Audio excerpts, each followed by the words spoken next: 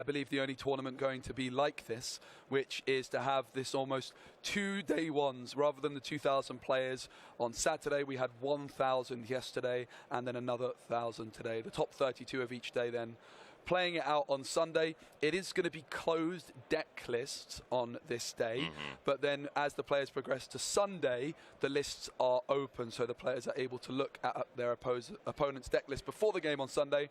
But today, they're not going to have that information, which does mean that they're going to be going in a little bit blind on game one, and therefore they're not going to know what to mulligan for specifically because they don't know what their opponent's playing. And that's a really interesting dynamic of the 2-game format, Baker. In game one, you don't know what your opponent's playing, but in the second game, you most certainly do. Yeah, no, it's super interesting, and it changes the way you play the game in a lot of ways. If you're going in blind, then how you want to manipulate your mulligan, the pieces that you want to look for. But of course, as you say, when we get to the Sunday, and everyone they'll sit next to their opponent and they'll have the full deck list right in front of them, so they'll know all the counts, they'll know what's coming, so they'll be able to mulligan and prepare themselves appropriately. But moving into our prizing, just for turning up to Disney Lorcana Challenge and playing, you will receive the participation award of this foil enchanted dragonfire. It's absolutely beautiful. I'm a huge fan of it, and all you need to do is come along to a Disney Lorcana Challenge and play, and you will get this dragonfire, which is a fantastic token to take away. Of course, we're also offering extra prize tickets depending on the points that you make throughout the day, which can be exchanged at our prize wall for all sorts of goodies. Yeah, and the more points that you get in the main event, the more prize tickets you get your hands on. So even if you have a really slow start and you don't think you're in contention to make that top 32, it's very much still worth sticking around to try and accumulate as many points as possible. The way the point system works in this 2-game format is you get 3 points per win, and then you get a bonus point if you get that 2-0. But here we're getting onto the even more spicy prizes, Baker.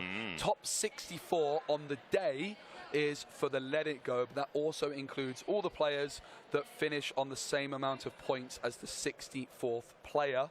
And then the top 32 for today, not only do they book their place in the Sunday main event, but they also get their Cinderella Stout-Hearted. Yeah, they're beautiful cards, and as you just said, I think it's really great that that Let It Go promo will be available to anyone that didn't quite make the cut, but managed to accumulate enough points in equal to the top 64. So that's great. Obviously, it's going to hurt if you don't make day 2, but that Let It Go promo is a nice consolation prize, and of course, that Stout-Hearted Cinderella.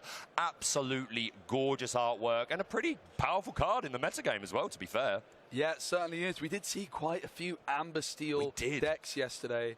And here we go into the even bigger prizes, the top 32. You're going to be getting a Rapunzel gifted with healing card, also with that amazing foil effect that we saw on the Let It Go, on the Dragonfire and the Cinderella. But then the top 16, you get an invitation to the European Championships, which is happening at some point in the future after Birmingham. And then also this wonderful playmat.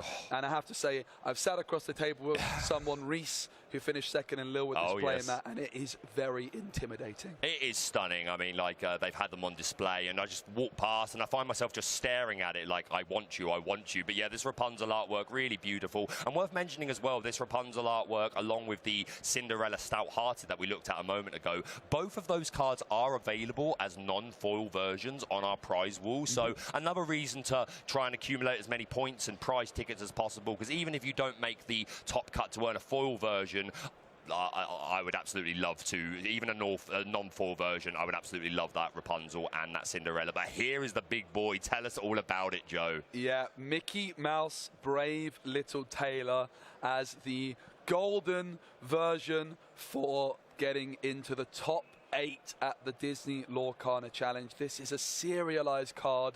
You can see at the bottom, this is the 1 of 500.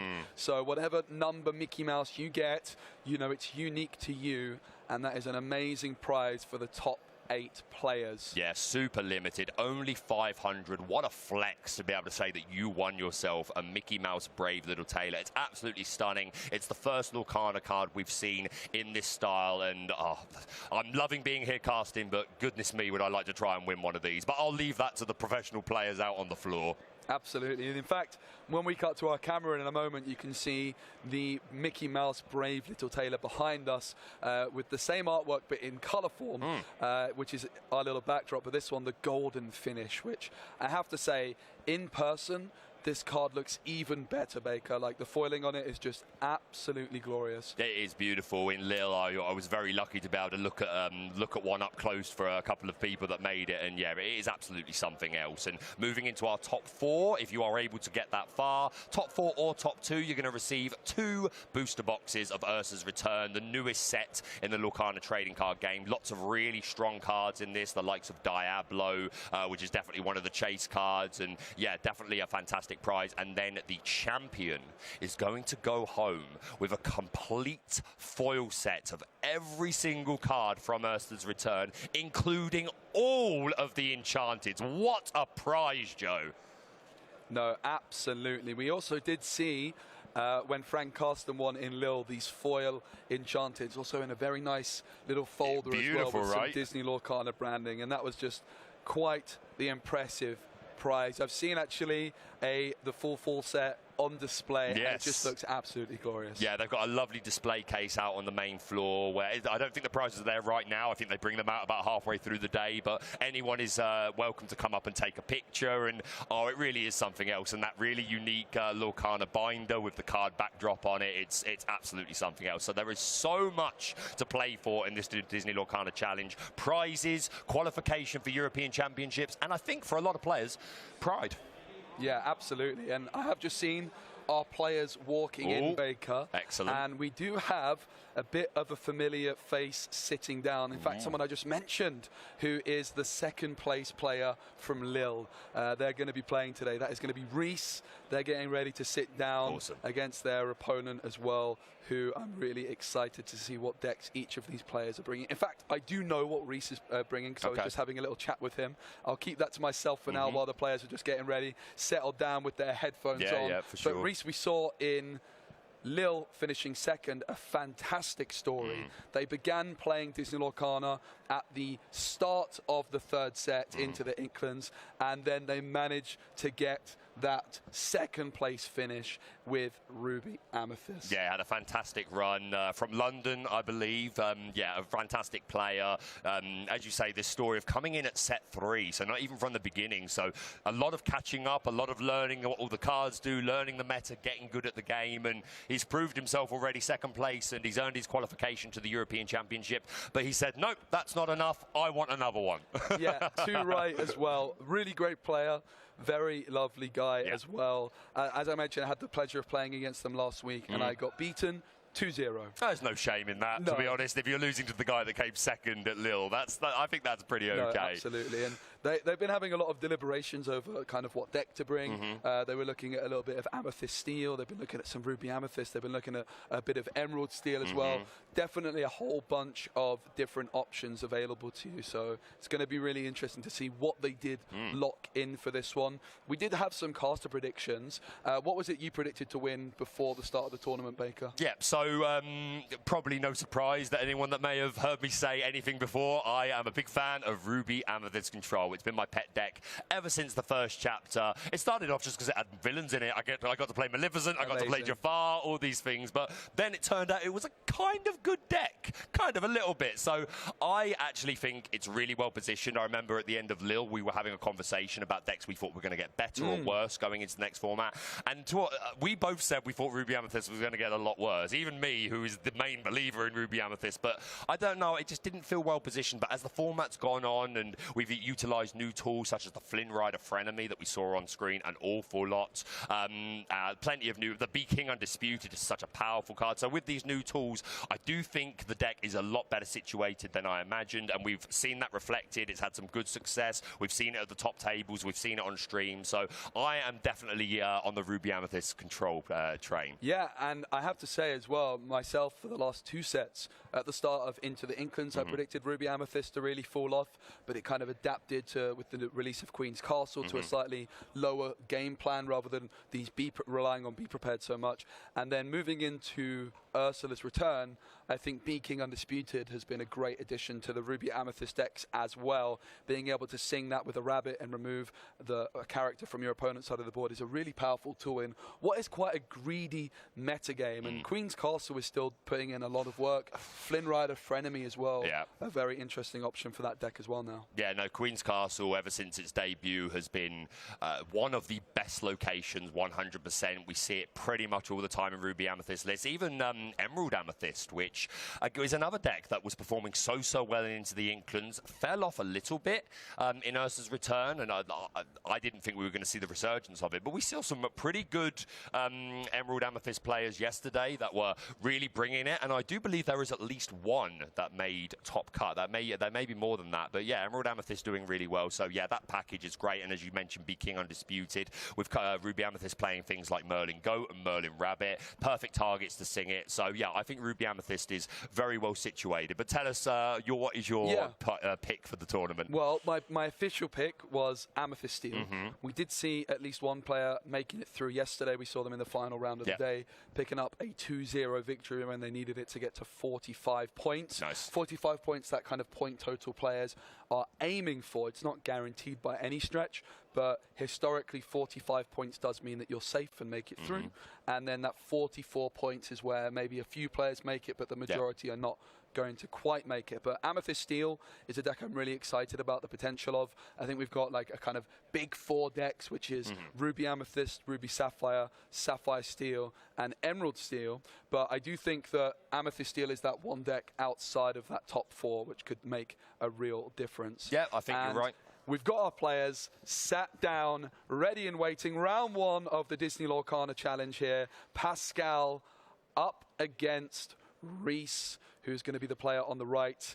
Pascal, not a player I've seen play before, but Reese to the right here, as we mentioned, did do very well in Lille, getting that 2nd place finish. Yeah, no, and I'm sure he wants to try and repeat the performance. You see the beautiful Rapunzel backdrop in the background there, same as the prize card or prize mat that you can win courtesy of Disney Lorcana Challenge. So, yeah, both players sat down. I am more than ready for another day of Lorcana. And while they're just getting themselves prepared and we can jump into it, just to go back to the Amethyst Steel conversation a moment. Obviously, we'll jump into the game when they're ready to start. But, yeah, I want to give you your full credit, Joe. We went to the set championship for the media just the other week, and you brought a really super lows of the ground, aggro kind of beatdown style Amethyst Steel deck, and you were running a little bit of spice in there yourself. Do you fancy talking about that for a moment? Yeah, no, thank you. There's some really interesting cards in Amethyst. I think Belle in particular is this new 5-cost character, and we actually did see the player yesterday with at least one copy of that Belle in the deck. I mean, Amethyst Steel has so many options. For sure. Super low to the ground, super consistent, so definitely one to look out for during this tournament. But we jump into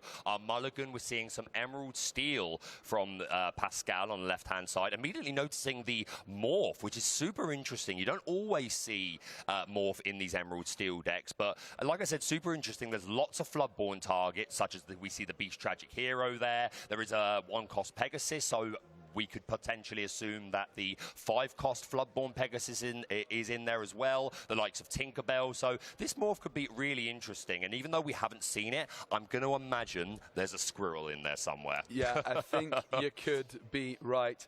And Reese on the other side is on Ruby Amethyst. Tried and tested, they know the deck well. They were very close to submitting an Amethyst Steel list. I must admit, they sent me their Amethyst Steel deck, Baker, a few days before the start of the tournament, and I wasn't convinced by the setup. So I'm pretty glad to see Reese playing the deck that they know best. Yep. They are going into this round 1 blind. They don't know what their opponent's playing, so they don't have that agency over mulliganing specifically for Bucky. However, Reese has those 3 brawls in hand, which are going to be great at dealing with that Diablo. Yeah, no, 100%. Brawl is very much a necessary card in this Ruby Amethyst list because Diablo is so incredibly powerful, introducing Ursula's return. It has evasive, and if it's exerted, you draw every time your opponent draws, so definitely wants to have an answer to that. We see Pascal inking Rise of the Titans, which is seeing a lot of tech play and steel decks to answer the likes of Queen's Castle that it can really struggle with. We're going to see the Pegasus Quest for 1, and and then move back over to Reese, who, against the Bucky deck, the Isabella, super interesting. He absolutely loves this card. In fact, I've just been talking to Ross about this very card. It does go into the Inkwell, but it is a favorite of his, being able to quest for a whole bunch. But Pascal with the Beast being able to come down on turn 3, shifting onto the Morph is an option. Of course, Diablo also a nice option on turn 3. Beast on 3 sounds too good to be true.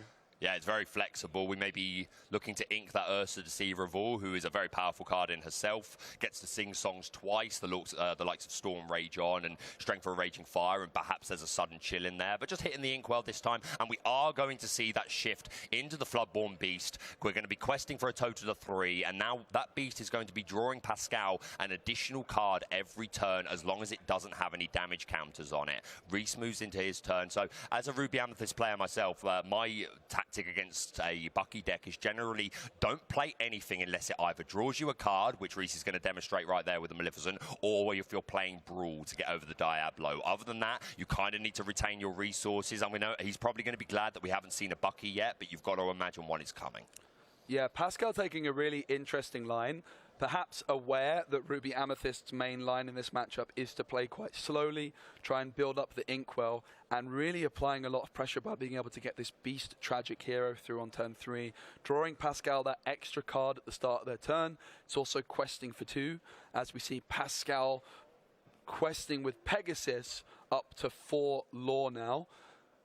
Diablo comes down, and Pascal does have to be a little bit wary of rush characters at this point, which is perhaps why the Beast does not exert. But Friends on the other side, a great top deck for Reese. Nice. Singing it with the Maleficent is exactly what you want to be doing with this Maleficent Sorceress. Yeah, well, 100%. And as you say, Pascal going to be aware that Reese kind of really needs to stall it out, draw as many cards as he can, because really the game plan is just to get to that big turn 7, be prepared, reset the board, try and remove all those squirrels, the Buckies, the Diablos, the Beasts, things like that, and then hopefully he wants to stabilize much better than his opponent, because Amethyst has all that draw, so that's probably the game plan. So I think you're absolutely right, Pascal, recognizing that and saying, I just need to quest as quickly as I can and just trying to steal out the game. We do see that Brawl come down, who's going to remove the Diablo, which I'm sure Reese is glad to have had that answer, and we pass back to Pascal.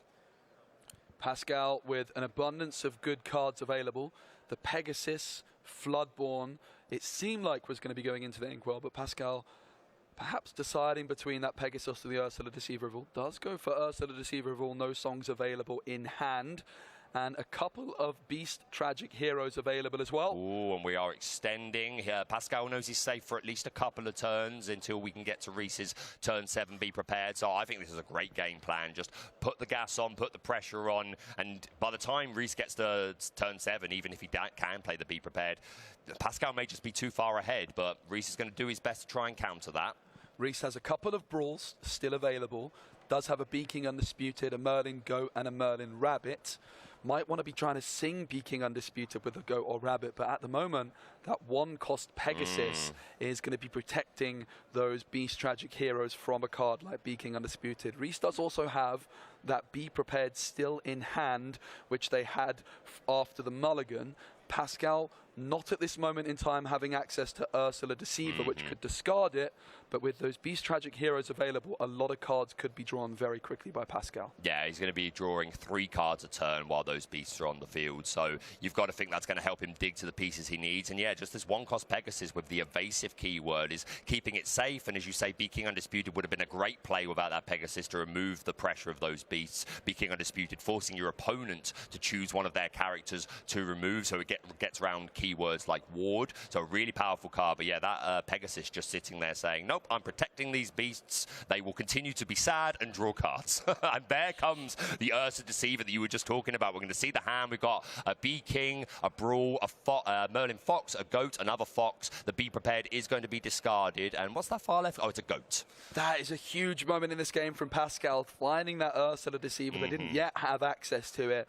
The extra card draw from the Beast Tragic Hero really helping them out there. Now, Pegasus has shifted in, which does mean that all of the cards on Pascal's side of the board are evasive until the start of their next turn. So even if Reese was to rush in with a Maui here, Maui would not be able to challenge any of Pascal's character because they all have evasive, thanks to that shift ability from Pegasus. Yeah, for sure. And generally, Ruby Amethyst doesn't play a lot of evasive characters, but we have already seen revealed from Reese, he inked that the Madrigal very early, who does have evasive. Perhaps there are more in the deck. There's that Maui that you were just talking about, which I'm sure he would have loved to have just immediately taken out this beast here. But as you say, with the Pegasus providing evasive, that's not going to be on the table just now. So definitely going to have to think of a different line. We're going to be brawling the Ursa Deceiver, getting rid of that. And I do just want to point out that Diablo, they're not on the board. That is just Pascal's discard pile. You can see their deck placed horizontally and their discard pile next to it. It is now B King Undisputed, being sung by the Rabbit, so spending 0 ink. And Pascal deciding between the evasive Pegasus or the Beast Tragic Hero, deciding to hold on to that Pegasus. Perhaps because it's evasive, it's more difficult for Reese to remove. Yeah. Pascal's taken a really different approach here as an Emerald Steel player in this matchup. Perhaps predicting Reese's slower game plan, has gone really aggressive with the Questers and therefore values the evasive ability of Pegasus over the potential card draw of Beast at this stage. Yeah, for sure, because that means that he can continue to quest with this Pegasus. Obviously, he could just sit there with this Beast and keep it ready, but if he does exert it, then is absolutely susceptible to the likes of Maui, or just plays with Fox, as you see there at the double in. But there we go. There we go. Yeah, the Pegasus giving the Beast evasive. Reese had forgotten about it. Yeah. Funnily enough, I tried to do the exact same thing yesterday. That's how I remembered about it. Someone shifted in Pegasus.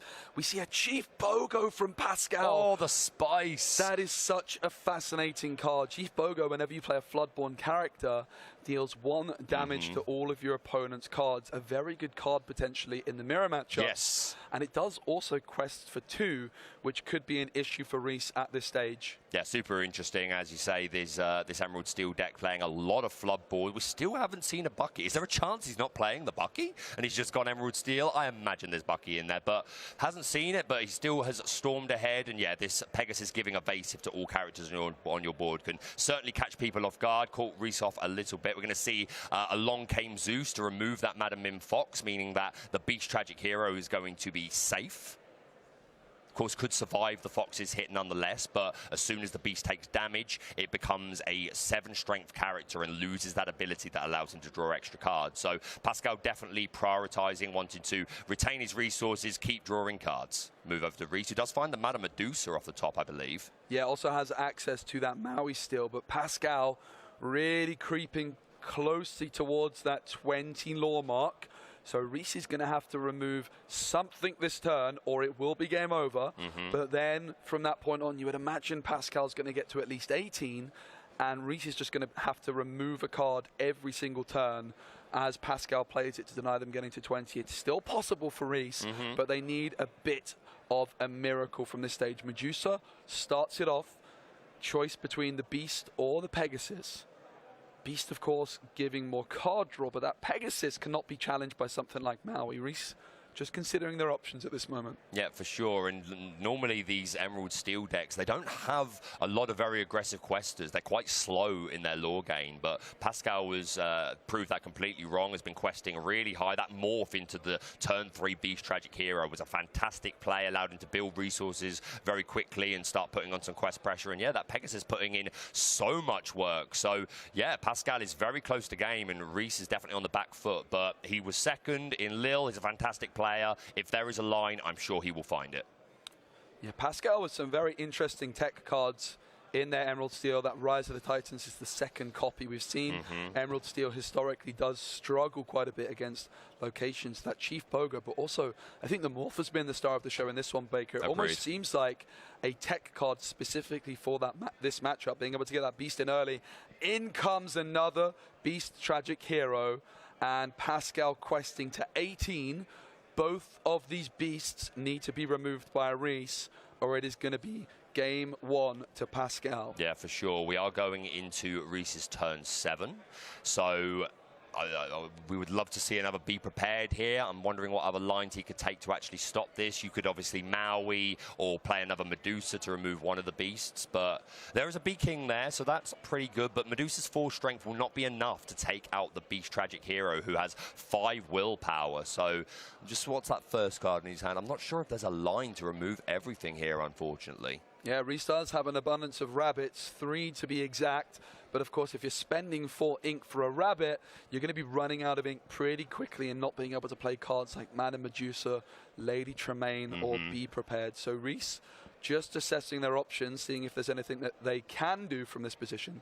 I do think there's a fox in their beaker as well. Okay, if there is a fox, then we could go Medusa in... Oh, well, we're not doing that. I was going to say we could go Medusa into the beast, who would survive the hit with a 4 willpower, and then we could play the fox for 3, and then we could have played the Bee King Undisputed. We would have lost our own...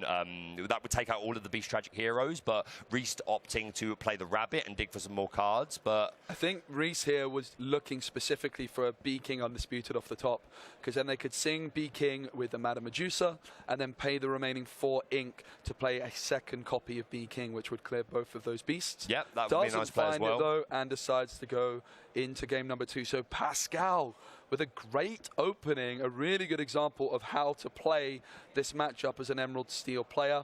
We see Reese trying to take that slower line, which we do see a lot of Ruby Amethyst players having success with, just trying to get to that 7 ink and clearing with Be Prepared. Pascal ready for it though. Pascal was prepared for that line and took a much more aggressive questing approach than we're used to seeing from Emerald Steel. Yeah, for sure. That Morph definitely the star of that particular game, helping to get that Beast Tragic Hero on the board. And we didn't see a single squirrel hit the board, but still got the job done, knowing full well that Reese needs to play quite passively and respect the discard. But yeah, just run away with the game. Multiple Beast Tragic Heroes, and that Pegasus providing evasive to all of his characters was really a game changer. So yep, game 1 going to our left-hand side player. So that's one game. Reese is hoping to also take one game as they move on to the next round. Yeah, so just a reminder for everybody, in this 2-game format, it's 3 points for a win. So Pascal currently on 3 points, Reese still on 0. So if Reese was to win this next game, both players would finish round 1 with a win each and have 3 points. However, if Pascal is victorious in this second game, they don't just get 6 points, they get that 1 extra bonus point as a result of getting a dominant win, and therefore they would finish on 7 points. And those 2-0 victories are really what these players are going to be looking for in order to make that top cut, because it is brutal here. So many strong players. You need an incredible record with a significant amount of 2-0 victories throughout the day. Yeah, for sure. And that 1 bonus point, it may not sound a lot, but they really rack up over the course of the day. If you're able to do as many of those you can over the 9 rounds, then that's really going to help you to build up your points to hopefully make that day 2 cut. So definitely looking to take as many 2-0s as possible, but we'll see if Reese can do anything about it. We go into our mulligan. I'll be very interested to see if we see the Chief Bow go in this game. I don't think it's really intended for the Ruby Amethyst matchup, so I wouldn't have expected it to be a priority. We've Reese mulligan 5 here. I've just been having a look at Reese's mulligan. Didn't see which 2 cards were kept, but 5 cards mulligan. Pretty aggressive mulligan, Baker. Yeah, for sure. And we're going quite an aggressive mulligan on the left-hand side of the field as well, throwing back 5. I didn't see any early drops there, no morphs, no 1-drop Robin Hoods or anything like that. So looking to have a better early game. Okay, Reese with a Cuzco Brawl, Minnie Mouse, Magic Broom. Lots of foils as well, very beautiful. Yeah, Minnie Mouse, not a card we see too often in these Ruby Amethyst decks in the 4th set meta. But I do know that Reese has got a game plan in mind, which we'll have to wait and see if they are able to pull it off. They do ink a Minnie Mouse. Is it to play a Minnie Mouse? It's to play a Magic Broom instead.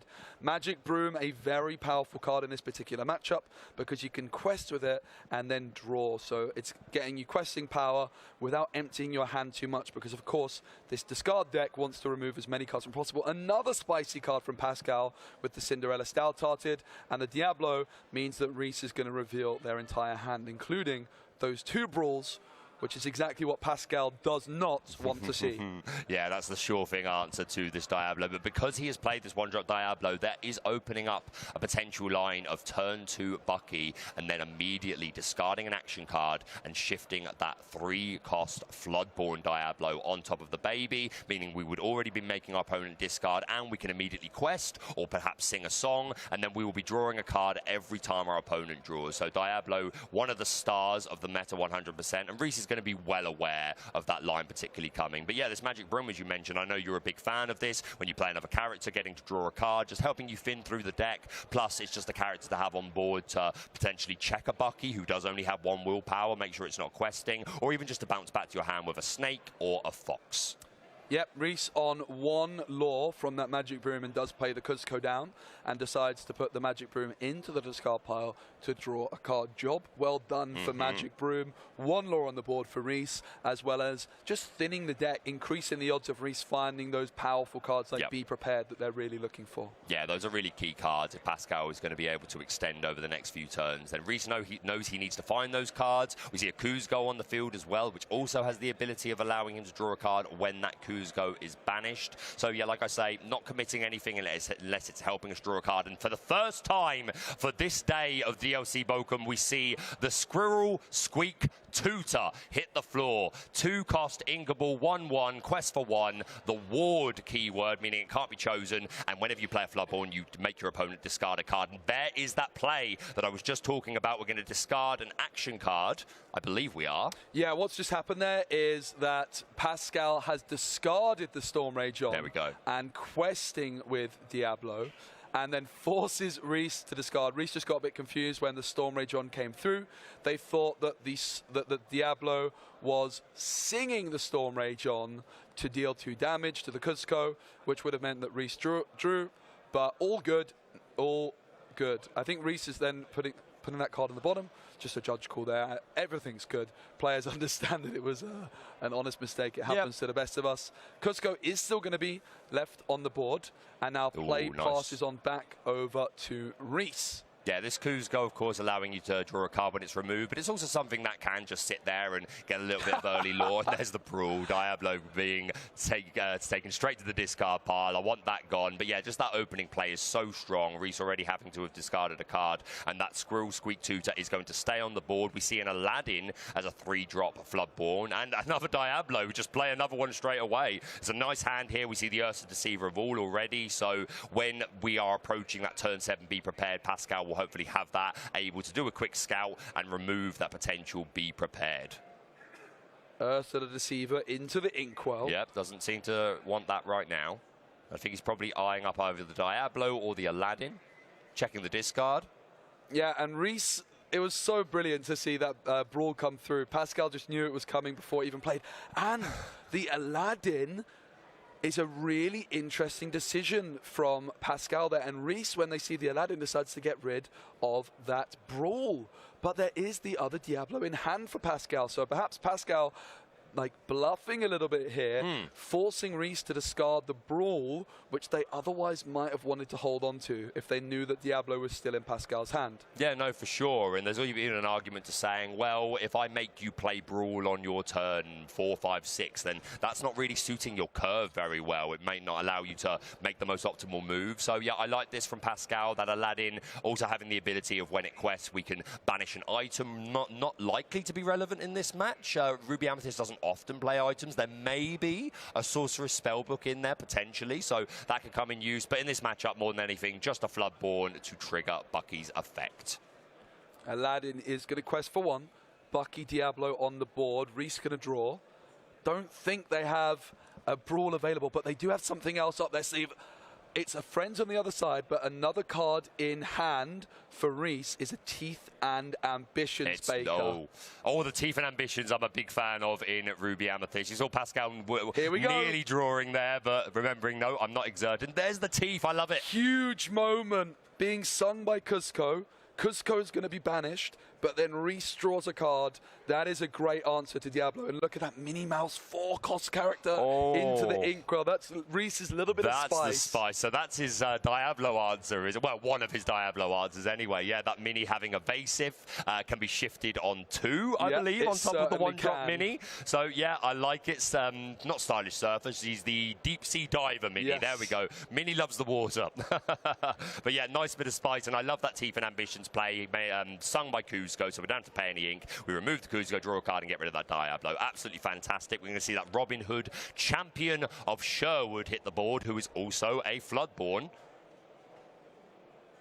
Yep, just a moment. Yeah, it's only just hit the board, so we're not going to be able to sing anything with it yet. But just playing it did make Reese discard a card, which got rid of that Madame Medusa, which could have come down to take out the Robin Hood. But Reese clearly prioritising the other cards in his hand. Oh, nice. Huge moment. Nice. Be King Undisputed being sung by Maui.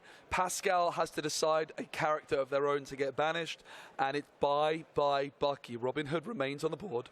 Reese also did get that little bit of information by Pascal unnecessarily revealing which card was in their hand in the Zeus. But I think Reese's hand is empty now, from what I can tell. I do believe so, and I don't think they got to 7 ink yet either. I think they're still at 6 ink. Yeah, that's not a possibly even 5. That's not a great position to be in, and that's what's going to make Pascal quite comfortable just removing this Bucky, because in his position you would assume that Reese now is going to be drawing a card and then either immediately playing it or inking it, unless it's an uninkable that he can't play yet. But I think this was a wise decision, keeping the Robin Hood. He's going to sing that Along Came Zeus. He's going to hurl his Thunderbolt at the Maui Hero for All, and we pass back over to Reese. And a morph on the board now, so lots of Floodborn options could come down on following turns. Teeth and Ambitions was the card drawn there by Reese, and they're not too happy to see that. Can't imagine they play that many copies. 2 or 3 would usually be common, but it is going to be getting rid of that morph as well as the Maleficent. Not the most amazing play there from Reese off the top, and Robin Hood is the lone survivor on the board here, questing for 2. And now it's back on over to Reese. That's not bad, that's pretty nice. That's how you want to start a comeback. But yeah, Pascal nowhere near as far ahead in lore as he was in the previous game. So Reese has certainly got time to try and turn this around. And Pascal only holding 2 cards now. So I don't think it's over. Reese has got an uphill battle, but it could absolutely be done. We see either let the Storm Rage on, who's going to target that Maleficent, doing 2 damage, and then let Pascal draw a card. And then there's that Robin Hood questing for 2. And yes, like you say, only 5 ink on Reese's side of the board. But we could see a Maui here. That'd be nice. It's another bad top deck for Reese this time. It's the Madam Mim Snake. Can't be played on an open board because otherwise it's going to go straight to the discard. Tinkerbell. We don't talk about Bruno, and Aladdin, a really powerful hand for Pascal. Yeah, but no Bucky on the board anymore, so Reese may be a little bit more comfortable that he'll be able to at least keep his snake, and if he draws a rabbit, he could play that, hopefully find another inkable, ink that, and then play the snake, and that would help him begin to reaccumulate his card resources and try and get back in this game. That's certainly what he wants to do. We're going to quest with the Robin Hood, taking a player 1 to 8 lore as we pass back to Reese. And what has he got to go with that? We do see the Maui Hero for All, one of the most powerful cards in our meta game. 5 cost inkable, 6 strength, 5 willpower, rush, so that he can challenge as soon as he hits the board. Also the Reckless, meaning he can't quest. There's no lore on him anyway, but even if he was to gain lore, can't quest. But that's not why we play Maui. We play Maui to remove big threats like that Robin Hood. Yeah, Robin Hood, when removed in a challenge, does draw a card. So Pascal now with 4 in hand. 1 of them goes into the Inkwell Pegasus. 3 more options remaining. We are going to see the Aladdin trade with the Maui. And in comes another Robin Hood. You got rid of 1, and Pascal has another one where that came from. Back to the top decks for Reese. Finds Friends on the other side. So Friends on the other side and Madam Mim Snake are the 2 cards available for Reese. The Friends draws a Minnie Mouse and a Maui, but doesn't quite have that ink available to play the Maui. Snake into the Inkwell, and I think 4 for this new, well, I say new, this Minnie Mouse card, because I've never seen anyone use it before. And there we go, and that's the moral victory that we were talking about the other day. If you can make your opponent pick up your card and read it, that's a smile, and we do see Reese there like, yeah, fair enough. I imagine he's going to do that a lot today. Yeah, so this Minnie Mouse can shift in on 2 with the 1-cost Minnie Mouse that Reese is playing, and can be a really interesting option as a way of dealing with Diablo. We don't talk about Bruno is played by Pascal, which puts the Minnie Mouse back into Reese's hand, and then Pascal is going to discard at random So they're going to roll a dice for it, where one of these cards is 1 to 3, and the other card is 4 to 6. And it is the Minnie Mouse which gets discarded. The card still in hand for Reese.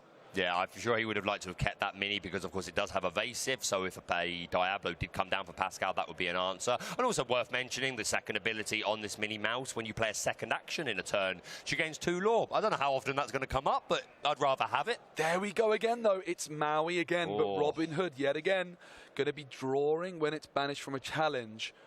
I think we need to change its name, Hero to Reese, because it's coming up at the exact right times that he needs. Definitely a big fan of that. Maui, the demigod. Yeah, and Reese still with just 1 card in hand, but it is an Isabella Madrigal, which is not a bad card to have at this moment in time. Pascal with more options available. Rise of the Titans, Tinkerbell. Aladdin looks like it's going into the Inkwell.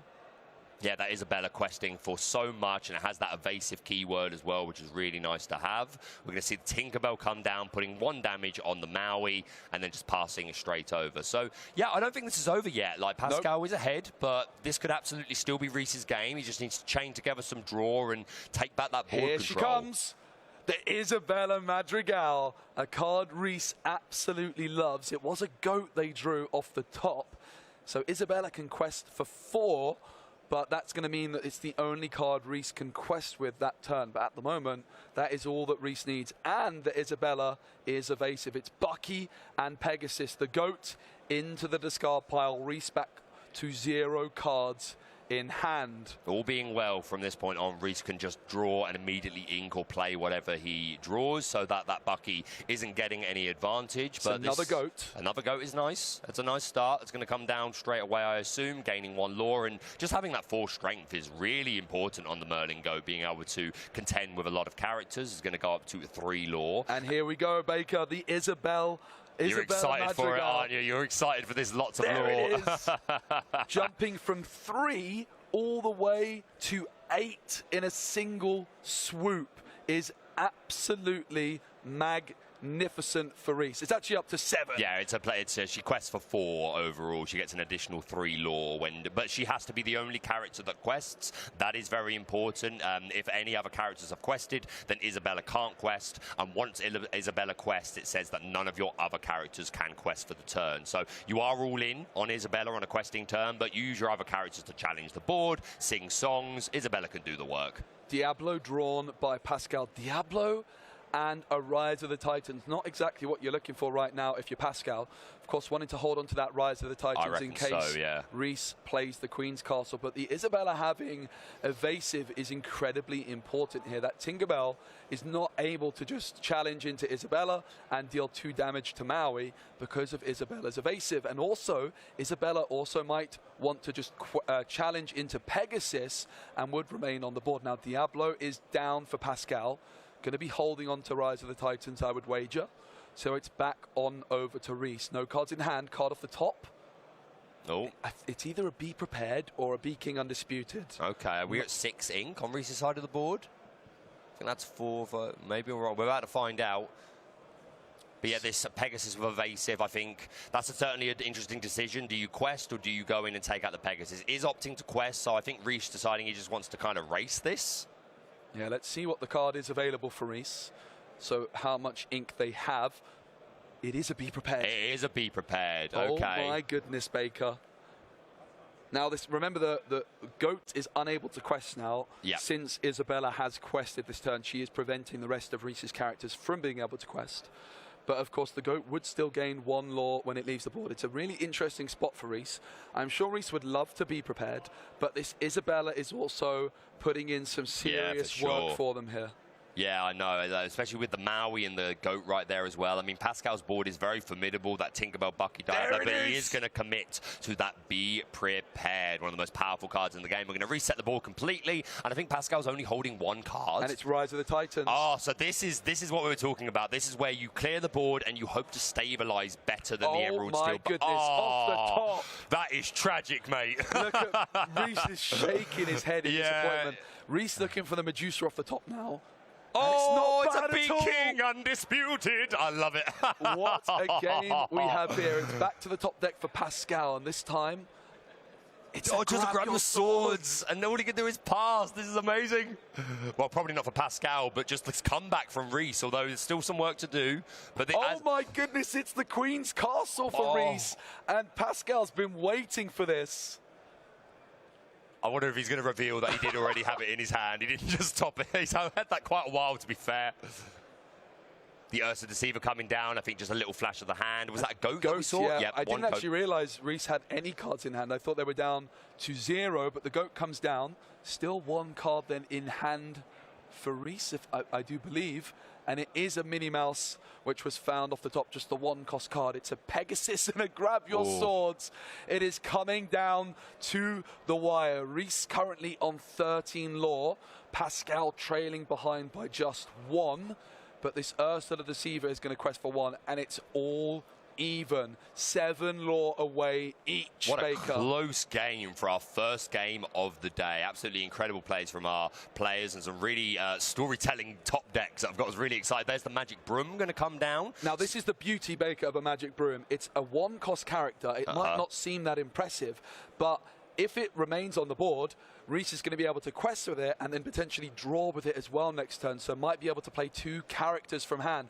But the double Grab Your Swords means that this Broom is not going to be sticking around for long. No, unfortunately not. He's not got the biggest willpower, does this Broom. Mini taking 2, Goat taking 2. So, yeah, not a bad Grab Your Sword. Oh, okay, did Goat already have some damage on it, did it? It did. It challenged into Pascal's Ursa to the last turn. Received, yeah. But when the Goat leaves the board, of course, Reese does gain some lore from it. What's off the top? It's another castle, and that is the right moment for it. Mini can move into the castle if Reese so desires.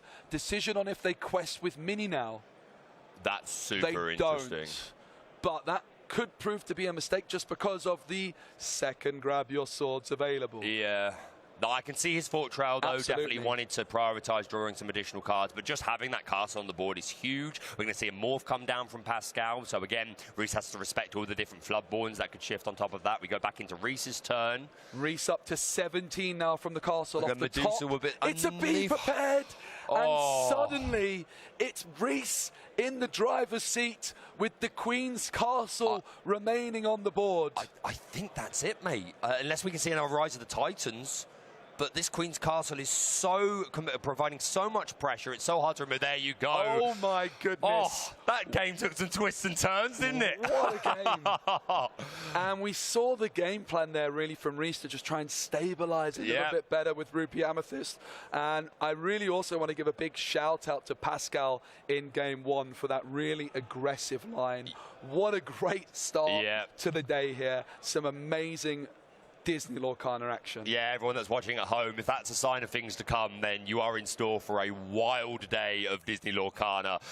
Yeah, just Reese, I feel like, didn't have much luck the first game, really was on the back foot, but a couple of nice tops, one after the other. To be fair, Pascal with the tragic hero off the top, straight into the Bee King, into the castle, into the Be Prepared. That was an amazing game of Lorcana. I'm so excited for the rest of the day. Is that how you thought that would go? No, not really. Not at all. It was just fascinating seeing the Rise of the Titans being waiting patiently. I think also Pascal, they did find that beast off the top, and it seemed like it was going to be it. But then the Bee King response, Reese then draws the Queen's Castle, feeling like they're going to be brilliant. But then the Rise of the Titans response, it was so back and forth. But ultimately, that Queen's Castle remaining on the board, the Be Prepared clearing everything, but not the location. Yeah, these locations are so good. The fact that there's not really a lot to target them. You say Rise of the Titans is pretty much it to instantly remove locations. So, yeah, an incredible game. 1-1. I think both players, of course, they would love the 2-0, that bonus point we were talking about if you can go 2-0. But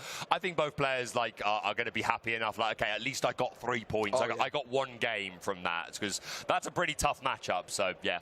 Great things. Yeah, I think if you're Reese, this is the last deck you want to play against, Rupee Amethyst. Oh, yeah. It can definitely compete with Emerald Steel, but it is considered the weakest matchup, even with those tech cards. And also, shout out to Teeth and Ambitions. That was so important to be able to remove that Diablo. Yeah, just really spicy deck, and the For Isabella sure. as well. The Isabella putting in some work. I tried Isabella a little while ago. So strong, obviously the evasive and gets across for so much, but I was fearing she was just too susceptible to Madame Medusa with that 3 strength, especially if you're going second. You go Isabella and then they go Medusa, but that's only one matchup. In so many other matchups, that's going to put in a lot of work. It did a lot of work for Reese right there. And going back to the Teeth, as you said, I remember Reese in his set 3 deck for Lille was also on the Teeth and Ambitions, which is in Rise of the Floodborn, when it was revealed, everyone was on Teeth. All the Ruby Amethyst players were playing it. Really strong card. It fell off a bit for Into the Inklands, and Reese was saying, no, it's still good. And in the set championship that we played the other day, I did opt to play 1 Teeth and Ambitions along with a 3 Brawl, just as an extra answer to Diablo, and the fact you can sing it with Kuzco, and Reese playing at least 2 in his deck. So certainly a card that if you're playing Ruby Amethyst, maybe consider the Teeth and Ambitions. It feels like it's back in style, shall we say. No, absolutely. It was brilliant to see. I mean, Reese's deck had an awful lot of spicy cards. There was the Isabella. There was the Minnie Mouse. Let's talk about the Minnie Mouse, man. So last week I saw Reese at some locals. He beat me. Okay. 2-0. No shame, no shame. Yeah, he set out his... I thought I was flexing with my champion, Ursula Mount. Of course. I was like, yeah, I'm ready. And he comes through with his top 16 Rapunzel. I was like, okay. I was like, do you want to swap? Do you want to swap? He was like, no chance. No, I do not. Well, it was worth a try, right? Yeah, absolutely. But he's like, yeah, I've got a secret card, but you can't tell anyone. And he's like, can I trust you? Can I trust you? Can I trust the guy that's talking to everybody? Eventually he showed me the secret card was the Minnie Mouse, and I was like, wait, that's the secret card, really? But then the more I thought about it, I was like, that is pretty cool. Yeah, it's super interesting. Minnie Mouse, of course, with that 3 willpower on turn 1 as well, a really nice option for Teeth and Ambitions to sink into. And then you can shift in this Minnie Mouse Deep Sea Diver. Deep Sea Diver. No one's going to be expecting that as well. No. I think Diablo players would quite happily exert their Diablo against a 1-drop Mickey Mouse, and that Deep Sea Diver coming down. I imagine that is going to be... you're going to see a lot of surprised faces today. There's probably going to be a lot more people picking it up and taking a look. What does this do? I think we can jump to an interview actually with Reese. Please do. Forgive me, I've jumped the gun a little bit there, but we are going to be jumping to an interview with Reese. We will. In just a moment. I've gotten a little bit excited. I've seen him sat down in the chair. We need to hear from the man himself. Yeah. I'm reaching. If you're wondering, I'm reaching over. For the packs. I'm reaching. I've come prepared. I've got them right next to me. So let's of course you have. Before Reese comes on. So this is set 4 of Lorcana, Ursa's Return. Loads of really cool cards in here, the like of Diablo that we just saw putting in an awful lot of work in that Emerald Steel matchup. Also the Aladdin, the 3-drop Floodborn is another one that can support that Bucky. Things like Beaking Undisputed. There's a Floodborn Sisu. There's loads of stuff in this Ursa's Return set that's really going to change the... Well, it is already changing the metagame. There you go, darling. Thank you so much. Right, so let's jump in. And again, mentioning the set championships taking place all the way through July. Please get yourself down. All right, Reese is in. We've got to jump to He's Reese. in. We'll come back to this. Let's hear in der Interview-Booth. Mit mir ist Reese Venier und er ist ein Spieler, den man nicht vorstellen muss, denn Reese war Finalspieler in der Challenge in Lille. Ich werde ihn gleich fragen, wie für ihn das Spiel war, was für uns aus unserer Sicht super spannend war. Und ich werde jetzt genau damit beginnen. Reese, just an initial question. These 2 games, they were extremely intense. It was like swinging back and forth. How did you feel playing these games? I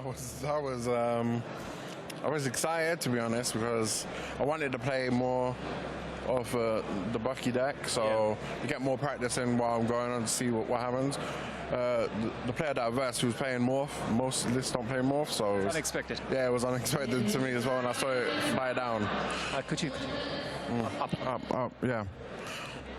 So, looking at the position you're in, people know your name, and you're kind of expected to perform well. Is it putting pressure on you, or is it putting pressure on the guys you're playing against? I think it puts the pressure on the guys I'm playing against if they know who I am. Yeah. So I was playing in the side events, and everyone was like, "Oh, I know you." And then it was, but some players that didn't go to Lille or watch Lille, they don't know who I am. So for those players, it's not that much pressure. But for the people that do, I think it is. Also, it's a pressure for me because it's a new set. So I performed well in set 3, and this is set 4. So it's a whole new meta game. Yeah. You played some interesting cards there. We got some teasers of your deck. Don't tell us too much, but what were the reasons to change the deck compared to the... So the Bucky deck where the matchup is not that great for Ruby Amethyst. The shift, you get the shift, and then you can sing your songs early, it stops them from discarding them or playing Ursula to get rid of your song. So it's really interesting shift. I tested out a bunch.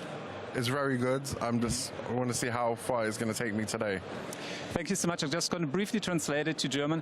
So, Ries hat uns gerade erklärt, für ihn war es ein sehr, sehr herausforderndes Setup. Er ist zufrieden mit dem Ergebnis und für ihn ist es natürlich in der Position, in der er jetzt ist, spannend zu sehen, wie Herausforderer auf ihn reagieren, denn manchmal kennt man ihn, manchmal kennt man ihn nicht. Er sagt, der Vorteil könnte auf seiner Seite dadurch sein, dass die Leute ihn vielleicht mehr respektieren. Von daher nimmt er das gerne an und er hat ein paar interessante Anpassungen an seinen Deck angenommen, weil mit den neuen Sets natürlich wir immer reagieren müssen auf die Meta.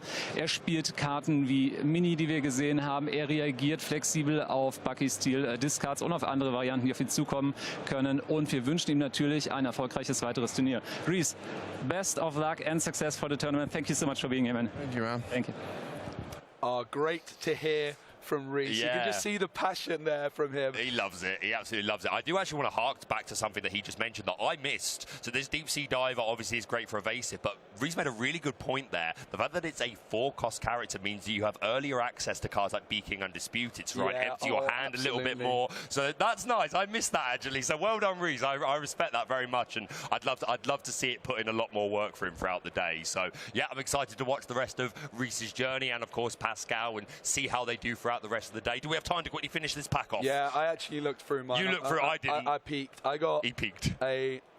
Where was the good stuff? Where's the good stuff? Is there a well, the Morph isn't in this set. I got so. the Muses. Oh, you like the Muses, I really don't you? like the Muses. You're a fan. And Bruno Madrigal, the undetectable uncle as well. That's actually a pretty nice pack, the Muses and Bruno. Yeah, Muses is a pretty interesting card. I'm waiting. You've been saying for a while that you're going to build some spice. I'm waiting for it, Joe. Yeah. I'm waiting for the Muses I spice. almost played Amber Emerald at the set championships without Diablo, but I didn't think it was quite good enough. So here's the Baby Bell, which obviously Joe was saying a moment ago. The Floodborn version, very powerful, but you don't think people need to be playing this shift target?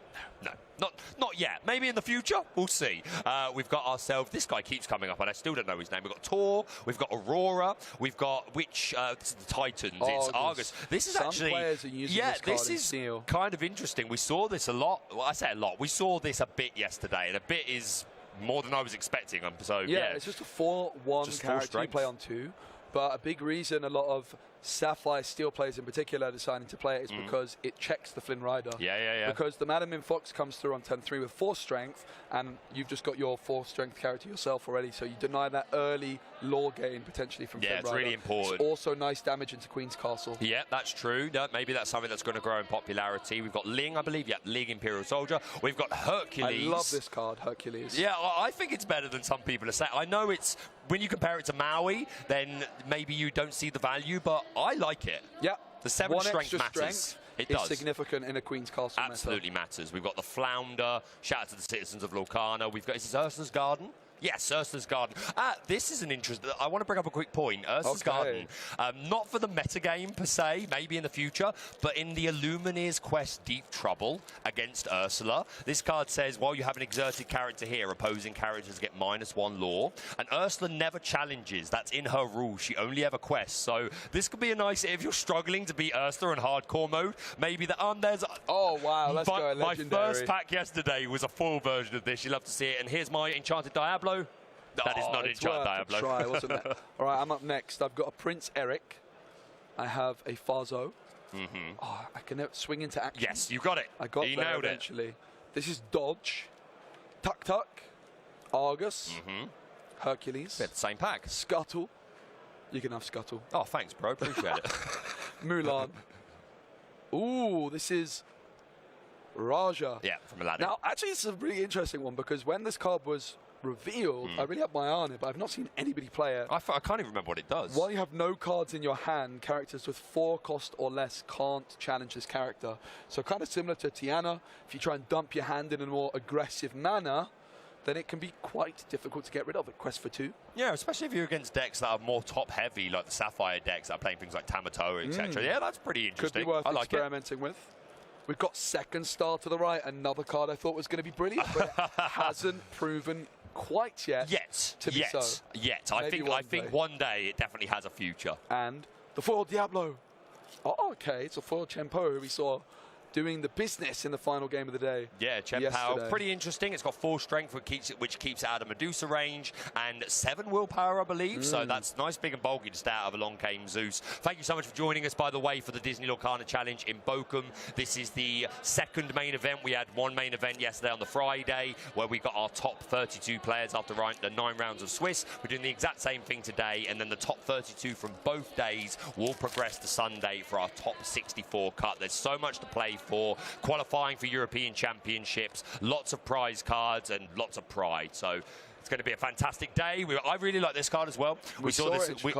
Yeah, and it came up yesterday as well. I'm not sure if you were watching the game, but the Emerald Amethyst player using Jack, putting in a lot of work, providing Reckless, and it quests for 2, which Emerald decks, modern Emerald decks don't have a lot of questing. So certainly an interesting addition. We've got Gleam. We've got, I always forget this guy's name, Yao. That's the one. We've got the Donald Duck Musketeer. We've got, it's from Mulan. I can't remember his name. Khan. Is it like the Loyal Steed? Yeah, Loyal Steed. Beloved Steed is the Beloved Steed. There we go. We've got Dig a Little Deeper. Help us find some cards. We've got Imperial Order or Proclamation. We've got, there we go. I do love a villain, me. We've got the bad guy, and we've got a foil Aladdin. Very nice. Stitch, Alien Dancer, Mulan, Dolores Madrigal, another card we've seen quite a lot of. 4-cost Ingable, similar to a rabbit, but it's Ingable and it quests for 2. It's only when you play it and your opponent has a character exerted. But if you're looking for a cheap card that's very good, this is a really, really good option. Yeah, definitely a good budget card. Make the potion. We've got a Pascal, a Triton's Decree. Is that another Pete Rotten guy? Yes, it is. It certainly is. Love a Rotten guy. This is Prince Eric. This is Iduna. Oh, look at me. Another Disney parent that turns into ink. Oh, Bee King Undisputed. Oh, nice hit. Nice hit. We see that putting in a lot of work. Do you have your playset of those yet? If not, there you go. I do, but I don't really think I've played it very often yet. I need to try some Ruby Amethyst. You don't play a lot of Ruby Amethyst, do you? No, you like the off-the-cuff decks, really. I like being a little bit of a bit different. A hipster. Yeah, I like it. I respect it. I totally respect it. Ooh, Under the Sea. I love a bit of Under the Sea. And finally, the foil Diablo. Okay, not today. Not today. This is pot. So the seaweed is always greener in somebody else's lake. But I did get an enchanted teapot. An enchanted teapot? Mrs. Potts enchanted teapot. That is your enchanted for the weekend, my friend. I wish you the best of luck with it. Later on as well, we are going to be doing some special Guess That Flavor text segments, which, if you watch Lil, me and Joe were just kind of playing that in a very casual way, but the production team seemed to really enjoy it, so they've prepared some nice slides so that the back of the card image will come up with the flavor text so that you guys at home can play along. We'll move into that a little later. Always just raising the standard from each Disney Lorcana challenge, which we love to see. Right, I'm doing one more because I'm in the mood now. We've got Max the dog. We've got Mulan. We've got Casa Madrigal, I believe. Right. Yes, results. This is the Muses? Make the potion. No, make the potion. Make the potion. This is the Ice side. Winter's Camp. Winter's Camp. I wouldn't have guessed that. We've got Thebes. I love Thebes. Actually, Reese was talking about Thebes quite a lot as an interesting card before the tournament. Didn't end up bringing it, of course, but it's definitely one to keep an eye on. Yeah. I don't think it's bad by any means. Like, nice lore game for sure. We've got Triton's Trident. Say that 10 times fast. We've got, is this Pain or Panic? I think it's Pain. I'm going Panic. Oh, it was Pain. With this is I do this. I find them, I flatten them. I do this. I do this. What is wrong with me?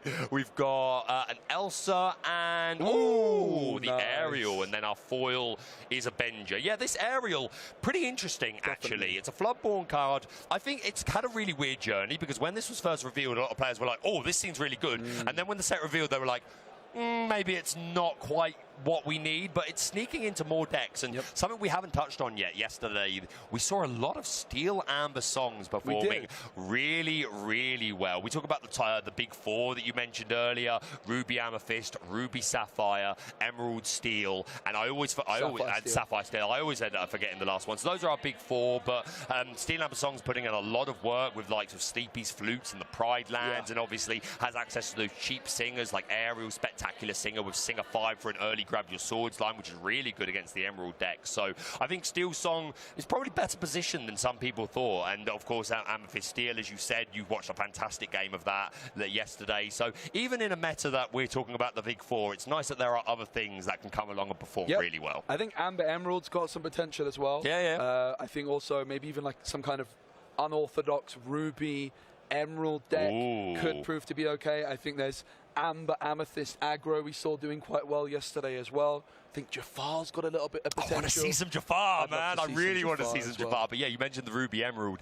Hey, Ruby Emerald locations, anybody? With like Fang and like we talk about spicy decks. We can't not talk about. I feel like we talked about this a lot, but there was an event in America not too long ago where someone was playing Amber Ruby locations with just in time to play Jim Hawkins on turn 3 and then rush in the RLS Legacy or the Tiana's Palace or the Underworld. And that's so great that even, I suppose we're not that far through the meta, but metas get solved, quote unquote, fairly quickly in TCGs, but still players that are innovating, coming up with new ideas that can perform really well. Yeah, and it's a real credit to the design team. I think we saw, especially in the set 3 meta game, such a diverse meta. Yeah. But this meta, while there's definitely kind of this big 4, which is not necessarily what we had with Into the Inklands meta game, there's still so much room for experimentation, and that's my favorite thing about the game personally, the amount of variety you can have in the deck builder. We are going to go over to a short break, Baker, but then when we do get back, it's going to be yourself and Ross for round number 2. And I'm sure you're going to have a little scout around the table, see what's doing I well. Will. Yeah. I'll go have a little gander. Awesome. I'm going to go find out maybe if I can see what Frank Carston's playing as well. Oh, okay. Although I guess I shouldn't reveal that on the stream until he's on the stream. You can tell me. Yeah. But I'll go have a gander. I'll go and let you know if there's any particularly spicy decks I see. Please do. Enjoy your break, and we'll see you soon.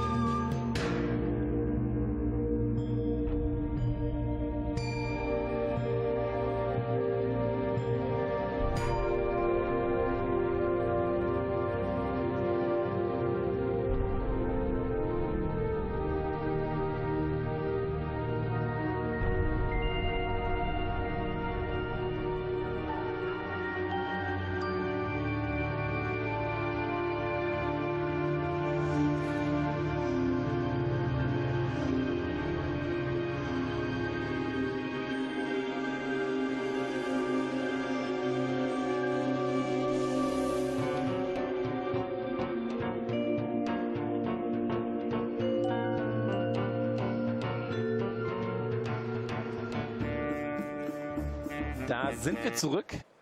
Hello and welcome back to Disney Lorcana Challenge here in Bochum, Germany. And I am joined by my co-host here, Ross. Welcome, welcome, welcome. It's a pleasure to have you. How are you feeling?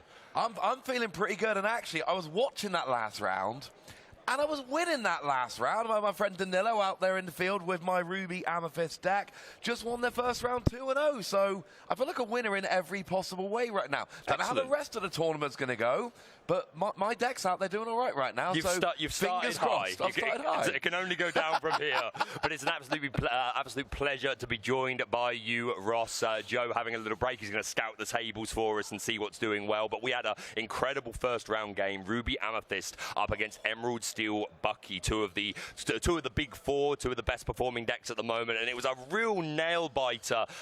Our Pascal, our Emerald Steel Bucky player, just overwhelming the board, and Morph, which is an interesting tech card in that deck. You don't always see it, and we were able to shift into an early Beast Tragic Hero, get down another one, and just quest away, and just Reese just could not catch up. But that second game, it was looking like Reese was on the back foot. He was only at 5 ink with no cards in hand, and he was able to claw his way back slowly and surely. Lots of top decks going on. We saw a Rise of the Titans being held for the Queen's Castle at the right time. We saw Be Prepared at the right time. It was a very, very cool game. Oh, let's not forget the Isabella Madrigala card. We were chatting about that card. I was asking you guys this morning. I said, right, I need cards in Ruby and Amethyst that I can draw and get lore from. And because you've got Evasive and you quest for 4, if you're against, these Emerald decks that are just wrecking your hand, giving you no cards in hand, it's a card you can top deck, play down, and because it's got Evasive, there's a decent chance it will last till next turn. Not guaranteed, but if it does, well, you're operating with very little board in hand, as we often see against these Emerald decks, and you get 4 lore. And that is exactly what happened in that last game. So it was kind of nice to be like, oh, that is exactly what I hoped that card was going to do. Nice to have it confirmed. And yeah, Morph. We saw Morph on stream yesterday, shifting into Beast. And we've seen it again today. So that's something I had not seen. I looked at a lot of deck lists over the past couple of weeks. I did not see Morph popping up. Morph was very rarely, but yeah, it's really niche, but it's super interesting because that deck already plays so many different kinds of Floodborns, the Beast Tragic Hero, the Robin Hood, the Tinkerbell, all sorts of spice. So yeah, really an interesting addition. But I also want to just touch one more time on the Ruby Amethyst deck, playing that Deep Sea Diver Minnie Mouse. Now, Morph we don't see a lot, but we see it more than Minnie Mouse Deep Sea Diver. Really interesting. Can shift for 2 on top of another Minnie Mouse, and they were playing 4 of the 1-drops. Has Evasive, so is a perfect answer to Diablo. And because it is a 4-drop character, it gives us early access to those cards like Beaking Undisputed. So that was a fantastic game. Yeah, I mean, we have already had 1 round, and we've seen Morph, we've seen the Deep Sea Diver Mini, and we've seen Isabella Madrigal. I mean, if that's the kind of thing we're going to be having, this is looking good. So we got Annika Meyer there on the left-hand side, shuffling up, and it looks like they are going to be playing against Francois. I wonder what they'll be playing today. We're going to find out very shortly. So just very quickly, while they're just doing their mulligan shuffling up, I spoke with Joe about this a moment ago. Do you have any predictions about the deck that you expect to do the best today? I don't know if I've got a prediction per se, but I am still, just like I was yesterday, I've got my eye on Steel Song. I think that deck is a lot better than people are giving it credit for. I think the fact that the first seed Zach Bimmers in Chicago lost out in top 32, I think that has left a lot of people sleeping on the deck. If Zach had a deeper run, which we know the caliber of player Zach is, I think we come into this tournament talking about Steel Song. And I think that moderately early exit in Top Cut has almost left Steel Song a little under the radar, and we saw a couple yesterday. I think that deck is going to surprise us. I can't say it's going to win, Baker. No, not necessarily. But I'm looking at that deck to surprise people. It's one to keep our eye on for sure. And yes, as you said, here we go. We are revealed already. Emerald Steel from Annika on the left-hand side of the table there. So looks like we're going to be seeing more Buckies, more Diablos. And it looks like we are going to be seeing Ruby Sapphire on the other side of the board. So we've got 4 different inks being represented here. And, well, I can't tell you what's in the deck list. That would be rude. But I can tell you Sapphire decks usually play Tamatoa. And you know I love me some Tamatoa. So I can't say Francois is playing Tamatoa, but I am saying it's a Ruby Sapphire deck, and I am expecting to see it popping out. Yeah, definitely expect to see that so shiny, and these powerful cards like Lucky Dime, which is a 7-cost uninkable item, but you can exert it and pay 2 ink. Choose one of your characters and gain lore equal to the amount of lore they have. And of course, Tamatoa can accumulate more and more lore based on the items on the board. So So definitely a game plan that this Ruby Sapphire player is going to look to utilize. We see a Porpsicle, which is definitely what you want to see for your turn 1 play. This Ruby Sapphire deck can be quite slow starting off. It wants to do a lot of ramping, and just for our newer players that are home that are maybe, what do you mean by ramping? When we refer to ramping, we're talking about the accelerating, loading up your inkwell. We play cards like One Jump Ahead, Fishbone Quill, all sorts of things like that. So if you ever hear us discussing ramp, that's what we mean. We're flooding our inkwell, pun intended. We're going to see a ink, and down comes that Hidden Cove, which is a super interesting card that is seeing more and more play in these Emerald Steel Bucky decks. It is 1 to move there, 6 willpower, 1 cost inkable. You don't gain any lore for at the beginning of your turn, but a character there gets some extra strength and an extra willpower. So cards like Bucky are no longer being banished by Tinkerbell. Something like Diablo is now not being banished by Let the Storm Rage On. So that really changes maths. It does. We saw Maui inked by Francois playing that turn 1 Porpsicle as expected, and then we've got a Robin Hood being inked by Annika here, and we see Ursula come down. Is there a song in hand that can be discarded? Oh, we've got a couple of options, it looks like. Yeah, it's a couple of One Jumps Ahead, so it's definitely going to be one of those targets. But Annika taking a moment to get the information that is very relevant, have an idea of the cards in Francois. Have I said that right? Francois is how I've always been told to pronounce it. I will go with that then. So yeah, Francois getting the information on what is in their hand. So that's definitely going to help. We do see a Bucky is available, but of course we've just played the Ursa Deceiver, so it won't be coming down just yet. No, but certainly something we're going to be looking forward to next term. We've developed your brain getting inked. We've got One Jump Ahead being played to get a 3rd ink straight away. So once again, there's no board presence here, but we are drawing cards and developing ink. Annika, is it time for Bucky? It's not on curve, but it is Bucky. It is Bucky, even if not on curve. Bucky is sometimes just too tempting to get down. We're going to be inking that Ursula Deceiver, and we're going to see the Ursa Deceiver of all coming down instead. Super strong card. Whenever she sings a song, you get to just sing it again. She loves an encore, does Ursula. She is the Lorcana equivalent of you. Just can't stop singing. I will absolutely take that on the chin, 100%. But yeah, our Ruby Sapphire player definitely wants to look to ramp as much as possible. We do see a Flavisham in the hand, definitely one of the key cards for these Ruby Sapphire decks. So because we are in, well, we're turn 3, but Francois played One Jump Ahead, so he's going to be able to ink up to 4, and then if he wants to, he can immediately play the Toy Maker, which is going to be the move of choice, which is going to banish one of our items, that Porpsicle, and allow us to draw 2 more cards, which is hopefully going to subvert the Bucky discard a little bit. And really, Ruby Sapphire just wants to ramp as quickly as it can, just build that ink well, and then get access to cards like Be Prepared, or even the Floodborn Sisu, I imagine, might show its face. Yeah, love that Floodborn Sisu. First couple of turns, draw cards, get ink, worry about everything else later. Yeah, we'll worry about that later. Yeah, that comes after. Yeah, absolutely. But what comes now is Diablo, who is going to be very good for that draw engine, and we see some questing coming in here with Ursula, basically saying, look, you've got no board presence, you're not going to be taking out these characters, might as well get some cheeky questing in while I'm here. Yeah, for sure. I mean, Annika has to respect that a Maui could come down, but maybe she doesn't care. She just wants to quest quickly, and sometimes you just have to sort of make a move and say, I hope you don't have it. Yeah, see, we saw the Popsicle come down, and I'm thinking, if I'm Annika, I'm thinking he's going to play items. And if they play items, that means they're not going to have the ink for Maui. Did we miss an... No, we haven't missed it yet. Okay, that's fine. So we are seeing a singing of how far I'll go. You look at the top 2 cards of your deck. 1 goes to your hand, 1 goes to your inkwell exerted. So we see more ramping up of that ink. They're getting more ink into the inkwell.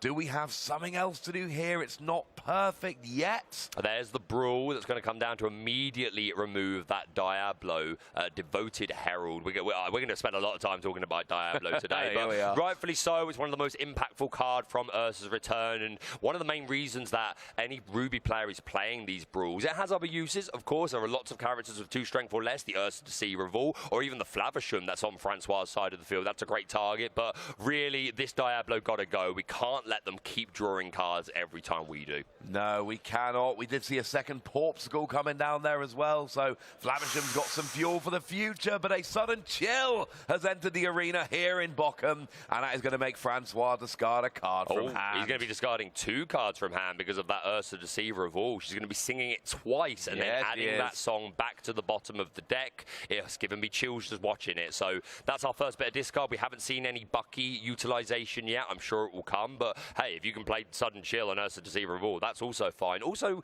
nothing at the Hidden Cove yet. Down comes the Screw Squeak Tutor, immediately moved to the Hidden Cove. You see Francois nodding his head like, okay, all right, I see you, Squirrel, I see you, but he has delayed it a little bit. He's a bit further along. He's got a lot more ink, so at least he's in a position now where he has almost enough ink that just a Be Prepared off the top could just reset this board. It could, and your opponent's only at 5 lore at this point, and that's the key. You want your opponent to not be too far ahead by the time you get where you want to be. There is that big Sisu coming in, like you predicted we might have. I'm not saying it's going to be played now, but I am saying it's in the deck. It is an option for the future at least, and of course we've already seen Flavisham just banishing that item, drawing cards, and it looks like another Porpsicle draw a card, and it's great. You play it and you draw a card, and then you quest for Favisham and banish it to draw 2 more cards. You basically pay 1 ink to draw 3 cards, which is absurd, as is Madame Medusa taking out Ursula. Yeah, it is kind of absurd, very strong, and of course these Porpsicles, if they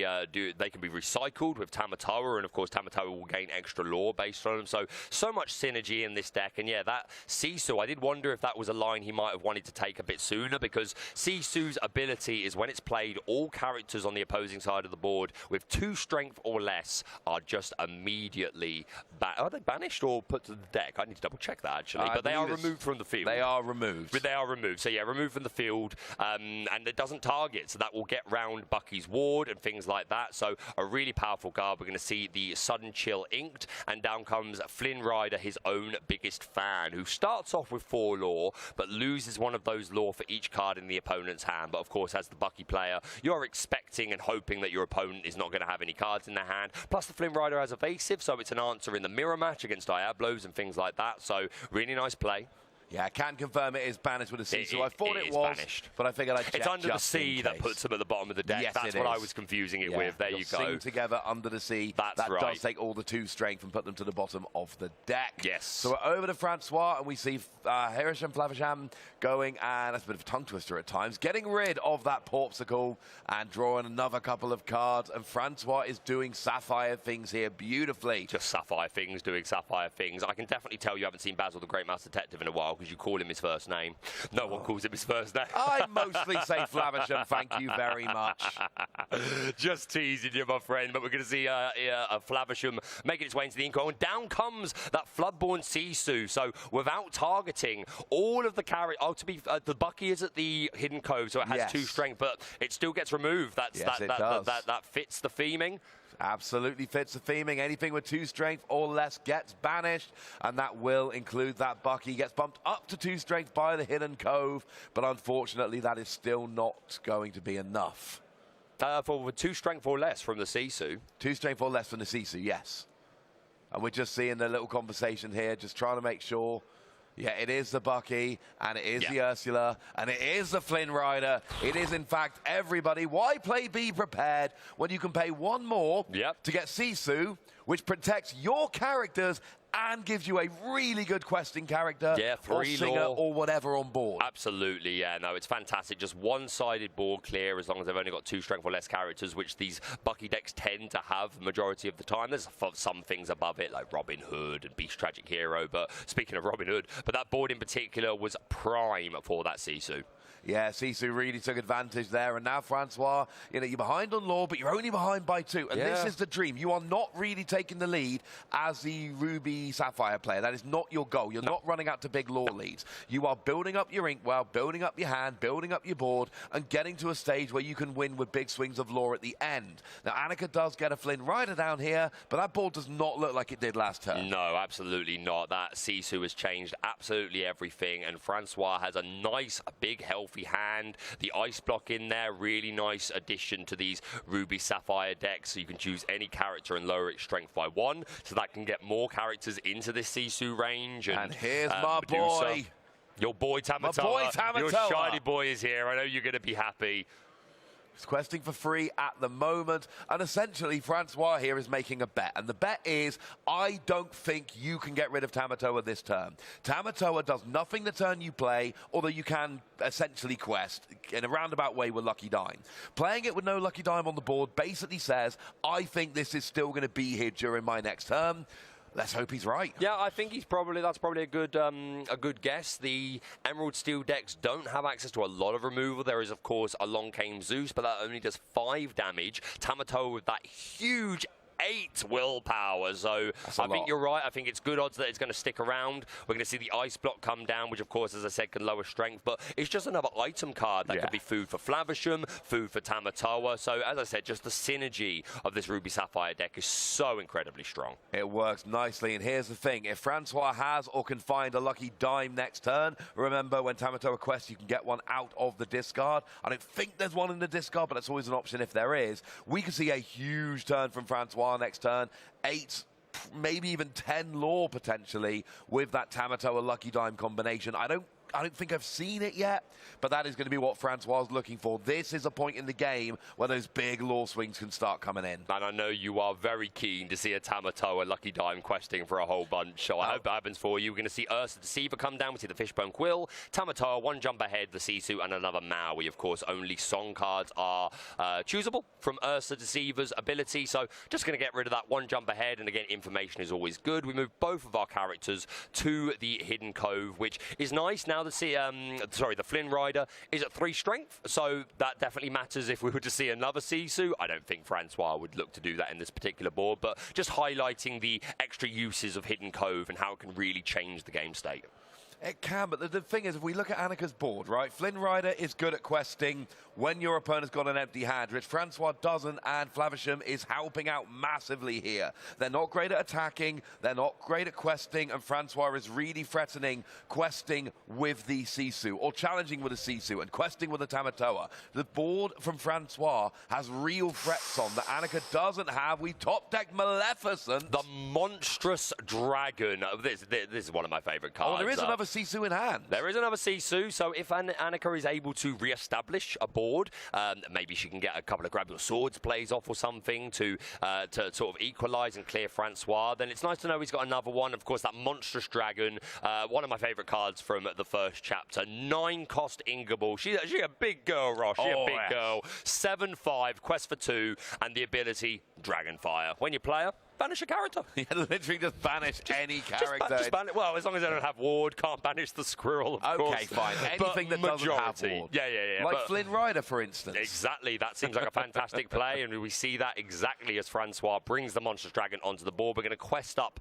with Tamatoa for, I think, 3, is it? Oh, 3 I'm sorry. straight away. There's 2 items in play. The Fishbone Quill's inked. Sorry, yes. I saw that face up on the table and I was like, oh, that's another item. But yeah, questing for 3, and of course allows him to recycle items from the discard. There's that Porpsicle. So next turn, if we don't see anything discarded with Flavisham, then all of a sudden we'll see questing for 4.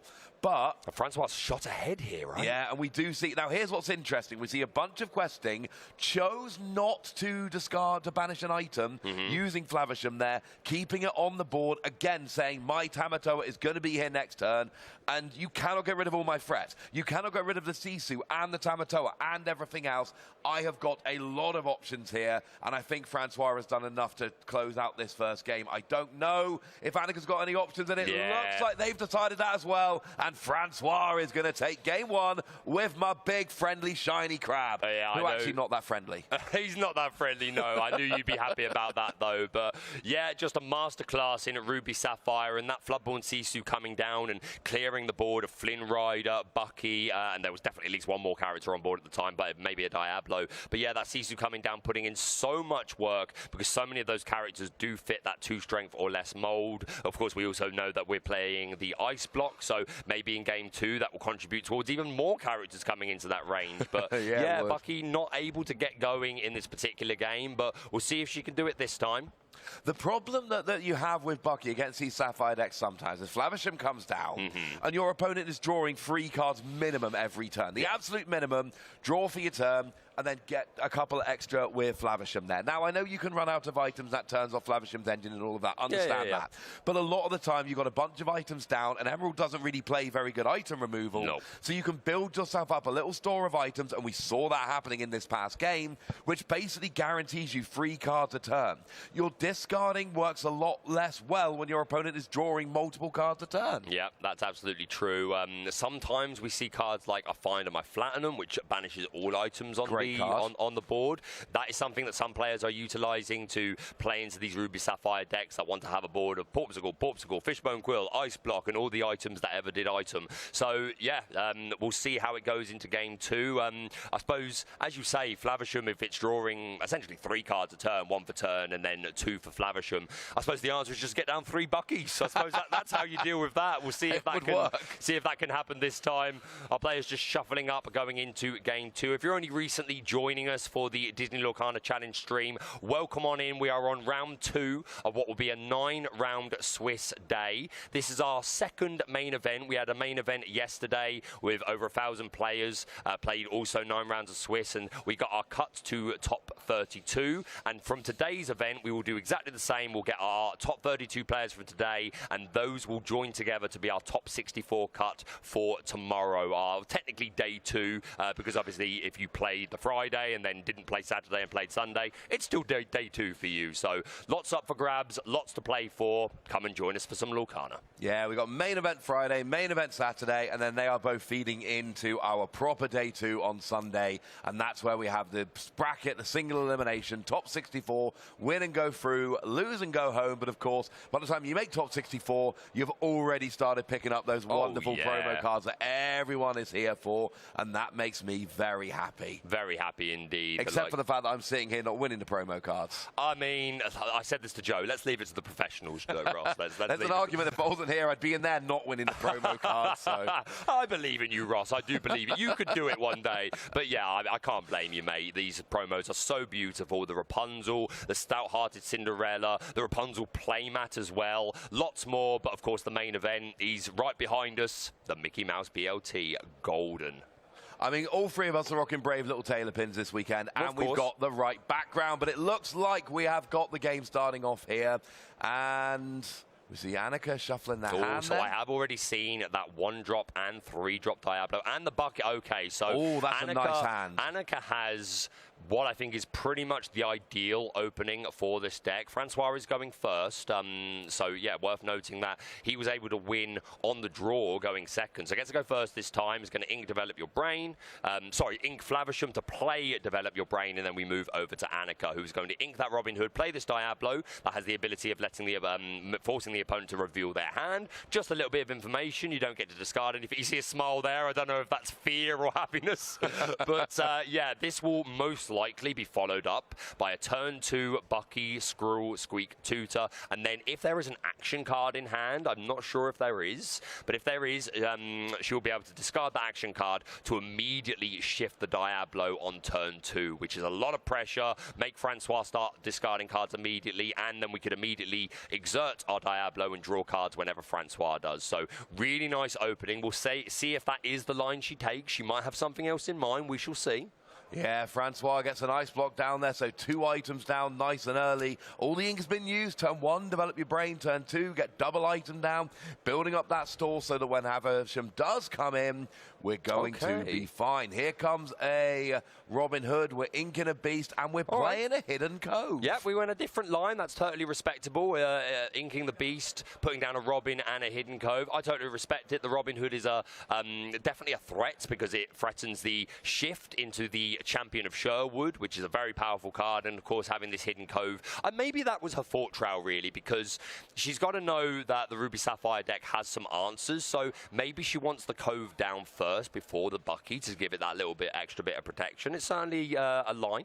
I think we've just inked our second Hiram Flavisham from Francois here. Ooh. I believe that's the second Havisham which has gone and been inked. Doesn't feel good, right? Doesn't feel good. Now, there's a couple of Brawl in hand, and obviously they're incredibly useful for taking out the big threats on Annika's side of the board. But this is something I'm tracking for Francois right now, because that is a card we saw how great it was in Game 1. We've seen how great it is throughout the weekend so far in these decks.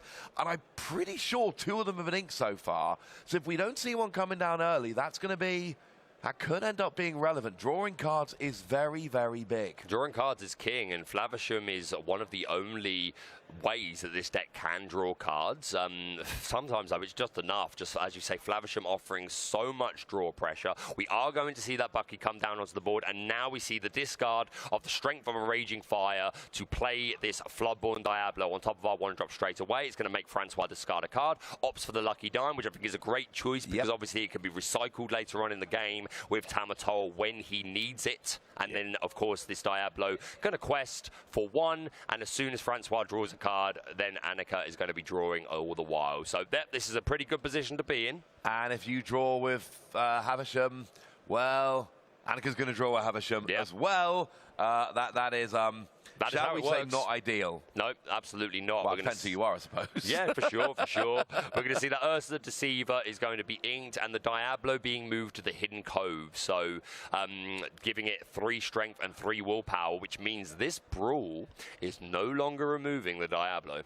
And we saw the Brawls. Oh, it looks like there actually is another here on Flavisham in hand already. So that's right, Francois is all right inking 2 of them because there's already 1 in hand. Now, Brawl has taken out the Diablo, which helps, of course, with the help of the ice block, which you pulled out a couple turns ago. There you go. For a moment, I was like, I didn't think you could do that, but yes, there is an ice block on the board. You're the one that suggested the ice block. I did, but then I was like, oh, this Brawl can't. I got too excited by the Hidden Cove. Yes, that ice block being really useful because, yeah, the Diablo otherwise would have been safe from the Brawl. So really nice play. Now we see the Aladdin coming down from Annika. Francois here is discarding the Madame Medusa. Of course, Aladdin being a Floodborn and Bucky being on the board means that when that Floodborn hits, Francois has to discard a card, but it's not... Well, Madame Medusa doesn't seem like great at the moment, but then there's still always cards to take out. I don't know. I imagine there are more in the deck because there are perfect targets like the Robin Hood Champion of Sherwood and, of course, more Diablos. So, yeah, Medusa, a very, very powerful card in the game of Lorcana, but I expect there are more in the deck, and you're not always happy about what you discard, but unfortunately, you've just got to do it. So, yeah, the fact that Francois has inked 2 of their Flavisham definitely lowers the odds that they're going to find those card draw options. We've got 1 in hand, though. Yeah, I said a second ago there was a third 1 in hand, which is why I think we saw the 2 being inked. Because actually, with the 6 willpower, it's a hard one to take out for these Emerald decks. And it stuck pretty much all game last time. Now we see the Porpskull immediately being discarded on play there to go and draw a couple of cards. So now we see the drawing. And because the Diablo got brawled away, it means that Francois gets to draw, but Annika doesn't get to copy. Yeah, no, absolutely. This Flavisham having 6 willpower, there's not a lot of cards in Emerald and Steel that can deal with this efficiently. Of course, mentioned again the Along Came Zeus, but that only does 5 damage, so not quite enough. It would have to be combined with something else. Maybe if we can get a Tinkerbell followed by a Along Came Zeus Sing, that would be able to do it. But yeah, I think for now, this Flavisham is going to quite comfortably sit there and keep making toys.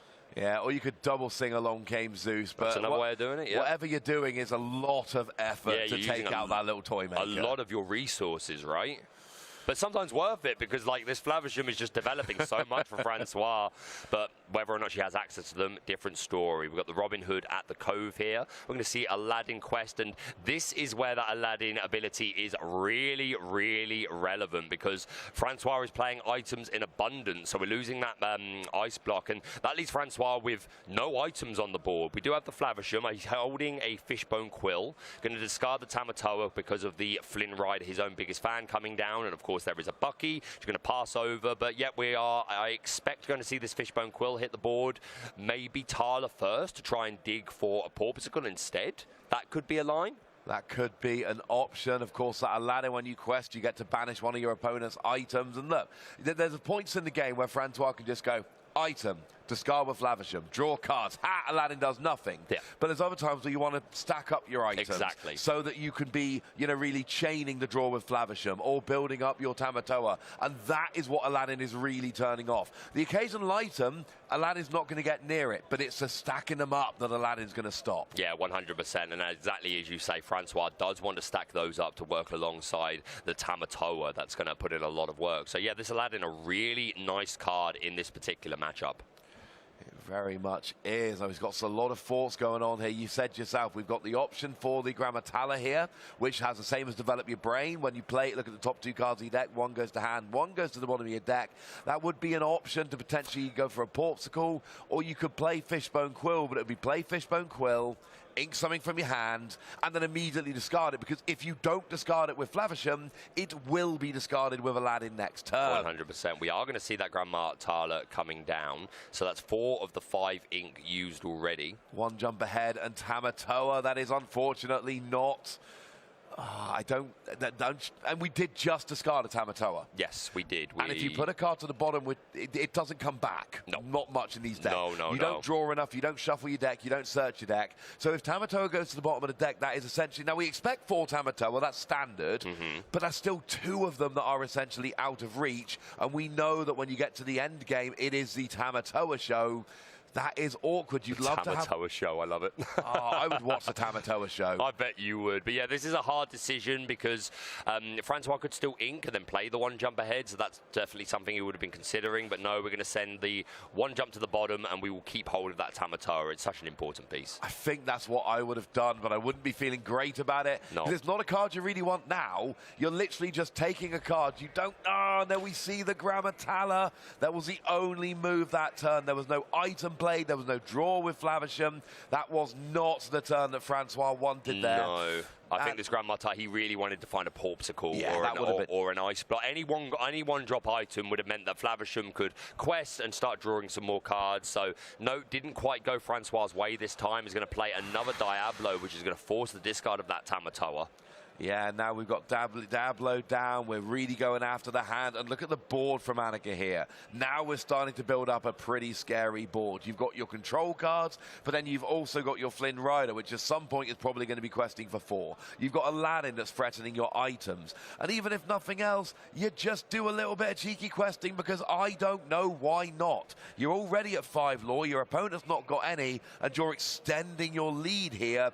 In game 1, Francois' deck really went beautifully, and it went exactly as we expect the Sapphire Ruby decks to go, and this game is not going the same as game 1. No, it's certainly not. Francois only sitting at 5 ink, so things like Be Prepared or Sisu off the top will not be able to immediately come down, which is going to make Annika feel a lot safer about developing her board nice and strongly here. We're going to move another character to the Hidden Cove.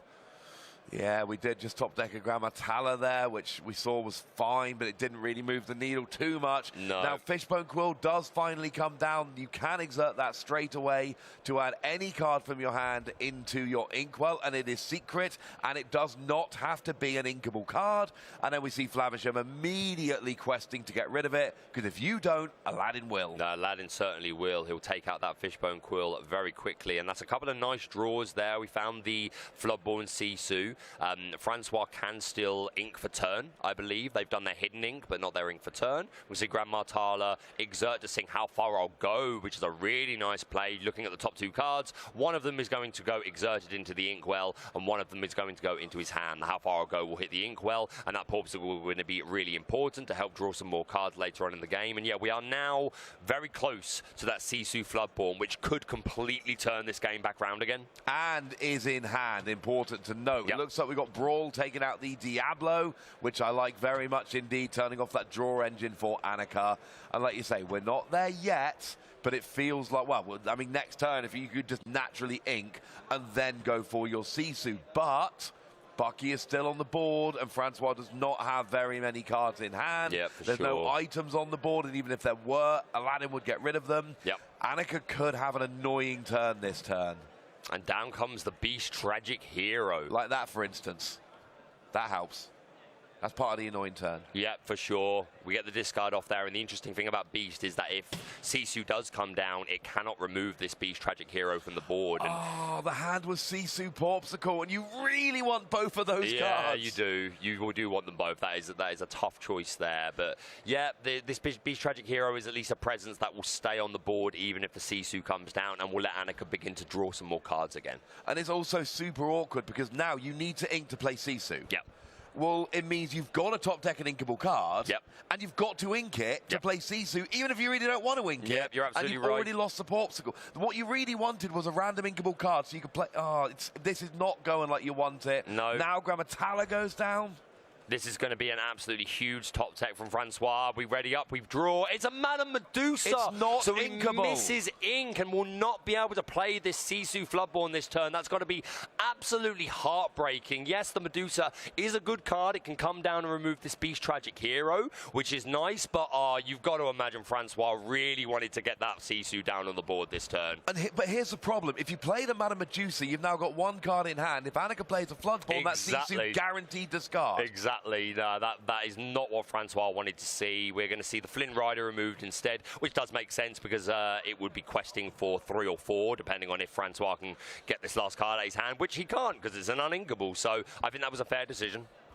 I like the decision if we don't get a Floodborn coming down from Annika, because that Sisu is going to do so much damage when it comes in. The problem is and then Annika sees it now, like, hang on a second, my opponent's got one card in hand, and I've been going after their hand. I know, Annika knows the card in Francois' hand is one that they've been holding on to, that they are not willing to give up. We see another Hidden Cove in hand, and is the other one a Floodborn? I can't quite make it out. Oh, I can't see it's a Hidden Cove. I got a... Yes, it's a Jafar. Oh, the Dreadnought. So, yes, that is absolutely a line that can be taken now. The Dreadnought could come down and remove the last card from Francois' hand. But, again, you want to be careful about overcommitting because you would assume that Francois will be playing Be Prepared in some number of them. So if you overcommit to the board and then they do top Be Prepared, then you're left with just nothing. And it's nice to have that fallback, but at the same time, hard to resist just discarding this last card, right? But they have to top deck Be Prepared. Yeah. Even if they top deck an item, you can't play the item and then use Flavisham to draw more and then play Be Prepared. Correct. Because you don't have the ink. So I'm willing to take the risk because I know my opponent has to top deck it. And look at the value you get from it. Yep. You knew... I think at that stage, Annika could reasonably assume Francois had a good card in hand. Yeah, and that's tragic for him to lose the Sisu there. But yeah, we could see a Porpsicle maybe into another Inkable to then pop there. Oh, it's tough. It's interesting that both players are doing better on the draw than they've done on the play. Yeah. This is going to get super awkward now. Francois in full-on top deck mode. And Annika very close, we should say, 17 lore. Yep. So Francois doesn't just need to get rolling here, needs to really start playing keep away. What was the top deck? It went straight down onto the board. Francois is not looking like this was the card. Be Prepared is really the card you want here. Yeah. Just wipe your opponent's board, worry about everything else later. Yeah, absolutely. But Annika being at 17 lore, she's not that far away. So yeah, this has definitely not gone the way Francois wanted. Really needed that Inkable on the turn that they drew Madame Medusa. So Flavisham goes and takes out Bucky here. Madame Medusa is going to take up, but there's still 3 lore on the board. Beast Quest for 2, Jafar Quest for 1. Annika only needs 3 more. And we are passing over, and all we need to do here is just quest. Surely you quest with both your characters, go from 17 up to 20, and that will be the game. Yep. And I think that's what we're going to see. Quest for both of them up to 20. Annika goes and wins game 2, and that means we sit at 1 win apiece, 3 points apiece. There will be no bonus point this game, Baker. Not this game, no. So far in our 2 rounds, we are 1 and 1. You see the relief on the look of Annika's face there because couldn't have felt great. Lost game 1 and then was on the on the draw for that game 2, but was able to overwhelm the board. Bucky put in all the work. He did his job, what he needed to do. But yeah, that top deck of the Madame Medusa was really, really game-changing. I don't think that would have completely ended the game, but it would have definitely bought a few more turns to draw into those removal cards. So, yeah, just great Lorcana from both of our players. Yeah, top-decking an uninkable card at that point. We were just saying, as long as they just get 1 inkable card, you play to see, oh, that's a Madame Medusa, that's not inkable. That's not what we wanted to see. But it was weird because, we saw the Sapphire deck in game 1 doing its thing, building up that Inkwell really quickly, getting Tamatoa, questing for a bunch, boom, win. Job's a good one. And then we get into game 2, and it's just the complete opposite. The Sapphire deck is just stalling, and we see the Emerald Steel just doing its thing. And it was, I mean, the game 2 was not close. Emerald Steel ran away with game 2. Yeah, absolutely ran away with it. But yeah, 2 incredible games of Lorcana. We've seen Bucky in both our first round and our second round. The first time up against Ruby Amethyst, the second time up against Ruby Sapphire. How much more of the Squirrel will we see today? We will, of course, will endeavour to bring you as many different types of matches as we can, because there's lots of other decks that can do very well in this meta game. So I'm very excited for the rest of the day. You were talking about you wanted to see a Tamatoa do well, and you saw it perform a little bit well there. We didn't see the lucky dime though. We didn't see the lucky dime. No, it was there hovering around. We didn't see it in game 1 and game 2. We never saw the Tamatoa. No, and it was unfortunately irrelevant. And here's the thing, right? You know, we want to show lots of different matchups. We want to tell the story of the tournament, of course. And one of the stories of this tournament, we saw it a lot yesterday. We're already seeing it today. Emerald Steel is really, really good. And I think we're going to see a bunch of it in Top Cut, you know, on tomorrow. And I think we're going to see more of it today. And we're going to show you, we have literally got people walking the tables looking for spicy decks up at the top table. If we can find spicy decks, we're going to do everything we can to get them on stream today to show them to you. But it's important to note things like, you know, Emerald Steel, this Bucky discard deck, it is that good. It really is. And of course, this is the highest level of competitive play for Lorcana. We need to be showcasing what these top performing decks are doing, and they're being run by the best pilots. But I still think it's such an incredibly healthy meta game. Again, we talk a lot about the big 4, but even outside those big 4, you got Ruby Sapphire, Ruby Amethyst, Sapphire Steel, and Emerald Steel. Those are 4 of the best decks. But as you say, I actually agree with you. I think Steel Song is very underrated. I think we saw it perform really well yesterday, and again, you mentioned it, made top seed in DLC Chicago, and we saw it at some of the top tables yesterday. So I think that's going to be a really well performing deck. Also, Amethyst Steel, which always comes in and out of fashion. I think we have Joe to thank for kind of bringing it back to popularity at the moment, taking down the set championships of Ursa's Return. Beat me, I came second, so definitely a deck to respect, super low to the ground. And even other things like, I want to see some Jafar, I want to see some Mufasa, Ross, I want to see some Mufasa. Mufasa and Jafar, I would love to see those ones.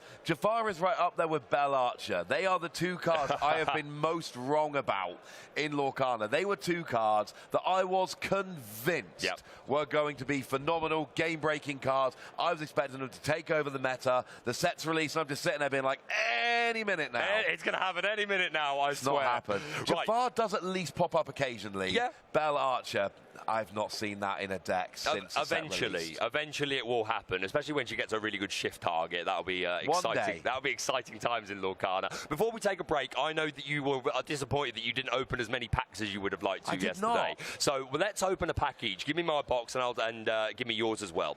My terror here, my worry is that we're not going to finish opening the packs, and then someone's going to come and be like, oh, I'll take all the unopened packs. You obviously didn't need them. I don't want that to happen. We need to make sure we finish this. It's very important to me. It is very important. But yeah, Ursa's Return is the latest set of Lorcana. Lots of incredible cards like that Diablo, the Bee King Undisputed. So definitely a set that's worth picking yourself some up of. So we got the first day there. We started off with Louisa, the best of the Madrigals. Best song by a mile. I mean, it's great. I like the Encanto songs. But they're all really good. None of them are as good as Surface Pressure. Evasive Pegasus, very cool card. Olaf, I love the Amethyst Olaf. Yeah. Good card, played a bunch of that. There's our old friend Mickey. There is our old friend Mickey. There is not Mickey. Oh, it's Flotsam. Oh, you're good at knowing Flotsam and Jetsam. So I far. am not. Okay. He's the River Guardian from Hercules. I can't remember his name, though. Nessus. Nessus, yeah, the River Guardian, though. Oh, now that's a card I like, Sisu. We saw that. Very powerful card. Love this. I play this in pretty much every deck I make at the moment has this card in. It makes me happy. I love that my opponent has to either empty out their hand or let me have a really powerful Sisu. The deck my mate's playing out there today has, I think, a full 4 play set of this in. Love this card. And is that That's Prince Philip. Oh, it is Prince Philip. Yeah, that's Prince Philip. He's a nice supporter. Love the art on that card in particular. Really nice. And harken back to, sorry, I wanted to let you cook, but there was one card. Aurora as the foil that you saw. There was something that you picked up that I wanted to harken back onto. No, maybe it wasn't. Okay, I'll come back to it. Let's open mine. Lying to me. Let's see how I am lying to you. It's all I ever do. Okay, we've got Prince Eric. We've got the Farzu, Mulan's father. We've got Swing Into Action. Yeah, that's what I was going to say, because you were talking about surface pressure. Yes, so I was. I agree. Great song. I'm actually a big fan of What Else Can I Do? I just need something unexpected. That is my daughter's favourite song from Encanto. I have heard it many times. I love it. It's such a good song. My children found that somehow they found the Japanese soundtrack for Encanto. Nice. So I've listened to the whole soundtrack in Japanese over and over again. It's a great soundtrack. I can't blame you for that at all. We got Jetsam. No, I got it wrong that time. You just bigged me up for knowing them, and I immediately got it wrong. We've got Chifu. Yeah, you jinxed it. We've got the River Guardian that we just saw. Philatites, though. Love that. I'm going to admit something on camera. Right here and right now. So after the event yesterday, went back to the hotel. There was a bunch of players, Ravensburger staff, Infinity staff, just playing some games, just having some fun.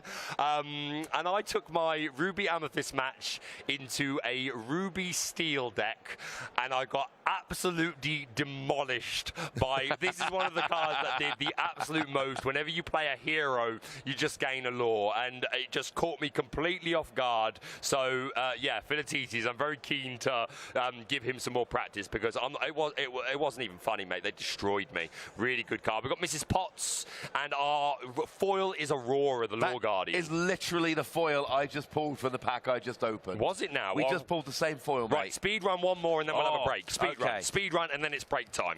All right? Because we've got lots of Lorcana for you today, 9 rounds of Swiss, and then, of course, tomorrow our cut to top 6. Let's do one at a time each, okay? I've got Stitch. Pluto. Raya. I don't know. Hercules. Jetsam. Pico. Gus. Yeah, Gus. Megara. Yeah. Megara, I can't see. This is clean. Farley. Louisa. That's Mickey Mouse. I do recognise the mouse. Nice. This is no idea. Bruno's Return. A different Megara. A different Megara. Ursula's Plan. Love that. Something about Frozen. Lost in the Woods. something Frozen. something Frozen. We've got Beast Wounded. The maid. No, it's Dig a Little Deeper. Oh, it's Dig a Little Deeper. Miles Away. Miles Away. We've got Treasures Untold. Mystical Rose. I love the art on that one. It's beautiful. Oh, that's the card I revealed. That is. That's for you, my friend. Oh, hey. Foil hey. Very nice. Oh, now this I like. Is the right one, isn't it? Yes. Yeah, Treasure Collector. Yes, you got it quest for free, but if you got more items than your opponent, you quest for 5. And it's another one. It's like a little mini Tamatoa sometimes. Although it's got wards, so it tends to stay around. But when you play it, you can immediately copy with Lucky Dime to quest for 5. And that is one of the best uses for it, and the foil is... Oh, nice. Oh, it's Jack. We saw Jack on stream yesterday. I love Jack. Great card. Fantastic. Right, guys, we're going to take a short break, and we'll be back very soon. I'll be on break, but Ross will be back joined by Joe, who I'm sure will give you some information about what sort of decks he's seeing. But, yeah, I'm going to take a little break. I look forward to watching the match, and please join us, and we will see you again very soon. Nice.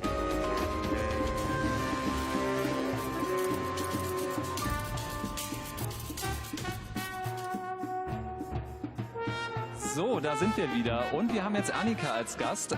Ich will direkt mal starten. Annika, das zweite Spiel, das war ja echt der Wahnsinn. Wie war das für dich? Was hast du aus dem ersten Spiel mitgenommen, um das zweite Spiel so zu spielen? Also es ist tatsächlich so, Mischen ist wichtig. Das haben wir jetzt auch beim Testen festgestellt. Also ich muss meine Mischtechnik ändern. Also ne, Pile Shuffle, okay, und dies und jenes, aber ja, also ich würde sagen, wenn die Clique das sieht, die sagt direkt, das war ein Fehler, das hättest du anders spielen können. Aber es ist halt tatsächlich so, dass ich bei dem Deck darauf spiele, dass ich Bucky mit auf der Hand habe, dass ich die beiden Diablos habe, im besten Falle noch eine Aktion, die ich dann abwerfen kann. Also ich mache dann viel über Mulligan, was aber leider beim ersten Spiel nicht funktioniert hat. ich habe das Beste draus gemacht und musste dann doch zusammenschieben. Und beim zweiten hatte ich dann doch das gute Draw. Aus unserer Sicht beim zweiten hättest du nicht viel besser machen können, oder? Das war eigentlich so der Ablauf, wie man sich es wünscht. Oder hast du irgendwas gesehen, was wir hättest anders machen wollen? Ich nicht, deswegen, also ich hatte im Hinterkopf von wegen, er hatte ja die Karte, ich kann mir Karten nicht merken. Ich bin froh, dass ich meine eigenen weiß, aber für mich hatte ich keine andere Wahl, als Diablo zu spielen, auch wenn er mir den direkt wegschießt. Aber ich konnte wenigstens eine Karte damit ziehen und das wäre vielleicht das Einzige, wo andere sagen, okay, hättest eine andere Karte spielen müssen oder irgendwas anderes inken müssen, aber ich bin eigentlich ganz zufrieden damit. Das möchte ich meinen, das hat doch perfekt geklappt. Und du bist jetzt am zweiten Tag des Hauptevents hier. Bist du alleine hier, bist du heute angereist oder sind ein paar Leute noch mitgekommen? Also wir sind gestern angereist in einer Dreiergruppe, wir sind aber eine größere Clique aus Leipzig tatsächlich, die hier ist, aber das ist tatsächlich heute der erste Tag, den ich hier bin, war tatsächlich total überwältigt von der Größe, also auch wenn ich wusste, dass es Kongresszentrum ist es mein größtes Event. Ich war schon mal bei einem Event, das schon groß für mich war. Ich glaube, da waren 200 Leute, aber das ist nochmal eine ganz andere. Also alleine schon der Eingang, wenn man reinkommt und da diese Säulen aufgebaut sind. Ein Traum. Man spürt Lorcana durch die Luft. Ja, okay, ich wünsche dir und deiner Gruppe alles Gute fürs Turnier, viel Erfolg und Spaß und dass du nochmal so 1, 2 Spiele wie eben spielst.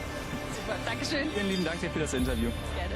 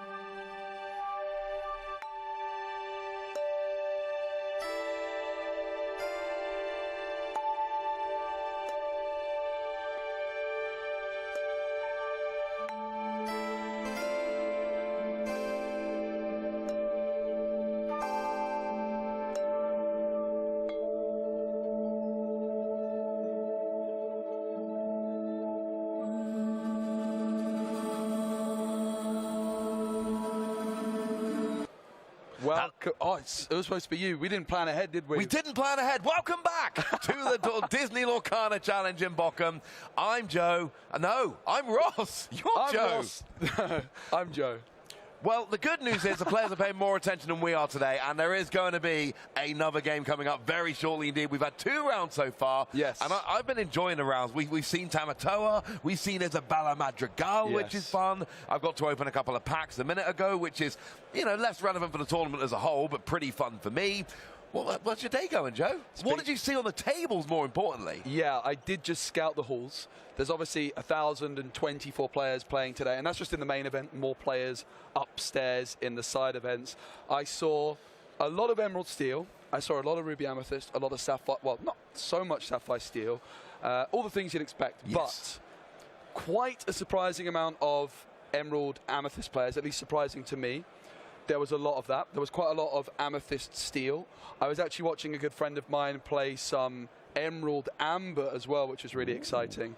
And speaking of unorthodox decks, we've got some caster predictions. Well, these predictions aren't too unorthodox. We've got Christian with the Sapphire Ruby, and then Pascal and Basti both going with Emerald Steel. Pascal and Basti both took the low-hanging fruit, but you know what? There's a good reason for it. Coming in, like we say, the DLC in Chicago, 3 of the top 8 decks were Bucky's Bloodborne discard. We saw the winner of that tournament was that as well. We see that this is a phenomenal deck. It is the presumptive best deck. It's the one that's got a target on its back.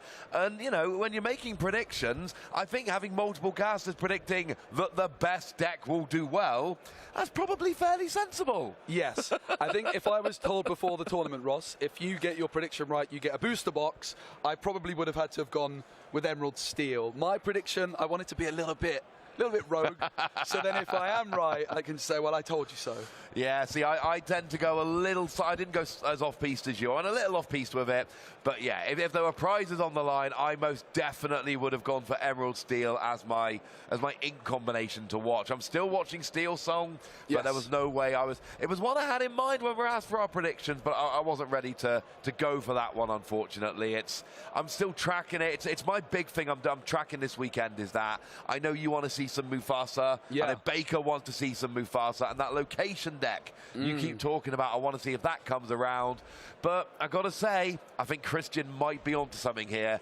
I think that is a phenomenal prediction. I think anybody making that prediction is probably an incredibly brave and handsome chap. I wonder why you say that. I think Pascal as well, specifically shouting out Donald Duck there. The 4-cost Emerald Floodborn. Bit of Bucky synergy. Often we do see players preferring the Steel Jafar Dreadnought on that turn 4, but Pascal thinking Donald Duck could be doing the business. Not a card you see every day, but certainly got a lot of synergy with Bucky being a Floodborn. Yeah, I played a couple of games against Pascal last night. Because just to be clear for everyone watching at home, we finished the stream, and then we all go and get sorted, and then we all just, you know, meet up and play more Lorcana. Yes. And I will say, you know, that the gentleman Donald Duck did come down when I was playing against Pascal last night. It's important to note, we went 1-1. I won 1, he won 1. So that was quite nice. Oh, look, you know, Ruby Sapphire. What a great prediction. Yeah, I mean, it's definitely not a bad prediction. From what I have seen is that Ruby Sapphire, if it is maybe not getting the best result in the first game, it can struggle against some of these more aggressive decks. Yes. I will say that, and you know, your Ruby Amethyst Control, that's the deck I play most. That's the deck I was playing last night when I was playing against Pascal. I'm retooling it into a more aggro build at the moment. That is at the moment my ink pairing of choice, so I can see why Baker's gone for that. It was another one that we saw doing very well at the DLC in Chicago. It's a great combination, and you know, that bounce engine with Merlin and Madam Mim is great. We've seen the Ruby tricks, your Be Prepared, your Maui, your Sisu, either version is fine. There's a lot of good removal with Ruby. Yeah, I think Ruby Sapphire, like the trickiest matchup for it on paper is going to be that Ruby Amethyst deck, which is exactly what Baker has picked. Very, very strong into the Ruby Sapphire deck. The Sapphire Steel deck can struggle to deal with it as well. However, it does have a pretty tricky matchup into Emerald Steel, which is the matchup we saw the first game of the day Baker and I were casting, which did finish 1 win each. 1-1, so it's definitely a matchup Ruby Amethyst can win, but going to be tricky to get that bonus point, I think, in particular, Ruby Amethyst up against Emerald Steel. So tell us about your prediction then, Jokes. You've gone for Amethyst Steel, which that is a bit of an out of left field pick. It is. I wanted to pick something that wasn't the top 4, and I think this is, to me, the deck I would sort of pick as the 5th best deck. It's a deck which, if you're a player that doesn't like having any really bad matchups, can be a really nice option because it's just got a pretty consistent, even matchup spread across the board. And in fact, we saw Ross, in the last game of Swiss yesterday, an Amethyst Steel player using that. And how did you find the deck? Was it like watching it all unfold with the Tinkerbell? Did you enjoy watching that deck in action? I enjoyed watching that deck in action very much. I mean, I've never seen you as happy on the stream as when you were watching that game in the final round yesterday. It was really, really nice. Took a bit too long to win game one and therefore missed out on the bonus point. But I'll be honest with you, I've been tinkering, pun intended, with that deck since I saw you. You know, I saw you win in the challenge, and I went, the set championship, and I went, I wonder what he played. And then I saw you sent out the deck list on social media, and I had a gander, and I'm like, oh, okay. Well, double check what the bell does. No one's played that in a while. Yeah. And then I was like, you know what, that does look like a fun deck. Now, the version we saw yesterday was quite different to yours. You know, Chen Po especially was a very surprising card. We saw that big, beefy bodyguard with, I think, 7 willpower and 4 strength. So actually it means that not only does it generally take 2 hits to take it out, but you're being hit back pretty hard at the same time. So there's different. I don't think anyone's figured out the Amethyst Steel deck list. I don't think, I mean, no disrespect when I say this. No, I agree. I don't think we figured it out yet. Whereas Emerald Steel, yeah, you'll see some surprises like Donald Duck, but we generally know what that deck list looks like. I think Amethyst Steel, it is much more up in the air of the best way to play that deck. Yeah, and actually what I love about Amethyst Steel is I don't even know if there is necessarily a right way to play it. I think it's got so much flexibility where it's got very even matchups across the board, but by just changing a few cards here and there, you can improve your matchups in specific games. In the version I ran, I played 3 copies of Maleficent that you play on turn 1 and can quest for 2. That dramatically improves your Ruby Sapphire matchup, but if you remove those and put Smash in your deck instead, you're going to have a much better time against Emerald Steel. So I think it's really a meta call, and based off the different tournament, I think if I was playing this Amethyst Steel this weekend, would I have played so many Maleficent 1-cost cards? I don't think I would. I think I would have gone a lot heavier on the Smash cards to try and deal with Emerald Steel a little bit better. Yeah, it's a fair point. I always find it hard when I can find a deck that can play that Maleficent, the 1-cost uninkable, that quests for 2. I find it very, very difficult to... I find it difficult to take that out of the deck. I love that card. I almost want to play Amethyst with Amber just so I can play the Lilo as well. Yes, I do love a little bit of Lilo. Lilo and Maleficent just not played so often anymore, but I think with the bounce package especially, you play on turn 3, quest with the Lilo, bounce it back with the Snake, and put the Lilo down ready to quest again. It's such an aggressive opening. I love it. Are we doing more packs? I've had someone in my ear say pack opening. Yes. You need to tell me twice. We will not take much convincing here. Okay, this aerial card doesn't see any play. However, it's in the starter deck. I have cooked up a deck with this. Is it good? No. It's not. I wouldn't describe it as good. I wouldn't say it's bad either. So it's an interesting deck with potential is what you're saying to me. Okay. Potential. And it uses the other aerial card, the Sonic Warrior. Oh, I like that so one. you can shift that on to this aerial on turn 4 rather, and it's a Jafar deck. So this aerial Determined Mermaid, whenever you play a song, you may draw a card and choose and discard a card. Jafar, if you get like double Whole New World in hand, I was playing second star to the right, they're uninkable, but with aerial you can discard them, and it gives you a little bit of Jafar synergy. It's not great, but it's fun. I don't know. That sounds like a fun deck to me, man. Hey, hey. Hey, hey. Daisy Duck. We've got Flounder. We've got, an Enchanted. Mrs. Potts Enchanted Teapots. I heard that joke already. Okay. Cool card, though. Baker stole my joke. No, I heard you say it when I wasn't on stream. Yeah. I believe you got the foil version of it, if I don't. I did, yes. If I remember correctly. We've got those packs that come around with all of the locations and a little bit of Anna in there as well. I love Arges. Revealed that card, love it. I love seeing a lot of play actually this weekend. It is out there. It was starting to, the last couple of weeks, it was starting to creep into decks in smaller tournaments. And it's like it's a 2-cost inkable, 4 strength. It's only got 1 willpower, but that will bump a lot of characters that you may want to be bumping off of your opponent's side of the board. Great against Flynn Rider as well, and also that 4 strength into Castle can be great too. We got super rare Noi, which means the next card is at least a super rare. What have we got? We've got Pete, Born to Cheat. I like it. Doesn't see much play, but it is a tasty card nonetheless. Love the mini. Yeah, and that's a really good... Oh, that's 3 super rares in one pack. And it's a foil super It's rare a foil as well. super rare, and I love this mini. This is popping up in a bunch of decks. It's got Bodyguard, and when you play it, you get rid of a 5 strength or less. So you kind of get rid of their big threat, while also providing Bodyguard for the rest of your characters. That makes me happy. Yeah. Definitely interested to see if you could build a just-in-time deck with this to get it in Oh, I would early love on as that. well. I love a bit of just-in-time Bodyguard action. I've got a Stitch, a Raya. Now, the question is this Jetsam or Floatsam? I'm going for Jetsam. Get in. It was a 50-50. Ready, buddy. Jacques. We French like Jack. accent. Was that good? Oh, that's Gus. Oh, it's Gus. No. They're a pair. I'm going to forgive you on that one. Glean. Is it Glean or Gleam? I'm going for Gleam.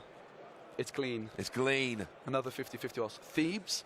Not a card we see too often, but one to keep an eye on. I think this is an amazing card. It's a location similar to the Snuggly Duckling in Ruby, but it's Thebes. It costs just 1 to move into this location. 7 willpower. Doesn't gain you any passive lore, but whenever you a character banishes another character in a challenge while here, you gain 2 lore. Yeah, so if I you can love get that. Maui in there and remove something, board control and questing power at the same time. 7 willpower's a lot. This is a Marshmallow. We've got the Vision Stab. Avalanche, what a card. Oh, I love Seeing it Avalanche. pop up a little bit in blue steel Yeah. decks. Removes a location, which the Sapphire Steel decks can struggle with.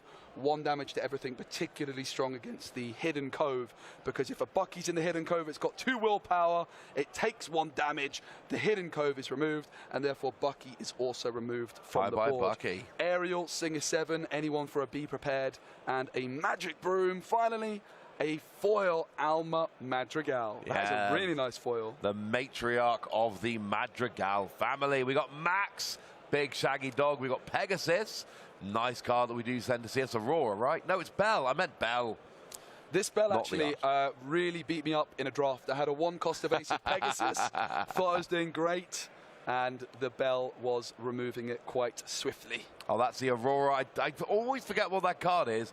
So I've been, now. Fortisphere we like very much indeed. Certainly do. We saw it give Bodyguard yesterday on the stream, and it made a big difference when it did.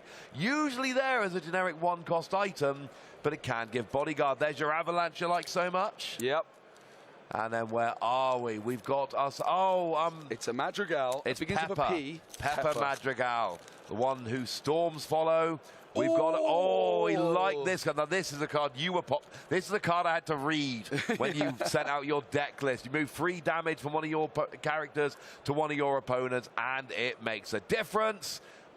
Foil Mickey. Can't beat a nice foil Mickey. I actually was playing against Tim after the stream yesterday. I mentioned playing Lorcana after the stream. Tim and I stayed around for an hour playing. I thought it was going to last like 10, 20 minutes. We ended up playing 4 games of Lorcana, and he was actually playing this Mickey Mouse. Nice. And he shifted on turn 3 the 5-cost Mickey Mouse with Broom to then sang a whole new world. I've never seen anything like it in my life before. We've got a record player, not currently seeing any play, but could be an interesting option in an Amber Emerald deck with Under the Sea. This is a Benja. We have a Louisa Madrigal. We have Jacques. That is Jacques. Get in. We have the Transform Chef. We have a Magic Broom. We have a Madrigal known as Felix. Felix. Get in. This is Camillo Madrigal. It is Camillo. I have a signed copy of this by Emily Abadira in my deck I was playing yesterday. Nice. Can't complain. I don't know this one, I'm going to be honest. I'm out. This is Nessus. Oh, we saw Nessus a minute ago. This is the Winter Camp. Oh, Prince Philip. Super rare. Shift 6 evasive. When you play this character, banish all opposing damage characters. It's like a Be Prepared with a huge body that can quest for 3. But of course, you need to damage everything. So you're going to need to probably play it with steel. Yeah, get Tinkerbell down, get all that damage on the And board. finally, it's an Ana. It is an honor. Right, no one's told us to stop, so I'm just going to keep opening packs here and hope nobody remembers. Then there's going to be a game in a minute. We are, of course, keeping a track. We've got people out there picking the very best games available. We've got people Absolutely. tracking the spicy matchups. And as soon as the players are ready for the next game, we will make sure to show you every second of the action. That's what we do. That's Prince Eric. I know that dude. Plain white T-shirt. We've got an ult swing into action with Isabella, bounce with Donald Duck. That tuck. It certainly is. One of my big takeaways from this weekend is I really need to rewatch Raya and the Last Dragon. I actually watched it recently for the first time. It's not that old a film. No. It's only been out a couple of years, but it's a good film. I did enjoy it. Okay, so is that necessary? No. It's tucked. It's my tucked. Oh, I love it. This one is in the Ruby Amber location that you mentioned is doing some serious work. You can play it down. It's an evasive 2-3, which is obviously a great stat line to do with Diablo. It moves to a location for free, but you also get to move another character to a location for free, and it gets a little bit of extra strength. Yeah, I like that very much indeed. That's your Triton. Yes, we saw him yesterday. Oh! No way! Are you kidding me? We hit the first Enchanted. My days. Okay. It's the Queen. Are you kidding me? This is the first Enchanted I've ever pulled from a pack for myself. Oh my goodness. That makes... And actually, fun little side note. I was in Bologna recently, where we're going to be having a challenge very soon. And I thought I bought an Italian pack from a local card shop. And I accidentally bought an English pack.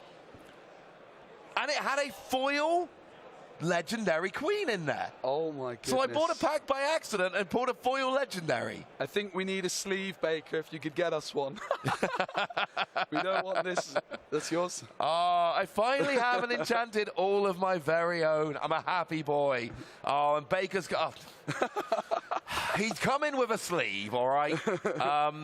Shall we say there's a chance it's a moderately self-serving sleeve, but you know, let's not worry about that yet. I slammed my pack on the table, so I did see at the end I got foil muses. I saw you're Enchanted, and I kind of spoiled it, but a pretty nice foil muses, a card I'm a really big fan of. Oh, the muses is good. In some of these song decks, it doesn't pop up in everything, but that pops up in a few decks and is a really interesting card. Yeah, particularly good in Amber with Emerald, because Amber has a 2-cost song called Painting the Roses Red, which draws you a card, and it lowers the strength of 2 different characters by 1. So you play Painting the Roses Red, lowering a Robin Hood, for example, from 3 strength to 2, and suddenly you can bounce it back with the muses. But also, you can use this on your own cards. If you've got a Merfolk that's exerted, you might want to just bounce that back to your hand and replay it ready. Maybe an Ursula Deceiver to discard a great song card from your opponent. And the play I like the most, bouncing back your own Ariel to replay her and draw another song card is a really nice combo. No, that's a good card. We see that we've got the regular Steel song that we generally expect to see, but there are some other song-related decks out there which are seeing a bit of play and seeing a bit of love. Well, I don't think I'm going to get another Enchanted, but you know, you never know. I'm going to be honest with you. I'm liking this box. I feel like that's my reward. I did not get to open as many as you two yesterday. It's true. And yet, I don't feel so bad about it anymore. That Jack, that's the one that gives your cap. Is it Gus? Oh, it gives Reckless. No, it is Jack. It gives Reckless. I was getting that and Cricky muddled together in my head. There's Beast. We got ourselves. Oh, that's Pete. Certainly is. Nice. Oh, sign the scroll. Oh, there's your Sisu, your Sapphire Sisu, the lesser seen. Oh, we don't talk about Bruno. Yeah, this is one of the songs we see a lot coming around. Very disruptive card. Makes you bounce a character to hand and then discard, which can be... And, of course, if you've got a 0-card hand, as often happens, it's the same as just banishing a character on the board. Any character you like. And we got ourselves a rare... Oh, it's the Underworld. That's the one. And a foil. Oh, I love this. Okay, this is a good card. I'm going to get this card signed because the artist of this card is in the building this weekend. This is my second favourite card that they've done. The 7-cost Mickey is my actual favourite card. Musketeer, right? It's my favourite. Yes, it's my favourite card in the game, artwork-wise. And you hooked me up a foil of that. Thank you very much. Now I got a foil Donald as well. I'm going to try and get a Rapunzel signed because they're also the artists of Rapunzel Gifted with Healing from the first chapter. So I've got Atlantica, the Plank. I've got, is it Flotsam or Jetsam? Let me see. It is Flotsam. I think it's Jetsam. Ah, I just guessed. Nigara. This is Iduna, Beast, Julieta Madrigal, or this is the Feather Duster, the Magical Maid Feather Duster. Magical Maid. This is Raya. That is Raya. Imperial Proclamation. Bear in mind, everybody, you're not missing any games. Don't worry. As soon as the players are ready, we will be jumping to that. We've got John Silver, and the foil is a Luisa Madrigal. I mean, Luisa is the best of the Madrigal. There will be no complaints from me. As far as I'm concerned, personally a fan of Isabella. Are you now? I have to say. I mean, if you're talking about the skills of the Madrigal, right, the powers that they've got, Yeah. making flowers, a pretty good skill. That's a pretty cool skill. But being redonkulously Yes. strong, being able to literally juggle donkeys. I think, honestly, when I watched the film Encanto, I have to admit Luisa was my favorite, but I think there's something about the artwork on Isabella Madrigal that has maybe won me over. It's just such a beautiful card. In terms of the Madrigal cards, Stitch, hi Stitch. In terms of the, this is a nice card. This is a Mulan that enters play with damage on. There's also a Beast that does that as well, and a Mother Gothel. And we do see that coming around. We're going to have to speed things up a little bit. I am seeing players coming to the table, and it looks like we are going to be having our next game very, very shortly indeed. Yeah, players sitting down, getting ready. It's Beast. It's wounded. This is in fact the Beast that has a bunch of damage on when you come into play. That's what I was just mentioning.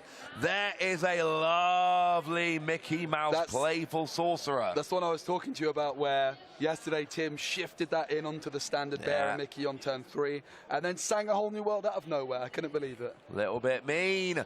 Oh, Yen Sid is a very nice legendary. This one, people love brooms. Yes. And I'm not sure brooms is quite good enough at the moment, but I know some people like playing brooms. Yen Sid gets played in little broom packages here and there, even if not a full broom deck. I think one day this card's going to be busted. I think it's really good. And our foil. Tong, is it? Is it Tong? It is Tong. You nailed I actually it. almost played the Yen Sid in my Amethyst Steel deck. I tested the Yen Sid with some brooms out, because the 1-drop Amethyst broom I'm a big fan of. The 2-cost steel broom with a 2/3 stat line evasive on your turn is great to deal with Diablo. I just found 8 brooms wasn't quite enough for the Yen Sid to be working. Daisy Duck, or as I like to call her, Daisy Tuck, with a very similar ability to Friar Tuck. We've got Tong, we've got a Magic Broom, we've got a Diablo, not the Diablo I'm looking for. Anna, Mickey Mouse, sign the contract, contract. This is, something family. Return to the family. Oh, it's something from Bruno's Encanto. Return. There we go. A Sisu. This is a Prince Philip. Now, this is a card I think a lot of the community are not really giving enough credit. It's the Warden of the Woods, 4-cost, uninkable, 3 strength, 4 willpower, and your other hero characters gain ward. If you can get 2 of these Prince Philips down, you give the other Prince Philip ward, and then your whole board could have ward, which could be a really powerful tool. Another card Pascal played against me yesterday to give a surprising amount of Emerald Steel actually ends up getting ward from that card. Yes, I can imagine.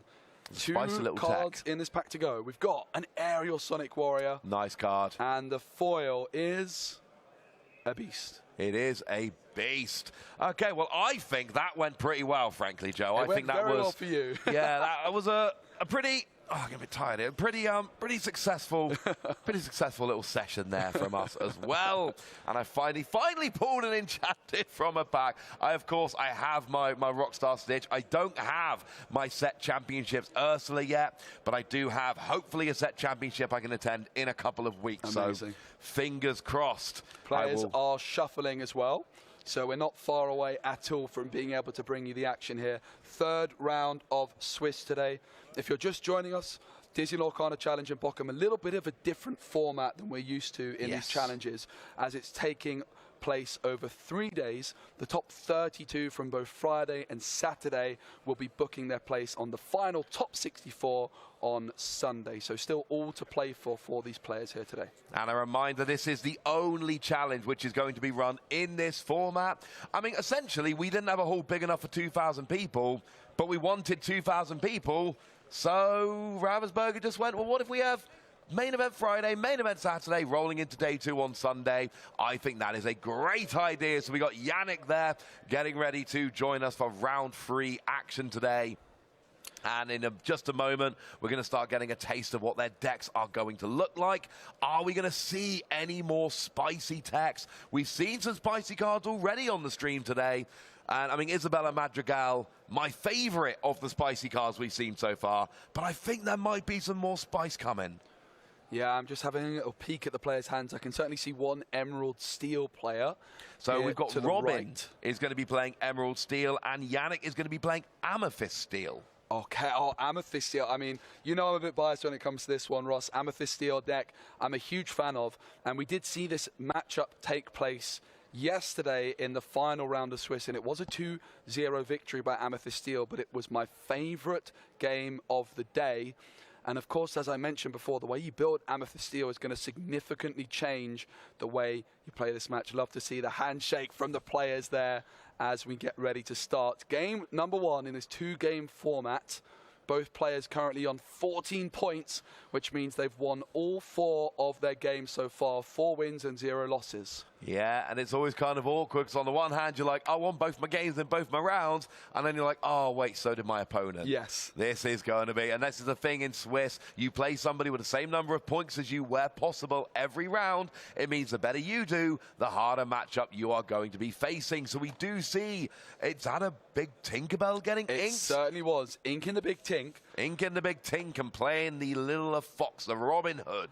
Yeah, Robin Hood with the shift can give Yannick a nice way of singing grab your swords early potentially to remove things like Diablo, but Robin with those 2 Ursula Deceivers in hand, one going into the Inkwell, is going to have a nice way of discarding that, and Diablo comes through, and there we go. Robin getting to see every card in hand, includes the Queen's Castle, and Robin does have a copy of Rise of the Titans in their hand, which I'm sure they're going to keep in their hand and not put in the Inkwell with that information. Yeah, I think that is probably a fair assumption to make. So we're with Robin at the moment. We've played the Diablo, we've inked. There's nothing more I think we're going to be able to see this turn, because you've inked, you've played a card, so it's more just having a little bit of a think. Of course, there is always the option with Diablo of shifting by discarding an action card from your hand. Yep. So that is, I assume that's the debate Robin's having here.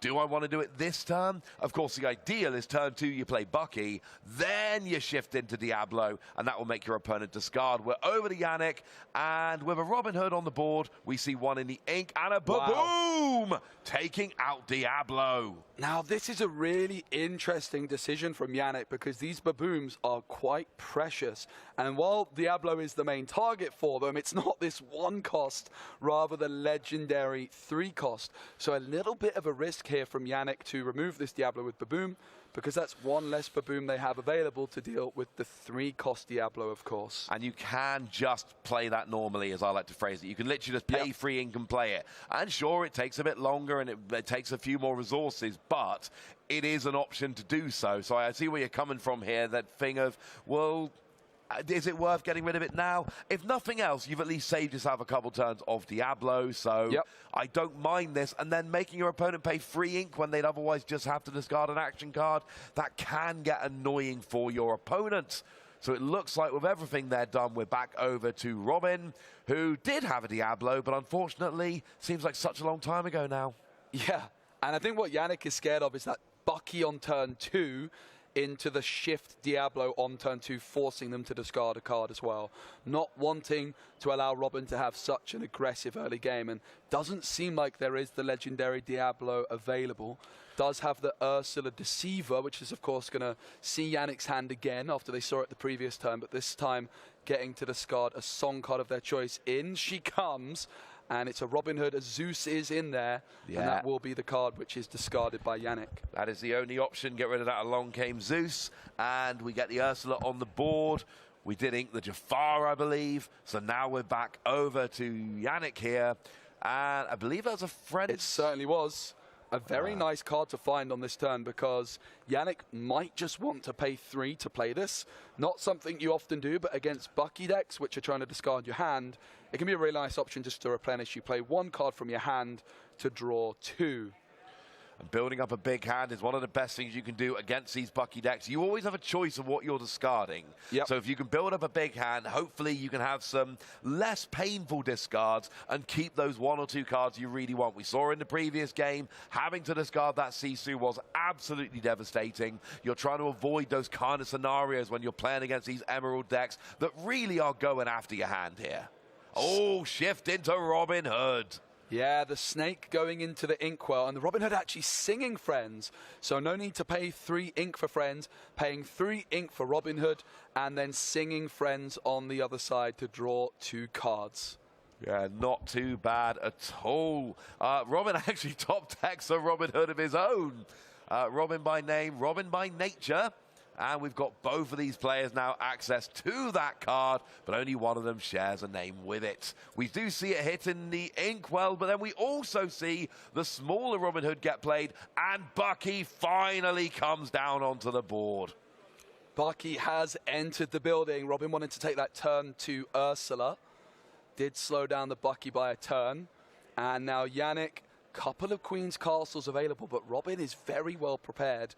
Yannick did see, I believe, the hand at some point. No, that's my mistake. Yannick has not seen Robin's hand, but No. Robin has seen Yannick's hand a couple of times. So Yes. Robin was aware that there was 1 Queen's Castle in hand and is therefore going to want to hold on to at least one of those Rise of the Titans.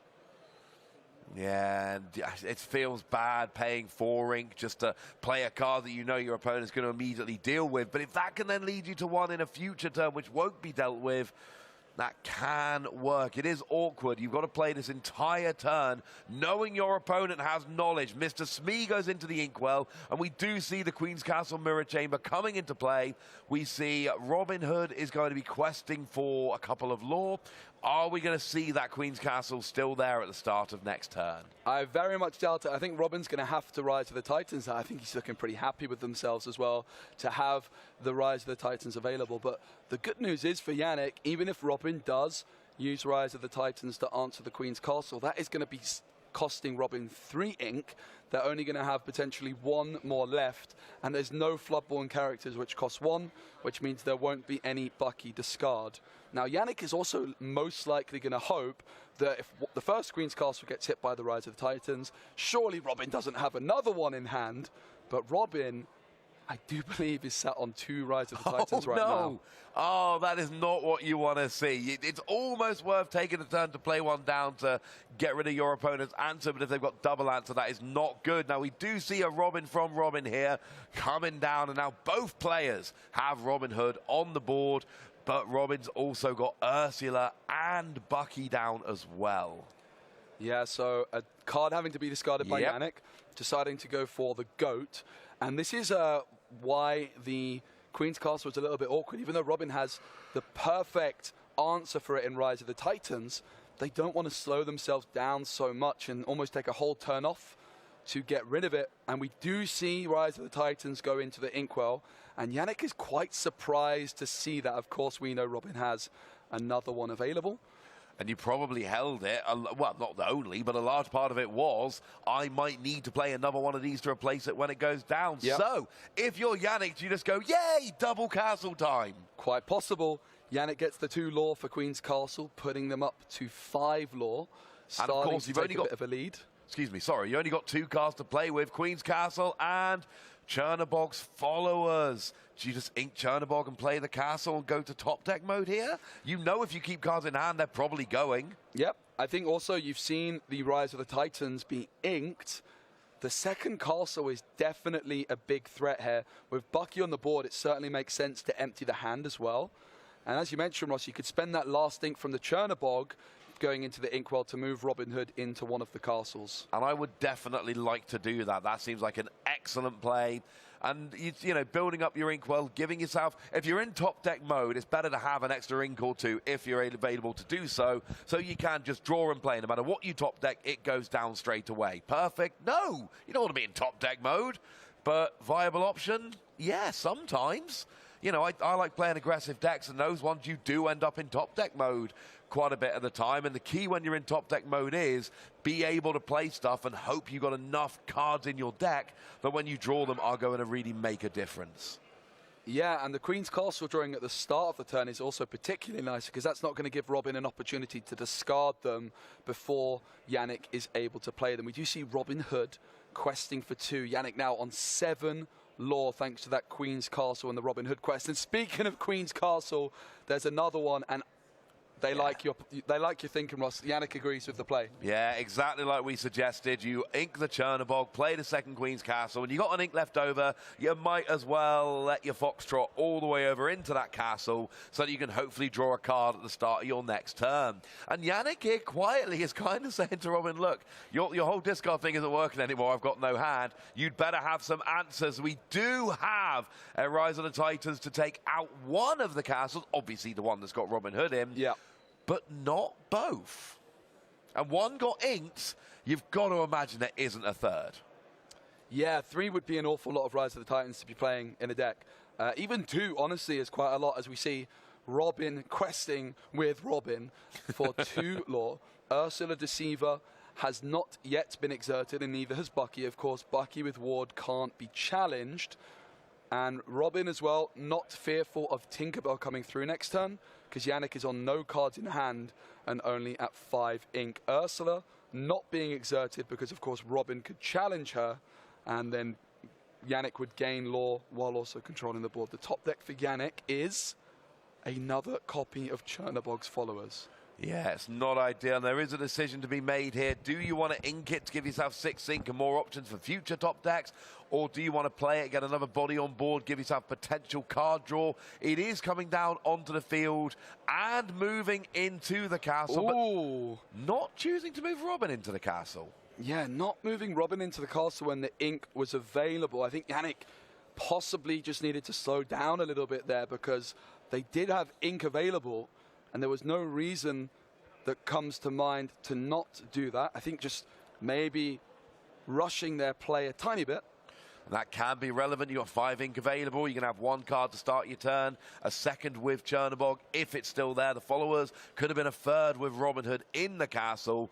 But I kind of like Chernobog's Followers, because it's like, look, this is going to draw me a card at the start of your turn. Go on then, try and take it out. Do you really want to waste resources? And if I'm Yannick, I'm questing with it next turn to say, go on then, challenge it. Yeah. Because Robin Hood will love that. Absolutely. And the Chernobog's Followers, even though it is just a 1-cost card, unlike most 1-cost characters, it provides that opportunity to replace itself by drawing. So we do see Robin challenging with Robin into Robin. Robin's all over the board here. 3 damage on a bunch. Oh, but then we've got Strength of a Raging Fire. 3 characters on the board means that does 3 damage to a chosen character, which is obviously going to be the Robin Hood here. And now we see Ursula, I believe, just doing a little bit of questing. Yep. And it turns out that this Robin Hood not moving into the Queen's Castle did not matter at all, because it was swiftly removed by Robin. But play passes on over to Yannick. Going to jump up to 13 lore thanks to the Queen's Castle. And with that Chernobog's Followers in the castle, going to draw an extra card. So 2 cards in hand for Yannick, and could even go up to 3 cards in hand with the Chernobog's Followers. Got Benja and a Madam Mim Snake. Benja, I know, a favourite of yours, one that you're playing when a lot of other people weren't. Banishes an item when you play. It's not that relevant here. It's a body. One of the issues we've got... Oh, wait, how much... we've not got... I was wondering if we had enough to essentially quest with Chernobog, bump it with Snake, and then just play all 3 of those characters down again. But we don't. We would need 6 ink, and we've only got 5. But I do like the idea of just having Benja and Snake down just as options. Are they perfect? No. But you're at 13 lore and you're gaining 2 a turn with a castle. You don't need much more. Just having some bodies down to quest, forcing your opponent to be able to answer. You're ahead by 8 lore. There is a chance here that if you just play all the cards when you draw them, quest when you're giving an opportunity, it's not going to be a comprehensive, feel-great victory, but it could get you over the line. Yeah, and that's the lovely thing about Benja. Even if it's not hitting an item, it's still questing for 2, which is very relevant in a position like this. Similarly, the Snake only questing for 1, but being able to bounce back an exerted character, replay it ready, can be great. Yannick deciding exactly what to do with the Chernobog's Followers is going to quest for 1 and then has the decision, do they leave it on the board inside the Queen's Castle, or do they banish it to draw a card? I think you've got to leave it on the board so that you can play the Snake. Okay, well, I'm wrong about that one. So that means we're not going to see the Snake coming down here. It is a fox. Oh, I like, but again, there's no, you've got to bounce something to play the fox. There's nothing bounceable. So you play the Benja, move it to the castle. Do we ink one of these two for fear of having them lost to Bucky? I mean, there's not that much ink on Robin's side of the board here. We're only looking at 5, so hoping you can have one of them available next turn. Robin finds an Ursula Deceiver off of the top deck and has a Sudden Chill available. Is going to go ahead and play the Ursula Deceiver. Can see the snake and the fox in the hand. Neither of those are song cards, so they stay in Yannick's hand. But now that you know the fox is there, that makes things awkward, because you know next turn what Yannick is probably going to do is quest with Benja and then bounce Benja back when you play fox, and fox is very good at going after exerted characters. So we are going after that castle here, which you have to do, but fox is going to do some damage if you want it to here. I don't mind this, and now we're getting 2 cards drawn at the start of the turn, and actually Yannick is slowly building this hand back up again. We are getting, is that Mr. Smee? And, oh, Big Tink. Do we have the ink for Big Tink?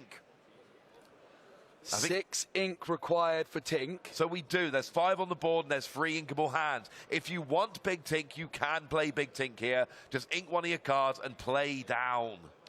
Yeah, absolutely. Tinkerbell, of course, when she enters the board, dealing 1 damage to all opposing characters, which would clean up that Bucky, putting them into the discard pile. Which I really like the idea of that. And honestly, I think you can almost afford to ink the snake here, because Madam Mim Fox with that rush is such a nice card for potentially getting them later. I'm not saying what Yannick is going to do, but that would be my preference here. I would want to ink the snake. And that is the snake being inked, so that you can then play Big Tinkerbell, and you've got Madam Mim Fox with much less risk with Bucky off the board. Tinkerbell now enters play. Yannick currently at 14 lore, has not done anything yet with Benja this turn. Could quest with Benja. And decides to do so. Game is very much on board here for Yannick. There is 6 lore on the board, 2 from the castle, 2 from Benja, 2 from Giant Tinkerbell, and only 4 more lore needed to round out the game next turn. And Robin says, you know what? You're close enough for me. Let's go to game 2. And it was the Giant Tinkerbell coming down that was the real difference. We're in top deck mode, but it totally worked, just nudging over the line there, and actually winning by quite a bit of lore in the end. Yeah, and I think you can really see this color combination of Amethyst and Steel putting in some serious work against Emerald Steel. The Queen's Castle being pretty difficult to remove. 1 got removed by Rise of the Titans, but Yannick says, okay, here's another one. Controlled the boards with cards like Baboom and Tinkerbell, and just was able to cross the line in pretty dominant fashion. Yeah, it was real edge of the seat stuff, because it was turn after turn of, I'm going to top deck, and then I'm going to play whatever I top deck. But having that castle in hand, so you can play it down and just, and that ticked up, was it 6, 8 lore or something, just from the castle? It really came around in the end. The castle's one of those things where a lot of players have the opportunity to get rid of it, but not every deck does. And because it's got that 7 willpower, it actually takes a lot sometimes to get rid of it. And we saw with Robin not being able to get rid of it, that really was a difference. And then when we started seeing, well, now I've got Big Giant Tinkerbell, now Bucky's off the board, and being able to build up a couple of cards using the castle again, that all added up to a victory in the end. Oh, also, while we're here, do make sure you follow all of the appropriate social channels with the hashtag, with the / Disney Lorcana. Yeah, absolutely. And if you are also wanting to watch this stream in the German language, there is our wonderful German co-casters doing that over on Disney Lorcana EU. Yeah, good dudes. Been hanging out with them a bit, playing some games with them after the stream ended yesterday. So you got your choice of languages here, English or German. Either will be fine. Now, I believe we're having a little bit of a look at the mulligan phase here for Robin. We got the 1-cost Diablo and the 1-cost Robin Hood. They are cards you like having early on. Oh, we got Chernobog's followers. Decent. Oh, and actually just 2 cards from Yannick, like in the rest of the hand. Yeah, it's a pretty confident mulligan there from Yannick. We did see a lot of Chernobog's followers being kept as we have a little gander inside the deck, see if we can see any cards we haven't quite seen yet. Got that Robin Hood package, of course. We see an Avalanche in there as well. That could be a really big card to deal with a Hidden Cove potentially if Robin's playing that. We talked about that a little bit earlier on as another way of dealing with locations. Not something you always see in Amethyst Steel, but definitely a very interesting card to be played. Oh, it absolutely is. So. And there is a Hidden Cove as well in Robin's hand. It's not just there, it's in the opening hand. In fact, there's two. One in the inkwell now, but one still in the hand. Diablo on turn 1, so Robin sees the hand, and there's no Babooms available for Yannick. So Robin now might be pretty tempted to try and shift in a Diablo in the not-too-distant future, if that is an option available to them. And I can see a Diablo in Robin's hand. Oh, that is going to be a good start. You just need the Bucky, and it's basically perfect. The top deck for Yannick was that Giant Tinkerbell. Very good last game. Not quite enough this early in the game. So we are inking the smaller Robin Hood and playing Chernobog's followers. Of course, like you say, the fact that you can quest and then replace it by drawing a card is, frankly, a pretty big deal. Yeah, so Diablo is available. There is also a Sudden Chill, which is in action, but no Bucky. So Sudden Chill gets discarded. Diablo shifts in for no cost at all. So Robin still to ink and then play a card. It's Ursa the Deceiver, which goes into the inkwell. And the Hidden Cove is played. And it looks like Diablo's going to fly on over, find a perch, make himself comfortable, and then quest, of course, because that draw ability only works when Diablo is exerted. Now, every time Yannick draws a card, Robin will draw a card, and if nothing else, it's going to happen at the start of your turn. But it means if you use Chernobog's followers to get yourself an extra card, Robin gets an extra card as well. It is mean. It is one of the most impactful cards in the entire game. Diablo and Bucky coming around is what really made Emerald sing. Yannick draws, and so does Robin because of that Diablo. Now, with Diablo being inside the Hidden Cove location, that means that it's currently got 1 extra strength and 1 extra willpower, if I'm not mistaken, which means it's a 3 strength and 3 willpower character currently. Makes a big difference. The 2/2 is much easier to get rid of than the 3/3. It does make a huge difference. Things like Sisu taking out all of your 2 strength characters, things like Baboom dealing 2 damage. There is a lot that will take out a 2/2, but not a 3/3. Here comes Madam Mim Snake, bouncing out Chernobog's followers to hand, and you end the turn with a decent-sized character on the board, decent stat line. Yep, and it's Let the Storm Rage On, drawn by Robin. Chernobog's, of course, could have drawn for Yannick, but then so would Robin due to the Diablo. So instead, bouncing it back into hand, and it could perhaps be inked a little bit later on. You're playing the Madam Mim Snake from your hand and adding a card back to your hand, so you're not really whittling your hand down too much, which is going to help you keep inking each turn, getting to 6 ink, and trying to get some board control with that Tink. That does help. Sudden Chill going into the inkwell there so that we can play a 1-cost Robin Hood and pay 1 to move it over to the Hidden Cove. No secret what Robin's like in here. It is all about getting those characters in play and into the cove for that little bit of extra protection. Yeah, Hidden Cove has 6 willpower on it. Not gaining any lore passively. Of course, this Madam Mim Fox could deal 3. Yannick draws, and of course, with Diablo being exerted, so does Robin. Yeah, the Snake could go and do 3. You would still need to find the 3 from somewhere else here. Oh, there's decisions to be made from Yannick. Does not look like an easy one. And part of the reason here is the maths has all been thrown out of whack. Because the Hidden Cove is adding to the stats, you've got to think the plans you had to take down these characters before are not there any longer. So you need to try and ink something, and then you need to try and find something to play. You're inking the Robin Hood. We see that card being such a good card. Not one we often see getting inked unless you have access to more. And here comes Mr. Smee. Mr. Smee, and I don't think that's all for Yannick, with still 1 ink available as Chernobog's followers comes through as well. And the Madam Mim Snake could quest for 1 or could damage the Hidden Cove by 3. Decides to quest for 1. Robin at 2 lore. Yannick with the first point on, in fact, now also at 2 lore as well, because they quested earlier on with that Chernobog's followers before bouncing it back with the Snake. And here it looks like Yannick is looking to go wide, saying if I can get a bunch of characters out, you might not be able to deal with them. So Robin here, he's got the Diablo, got the Robin Hood. They're both sheltering in the cove. What can we add to this? There is a Robin Hood in hand if we want to start playing around with shift, which we do. Robin Hood shifted in, only costing 3 for Robin. And it is also in the hidden cove, of course, still.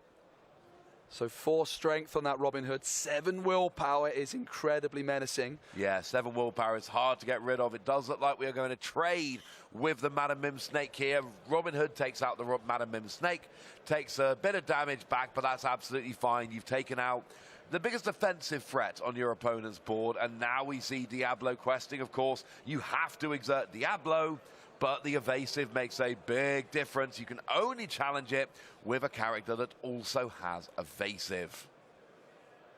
Yannick going to draw, and of course, that means Robin's going to draw Benja Found. A big problem for Yannick here with this Diablo still on the board is that these rabbits, they're uninkable, and every time you play a rabbit and Diablo's exerted, not only are you drawing, but so is Robin. And I do want to go back to the mulligan, Ross. We only saw 2 cards mulligan by Yannick, and there weren't many cards like Baboom available. Now, with this hidden cove, the Babooms might not have done that much anyway, but I do wonder if Yannick at this stage in the game is wishing they were a little bit more aggressive with their mulligan to try and find some early game answers to this Diablo. If it sticks on the board around for long, it can be a real problem, of course. Yeah, Emerald generally has better draw than you, and they're also stealing your draw. It's a bad combination. They are just taking advantage of every trick they've got here. We do see the Madam Mim Fox trading with the Robin Hood, but Robin Hood has taken down the Madam Mim Fox and the Madam Mim Snake. That was a good trade from Robin's side of the board. And it also gets to draw a card when removed in a challenge, Ross, as well, which is it does. Really nice benefit as well. It's taking a lot for Yannick to actually get rid of them. We can start questing with Mr. Smee here. Quest for 2. As a 2 cost, it is a phenomenal quester. Free stat line, quest for 2. Ridiculous stats for a 2 cost. With the gigantic downside of at the end of your turn, if it's exerted, you have to take a damage. Use it 3 times. That card is gone. Unless you have a captain. And yes, my favorite captain I've discovered is Piglet Poo Pirate Captain in Amber Steel's songs. We've seen that a few times, being a really cheeky way of doing it. We see Benja being the card Yannick is considering inking here, and does have access to Chernobog's followers as well, which could be developed, but decides instead to ink the Chernobog's followers, perhaps fearing the Chernobog's followers being removed by something like Let the Storm Rage On. Yeah, which would be a less than ideal scenario. So over to Robin here, we got strength, strength for Raging Fire in hand, but we are instead looking at a different card. Storm Rage On it was. Yes, it was, and that will rage and take down Mr. Smee. You deal 2 damage, but because of the damage Mr. Smee took at the end of the previous turn, that is enough. Oh, and by the way, stop me if you've heard this one before, Robin gets to draw a card. Yes, and there's the Beast Tragic Hero, another big threat that Robin has. Yannick draws, and guess what? So does Robin. It's double Benja. Yannick does have Tinkerbell in hand, creeping towards that 6 ink mark. But there's 2 big differences in Game 1 and Game 2. Difference number 1, Yannick has not got the castle down. That was huge in Game 1.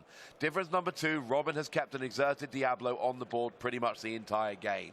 And with Yannick not getting that passive lore and Robin getting a whole bunch of extra cards passively with Diablo, that is really shifting the dynamic of this game. Robin is in a good position, and Yannick is kind of scrabbling a little bit because, I mean, look, you got 4 ink down and you're playing a Benja.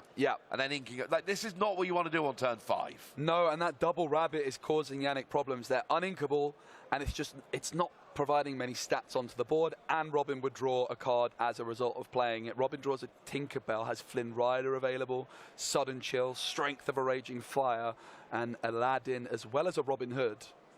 Lots of options, lots of cards in hand, and I think much of that, Ross, is down to Diablo. Yeah, we see an Aladdin coming down here, going into the inkwell. It's great if your opponent's playing lots of items, not so good with the rest. So instead, we just play a Robin Hood.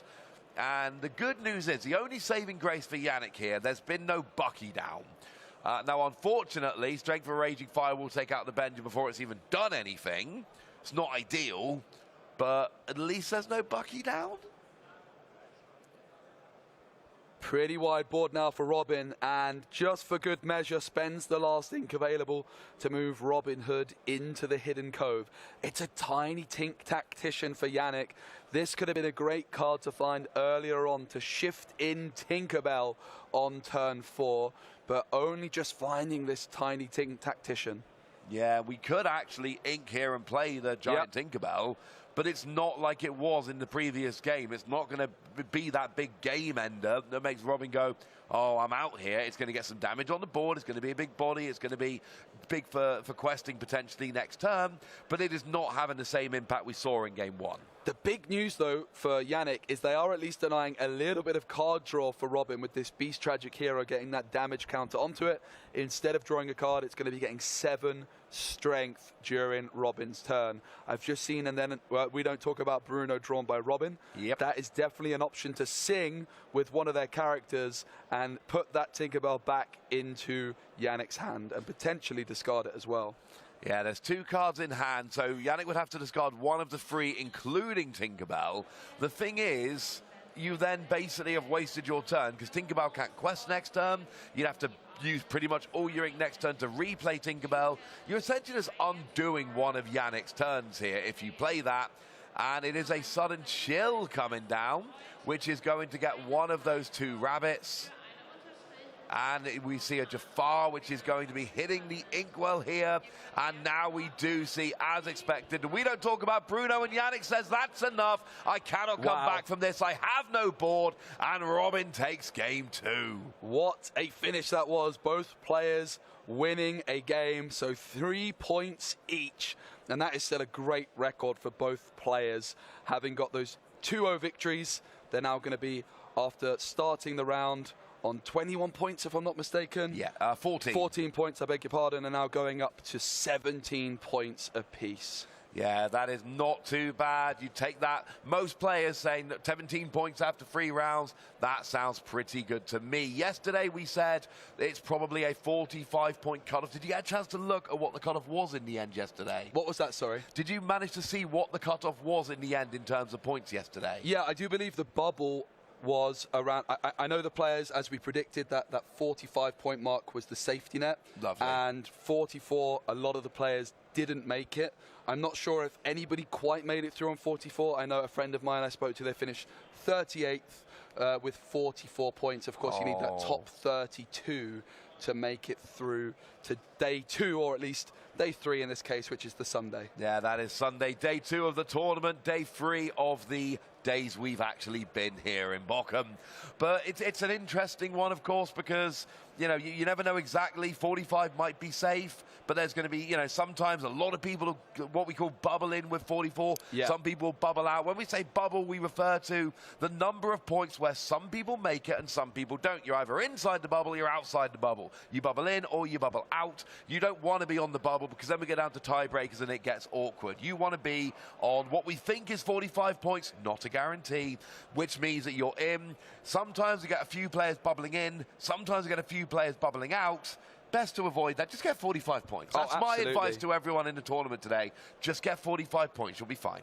Yeah, and a big way to get to that 45 points is with the help of those bonus points, which you get for those 2-0 victories. But of course, those 3 points you get for a 1-1 are also incredibly important. You just want to keep consistently winning as many games. Every game of Disney Lorcana matters with this 2-game format, and that's what I love about it so much. Yeah, it is very, very nice. We had a game going very late to time yesterday when game 2 started with only about 5 minutes left in the round. But unlike, you know, in a best of 3, you win game 1 and then game 2 realistically probably isn't going to finish. Whoever won game 1 is probably won the series. But in a best of 2 format, well, you win game 1, and then the player who won game 1 is really incentivized to get 4 points for the second game, whereas the player who was defeated in game 1 goes, well, I can still salvage 3 points if I win game 2. It's one of the things I really like about the 2-game series is this idea of, you know what? Every game is super important. You don't get the, there's not enough time left, why even bother, I lost game 1. No. You rush for that victory game 2.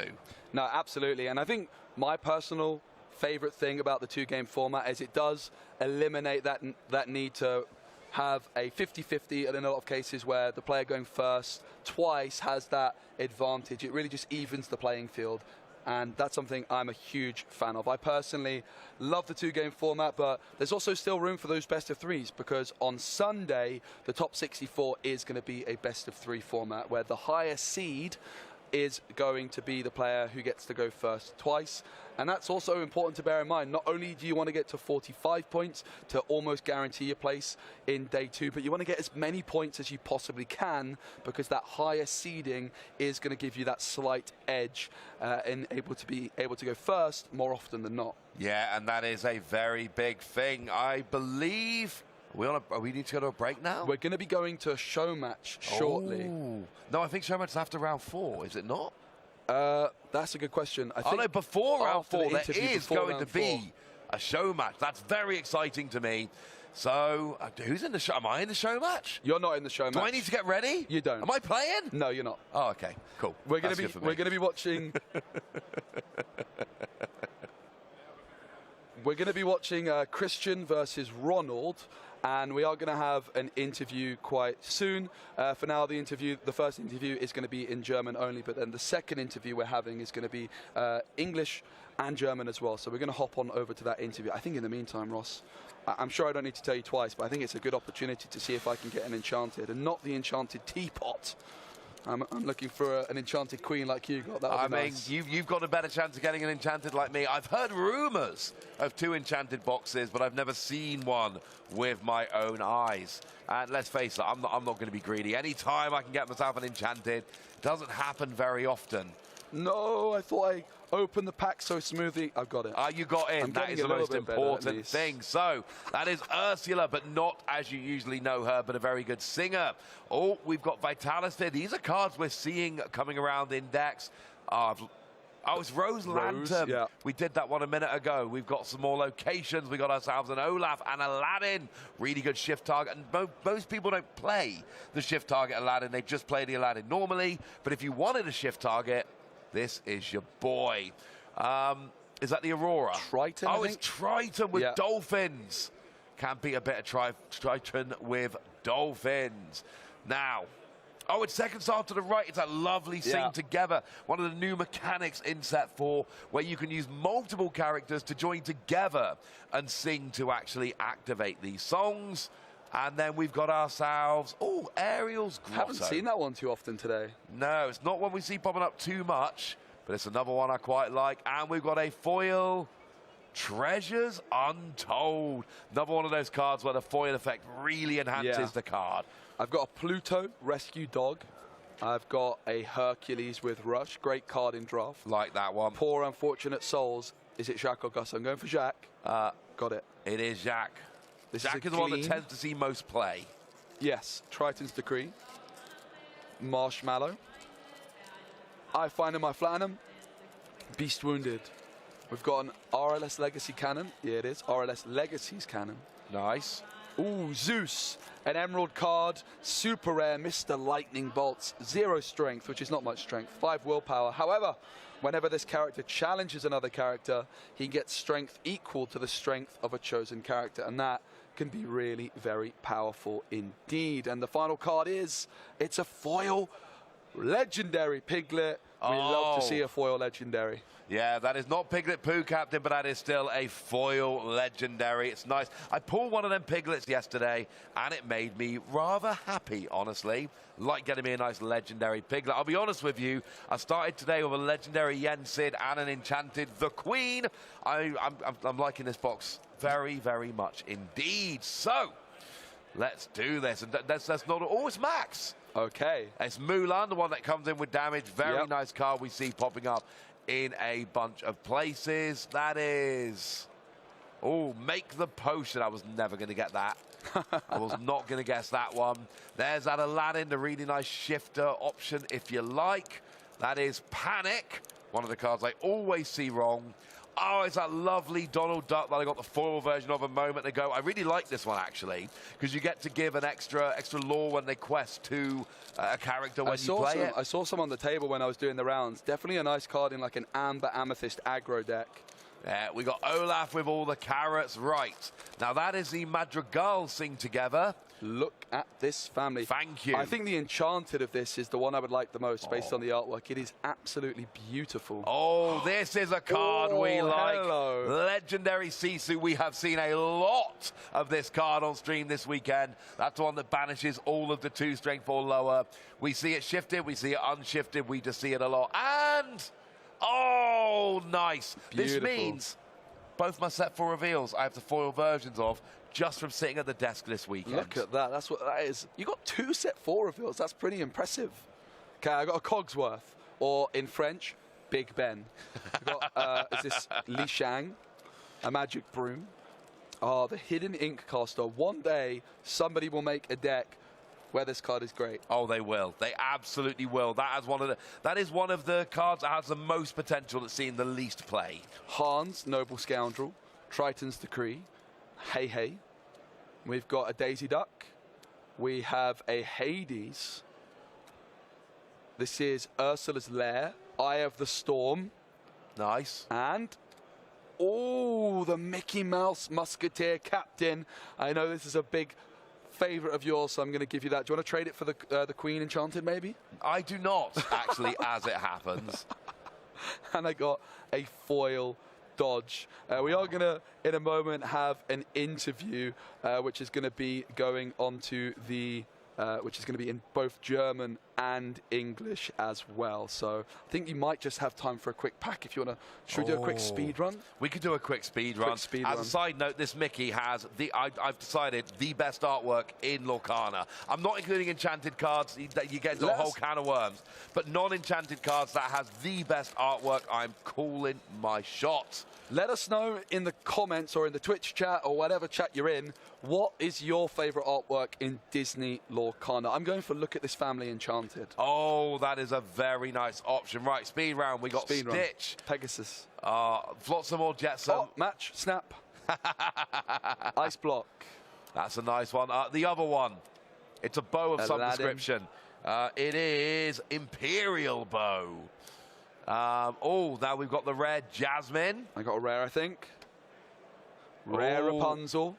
This is One Last Hope. Another card we don't see too much, but there is potential. And I got an Eric's Bride, and my foil is a Beast Wounded. Lumiere, which I feel like is one of those cards that should only come in foil because it's a literal candlestick. that should be shining.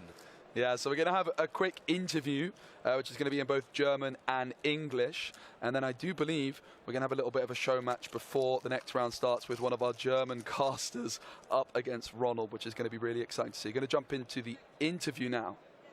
Card deck. Hello, Robin. Nice to meet you. First of all, congratulations for that one win. How was the game for you in general? Well, the first game was quite boring for me. I couldn't get anything going. Maybe made one mistake with inking the Rise of the Titan, knowing he has... Sorry, a bit more. So I make maybe the one mistake where I inked the Rise of the Titan on, I think, turn 3 or 4, where if I hold it, I can hit the second Queen Castle. That made his game. And then game 2, I get off on a good start. I get game board control, and then the game stage is just steady until the end. Yeah. Discarding cards or sending cards back, and then it's okay. Okay, also Robin sagt, dass auf jeden Fall das Spiel relativ ausgeglichen fand. Zumindest hat er gesagt, dass er in dem ersten Match das Gefühl hatte, dass das Spiel auf jeden Fall seinem Gegner gehörte durch das Queen's Castle bzw. das Schloss der Königin, und das zweite natürlich durch seinen Ort entschieden wurde, die versteckte Grotte. Ich werde ihn jetzt nochmal fragen, was er sich hinter der versteckten Grotte gedacht hat und ob das vielleicht auch Teil seines Matchplans war. You played on your second round, you played the Hidden Cove after you knew what your opponent is playing. What was the game plan behind the Hidden Cove? Because we had the feeling that it was a very crucial card in your entire game, in the second game, to win the game. It's a very crucial card because it stops him from just hitting my Diablo away with a Baboom or anything. So once I have it and I have the time to play it, I didn't have a Bucky. So otherwise I would maybe have gone Bucky on 2 and then, you know, discard a couple of cards.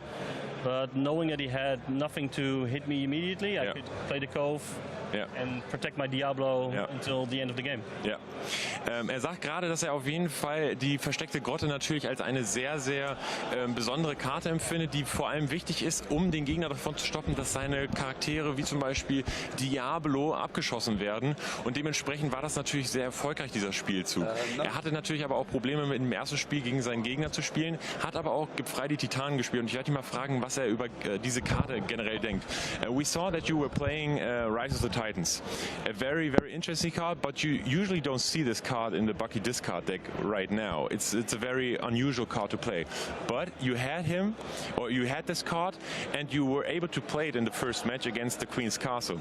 Why do you play it, and do you think it's one of the key cards in the current meta to deal with these Steel Amethyst decks? I do not think it's one of the key cards, but it's, you know, when you have to decide between a couple of cards in the last slot, you have some options, Rise of the Titans, maybe the Flatterum card to just kill all the items, or Zeus. Yeah. And I felt that having the option of destroying an item or destroying a location was worth more than being able to hit a character or being able to just destroy all items. Yeah, I understand. So I decided for Rise of the Titan. It was a last moment decision. Yeah. I think seeing the matchup I played today, I'm quite happy to have it. Yeah, of course. My game one opponent also had Castle. So seeing a lot of castles around gives it value. Ja, so absolutely. That's understandable. Also er sagt gerade, dass er sich natürlich sehr gefreut hat darüber, dass er Gib frei die Titanen im Spiel hat. Er meinte, das war eine Karte, die er, ja, wo er bis zuletzt noch darüber gegrübelt hat, ob er die Karte spielen soll. Hat sich dann aber dafür entschieden und muss nach diesen Matchups heute sagen, dass es die richtige Entscheidung war. Denn das Schloss der Königin ist eine beliebte Karte, wird sehr häufig gespielt und von daher war das für ihn natürlich heute die Karte, die ihm irgendwie helfen konnte. Robin, how do you like the Lorcana Challenge so far? What is your feeling about the event? I enjoy it a lot. It's a lot of fun. I think comparing to other TCGs, it has a more diverse audience as well. So you see a lot of different kind of people just having fun. It's not important to, of course you want to win, but not everyone is here to just win every game. Yeah. Comparing it to other TCGs that I played, I enjoy this a lot more. Okay, very, very nice. Okay, er sagt gerade, er freut sich sehr über dieses Event hier, über die Lorcana Challenge und kann auch nur sagen, dass die Stimmung super gut ist und dass er sich darüber freut, ein Teil von diesem Event zu sein. Ich meine, für ihn läuft es ja auch bisher sehr, sehr gut. Wir geben jetzt einmal wieder ab, gehen in eine kurze Unterbrechung und dann geht es hier gleich weiter mit dem Stream zur Lorcana Challenge aus Bochum. Oh, that's... Sorry, mate. I've pulled us back up without telling you. Oh, that's just rude. That was very rude. We might have to have an argument. But why don't we have a chat about Lorcana? See if I can be happy again. Yeah, we just saw that interview, and we have got a little show match coming up in a moment. We as well. do have a little show match coming up between one of our German casters and some of you might recognise. I hear there was an online tournament, and set 1 was won by our caster, and set 3 was won by his upcoming opponent. So we've got a bit of a grudge match going on here to decide the ultimate champion. Amazing. So, yeah, we've got one of our German casters in the building, very passionate Lorcana players, which is really just amazing to see. We've got our other German casters as well, who are going to be watching their friend in action as well. Definitely excited to see who comes out on top in this show match. We did get to see in Lille, we saw Baker play in a show match as well against him, and I do believe Baker was victorious in that one as well. So casters so far have been undefeated in the show matches, I believe, in the Disney Lorcana Challenges. Oh, that's going to be... That's a little bit intimidating. Like, you know, presumably, hopefully one day I'll get my turn. What if I let the side down, Joe? Well, I haven't had my chance yet either. I think if I do get to play a show match, I'm most likely going to bring some kind of terrible deck that I'm just going to try and make look good. I've got my eye on maybe just-in-time locations. Oh. It's fun. It's very fun. It's like definitely not one. bad, but it's not the most competitive in my opinion. Well, but here's the thing. So we have one of our casters on board. And, you know, we say as cast a lot, we want to see spicy things. We want to see different decks. We want to see things that surprise us. So the question is, has our caster brought something a little bit different, a little bit interesting? Are they going to be surprising us? That is a great question. We've got Ronald here over to the right. You can see the lore counter on the table ready to go. And on the other side, we have Christian off to the left as well.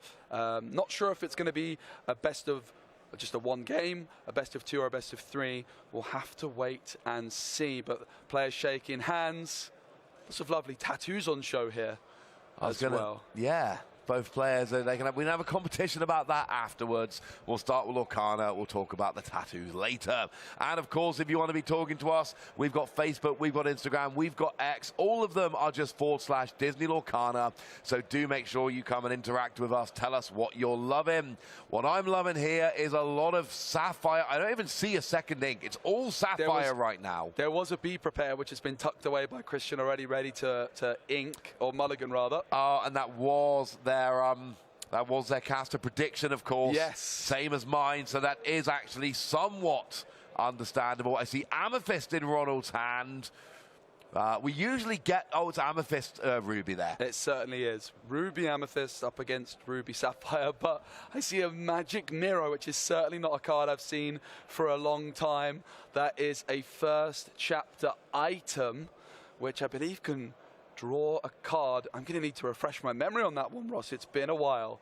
Christian has drawn the Be Prepared. Lucky Dime's still around. I hope they have some ink, because all I'm seeing is uninkables for now. That is not ideal, and that is a problem. You play too many uninkables. Not only might you miss inking, but you might be forced into situations where you're inking something you would really, really rather not be inking. So, we see an ice block coming down here. That is Christian's turn, and we're over to Ronald. Yep, Ronald also inking a card. Doesn't look like they're playing sleeves either, which is a first. We are getting sleeves in Shimmering Skies that are the same design as the back, but they're not out yet. That is unsleeved cards. I don't know how to feel about that, but I do know that Christian is going to be inking a card, and then we are going to be playing... it's one jump ahead. So Certainly that's 3 ink straight away. It's also possible that that Ronald does have some sleeves on these, but they're transparent. And it's worth mentioning that if this was a tournament game, the transparent sleeves are not tournament legal. I've actually found that out myself. You have to have like a matte finish on your sleeves, just because that makes it as difficult as possible to be doing any shenanigans of like marking your sleeves with little things. Of course, if you've got transparent sleeves, it becomes a little bit harder to make judgment calls, and so that's something I found out recently. I showed up to a tournament with my transparent sleeves and I had to re-sleeve them, and we do see the Magic Mirror, I do believe that is, hit the board. Yeah, Magic Mirror is in play. It's not one we see very often there, but you know what? Sometimes you just need to go for something a little bit weirder. And if you have forgotten what Magic Mirror does, you exert it, pay 4 to draw a card. That's a lot of pain. That certainly is. And we see the Chernobog's followers questing for 1, banishing to draw. And it's an abundance of cards available in Ronald's hand here. And we do see a Porpsicle being eyed up there. That would be an option. It looks like it's being inked, actually, that Porpsicle. But, of course, we're going to be playing a 4. We always are. Oh, Hello. The Enchanted Bell comes down. Of course, Bell becomes really good when you've got 10 ink in your inkwell. We're not there yet, but, you know, it's a Sapphire deck. We'll probably be there soon. Yeah, this is the second time we've seen an Enchanted Bell actually on the main stage here as Maleficent comes through for Ronald, adding a goat into their hand for 3 ink. And it looks like they didn't ink this turn, if I'm not mistaken, as well. Not ideal, unfortunately, there. We do see inking from Christian, and then it is a Develop Your Brain. Gets you gets you 1 card, and then 1 to the bottom of your deck. So it looks like how far I'll go. There we go. That goes to your hand, and Bell goes to the bottom of the deck. But there's already a Bell in play. And Bell singing How Far I'll Go here. That makes a lot of sense. And this gets you it not just gets you a card, it also gets you an ink. So we are building this up quickly. We're already up to 5 ink here. Yeah, Sapphire doing what Sapphire does best, which is jumping ahead in ink. We saw that 1 jump ahead, and now How Far I'll Go as well, adding to the inkwell quicker than Ronald is able to do. We can see Prince Eric, Teeth and Ambitions, Queen's Castle as all of the different options here for Ronald, as well as some others. Chernobog's followers is going to be put into the inkwell, and in comes the Queen's Castle Mirror Chamber. We saw this do the business in the previous game, and Ronald's going to be hoping to repeat that success here. Can Christian find something to get rid of that? He's got 7 willpower. It is a real pain to get rid of, and it gets you 2 passive lore every turn until your opponent does. Now we're at 6 ink because after the how far I'll go, we saw just a regular inking last turn. And it seems like we've got, with an ice block in play, and there is a bell in play, Tamatoa in hand, 2 Lucky Diamond, and Be Prepared. They are all too expensive to be played, and the only one that's inkable is Tamatoa. Yeah, Christian, after that opening mulligan, had so many uninkables. It's quite impressive they've managed to get to this stage in the game and continue to ink. So might be having to take a turn off here. Currently at 7 ink now with that Tamatoa going into the inkwell. So perhaps the Lucky Dime could come through here, and it is the Lucky Dime. Has the option to quest with Bell, but might also just want to leave it exactly where it is. Ice block lowering Maleficent's strength to 1, and then Bell is going to challenge the Maleficent, removing it from the board, and Bell only take 1 damage thanks to that ice block. Yeah, it's lowering the strength of your opponent's character so you can challenge and take 1 less damage. Not a bad plan at all, but this isn't what Bell's supposed to do. Bell is supposed to be questing for 5. Questing for so much, it has to be on a skill because you cannot put that many pips on a card. The lore pips, as I like to call them, you can only fit 4 of them on a card. Yeah. So Bell gets 1, but an extra 4 if you have 10 ink in your ink. While we're only at 7 for Christian here, we are not there yet. So Ronald actually up by 4 lore to 1 here. Yeah, that Queen's Castle starting to tick away as Chernobog's followers goes into the inkwell. And we do see a Madam Mim 5-cost Floodborn hit the board. I'm going to be honest, I don't even know what it does. When you exert, play a character. Ross is just double checking for us. This is not a card I've seen in a very long time. There's some very interesting Amethyst 5-cost characters which don't see too much play. So what you do is you exert it and play a character of a cost of 4 or less for free. They gain rush, but they get banished at the end of your turn. So you get a 4 cost for free, but only for the 1 turn. But it also has, you know, it gets 2 lore when it quests, so not too bad. We see Flavisham coming down here, and it is getting rid of that ice block to go and draw a couple of cards. Christian, of course, really needing some card draw here. There were too many high-cost cards, too many uninkable cards in the hand. Christian really needs to start building up that inkwell and start establishing a bit more of a board presence. Yeah, and Christian can also now make use of Bell's lesser-known ability, which is to put an extra card into the inkwell each turn if they so desire to do that. Tamatoa, Lucky Dime, and Be Prepared are the cards available. Lucky Dime comes through onto Bell. The question is, do they have 10 ink? If they have 10 ink... They've got 8. Okay, so they're still a while off from getting that 5 lore from Bell. Now, next turn we're good. Next turn we're going to be fine. Ink normally, ink with Bell. Of course, we need draw. I mean, here on Flavisham is going to be a big deal because you can't just draw 1 card and then start inking 2 every turn. You are going to run out of cards in your hand. Yep, Christian does decide to quest with Bell for 1 as well. And Ronald's going to go ahead and draw. This Madam Mim on the board, remember, it can exert itself to play a 4 cost for free. Oh, now here's an interesting one. So I think we top deck Mother Gothel for Ronald here, which is one of those cards that comes in damaged. But it doesn't matter if it comes in damaged, if it's got rush and gets banished. But it looks like we are instead. So it's kind of like Merlin Goat and Madam Mim Fox all in one here. Because you get the lore, but you also get to rush with a 4-strength character.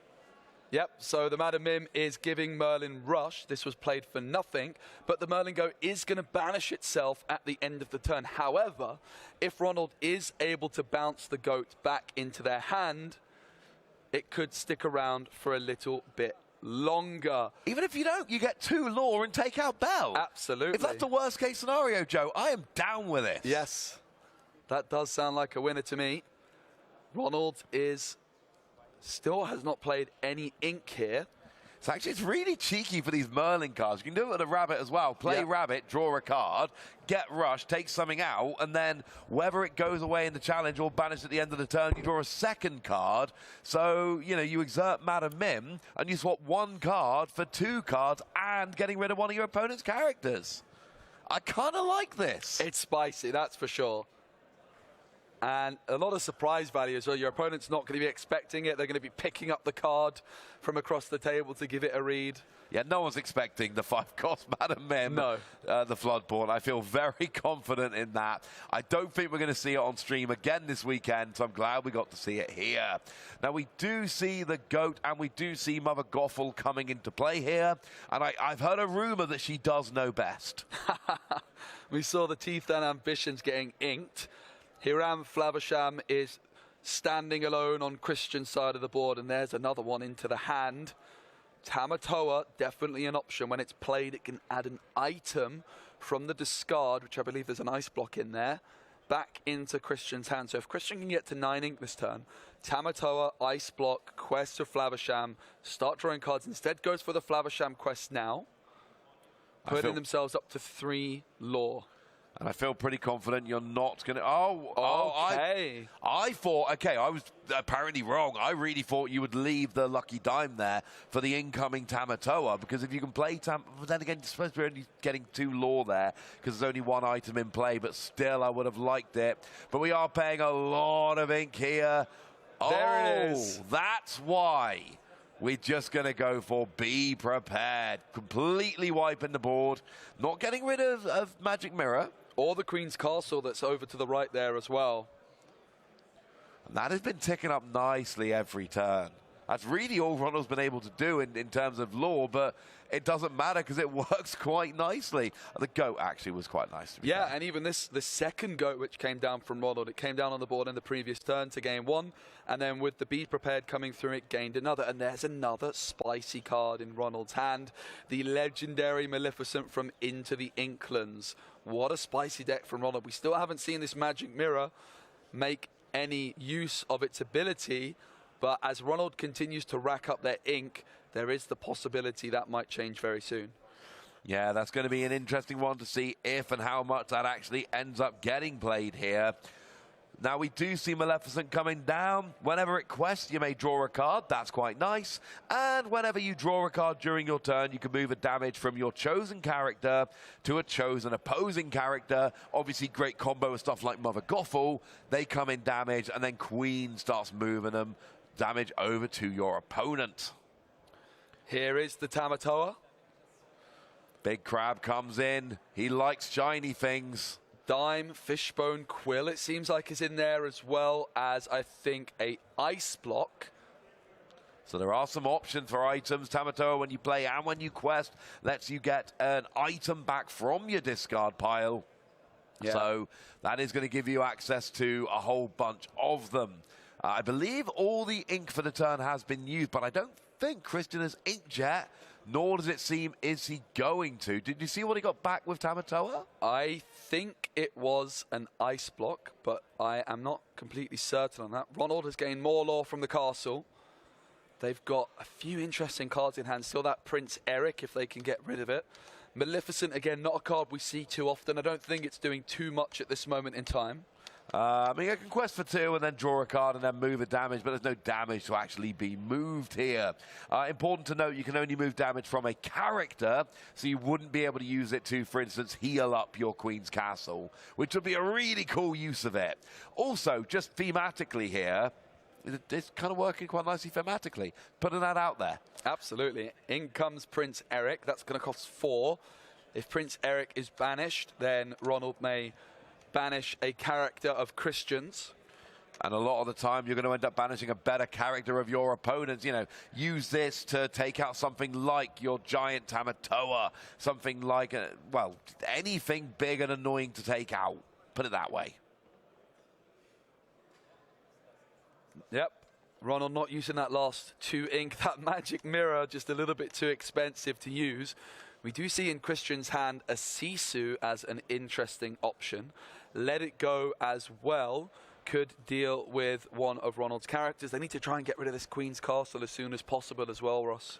Yeah, they really do. That Queen's Castle is building up a lot of it. All the lore really from Ronald has just been Queen's Castle and the GOAT's coming down, and that's got Ronald all the way up to 13. Christian has not been able to put too much together. There is a bunch of ink down there. Still only 8, mind you. So it does look like we've got a Oh. Now, interesting moment. Now, I don't think Prince Eric has been banished here, rather added to the inkwell. So that is going to negate their ability. Yeah, that's a cheeky little play. Get rid of it without activating the ability is a very nice way to go about doing this. There's another card I have never seen played before. Mama Odie, 4-cost uninkable. Ross says, I have no idea what this card does. These are the kind of things we wanted to see from the caster showdown here. Mama Odie, whenever this character quests, you may move up to 2 damage from a chosen character to a chosen opposing character, similar to what we see from Maleficent, and of course comboing with things like Mother Gothel and Beast that come into play damaged. Yeah, really fascinating stuff. Sisu cleans up that Maleficent, and in comes the Ice Block. Christian starting to gain control. But the Queen's Castle continuing to tick along for Ronald with that 2 lore. I think next turn you are just going to have to throw your characters at it. It's not really what you want to do. It's just, it's providing too much. I think it might have gotten Ronald 10 lore at this point. So at least 8. Might be 10 at this point. It is just sitting there ticking along. Mama Odie does get into play here. But unfortunately, I mean, there's not too much going on Ronald's side of the board, but that castle is working. And for what it's worth, Mama Odie does quest for 2. Yep. So we don't have game on board, but we are close for Ronald here. Yeah, that is an expensive card. 6-cost uninkable on Mama Odie. Christian with a Flaversham in hand at the top. There is a dime available as well, but uses the Ice Block onto the Mama Odie now at 2 strength. And in comes a Brawl to deal with that very efficiently indeed. You've got to get rid of that Queen's Castle. It's been there too long. You've got to find a way to get that off the board. That is going to be what loses you the game if you're Christian. You have got to get that Queen's Castle off the board. There's a lot of ink being played right now for a Hiram Flavisham. And we do get to get rid of the Ice Block. We get to draw a couple of cards. We've got a Let It Go and a Porpsicle. Oh, no, 2 Porpsicles, sorry. The foiling put me off. And there's another Sisu as well, just for good measure. And Christian has a decision with the Sisu and Tamatoa. Will they quest or will they challenge into the castle? And I think, as Ross has called it, castle has finally been removed by Christian, who's starting to dominate the board. But of course, Ronald at 15, if they can start stringing some goats together, and we might see the magic mirror finally start to put in some work for Ronald. Yeah, it's weird. It's a 2-cost card, but it's kind of a late game card. Yeah. Because you've got to pay 4 ink to actually use it, it's late in the game. My inkwell's pretty full. I don't have a lot of cards to play. Might as well also use Magic Mirror. And they're just 1 ink short. Yeah, they've only got 8. They would need 9. And this is where Ruby Sapphire starts to look really very scary indeed. Sisu questing for 3. Tamatoa currently questing for 3, and that can be increased even further, gaining 1 lore for every item that is played. Lucky Dime in hand, ready to go for Christian as well. Yeah, that Lucky Dime combined with Tamatoa, that's how you build up. Bell, now I believe there is 10 ink down there now, or at least pretty gosh darn close. So it might be 9, but we can get, it is 9. Or is it? Oh, it's so hard to see sometimes. I think it's 9, but you ink 1 card, you can get your Bell out. So yeah. Bell, Tamatoa, Lucky Dime, this is the point in the game where those cards absolutely start shining, getting you up to 20 lore and winning the game. Hiram Flavisham puts a Popsicle into the discard. A Fishbone Quill was found, and a Fishbone Quill is swiftly inked. There's only 1 item down, so Tamatoa's not that terrifying yet. Oh, it does look like we're going to see something big. It's a Lucky Dime, and Lucky Dime can immediately go and get free lore from either Sisu or Tamatoa. Either of those would give you free. It doesn't matter which one you choose. Nominally going for Sisu, but it doesn't make a difference. They both quest for free right now. Yep. And that's going to be a nice big jump for Christian. Ronald still on 15 lore. This Man and Mim does quest for 2, which could put them up to 17. And then could just be a goat or 2 away from victory. Yeah, but the problem is Sisu is going to take it out immediately. Sisu is a very good challenger when it's on the board. Yep. And it's not really... I mean, it can quest for free or it can challenge. Sisu is an absolute monster when it finally does come down. It's got 5 strength. So, you know, the Mama Odie would be... I'm pretty sure will be going down to that one. Oh, sorry. No, it's not Madam Odie anymore, is it? It's Madam Mim. Either way, it's going down to a Sisu here. And the last free law, that is going to be what Ronald is scrabbling for. Where does it come from? So Tamatoa is going to quest. For free. And then I would imagine we're going to see a Popsicle added back into Christian's hand and possibly played with that 1 ink that is remaining. Got to imagine that's where you want to go with this. Yep, Popsicle added back in, and 1 is going to be spent for the Popsicle to draw Christian another card. And it's an aerial treasure collector, which with the lucky dime could gain you 5 lore instantly. Even though you cannot quest with aerial the turn you play it, what you absolutely can do is play it down and then you use lucky dime to copy. So that is a very nice call we can be doing here. And Sisu, instead of questing for 3, going to sing How Far I'll Go, adding an extra card into the Inkwell and adding an extra card into Christian's hand as well. It looks like we've got to ink How Far I'll Go, so we can have another Popsicle in hand. The game is really running away from Ronald here. Top decks, is that another Madam Mim? It's a Ruby card, which, again, I've never seen before. It's not a GOAT, which is what Ronald was hoping for. Yeah. Does still have the Magic Mirror available, though. So yeah, and you could use Magic Mirror and still have enough ink left to play the GOAT if you got it. And the Madam Mim could exert to play the GOAT for free and gain Rush as well, if that's something Ronald wants to do. It could. Now, we need to start looking over at Christian's side of the board. Is there any way they get 12 lore next turn? In theory, you quest with Tamatoa for 4, yep, and then you can Lucky Dime for 5, and quest with Sisu.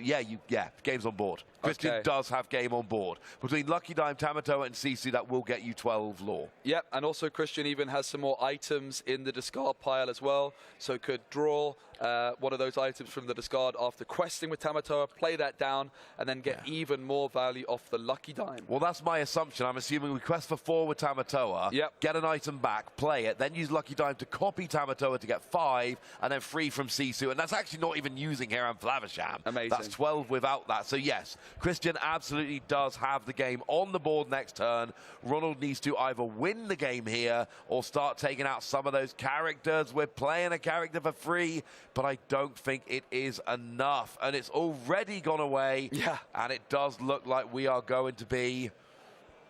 Oh, there's free damage on the Sisu, but that is not going to be enough. And I believe that is game in hand on board for Christian here.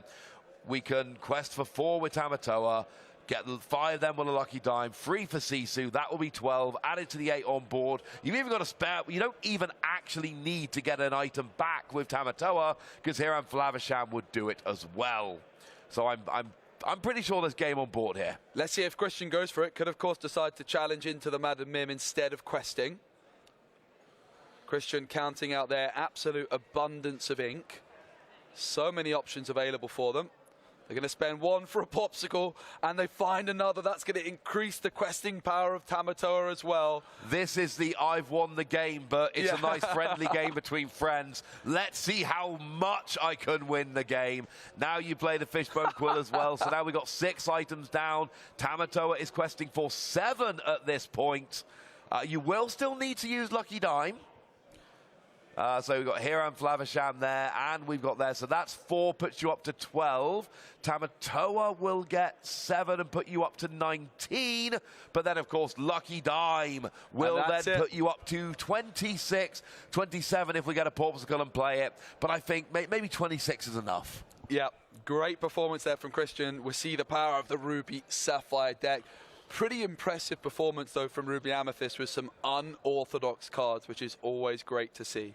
I mean, we're seeing things like the 5-cost Floodborn Madam Mim. We're seeing Mama Odie coming in. I'm literally having to look up a couple of cards as we're going here, because I don't think it's fair to assume we remember what Mama Odie does at this point. That was a set-free card, which, you know, we can see the potential. And it's always kind of fun when we see players bringing something really outside the box. It shows, look, these are not top top-tier meta cards, but look at the potential they have. And sometimes players like that, all it takes is one new card, two new cards in a new set, and then all of a sudden that practice they've had with this deck, they can put one or two new cards in, and it propels it to be a top-tier deck. Emerald Steel, set 3, it's all right. Yep. But then you bring in Diablo, and it's a you game bring in changer. Bucky. Oh, look. Yes. Now all of a sudden that becomes a phenomenal deck.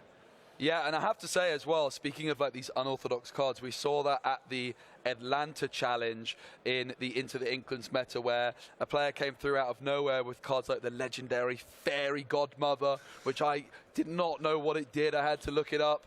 And it's those kinds of cards which, if you can find the right kind of card everyone else is sleeping on, you can get a huge advantage in the deck builder coming into these tournaments. Oh yes, and the thing is, when you're playing something truly weird, you will win games because your opponent misplays and they have no idea that they're misplaying because they don't know the optimum way to play the matchup.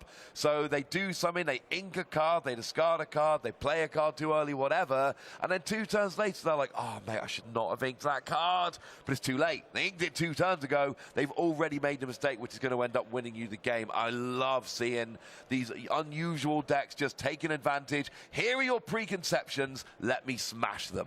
Yeah, absolutely. And it was great to see a little show match. Hopefully we can get some more of those during the weekend. I do believe we took this show match during the players' lunch break as well. We did. So the players, of course, 9 rounds of Swiss is a long slog. So making sure that everyone's got time to get some food in them, making sure they're nice and energized as well. Of course, here in Bochum, it's the home of the Curryverse. Have you had one yet, Ross, since you've been here? I've had Currywurst, but not on this trip yet. So that is something I need to remedy. I think today might be Currywurst day. I think when we finish, I've been given a recommendation of like the local spot. I think we need to try and visit that if we can at all. Cool. Sample Make sure you some wrote that local down. Currywurst. I'll come with you. It will be amazing. I had Currywurst in Stuttgart. It was stunning, but I'll tell you what, I hear Bochum is where you're supposed to get your Currywurst. Yep. We'll fix that later. For now, we're going to fix a little bit of a break. Yep. And then we're going to be back with more wonderful Lorcana action. Yep, it's not going to be long at all. Back with round 4 very, very soon.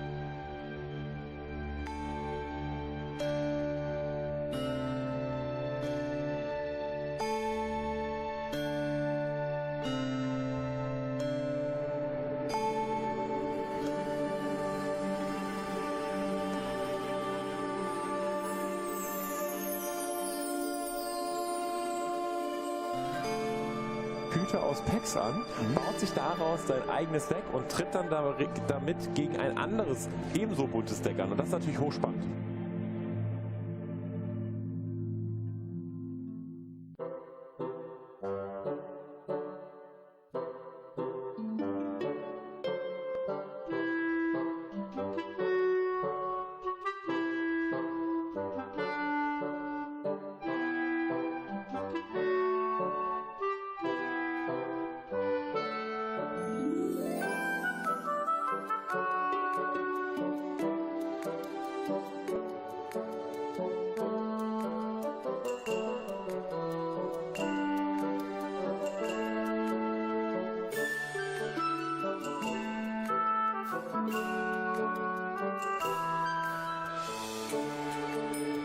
Open us, or should I? I'll do it. Cool. Yeah. Okay. 3, 2.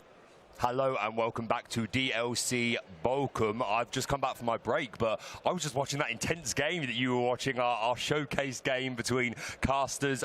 What an incredible deck. I was walking by with a coffee and I heard Ross say, and there goes the magic mirror. I almost dropped it. That was a lot of fun, right? A lot of interesting cards that we don't see very often. Yeah, there's even this 2-cost Ruby character. I'm still not actually sure what it was, I have to be honest. So it was really nice and refreshing to see, of course.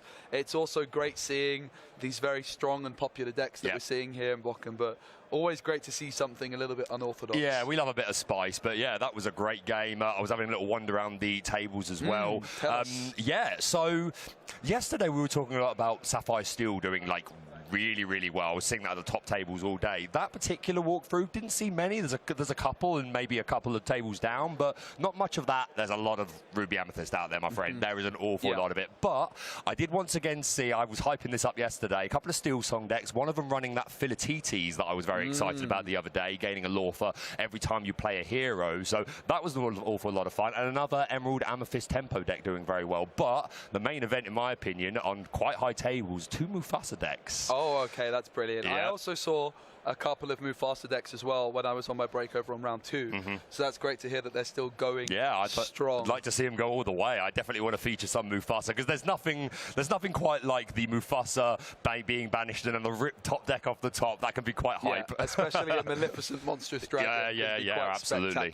But yeah, it was great and great to watch our showcase game, but I am more than ready to get into round 4 of DLC. We've got 9 rounds in total today. Again, the top 32 players from today's event will combine with the top 32 players from yesterday's main event to combine tomorrow for our top 64 cut with everything to play for. A bunch of great prizes, qualification for the European Championships, and again, just a lot of pride.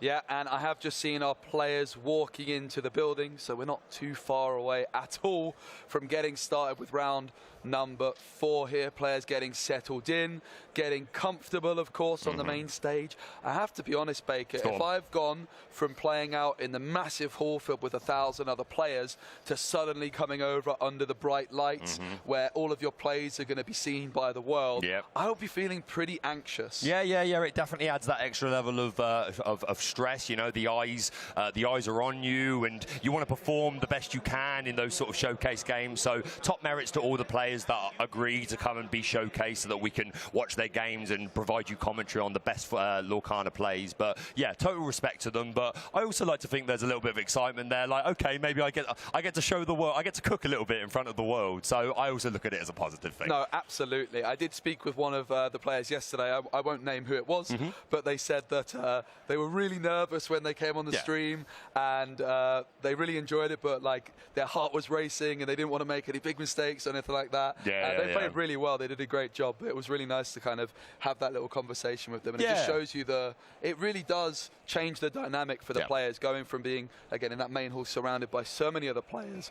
And it's also just been great, Baker, to see the variety of people in terms of people from different backgrounds, different ages, all having fun playing some competitive Disney Lorcana. And let's not forget, Baker, what's going on upstairs? Because we've got the main event downstairs, but there's more going on upstairs, isn't isn't there? There is. There's plenty of card games being played over the course of this weekend. We've got a bunch of side events going on upstairs. Of course, all can earn you tickets for that prize wall that we were talking about earlier, with so many great prizes. You can get non-foil versions of the Cinderella Stout-Hearted, the Rapunzel Gifted with Healing. If you get enough, you could even get that Cinderella playmat as well. That's pretty cool. I want the T-shirt and the hat. Yeah. That's what I want. Official Lorcana merchandise. So there's lots to play for, and we've got lots of different side events going on as well. There's the, I think it's a pack battle. Yep. I'm maybe getting the name pack battle. You get 2 packs, and you just go, right, this is our deck, shuffle up, and you play. So that seems a lot of fun. There's on-demand pods, so you don't, like, there are scheduled events taking place. Yep. So this is at this time, this is at this time, but also just on-schedule pods. You can come along, you pay for your entry, and you get one of these really cool just black buzzers, which you carry around with you, and as soon as they've got 8 players, or however many they're looking for, they push a button, they all buzz, and everyone makes their way and plays a little pod. There's draft going on, there's seal going on, so many different events taking place upstairs. It's a Lorcana extravaganza. So well, even if you don't perform as well in the main tournament, or maybe you didn't want to play in the main tournament, maybe you're here with family and you wanted to give it a go and start to learn the game, then that's an absolutely fantastic way to do it. And you said about the good vibes in the room. I've had nothing but good vibes walking around. Obviously, players want to win. You know, people take this really, really seriously. Intentions are high, but overall, I'm seeing a lot of smiles, a lot of good sportsmanship, which is exactly what we want to see. No, absolutely. And with this tournament being quite unique, being over 3 days as opposed to the usual 2, it also provides that opportunity for the most competitive players to play in some side events on the day they've not made it. For the players that qualified for the top 32 yesterday that will be playing tomorrow, today they have the opportunity to relax, play some... Maybe they want to play some more constructed Lorcana with the same deck to get more practice in. Maybe they want to try out some different decks in constructed. Yeah, that'd be me. But maybe even just playing some draft. Yeah, I love a bit of draft. Like, you can just start a deck battles, and just the sky is so blue for Lorcana. And like, you can play multiplayer games, Illumineer's Quest, one of the newest additions to Lorcana. So many different ways that we can play this incredible game. So we absolutely love to see that. Once again, so much to play for this weekend. The Cinderella foil, the Rapunzel foil playmat, lots of packs up for grabs, qualification for the European Championships, and of course the main boy, the brave little tailor, golden Mickey Mouse, right behind us there. That's the big one. Baker, yep, I have news. Please give me news. I've seen the decks. Okay. I'm going to start off. How excited am I going to be? The first deck is Ruby Sapphire. Okay. The second deck is Ruby and Amber. Okay, so is that a chance that we're going to see some Mufasa? Could be. I mean, if players are playing Mufasa, I haven't looked at the exact cards, just the ink colors, but it is a Ruby Amber player up against Ruby Sapphire. Both players here on 17 points coming in to the 4th round, which means they've got a record of 2 0s and 1 1-1. Correct, absolutely. So 7 points in 2 to 14, and then 3 points in another to 17. They've had a really good run so far, and they obviously want to keep that going and get their points as high as they can to hopefully lead them into the Day 2 Cup. But yes, I'm very excited at the prospect of some Ruby Amber. And Mads Jorgensen is our Ruby Amber player. Excellent, fantastic. We'll keep our eye on him. Yeah, I'm expecting some Mufasa. I'm hoping for it. Again, I saw some at the top tables, but at the same time, it could be without a deck list without Mufasa. Again, we've talked a couple of times about the location list running things like Just in Time, Jim Hawkins, Tiana's Palace. So it could be a different variant, but like I said, I would love to see Mufasa hit the board in this game, and we can have some really tense top decks and see what character is summoned to the board by the betrayed leader. And we're just putting our cards out, gonna do our mulligan phase. I've been taking a little look at the deck list. Okay. I'm going to hold off for now to reveal what it is. I don't know anything. I want to be I'm going to be completely surprised. Obviously, Ruby Amber, one of the stars of the show, is going to be this Rapunzel. You can see the alternative artwork behind Rapunzel gifted with healing. That is a big reason to play this color combination. You've got characters which damage themselves. Mother Gothel is the go-to, but now there's also this one-cost Milan, the injured soldier, as well as the beast wounded as other options. So potentially using that Rapunzel gifted with healing to draw an abundance of cards. Players shake their hands. Always great to see the sportsmanship on show. Yeah, and I would also wonder if perhaps we're going to see things like Pluto or Doc or Gaston that all have these abilities to lower the cost of characters that you play. A turn 3 Doc means a turn 4 Mufasa, and Pluto can help you. Even you get to points where you can play the Mother Gothel and then immediately play the Rapunzel to get that 3-card draw. So I'll be very interested to see what the unique counts are in this Ruby Amber deck as we take a look at the Ruby Sapphire deck, a deck that's been performing very well over the course of the weekend, courtesy of Stephen. Probably going to be looking for things like a Porpsicle, perhaps the Fishbone Quill to help him get nice and ramped up early. And if you're just joining us and you're thinking, what on earth does ramp mean? Whenever we talk about ramp, we're just talking about flooding your inkwell as much as you can. Obviously, you can ink once per turn, but you can play cards like One Jump Ahead, Fishbone Quill to give yourself additional inkwell resources. So that's what we mean when we talk about ramping. Now, I haven't seen a Mufasa, Baker. However, what I also haven't seen is any cards which aren't characters. Of course, a Mufasa deck usually wants to play the full complement of 60 characters if it can at all help it. And we do also see a turn 1 play of Mulan Injured Soldier.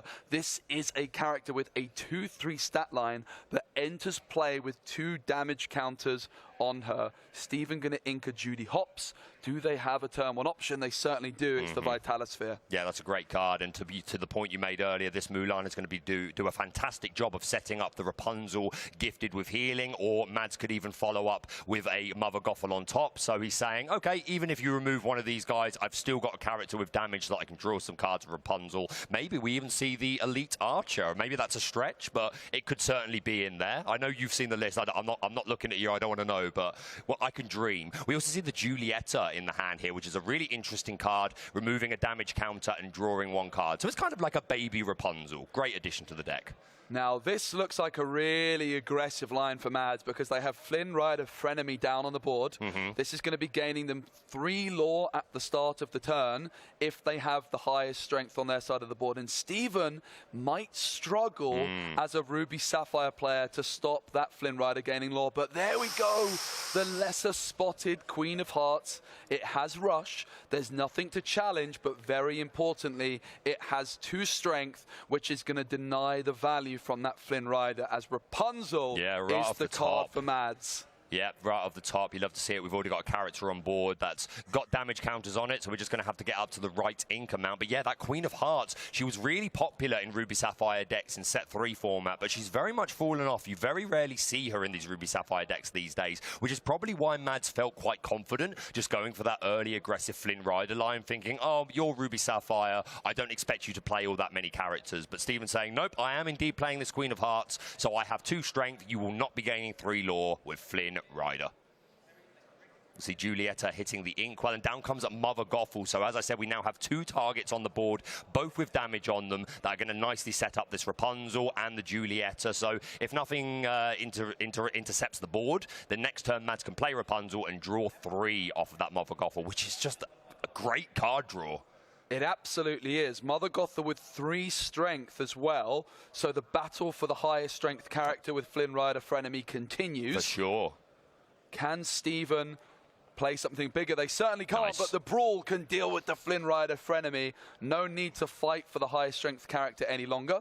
Queen of Hearts could be exerted to quest for 1, but Stephen decides to stay exactly as they are. Mads now could go to 4 ink this turn, therefore could play a Rapunzel with 2 healing options, either the Mulan, but of course that Mother Gothel with 3 damage counters, being able to be healed by 3 would provide them with an extra card draw from Rapunzel. Absolutely, and you've got to imagine that's why the Queen of Hearts didn't quest there for 1. Stephen's got to know the options that this Mufasa deck has open to it, so thinking, well, you could just play Rapunzel and just heal up your Mother Gothel, and then I just lose my Queen of Hearts for nothing. So I think that was a very good play. Also, just a brief note on Stephen's side of the board, it was a couple of turns back, but he inked that Great Stone Dragon, which some of these Sapphire players are using. Additionally to the Fishbone Quill, a different way of ramping your inkwell, but courtesy of the resources in your discard. That's the Rapunzel.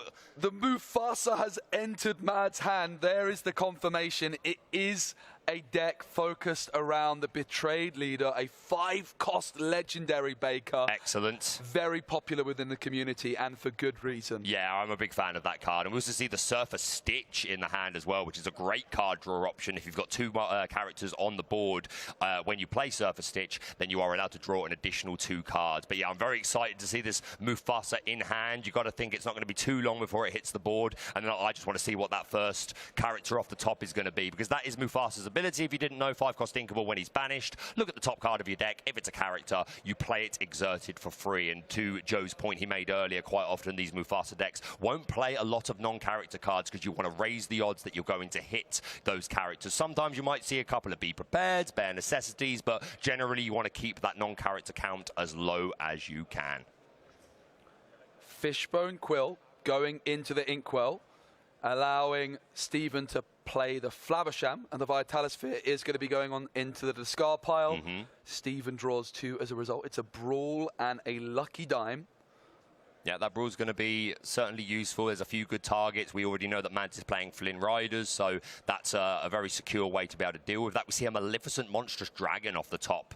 Definitely one of the better hits that we'd like to see off of Mufasa. So that's probably, yeah, I was going to say that won't be online for a while. It might just go straight to the Inkwell. Oh, we're going to see Baker. Is it going to come down? The Mufasa this turn, or is Mads going to wait a little bit longer? Now, of course, Baker, one of the big value reasons to play a Mufasa, which we don't see just yet. It's a Flynn Rider Frenemy as well as a Julieta, healing up the Mulan, drawing a card just for good measure. That is a very wide board Mads has developed. Not scared yet of anything like a Be Prepared or a Sisu because of Stephen just being at 5 ink. And Mufasa is a great card to play around cards like Be Prepared 100%. And Sisu, isn't it, Baker? 100%, because obviously they play the Be Prepared, and quite often that can be all they do with their turn, and then your Mufasa just hopefully replaces himself with another character. So, yeah, I think that was a really nice play from Mads. He knows he's got at least 1 turn before Stephen could be up to that 7. And he's only got 5 at the moment, but he could, of course, ramp a little more, which he is going to do. Going to be singing the How Far I'll Go. Look at the top 2 cards of the deck. One of them goes into the Inkwell Exerted, and one will be added to hand. And we see the Tamatoa and Tremaine, both really strong cards. Yeah, I don't think you'd be wanting to give up that Tamatoa. Obviously, we would expect 4 in the deck, but they could be such powerful, important pieces, especially when combined with a Lucky Dime. We are going to keep the Tamatoa. Yeah, Tremaine into the Inkwell, and we are back into that battle of the highest strength character, with Flynn Rider Frenemy being on the board for Mads. 3 strength, the highest strength on the board right now, which is Mother Gothel. Stephen goes for a 1 jump ahead. Can they get anything with 3 strength or more to deny that 3 lore from Flynn Rider Frenemy? They can't, but again, it's a brawl. There we and go. Again, it's the Flynn Rider Frenemy that is removed. And that, I mean, Mads obviously would love for the Flynn Rider to stick, but at the same time, if your opponent has to spend a good amount of their turn just brawling your Flynns, then you would think that you would keep tempo, especially with this wide board that can quest for an awful lot. So I think Mads is looking pretty good. We also see the Floodborn Queen of Hearts in Mads' hand, which is an additional way of drawing cards. If the Queen of Hearts is on the board, anytime any of your characters challenges an opposing one, you get to draw a card. And that can just come down out of nowhere when you've already got a full board, and then challenge a bunch of stuff, and the card draw that can get for you could be really game-changing. Yeah, it certainly could. It's really interesting to see these card draw options in the Mufasa decks, as Mulan is inked in. There he is. The Betrayed Leader himself has hit the board. I'm excited. I think I already want it to be banished so that I can see what flips off the top, but I'm sure Mads would be happy for it to sit there a couple of turns. Of course, it quests for 2, so Stephen can't really ignore it for too long, because that's a lot of lore that Mufasa will generate if he goes unchecked.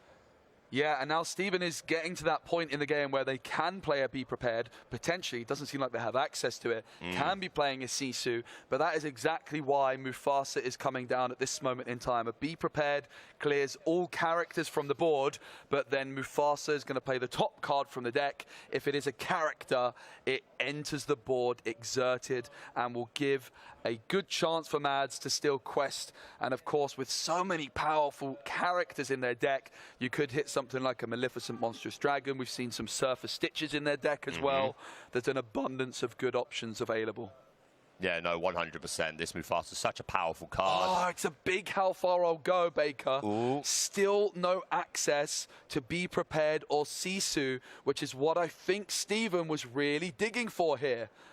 Yeah, there's 7 lore on the board, courtesy of Mads. So Steven is definitely under pressure at the moment, and it could be not long before Mads even tries another Flynn Rider. So Steven definitely fighting from behind. We see the Lucky Dime in hand. There is a Flavisham, but obviously no items to be able to immediately draw some cards. We're going to exert a whole bunch. I think that was 6. And down comes the Madame Medusa, who can, of course, target a character with 3 strength or less and banish it. The Rapunzel is going to be the target there. Are you surprised not to see the Mufasa chosen there? Yeah, I think Rapunzel questing for 2 does make a decent amount of sense. Of course, the risk is on if you hit the Mufasa and it hits something great. Yep, you're right. It could provide Mads with some even more value. Definitely was a consideration to take the Mufasa, though. Mads now play passes on back over to them, an abundance of cards in hand, partly thanks to that Rapunzel as well as that Giulietta Madrigal. Yeah, and I feel like I said that maybe we were going to see things like Doc, Pluto, and Gaston. They could be in the deck, but maybe Mads has just tried to, has just decided to just really increase all these self-damaging cards, the copies of Mulan, the copies of Gothel, and then these extra like baby characters like we see the Queen of Hearts. They're definitely taking a slightly different approach to normal Mufasa decks, but I'm all about it, and he's at 10 lore and looking pretty good at the moment. Couple of Mauis, a Queen of Hearts, and a Surfer Stitch. Of course, that Surfer Stitch, if you have 2 characters or more on the board, when you play it, is going to draw 2 cards. It's an iconic first chapter card. Is that 7 ink? It is. There you go. Surfer Stitch, double card draw. And I really think Steven needs to hit this Sisu or Be Prepared on the next turn. Otherwise, it might just be curtains for him. Have also just seen Mads drawing a copy of Brawl, which is the first non-character card we've seen in their deck. Yep. As they quest with everything available. Mufasa for 2, Mother Gothel, Mulan, and Giulietta for 1, for a total of 5 lore this turn, Mads, as well as drawing 2 off the Surfer Stitch. 12 lore now. Steven still looking for that Be Prepared, still looking for that Sisu, not yet available. No, hasn't found it yet. But yeah, interesting to know that Mads is opting to play some Brawls, or at least 1 as their non-character card, which I do think is a really good choice. You need a way to answer this Diablo, because there's not a lot of answers to it other than until you get to sort of the turn 6 for Madame Medusa, or if you can get to 9 for Maleficent Monstrous Dragon. So I think Brawl is a perfectly good choice to be your sole non-character card, but maybe there are other non-character cards. We will see. Steven's going to start exerting some ink. They are very much on the back foot. They've got a lot of catching up to do. I don't know if it's too late in the game, because there's a lot of lore still sitting on Mad's side of the field. Going to look at the Queen of Hearts, who's going to be challenging into Giulietta Madrigal, which is going to be a nice trade. Take them both out, alleviate a little bit of pressure from the board. Yeah, obviously with Mads being at 15, Steven has to just remove as much as they possibly can at this moment in time. Flavisham into the Inkwell. Are they going to be forced to remove their own Lucky Dime here just for card draw? We're going to play the Brawl. That's going to get rid of that Mulan. So slowly starting to take some of the pressure off of the board. Now comes Madame Medusa, who's going to move that Sisu. Okay, so Steven's done a good job of clearing, equalising the board a little bit, but we move over to Mads' turn. He still has 3 lore on board. That will take him up to 18. And how many cards are we holding in hand? 1, 2, 3, 5 cards. Oh, we see the Perdita as well, Joe. Oh, my goodness. That is super, super cool. Perdita obviously being a 6-cost uninkable character. I think it's 1 strength and 6 willpower, if my mind serves me. And when you play her and when she quests, we can select a character with 2 strength or less from the discard pile and immediately enters play, which is great for replenishing things like Mother Gothel. If you've got a Rapunzel in your hand, so you can immediately play it to heal the Gothel back up, and down comes that Perdita. I'm a big fan of this card. Yeah, so as Perdita enters the board, now Mads looking through that discard pile, selecting a 2-cost or less character. It's going to enter play readied as well, which is going to be pretty difficult for Steven to deal with. Oh, He goes for the frenemy. Flynn Rider. Great, great choice. That is a lot of pressure now on Steven. Needs to find something to match the 4 strength of that Surfer Stitch. But thankfully, he does already have 2 Medusas on board. One of them's going to go to the discard pile, but he's kind of safe for the moment. But still, that frenemy is definitely something that Steven can't ignore. Yep, little bit surprised. Frenemy was the card selected there by Mads, but perhaps playing a longer game. I think there was a Maui in hand earlier on, and perhaps they're just wanting to try and get that 6 strength Maui down. Of course, one downside of this Flynn Rider compared with Mother Gothel is Flynn Rider can be removed by a Sisu, whereas Mother Gothel would survive such a hit. Yeah, that would have been a very good choice as well, opting for the Mother Gothel. Now, Steven definitely has to start removing as many characters as possible, of course. Lucky Diamond, Tamatoa, the cards in hand. Still no sign of Be Prepared, and Steven picks up the cards. I have to say, pretty unfortunate not to find Be Prepared or Sisus. We don't know the counts of these cards, but you've got to assume there's some in the mixer there. Yeah, you would think so. Definitely didn't get off to the start that he wanted, whereas our Mufasa player got all of those self-damaging cards. We saw the Mulan, we saw the Mother Gothel, the Rapunzel was able to get a nice big 3-card draw, the Julieta was able to get some more draw, and then we found the Mufasa. I'm disappointed we didn't see it hit the discard, but I'm sure Mads isn't. He's happy just to take that 1-0, and we're going to move into game 2. Yeah, Mads has got a nice little smile on their face there. Of course, we talked about before the start of the game, that extra little bit of pressure you have when playing on this main stage, but also that extra sense of satisfaction. Perhaps you've got your friends at home watching you play, and it's just going to be a really good feeling to secure that win. Especially, I think, if you're playing Mufasa, you know the community love that deck, and you know people are going to be rooting for you at home. Yeah, 100%. And it's just cool to see someone bringing something that isn't spoken about amongst necessarily the top 4 deck conversation that we have regularly, but Mufasa's still a really powerful deck, and you just saw it demonstrated expertly. It can win against these top decks, and Ruby Sapphire hoping for a better start this time, wants to get ramped up a little bit more. We'll see what happens. Okay, so Ruby Sapphire gonna, of course, be looking for some more board clear options this game compared with game number 1. We can see the hand of the Mufasa player, Lady Tremaine, Perdita being mulliganed away, Rapunzel and Sisu, it seems like, are going to be the 2 cards kept by Mads. There is a Milan Elite Archer in the mixer as well, Baker. Talk to me about this card. Yeah, it's a super interesting card released in Ursula's Return. How much does her shift cost? Is it 4 or 5? It's a 5 shift. Where on the turn that you shift the Mulan, she becomes a 5 strength character, and whatever damage she does to an opposing character, you pick 2 more characters on the board to do the exact same. And of course, we are running that 1-drop Mulan that does the self-damage, so we have a nice shift line there. So that is going to be a really nice play if he can get that off and just surprise the opponent, shift into the big Mulan, challenge something for 5, and then do 5 damage to 2 additional characters. I really hope we see that hit the board. Really love the spice in this Mufasa deck.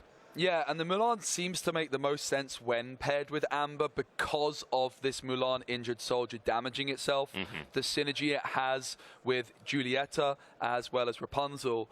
The other interesting combination Mads can do is they can replay the Mulan injured soldier from their discard with Perdita to shift on it down the line. Queen of Hearts inked by Steven and a Popsicle opener. And I do think I saw a Be Prepared in his hand, so he's probably going to feel good to have that because he definitely was missing it on the previous game. We're going to see an ink, and down comes that Mulan, which, as we just said, could be setting up for a future shift into the Floodborn or just setting us up for a Rapunzel / Julieta play to draw some additional cards. We're going to ramp Tamatoa on Steven's side, playing 1 jump ahead to get us up to 3 ink and pass back over to our opponent. Yeah, so Steven inking a Tamatoa. It was Mads in their inkwell. It was a Queen of Hearts 5-cost Floodborn. So both players inking some pretty expensive cards. But of course, at this stage in the game, it's a long way away from being able to play cards like Queen of Hearts or Tamatoa, which is why the players decide that they're better off in the inkwell. Rapunzel getting inked is definitely a very expensive card to put into the inkwell. And maybe a little telling that that there's another one in hand, either that or just doesn't have a lot of inkables, but we know there's at least 3 more in the deck. Well, I know, we would assume that there are 4 copies of Rapunzel in the deck, just because it's so strong and they're playing so many of these self-damaging cards. It makes sense, right? Mulan going to quest for 1. And play is going to pass back on over to Steven. Currently at 3 ink, thanks to that 1 jump ahead. Can go to 4 ink this turn. And then, of course, Mads still would only be on 2 ink, which is the advantage these Sapphire decks have, really.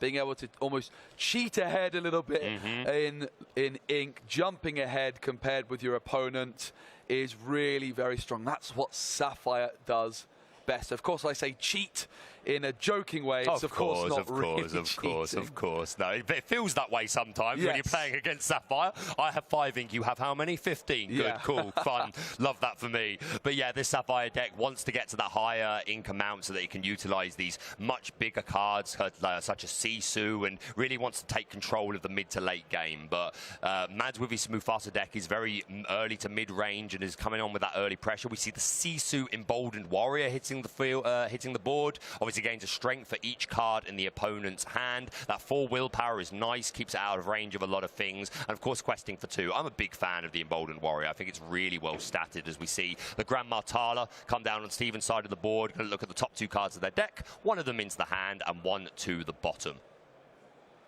Mother Gothel with those 3 damage counters. We did see Mads have a Rapunzel in their opening hand, which they kept, and we did see them ink one. A lot of the time when you're playing Mother Gothel against Steel in particular, she's often very easily removed. For sure. But Steven, with their Ruby Sapphire deck, just doesn't have that same kind of ping damage available. Are we going to see the turn 4 Rapunzel from Mads? Healing up Mother Gothel. There she is. Drawing 3 cards as well. And now Mother Gothel, a 3/4 card, which only costs 2 ink, is exceptionally powerful. Sisu and Gothel quest, and Mads making a really positive start, up to 5 lore already. Yeah, no, fantastic start. And it's funny because when we think about card draw, generally we think about Amethyst. That tends to be the card draw deck, and it does draw cards, but drawing 3 off of Rapunzel just is such a huge tempo swing to keep those resources. So yeah, Matt's going to be very happy with that. We're going to be singing How Far I'll Go with our Grandma Tala. Look at the top 2 cards of our deck. One's going to go exerted into the Inkwell and the other one to the hand. Like I say, ramping is the name of the game. We see a Fishbone Quill in the hand, and like I said, Steven's going to feel good about having that be prepared, knowing that he can answer this board when he feels the need. Yep, How Far I'll Go, of course, going into the discard pile once it's been used. I'm going to be paying 3 for that Fishbone Quill, 3-cost inkable item. And they're going to immediately exert it to get an additional ink. You don't need to reveal it to the opponent. It doesn't even need to be inkable. And of course, as we build those items, so much synergy, not only with Flavisham, who wants to remove items to draw cards, but of course that Tamatoa, who's going to work nicely with them, get a nice high lore total, and hopefully quest big, especially if we can get Lucky Dime on the board as well. We see Mads inking the Queen of Hearts. Oh, is that Gaston there that I saw? Oh, no, it's Giulietta. Oh, it is a Gaston. It is a Gaston. So Mads is playing it. Gaston, a 3-cost uninkable character. And when he quests... When it exerts, sorry, it's Doc that quests, isn't it? Thank you for that, Joe. My apologies. But yes, when he exerts, you pay 2 less for the next character you play. So this deck capable of almost cheating out. That's their version of cheating. Yes. They're going to play characters sooner, but in a different way. They don't need the ink. No, absolutely. Mads going to quest with everything again. Didn't actually play anything this turn at 5 ink. So many 6-cost characters. Didn't want to even play the Gaston, perhaps fearing a Be Prepared, something like this, not wanting to overextend and play too heavily into Be Prepared. That's the sort of balancing act you find when you're playing against Ruby. You want to develop your board, but you don't want to overcommit and provide your opponent with too much value on an easy board wipe. Now Steven's going to have a lot more to think about as a result of Mads not developing their board any further. 10 lore for Mads. They're halfway there. Steven yet to get a lore on the board. Yeah, 100%. Flicking through our options right here. We're going to start looking at our ink. What do we want to pay? We're going to exert 6.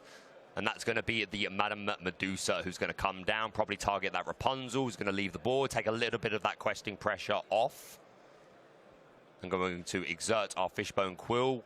Secret Ink, our Great Stone Dragon, and we are still holding that Be Prepared. But yeah, to the point you just made, Mads knows that the Be Prepared could be online. Doesn't know if Steven has it, but he knows that it's online courtesy of Ink. And if it does come down, Mads wants to be able to rebuild a board, especially when he doesn't have the Mufasa down quite yet. Very interesting decision from Steven not to quest with the Grandma Tala.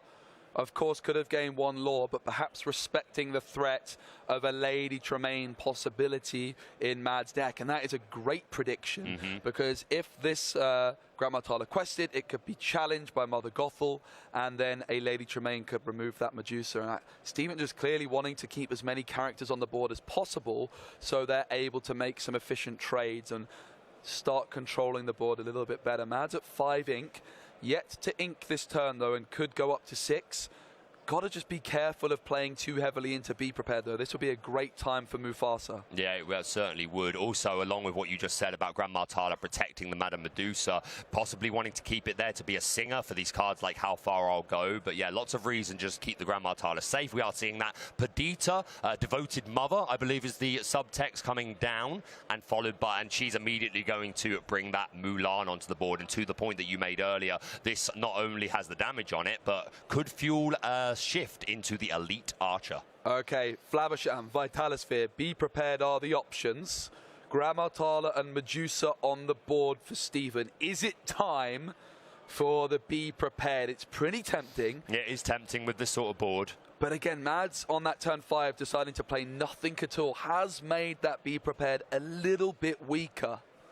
And he's still holding 5 cards. So, yeah, if I'm in Steven's position, I'm tempted to be prepared. But when I know the opponent has 5 cards in the hand, I'm thinking, oh, they're just going to rebuild immediately. And then can I answer that as well? So maybe Steven is hoping to get a bit more value out of his Be Prepared, hope that Mads extends a little bit more. But Mads is doing a really good job so far of not over-committing to the board when he doesn't need to, unless he's got enough cards in his hand. So, yeah, we'll see how this develops. Haven't seen Flynn Rider. Steven right now, just deciding what to do, of course, with Sapphire. So much ink. We see the double quest up to 2. I think I see what's coming. Yeah, I do too. And I think, Matt, are we going to see Mad scooping up their cards before the Be Prepared hits the board when 7 ink is exerted? Let's see what happens here. I don't know that it's definitely going to be Prepared, but you would have to imagine Steven deciding that this Perdita has to go. I think so. I think it's just going to generate so much pressure. We'll see. He's definitely toying with the idea, just moved it to the front of his hand.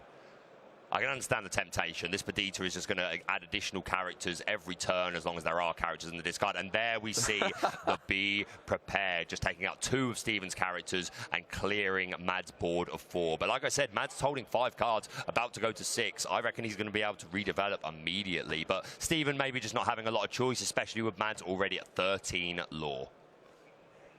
Yeah, this turn 5 from Mads could have played the Gaston, but I think the decision to play nothing is a really fascinating one, to just nullify the potential value of that Be Prepared a little bit. Instead of having that extra card on the board for just a single turn, has now got an extra card in hand. Flynn Rider into the Inkwell. In comes Gaston. It's now time, as well as the Flynn Rider frenemy. So now the pressure is on to Steven to play a character with the highest strength on the board, just constantly demanding answers. And yes, this Gaston I'm a big fan of. When it exerts, we'll be able to pay 2 less for our next character. And we're sitting at 1, 2, 3, 5 ink. So that could be a potential for a 7-cost character, or even 8 if he wants to ink next turn. So yeah, I'm a big fan of this Gaston. Steven found a Be Prepared, sorry, not a Be Prepared, a Develop Your Brain. They would have possibly wanted a Be Prepared. They have Develop Your Brain, which of course costs 1 to look at the top 2 and put 1 in hand, 1 on the bottom. They also have access to a Hiram Flaversham, which is going to cost 4, but allow Steven to draw 2 cards. So I would imagine we're going to be seeing one of those come through. Of course, if they go for the Flaversham, they're going to have less ink to spend elsewhere. It is Flaversham, and it's going to be a Popsicle into the discard. 2 cards for Steven, I think a Grandma Tala and a Fishbone Quill. Okay, so we only need to find a character with 2 strength to be able to subvert Flynn Rider Frenemy's ability. We're going to exert our Fishbone Quill. It was a Fishbone Quill, my apologies, that came in, not a Grandma Tala. No worries, we're going to exert that, do a Secret Ink, and down comes Maui, purely from necessity. Cannot allow Mads to jump to 16 next turn and then be questing Gaston and Flynn. That would be 18. That's just a bit too much pressure. Yeah, there's a Tremaine, a Prince Eric, a Flynn Rider. Very cool. And that 9-cost Maleficent Monstrous Dragon. With Gaston, we could see that pretty soon. I think Mads currently at 6 ink. going to want to be avoiding over-inking at all if they can help it, of course. Every card you play into your inkwell is one less card on hand. Gaston exerting, and 6 ink spent to play a Maleficent Monstrous Dragon. Bye-bye, Maui. What a play, Baker. Wow, I love seeing Monstrous Dragon come down. It feels like we don't see her all that often, but yeah, immediately removing that Maui, taking that 6 strength off the board. To be fair, Maleficent Monstrous Dragon has 7, so that would already make it the highest strength character, but Maui is such a threat. We want it gone. We don't want it taking out our Gaston. We don't want it taking out our Maleficent. An excellent play. And we move over to Stephen, who's going to quest with the Flavisham. Yeah, of course, that Gaston not gaining any lore, just exerting instead. So Mad's still on 13. A Maleficent Monstrous Dragon available for Stephen, and an abundance of ink available. That is going to really help them in the battle for the highest strength character. For sure, for sure. And this Flavisham only with 1 strength doesn't really offer much of a challenging threat. We're going to ink a Develop Your Brain. And what's going to come down from Stephen? Again, the pressure's on. He's very far behind in ink here. That's a lot of cards turning sideways. Maleficent on Maleficent is the most likely thing to see here. Yeah, there she comes. Maleficent Monstrous Dragons. Look at Mad's face. Doesn't like to see that. And that's a nice high-strength character as well with 7, which is going to make it a lot harder for Mads to get this Flynn Rider online. Okay, so the Vitalosphere activated, which gives the Maleficent Rush to remove the Gaston as well. A really powerful turn from Steve to gain back some board control, shutting down the Flynn Rider frenemy, extra lore gain as well.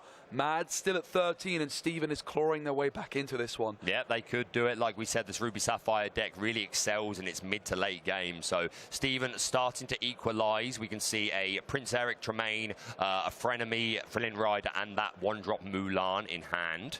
Obviously, Tremaine would be nice to help get rid of this Monstrous Dragon, but we would have to remove the other characters on board first. Let's see if he's capable of doing that. Obviously, this Flynn Rider not offering too much now that Steven has a 7-strength character on the board.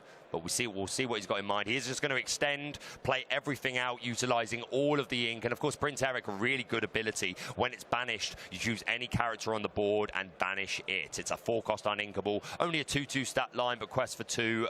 Putting on a lot of pressure for sure. It's a really interesting decision from Mads, maybe making the read that now is the best chance they have for Steven not to have a board clear like Be Prepared or Sisu.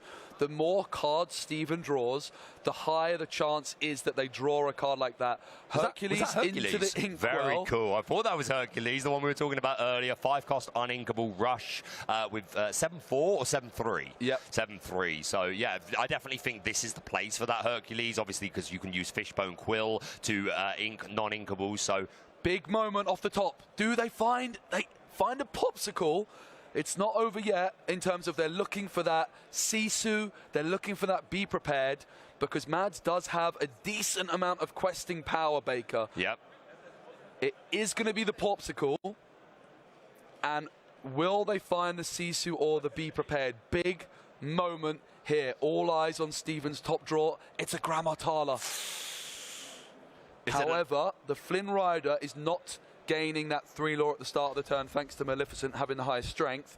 Just the questing power available for Mads is a total of 5, putting them up to 18 and within touching distance of that victory. Yeah, he's clawing, edging closer and closer. Like you say, extending the board, saying, oh, well, this is the best time to extend. And even if Steven did have a Be Prepared, he'd have been removing his own Maleficent and his own Flavisham. So I definitely think that was the time to extend and just try and push for game. Okay, Mads has had their Prince Eric banished by a Brawl. Prince Eric, when they're banished, can banish an opponent's character, going for the Maleficent Monstrous Dragon over the Flavisham. In comes the Grammatala. Couple of cards off the top. We see a Brawl. Brawl, and I think it's a Judy Hopps as well. You would imagine the Brawl's going to be the card that's kept here. Yeah, Judy Hopps not really for this particular matchup. Much better in the mirror match to take out those opposing Lucky Dimes, Fishbone Quills. So probably quite an easy decision there.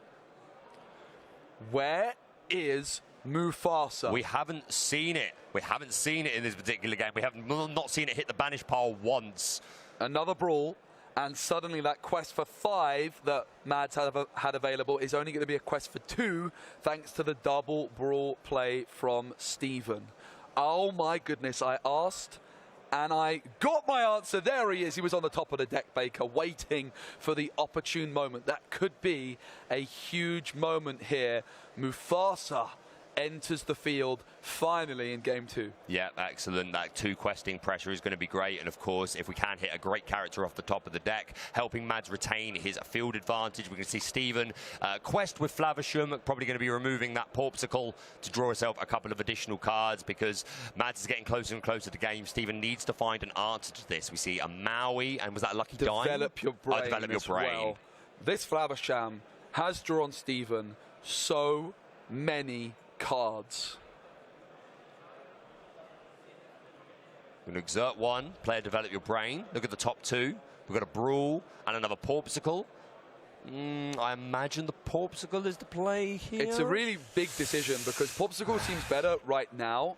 But if Mads is in a position where they get to 19, 18 lore, and Steven just has to remove every card the turn it's played on the board, this Brawl could be really important. So definitely a tricky decision. Decides to keep the Brawl, probably for that reason, Baker, just to remove every threat they possibly can. Yeah, no, it makes sense. With Mads getting closer and closer, they need those. Steven needs those removal options. We're seeing another develop your brain. We're going to dig even more. There's the lucky dime and the fishbone quill. I reckon this one's a bit easier. I think it's got to be the dime at this stage in the game. You need to catch up at this point, because you're too far behind. You're already a game behind. So I would agree. I think that probably needs to be the play. But we'll see what Steven goes with. Of course, the advantage of the fishbone quill, and they do go for it, is that it is a cheaper item, which can draw with Flavisham. It's also inkable. So that just shows what we know, Baker. We thought it was an easy decision. And Steven, the master of the Ruby Sapphire deck, has decided to go for the well, not unorthodox, but perhaps the less obvious line, thinking maybe of some different lines than we originally thought of. Brawl comes through. Flynn Rider gets banished, but there's still a frenemy on the board. Currently, that frenemy not gaining any lore thanks to the Grandma Tala, and now thanks to Maui as well. It's certainly not going to be gaining that 3 lore. I think we were umming and ahhing about questing there with Grandma Tala, thinking twice about it. I think they're just checking that they didn't play it this turn. That is something that happens to me often. I'm like, wait, did I play this card this turn? Yeah, we're all human at the end of the day. These things do happen. But yeah, quickly established. No, you are more than welcome to quest with that if you like. But yeah, no, we both thought it would be the dime. But again, I think the fishbone quill also makes sense just for the additional card draw if you want to go that way. Play's going to pass back on over to Mads. I'm trying to peek the hand. I can see a Tremaine. I can see a 3-cost Sisu in there as well. 2 characters which both quest for 2. Mads is still 7 lore away, with a Mufasa and a Flynn Rider frenemy on the board.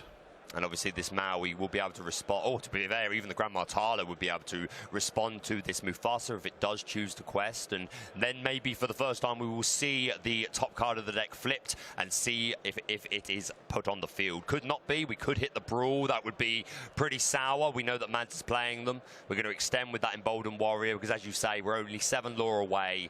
Maybe we just need to race here and see how far we can get. Hopefully Mufasa hits a nice target if it's removed. Mads has been sat waiting for the perfect moment to play Lady Tremaine for a very, very long time, and still has not found the right moment to do so. This Flavisham not being removed has been an absolutely pivotal point in this game. It's just been questing for 1 continuously, but moreover banishing items to draw more cards and just replenish Steven's removal tools. Mufasa quest for 2. And now Steven is going to be drawing a card to start their turn. So 1 jump ahead. Of course, Mufasa now exerted, can be challenged. Yeah, exactly what you say. Flavisham just providing so much card draw, and the deck doesn't have that many cards that draw cards, but it just does signify the power of this Flavisham. If it can just sit there and quest every turn by removing items, it just provides so much card draw. So definitely one of Sapphire's star players. And there we do see the Fishbone Quill Steven kept. They play it down, they exert it for an extra ink, and then get rid of it straight away for Flaversham Fuel to keep that card draw engine going. Yeah, we do see the Mufasa lore just updated there. It is Mads on 15. The lore counter was just lagging a tiny bit behind there. Both players just checking everything's fine with that. Mads at 15 lore, thanks to that quest from 2 from Mufasa the previous turn. And this Mufasa could be removed this turn, and the character that's summoned off the top will be exerted. Okay, the moment's coming. The moment's coming, Joe. What are we going to hit the Mufasa, and are we going to see something? It could be a brawl. It could be. Here we go. Big moment Mufasa, in this game. Give me a big character. Give me a big character. It's a Tremaine. Oh, it's huge. That's not bad at all. It's going to force Steven to immediately remove one of his characters. And, of course, that's another 2 lore on the board towards Mads' win condition. Really great hit of the Mufasa. I bet he's happy with that. Absolutely. Lady Tremaine's making a splash when she enters the board, having an instant impact, and also threatening that 2 quest as well. Yeah, fantastic hit. Yeah, I was wondering, as soon as you said could be the brawl, I was like, oh, goodness me, it's going to be, isn't it? But no, Tremaine is a great hit. And to be fair, there's other cards that wouldn't have been as good, like the Mulan. Well, I'm not necessarily not bad, but Tremaine is a great hit. Nice high-cost character, immediately takes some pressure off the board. And as I said, an extra 2 lore to work with. Mufasa certainly did his job. Yeah, and Mads can quest for 5 next turn, which is lethal. So Steven needs to try and remove this Lady Tremaine from the board. Going to opt to take off the Maui, courtesy of Lady Tremaine's effect. If you're newer to the game, Lady Tremaine, when it's played, your opponent chooses one of their characters to send to the discard pile. So it helps to get around things like Ward. Baker, the Flynn Rider frenemy is also a big threat here. The Sisu has an abundance of strength right now because of the cards in Steven's hand. They're at 4 cards, I think, in hand right now. Yep, so nice Sisu 5. currently at 5 strength. Now, there is a Maleficent Monstrous Dragon available for Steven. And of course, the Flynn Rider could be a target, but perhaps the better option would be to remove the Sisu. In fact, the Maleficent with a huge body of its own would also therefore shut down that Flynn Rider frenemy lore gain. Let's see what Steven goes for. It looks like a lot of ink being spent, and it is the Monstrous Dragon.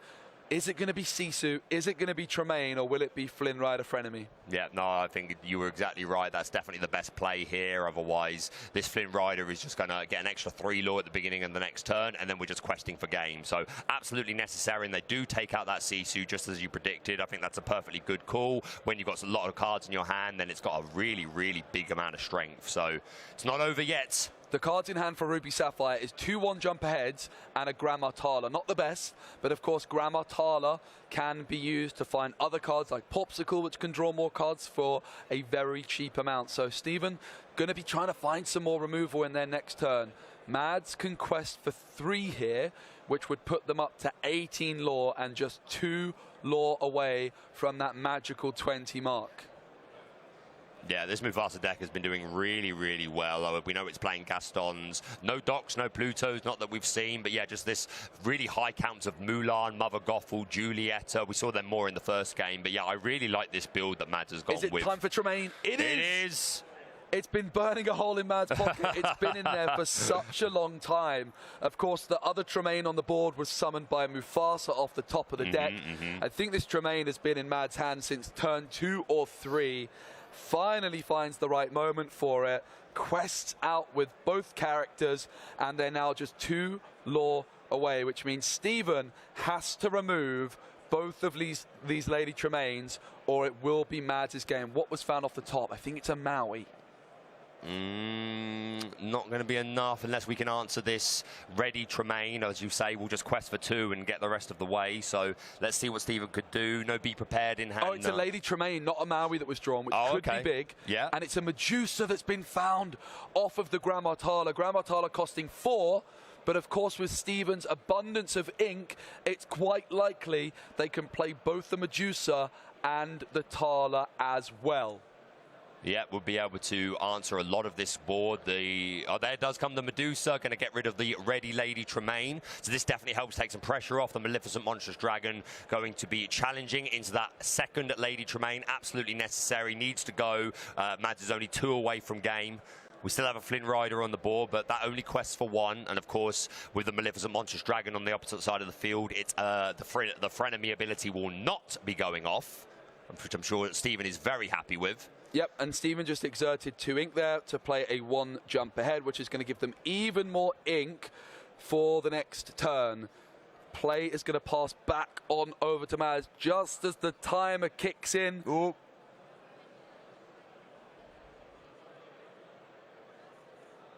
So the timer has kicked in. The player's just working out exactly how this works. So the way this works is we're going to go to turns. It's not time over just yet, where the players are now going to have a few turns to try and come to a resolution on this game. Not the best hands if your name is Mads Jorgensen. No, absolutely not. And I just had a thought as well of since Stephen is playing Sapphire, I wonder if there's cards like Hades or Let It Go that would help to subvert the Mufasa. Obviously not relevant at this moment of the time, but I do wonder if those cards are just available as extra removal options to sort of steady the board a little bit more. So we are on turns here. This is using the dice to signify turn 1. Okay, so card drawn is Flaversham. Tremaine available, but there are now 3 characters available on the board for Mads, and Stephen has to remove all of them because Mads is just 1 away. Readied characters cannot be challenged. Flynn Rider, Stephen can deal with that, no problem with a challenge. But the Queen of Hearts and the Mulan need something a little bit more special. They need some action, some Lady Tremaines to deal with them. But I'm not sure Stephen has enough answers available to clean them both up. No, I don't think so. As you say, we can challenge this Flynn Rider. We can deal with one of these readied characters, but Mads is only 1 away from game. So does Stephen have enough to do it? We're going to be questing with everything. Flaversham's going to not be drawing cards because we don't have any items on the board. It's very rare that we say that. Can Stephen find a way to remove both these cards? Mads is feeling pretty good. Look at the smile on their face. It's a Lady Tremaine. It can be either Mulan or Queen of Hearts. Mulan sticks around.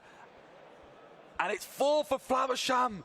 All the ink has been spent, and that means this Mulan can quest for 1. And there's the handshake extended. Take the win. What a performance from Mads, crossing the line with Mufasa for that 2-0 victory. 7 very well-earned points. What a finish, Baker. I absolutely love that. We've seen an awful lot of 1-1s, both players taking 1 win into the future rounds. But yeah, a nice 2-0 from Mads here. Mufasa really shining. I bet there's a very happy chat right now enjoying the betrayed leader. Absolutely fantastic job from Mads. And I said they drew the head Queen of Hearts, and the 2 cost Queen of Hearts, the 1 cost Mulan in hand with just 2 cards, and I was like, that's not very good. What do they want? But all they needed was 1 law, and what was enough. all important was that they could play 2 characters. Lady Tremaine could only deal with 1. The Flaversham had run out of items to draw cards with. Very rare you see that. And just about by 1 single law, every decision mattering. What a game that was. Yeah, it was fantastic. We've been saying that we wanted to see some of the spicier things like Mufasa and even that elite archer Mulan. We didn't see Hay at the board, unfortunately, but if Mads can continue on this run, maybe we get to see it in Top Cut. A really exciting, great game. Great to see different decks being used on stream. So, yeah, I really, really enjoyed that game. That was a lot of fun. And that Tremaine off the Mufasa really mattered as well, I think. So, yeah, Mads is going to be feeling pretty good about his life right now.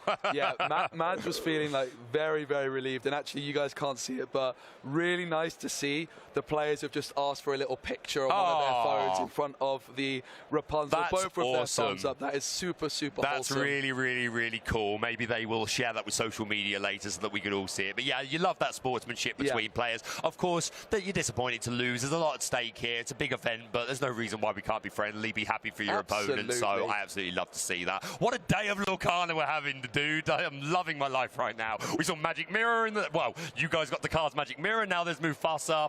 I'm happy. I'm a happy baker. Yeah.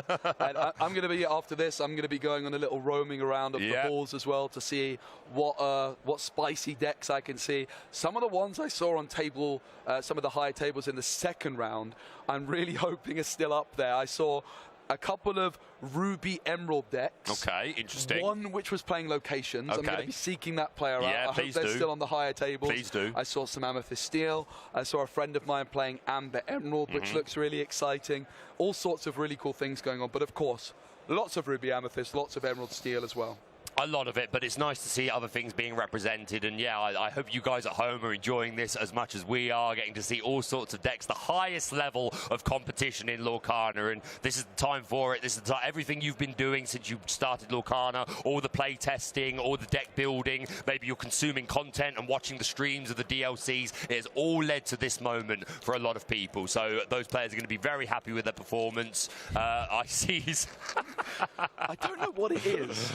I don't know what it is. I've just got no skill at opening packs. At home, it's fine. You make up for it in Lorcana skill, for what it's worth. I'm going to blame the lights. Blaming the lights, you love to see it. I've got a lot of catching up to do because you and Ross opened an awful lot. I even saw Ross opening that Queen of Hearts. Loved that. Not the Queen of Hearts, the Queen. All right. We're going to open one pack. One pack magic. And then we're going to a short break because the next round is not too far off. One pack magic, Mickey I love Mouse, it. Oh, cool. Playful Sorcerer. Oh, the foil. Don't mind if I do. I love that artwork as well. Beautiful. It's absolutely stunning. And you can get that card in the Illumineers quest if you decide to do so. Nice quick one then. We've got Cogsworth. We've got Li Shang. We've got the Magic Broom. You can have that. We've got the... just any broom I give to you.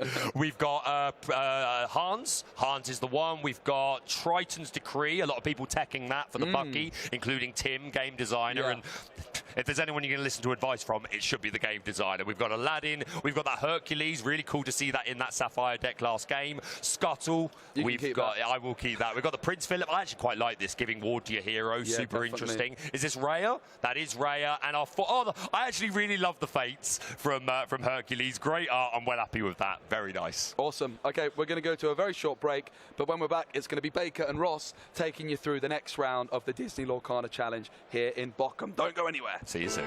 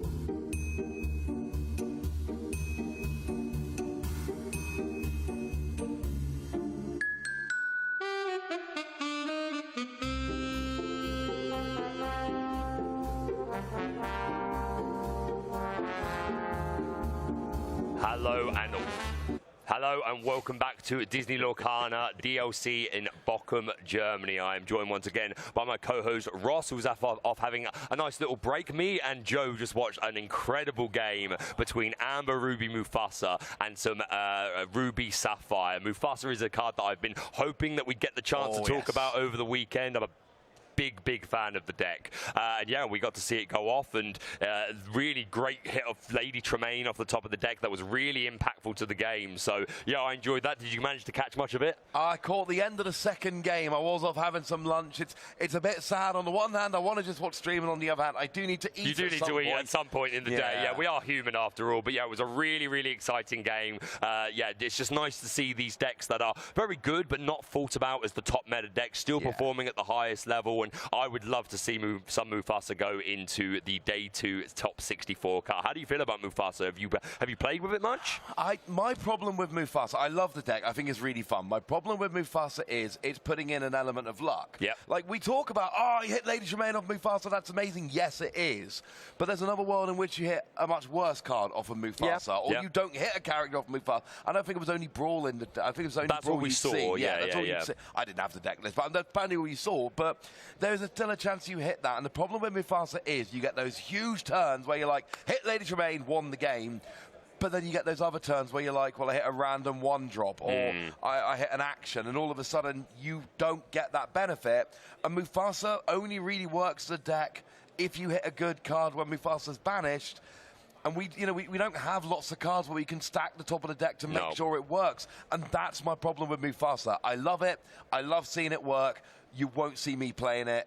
I say that. As I was watching the deck, I was thinking, it's fun, though, man. It's a lot of fun playing Mufasa. I'm thinking aggro Ruby and Amber, get some Mufasa in there. Hey, if you build it, I will quite happily play against you. But yeah, it was a fantastic game. I want to give a warm welcome to those of you that might only just be joining the stream. Yes, this is DLC at Bochum. This is our second main event day. Obviously, yesterday we had over 1,000 players here competing 9 rounds of Swiss to try and make the top 32 cut of the day. And then today's event, which is also 9 rounds of Swiss, the top 32 will combine with yesterday's top cut to make our top 64 bracket for tomorrow's final event, the day 2, where players are. It'll be single elimination. We're going to be swapping from 2-game format into best of 3. Swiss is played under 2-game format. You just play 2 games. So players looking to take as many games victories as they can into their Swiss rankings. And yeah, then it becomes single elimination, best of 3 with big prizes up for grabs. And I just want to remind everyone, initially we were told the DLCs were going to be 512 people tournaments, and somehow Ravensburger went, well, you know what's better than that? 4 times that. So we have 2 day 1, so to speak, main event Friday and main event Saturday, with 1,000 players each, and then we get top 64 tomorrow. But it does look like our next feature match is ready. We've got Arthur, and as we've got deck list there, we can tell you that Arthur is playing Amber Steel. We're not going to give you the deck list, but we are going to tell you that it is Amber Steel. Yeah, some more Steel song that we said a lot yesterday was performing really, really, really well. Quite a nice meta call, I think, especially into a lot of the green Steel decks, which is what I believe is on the opposite side of the table. It is Emerald Steel for Jean here, and yeah, that's a deck we are getting quite familiar with at this point. And you know, I've poked into the chat, I've seen what people are saying on social media, and you know, something to remember is, yes, there is a bunch of Emerald Steel being shown off on the stream this weekend, because there is a bunch of Emerald Steel at the top decks. And, you know, there are going to be opportunities to show decks like Mufasa, which we weren't necessarily expecting. But, yeah, there's going to be Emerald. And I hate to break it to you, it's going to be here tomorrow as well. Yeah, there's an awful lot of squirrels out there and a lot of birds as well. Just Bucky, one of those cards. It came out in Rise of the Floodborn, and immediately I think a few people went, oh, this could get out of hand rather quickly. Up until set 3, the best way that it was really you wouldn't play a Floodborn until turn 4. There are other ways in certain decks. The Queen the Queen can shift into the 5-drop Queen on turn 2, but you don't generally play that with the Bucky deck. I suppose you could, but yeah, normally in the past it was you played Bucky, maybe on turn 3 you play something like a Prince John so that you're drawing cards when your opponent discards, and then from turn 4 would be the Floodborn drops along the lines of Jafar Dreadnought, and then from there on there's 5 drops, and then Tinkerbell on turn 6, but a very different game today. Oh, yes, it really was. There's new Floodborn, especially Diablo coming around in Ursula's Return. That is what made the big difference and made Bucky the new kid on the block. Public enemy number 1. 2 sets later. But see, that's the interesting thing to me. Was Bucky, you know, some people say Bucky's too good. Well, has Bucky always been too good, or is it just a combination of cards we have now? And is Bucky really the issue for people that don't like Bucky, or is it the combination? If we took Diablo away, would Bucky still be as good? Who knows? You never know. But we got to look at the hands here, and that beautiful Enchanted Cinderella immediately jumped out to me in the opening hand. Very cool. Braver than me. I'm not brave enough to play my Enchanteds, but as the game designer Tim said to us, these cards are meant to be played. They're meant to be shown off. So top respect. I wonder if we'll see that Ballroom Sensation Cinderella hitting the board at any time. Well, I mean, it does seem to be. Let's face it. It is Amber Steel. Just double checking, it is Amber Steel, and they do tend to be, Steel Song decks. We tend to see a lot of singers. We tend to see a lot of sleepy flutes running around. So I think these singers could end up on the board sooner rather than later, and lots of songs running around. Does a lot ready to get going. There is a fist bump. You love to see it. And it looks like Arthur is going and first. Turn one, we see it just hitting the inkwell straight away. And down comes the queen, the one-cost queen. Yeah, that is a good turn one play we see from these decks a lot. It is one of your optimal plays, getting it down nice and early. Bootyful, another card that has a great Floodborn that you can shift onto it. Yeah, for sure, and it does open up that really early potential for a whole new world. We could shift into the 5-cost queen on turn 2, and then if Arthur has it, and if he wants to, could immediately play a whole new world. So that's one really good counter to this Bucky discard deck that Jean is playing. We could make Arthur discard a bunch of cards and then just completely replenish our hand. We see a couple of the Pooh Pirate Captain. I love this piglet so much. He provides such pressure on the board. If you've got 2 characters on board alongside the piglet, he will quest for 3. So I imagine that's going to put in some work. We're going to Inca Queen, and down comes that piglet, and we're going to quest with the queen, which is a fairly safe move. The Diablo on Jean's side of the field does not have enough strength to be able to remove it, and if Jean wanted to shift into his Floodborn, sure, it could take out the queen, but then you're taking yourself out as well. So Arthur probably says, just bring it. Yeah, you've laid it out perfectly there. We know that queen is going to be safe. Diablo got a cheeky look at the hand. You don't get to do anything, but you get the information. And we ask, can we see the perfect turn 2? That is to say, Floodborn Diablo after a Bucky. We do see the Diablo in hand is definitely there. Yep, and there's an action. We're currently holding the Strength for a Raging Fire, although it seems that that's probably making its way into the Inkwell. There might be another action there. I can't see the bottom card. Is there a Bucky? Is it in there? So, yes, there is. The Squirrel Squeak Tutor has hit the field. Squeak, squeak, squeak and Ross. Yeah, looks like we're getting our perfect turn. There is the Diablo going up at the cost of a second Strength from a Raging Fire. And then we see a card discarded from hand, and it was that Sleepy Flute. Yep, that Sleepy's Flute, really strong in these Steel Song decks. Whenever you play a song, you can exert it to simply gain a lore. And we're going to see the Storm Rage on played, sung by this Diablo. That's going to remove the Pooh Pirate Captain, take that pressure off. I'm a little sad to see that, but Jean's definitely feeling pretty good about that, making Arthur discard. Yeah, that's always a way you really want to get your Bucky down and then play your Diablo to get that early discard. And that is the perfect turn 1, turn 2 combination. It really is. Yeah, it's definitely what you want to see. And now that Diablo is exerted, Jean will be drawing a card every time Arthur does. Yeah, that's kind of annoying. And it even works at the start of your turn. You draw a card, your opponent draws a card, and then every other time there is another piglet already in hand. There is. But then we've got to ask the question of, well, hang on a second. If you play that piglet, are we going to see the same thing again? And we talk about the curve, which is basically playing a 2-cost on turn 2, playing a 3-cost on turn 3. You don't really, Piglet is a great turn 2 card. It's not really a turn 3 card. No, not really, unless you're also playing a 1-drop alongside it to extend, but not in this instance, just hitting the Inkwell. There is a Strength of a Raging Fire in Arthur's hand, but they would need a second character on board to be able to take out that Diablo and wouldn't be able to play a character and play that Strength. So not available yet, so that Diablo is sticking around for a little while. He's very devoted, is this Diablo. He is incredibly devoted, but it doesn't look like Arthur's got much else going on here. We're not seeing the shift into the Queen like we were looking to. Noel got the perfect first couple turns. Arthur is not, and it looks like we're already back over to John's turn.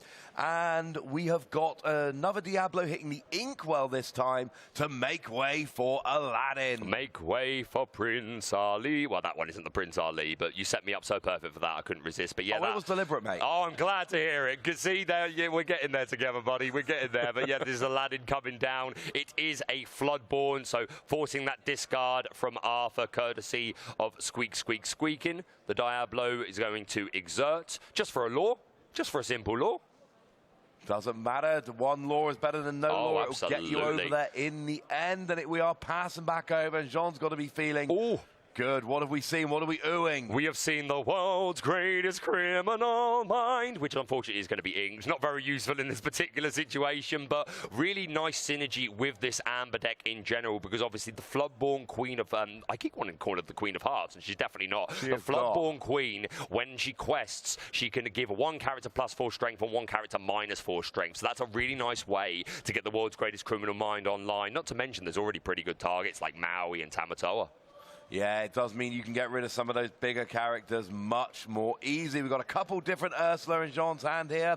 One is going into the Inkwell, and it looks like Jafar comes down, forcing a discard of that Rapunzel gifted with healing from Arthur.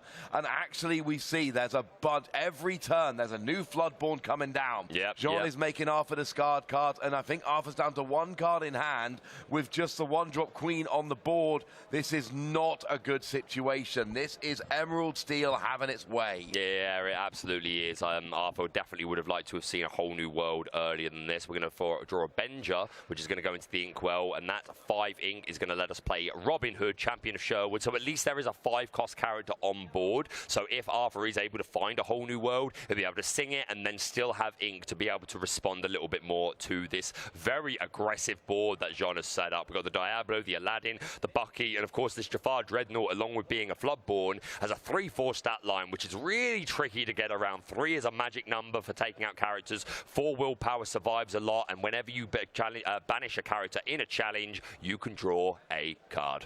Yeah, one of those Floodborn where you almost never see it played with a smaller character. You never really shift it. Like the Aladdin, it generally just gets to be played by itself. But the cost is such that players don't mind. The utility you get, combined with it being a Floodborn, makes it worth the 4 ink investment. Now we have another Ursula now hitting the Inkwell for Jean, staying up with those inks coming out every turn.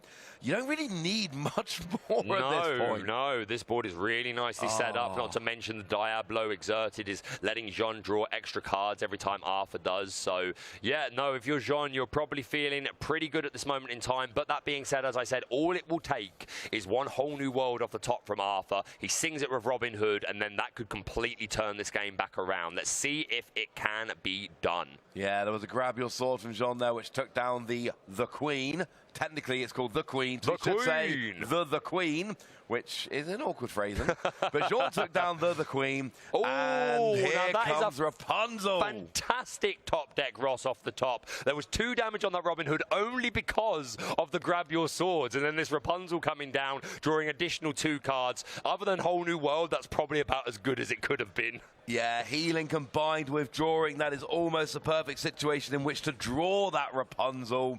So the question is, have you peeked what cards we drew into? No, I can see I think they're the Commanding Presence Queen. Worth mentioning as well, though, because of that Diablo, when Arthur played Rapunzel to draw 2, Jean got to draw a couple of cards as well. Oh, so yes. Jean's resources are absolutely filling up. We've got a huge hand. I can see a Strength of a Raging Fire. There's another Bucky in there.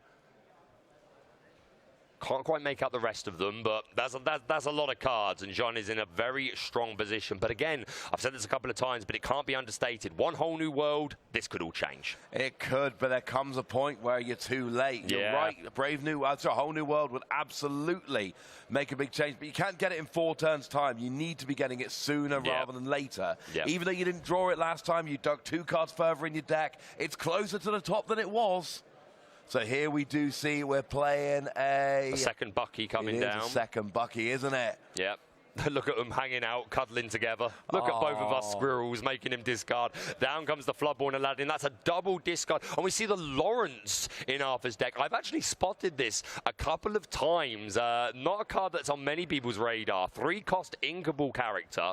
0-4. No, it's a 4-4 stat line. But if there's any damage on Lawrence, his strength becomes 0. But without damage, it's just a 4-4 and questing for 2. So that is a pretty respectable stat line. And the more players playing this, not only for its high strength, but it's a nice, easier way to get something above the Flynn Rider 2 strength with 4 strength. So a nice counter to that I imagine is going to grow in popularity. Yeah, it's one that is popping up in more and more deck lists as we go along here.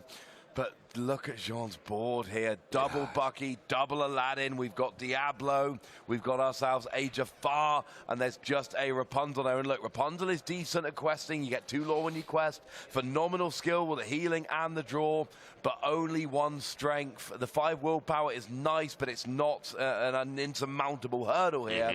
Arthur's going to need a better board presence than he's got right now, because right now, Jean's board is a kind of board where you look at it and you're like, oh, it's time for Be Prepared, but not in a Steel Song deck. Oh, wait, I don't have Be Prepared. A nice double swords would be good, but we don't have a 5-cost character, nor do we have the swords, but we do have, and then along came Zeus, who's going to hurl his Thunderbolt at that Diablo to take away some of that draw power that Jean has. He's already got a huge hand. We're going to pass back over to Jean, who draws a Robin Hood. Yeah, at least getting rid of the Diablo kind of stopped the bleeding in terms of the card draw. Jean was drawing way too many cards. But you see here, we've gotten to that point in the game where you're like, I'll just quest with everything. I don't really need anything. I'll just quest with everything. My board's great. Your board's terrible. I'm just going to quest with everything. Yep, you're absolutely right. Although worth saying, again, these Emerald Steel decks don't tend to have a lot of high questing characters. So while you're absolutely right, Jean is very far ahead and he's got a fantastic board state. Only questing for 3, but building the board even wider with the Ursa Deceiver of all and Robin Hood. And I actually wonder if now is the time to be questing with Bucky's, because you've already emptied Arthur's hand. Assumedly, he is going to be drawing and then immediately just playing or inking, whatever. But the game is already over. Arthur knows that the writing is on the wall. Let's go to game 2. Jean's board was too good. Yeah, let's not mess around. Recognizing defeat was in the air, and just with that Diablo drawing so many cards, it sat there unchecked for far too long. And yeah, our Steel Song player just wasn't able to find the whole new world that it really needed to get back in this game properly. That Rapunzel off the top was a pretty nice top on that Robin Hood, but just wasn't enough. It was a step, it wasn't an answer, and you're right, whole new world would have been great, but here's the problem, right? Go on. You're sitting there expecting this 1 card. And the whole new world is great, and you're playing presumably multiple copies of it. You would assume. But when you're having to get just that 1 card or you're out, and that's the position they were in from very early on in the game. We had Bucky early, we had Diablo early, we got one player drawing a bunch of cards, the other player basically in top deck mode, and when you're basically saying, I need to top deck this 1 card or I'm out, that doesn't generally last very long. Yeah, it's not a nice position to be in at all. So yeah, our Steel Song player not getting the better of the Squirrel that time, but we're going into game 2. Maybe this time it can be done, but it's worth noting as well, even if we had found the whole new world a little earlier, the Emerald Steel deck obviously has access to Ursa Deceiver, who could come down and just rip that away from you just as you're wanting to play it. So we'll see if the cards fall a little bit more in the favor of our Steel Song player up next. So just doing their little shuffle. Have you had much? You like a bit of Steel Song, don't you? I don't like playing Steel Song. It is not my play style. I think I would be a terrible Steel Song player. Okay, I thought you said it was a good fun deck. That's why I said that. It's a deck which I've got my eye on. Okay. It is a deck that I think is better than a lot of people are giving it credit for. Agreed. It is a deck that I love watching a good player play nicely. Okay, with you. But don't let, if you see me trying to take it to a tournament, stop me. Stop you. It is not my play style. I will not be good with this deck. But it's one that fascinates me because I think it is the biggest question mark of the weekend here in Bochum. I don't think we know whether the deck's good or not, and I think this weekend Chicago gave us a little taste, but I think this is going to give us the answer this weekend in advance of, we got more DLCs in this format still to come. Yeah, 100% later on in the month. Our American friends, hello American friends, if you're watching, I hope you're well. But yes, they have Fort Worth DLC coming up at the end of the month. So this is going to be the biggest pool of data that the players are going to draw from and see what's doing well, what are most people playing, and definitely going to help incentivize what they want to bring to that Disney Lorcana challenge. I believe Bologna is still in this format, is it not? It could be. I think Bologna is still in this format. Yes, Bologna is, because Bologna is before the release. Yeah. Bologna will be in this format. It's before Shimmering Skies is legal. Yeah, but Fort Worth, obviously, the next event where this is the biggest pool of data that we'll be able to draw from leading into that one to help players make up their minds. We've done our mulligan. I saw Arthur did open with a whole new world, but it's not really something you necessarily want to hold, especially when you know, especially when you know Jean is going to be likely playing Ursa Deceiver at some point. So you just have to wait and hope that you draw back into it. But here's the thing, right? Firstly, you can't hold it in hand because Ursa deceiver will go after it in your hand. Correct. But secondly, you can't hope your opponent won't know you have it, because you know they're going to play Diablo as fast as possible. Yeah, absolutely. And they'll see you've got it, and then they'll prioritize the Ursula and get rid of it before you can ever play it. When you're mulliganing against these decks with Ursula, you have to hide your songs. You have to mulligan them back into your deck, even if you don't want to, because otherwise you're just giving your opponent really easy discard targets. Yeah, you're just losing resources for absolutely nothing. You're absolutely right. We're going to see that Queen inked, and down comes that Cinderella Ballroom Sensation. Not the enchanted version this time,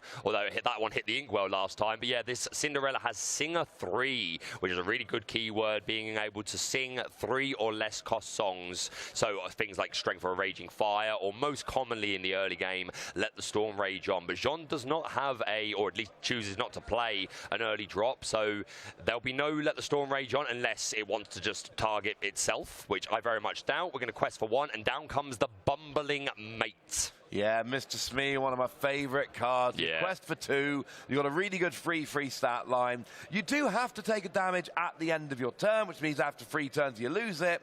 But honestly, if I get 3 turns out of Mr. Smee, I got 6 lore. For a 2 cost, that feels fine by me. Most of the time, it forces your opponent to use resources to get rid of it. Well, I go building my board elsewhere. That is also a good decision, and we do see Smash coming down. Ooh. And like I just said, forcing your opponent to deal with it. Absolutely. You could almost say, Ross, fine by Smee. I'll leave. I'm sorry. I'm not acknowledging that one. I'm sorry. But Lawrence has hit the board. We do see Lawrence hitting the board. As I said, 3 cost inkable, 4/4 stat line, and questing for 2. And if there is any damage on him, he will go down to 0. But even if that happens, you're still sitting there questing for 2. You're a nice cheap character. And as I said, this is a really nice early drop against those Ruby decks that are utilizing Flynn Rider. But even in this matchup, it's a great card, great stat line. We see Let the Storm Rage On is going to take out that Ballroom Sensation Cinderella and let Jean draw another card, but of course wasn't able to sing it, had to utilize those 3 ink. We can still ink for turn though. It is going to be the enchanted, is that Ursa Sea Revolt? I believe it is. It is Ursa Sea Revolt. I did think it might have been Diablo for a moment. They're very similar colouring, but no, the Ursa Sea Revolt hitting the inkwell, and down comes the 1-drop die. I don't know if that's just, oh, what does this do? Or, oh, I like your shiny enchanted Ursa Deceiver. But we see the hand courtesy of Diablo. Oh, lots of good cards in that hand. And I think I might spy a whole new world. I spy with my little eye. So that means that if there is an Ursula in Jean's hand, they are going to be looking for it as fast as they can. Get rid of that card, because you saw what happened last game. Arthur ran out of cards very quickly, and it did not go well. Having said that, Diablo's not out yet. Nope. Bucky's not out yet. Nope. Jean's deck is not rolling like it was. You know, game 1, Jean had the perfect start. He did. Turn 2, Diablo, Bucky. Don't have that here. Yeah, no, not this time. Arthur's definitely going to be feeling a lot better about that. Going to give him a little bit more time to develop his board. You think he'd like to get something down like a aerial spectacular singer to help find more songs, and just to have that singer 5 ability. We're going to see an ink, and that Lawrence questing for 2. And yeah, Lawrence, oh sorry, it is a 0/4 stat line, but when he has no damage, he goes up to 4 strength. I knew it was one or the other. What you said was correct. The way you said it was correct, but it didn't make a difference. I was right but wrong, but you all got what I meant. It's the same deal. Yeah, close enough. Undamaged 4/4, damaged 0/4. There you go. Simple as that. I mean, there are some cards that would care about it, but not in this instance. So we see a couple of Robin Hoods in hand, a Grab Your Swords, and there was a whole new world at some point, I believe. It is in hand. I'm sure it's in hand. Yep. So that could be something that wants to come down now, but at the same time, Arthur would much rather be playing a Robin Hood or just something that can sing this song. And that Grab Your Swords is going to be a real game changer as well, because of course, if we do see the Bucky, Grab Your Swords does not target, so it will be able to deal with that board. So not a bad hand from Arthur, and as you said, going to be very glad that Jean didn't get that opening that he would have liked. I also want to give a quick shout out, nothing to do with Lorcana. I love Jean's nails. I absolutely love the style. Thank you. Love to see that. Absolute legend. No, that's pretty cool. It's becoming more of a trend with card game players lately to match your nails to your sleeves. And I love it. Every time I see it, it makes me very happy. So I need to get some red and purple nail polish is what you're telling me. That is exactly understood. What I am telling you. Received. It does look like there's a decision here about what to ink, and whenever we see this, it means you've got a lot of cards in hand, or well, not a lot, but you've got a lot you want to play. Now, it does look like we are going to go up into Diablo here. We've got shift rolling, so you have to discard an action card, which might be let the Storm Rage on. Yeah, he does seem to be eyeing that up. We could also discard the... We don't talk about Bruno that's in hand, but no, it is going to be the Storm Rage on. Diablo going to immediately quest for 1, but perhaps more importantly, enable that ability to draw whenever Arthur draws. That is always a fun thing, and it's got so much value back in game 1. Things like, that amazing Rapunzel play that drew 2 for both players. So Arthur gets a great top deck, pulls off the great play, and John gets almost as much benefit. Oh, this is going to be a grab your swords turn, I think 100% of the time. I was just about to ask you, Ross, if it was just the Diablo, would you still play the swords just to get rid of that? But with this board, I think it's got to be, right? Gotta be. Really, the answer to the question would have been, it depends how scared you are of that Diablo and whether there's other cards you really want to play instead. Yep. But you're right, when you can get 2 targets, one of which you know is going to shift into the big Robin Hood. Yep. Play it down, get rid of them. Do not take any chances here. I agree. It's not worth it. Especially when you're holding a second grab your swords anyway. So if John is able to redevelop here, maybe throw down a Bucky, another Robin Hood, Diablo, Arthur can just go another one and just remove it all again. And there is a Diablo in hand, no shift there, but we could just see that Diablo being played naturally here. Play it for the free ink. That would be an option. So a second grab your swords, that would amuse me, frankly. That would be a fun way to carry on this game. Yep, no, absolutely. Also highlight we don't talk about Bruno in Jean's hand. You get to choose a character, return it to your opponent's hand, and then your opponent randomly discards. So if they have no cards in their hand, we don't talk about Bruno, it's just removal. I love it. Just removal. Great addition to the game. Came out in Ursa's Return. But it technically doesn't banish the character. It puts them to hand and discards them, so any skills that come in when you're banished don't activate. So it's actually better than banishing a character. Yeah, in a lot of situations, you're absolutely right. It would get around Mufasa and things like that. So, yeah, really powerful card. And, of course, it is a song, 5 cost, so it fits really nicely into this deck with a lot of 5 cost characters like the Robin Hoods. Yeah, they're going to be able to sing that all day long if they are so inclined and if they hit the board. So Jean's board has been decimated by Arthur and that grab your swords. How do we rebuild? We start off with Jafar, but with no Bucky on the board. That is not so bad. Still a decent card. Yep. But without the discard from Bucky, it is not so scary. Yeah, definitely not the optimal way that Jean's deck wants to work, and Arthur's going to be absolutely thrilled about that he's not being constantly forced to discard cards. Down comes the Robin Hood, champion of Sherwood, so we do now have a Singer. So if he wants to play that second grab your swords at any point, he'll be able to just exert the Robin Hood to do so and save the ink to potentially extend some more. So, yeah, Arthur definitely in a much better position than he was in the previous game. Yeah, the game is going very differently to game 1, and it's partly that Arthur's in a better position. It's partly that Jean is just in a much worse position. Missing the early Bucky, not being able to keep that Diablo on the board when it did come down. It makes things a lot more awkward. So in game 1, we saw Jean winning with what is essentially the perfect start. Now Jean is being tested. Can you do it from an awkward start? So we do see the Ursa Deceiver coming down. The Whole New World and Along Came Zoof, both very viable targets. And there might be a world where Jean wants Arthur to play a Whole New World. It depends how good his hand is. So this is an interesting decision. The Along Came Zoof is also really strong, can remove that Jafar Dreadnought, but it is going to be the Whole New World hitting the discard pile. Most of the time it's going to be, even if it's going to help you get a better hand, it's still going to help your opponent. For sure. You have to look at your opponent, and it's such an awkward one. It's board dependent. It depends how much you need to get back into the game. But no, I think in this instance, with a bit of a board, I think it's a good decision. Yeah, if your opponent's got a big hand they don't want to lose, and you've got a very small hand, you can let them keep it. I think otherwise it's got to be the option. But speaking of, along comes Zeus right into Jafar, takes away the giant snake Jafar, and we're back down to Aladdin and Ursula on the board. And quietly, Arthur's built up a decent little board. You've got 2 Robin Hoods there, and that Lawrence, which I believe is still undamaged at the moment. Yep, still sitting there with a 4-4 stat line, quest for 2. I think get ready to see a lot more Lawrence in format, Lorcana players. We draw the Enchanted Robin Hood champion of Sherwood. The flexing from both players, and I'm absolutely here for it. Show us those Enchanted. I want to see them. But it's going to hit the inkwell, unfortunately. Won't be gracing the board. Yeah, you can't win them all.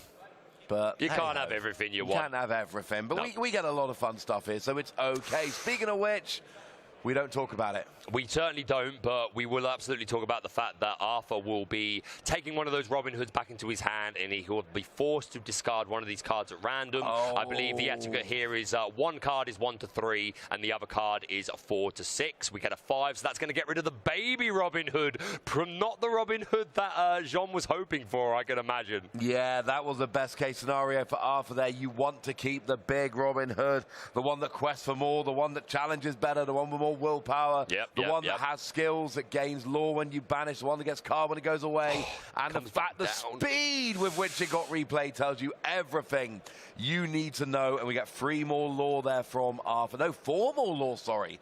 2 from the Lawrence and Lawrence 2 questing from Robin for 2 Hood. all the while. Absolutely, yeah. No, Arthur in a much more comfortable position here, and he is starting to run away with the game. Jean's got an awful lot of catching up to do, but he could do it. It could absolutely happen. He absolutely could. He's not got game on board yet. There's 6 lore on the board, 10 needed in order to actually finish up and win the game. We're not there yet. Nope, we got some time to go. But we could be there fairly soon if we can get a little bit more coming down. Just a couple of turns, really, because he's got 6 lore on board, courtesy of double Robin Hood and 1 Lawrence. Aladdin and Ursula going into the Robin Hood would not be enough. They could double into the Lawrence, but, well, I suppose once you've done a little bit of damage to Lawrence, then his strength goes down to 0, but not the line they opted to take. And we see the Piglet Pooh Pirate Captain. I don't know why this seems to be the card that gets the most excitement out of me. I just think he's neat. That's what I think. Did you expect Pooh Pirate Captain Piglet to be big this weekend? Not this weekend, not necessarily, no. That's my point. I'm not saying it wasn't out there. I'm not saying I didn't see it popping up in deck lists. I'm saying it was a fringe card. It is not that much of a fringe card this weekend. It is all out there, and it is there with plenty of extra characters. Arthur's board with 2 big Robin Hood, a little Robin Hood, a Lawrence, and a Piglet Pooh Pirate Captain. That is looking like a very good option. There's the handshake. Jean still playing out his hand, just revealing everything he's had. But I love that big smile and just immediate extension of the hand. You got me, buddy. We got a game each. We'll take that. Yeah, 3 points each, 1 game each, of course, with the Piglet coming down as well. We had a bunch of characters questing for 2, the Piglet coming down questing for 3, and essentially the board was so large there for Arthur that Jean was just not going to be able to come back.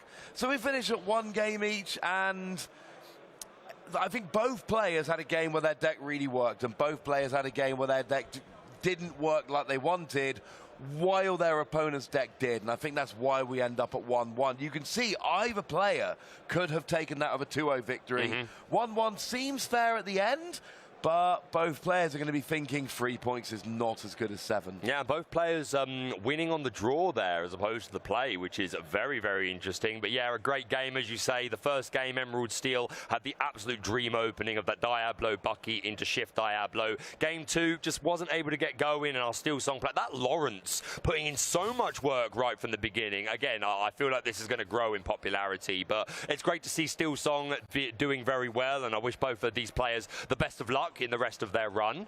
There are a bunch of cards we're seeing this weekend that I think people at home and people in the venue are going to start going, why do I not take this more seriously? Why am I not playing them? Why am I not playing these cards? Chenpo. We saw yesterday. Chenpo, great card, seeing a bunch of play.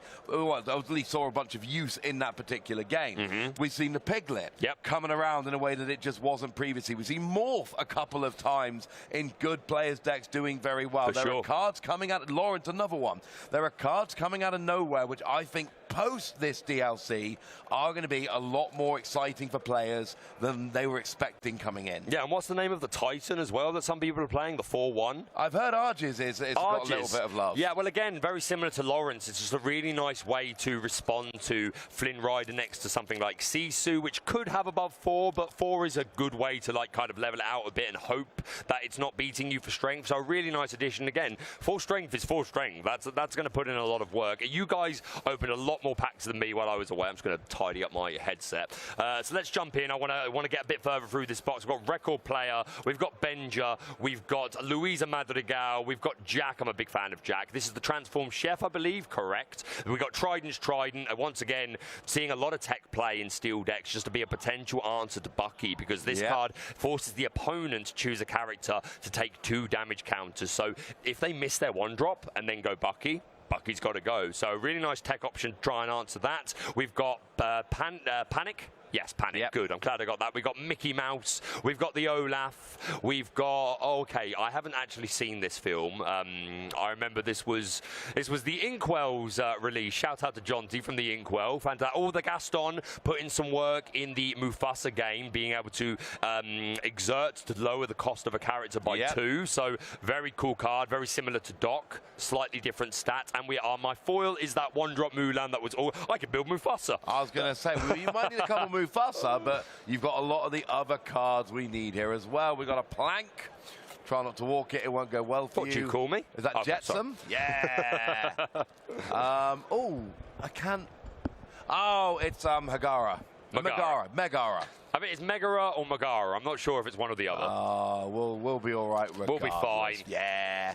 Sisu. Oh, it's Sisu. It is Sisu. It's Sisu in human form. Yeah, the Daring Visitor. Really strong card. My job when I get home is to rewatch that film. That film is awesome. Yeah, We've got really Hera as a rare. We've got King Trident.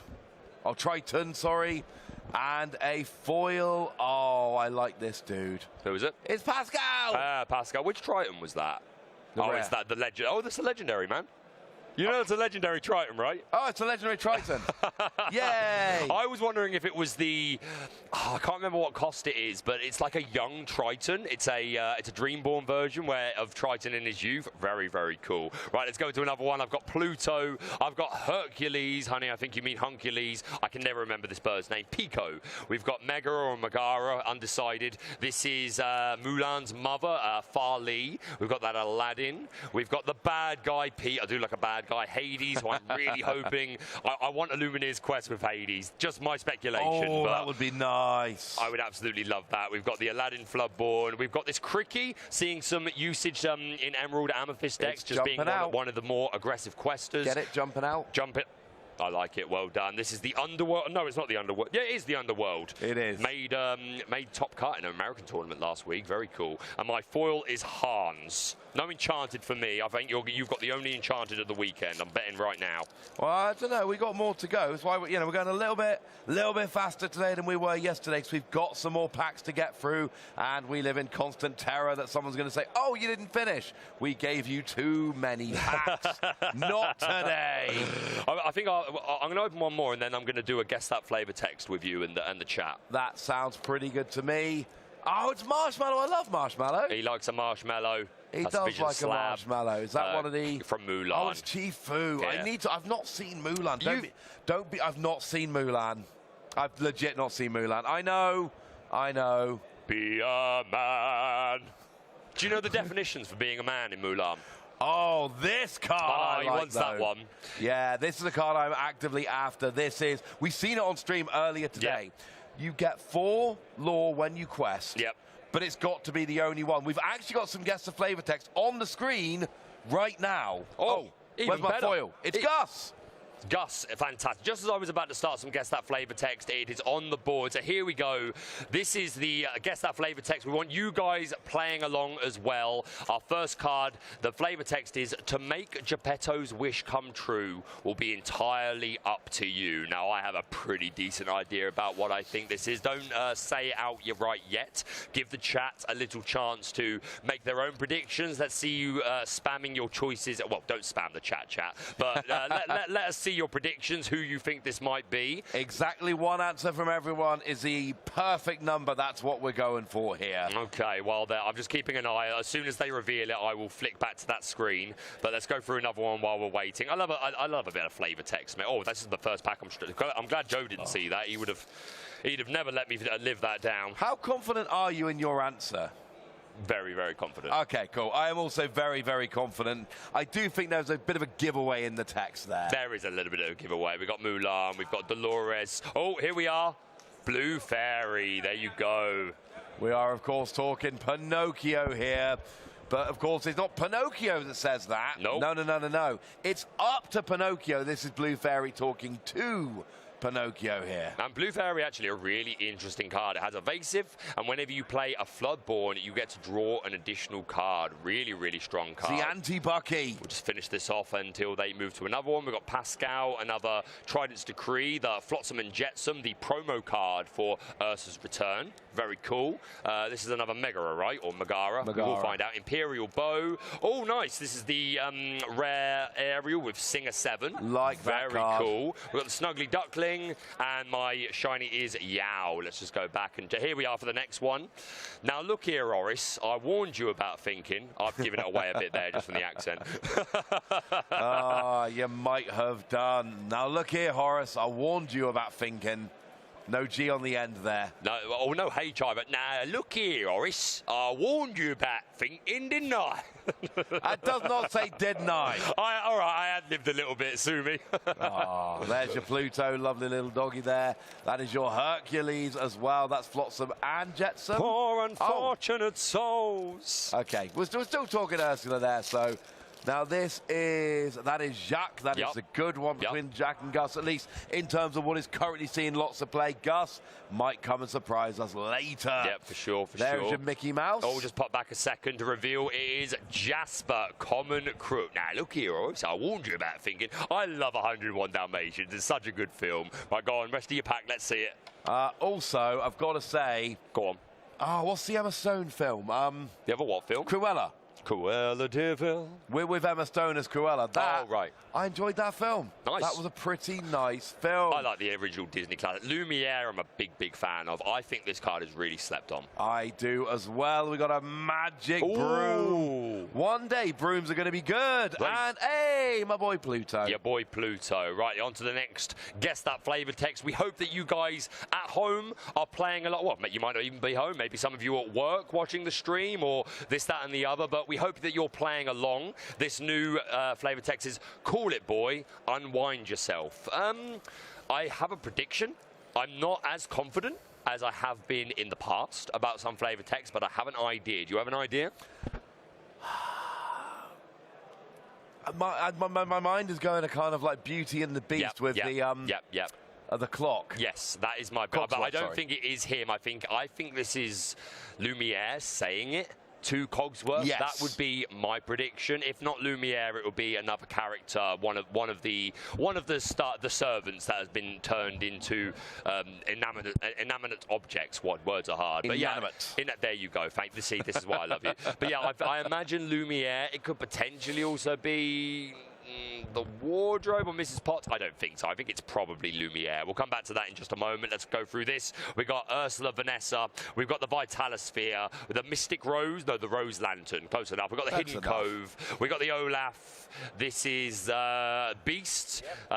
We've got a Donald Duck Musketeer. Love that card. Yeah. This is really cool medallion weights. I lost quite hard the medallion weights last Oh, no, I night. love Donald Duck. Oh, okay. I lost the medallion weights. That's popping up. I've seen that in a bunch of deck lists. I lost a Ruby Steel with my Ruby Amethyst deck. It was certainly an experience. This is Hera.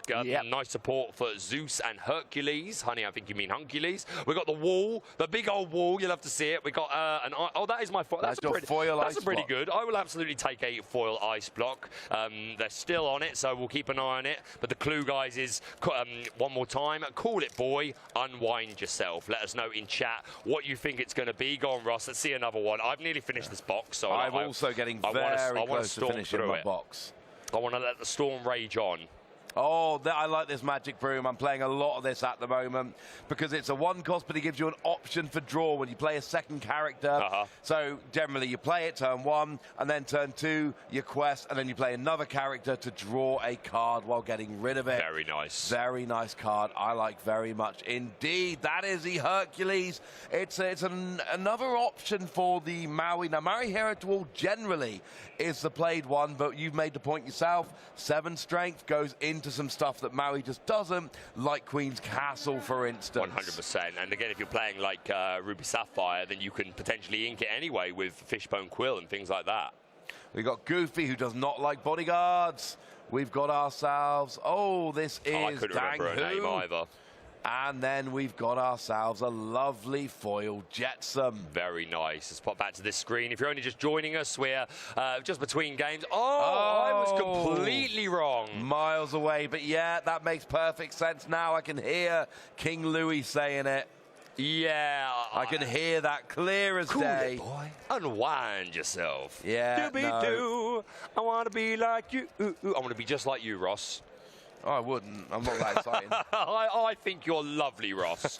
You're a hero to me. Have you done all of yours? I got 2 packs left of this box. You got 2 packs left. All right. I'm still keeping an eye on the guess that flavor text. I'm starting to struggle opening packs now. Don't tell Joe. He'll take the mic. Oh, I don't we got want another to take one. the mic. Right, Prince Eric. We've got Pegasus. I'll wait for the next flavor text to come up and then I'll show. We've got the Baby Bell. We've got Gus Gus, the connoisseur. Is he connoisseur of cheese? Oh, champion of cheese. Love it. We've got Ice Block, Louisa Madrigal, and the... Look at this donkey, Ross. Oh, this donkey has seen things. You don't need to tell me twice. I think we've got some flavor text we need to gander. We certainly do. Watch me dazzle like a diamond in the rough. Okay, I think I know this one. My mind is going towards Aladdin, which is obviously the diamond in the rough. No! Go on then. Not the character Aladdin, the film. No! Go on, what do you think it is then? Come on. The diamond in the rough is from Aladdin. I'm not singing it to you. I don't sing like you do. Come on, just tell me. Watch me dazzle like a diamond in the rough. Strut my stuff. And make it so...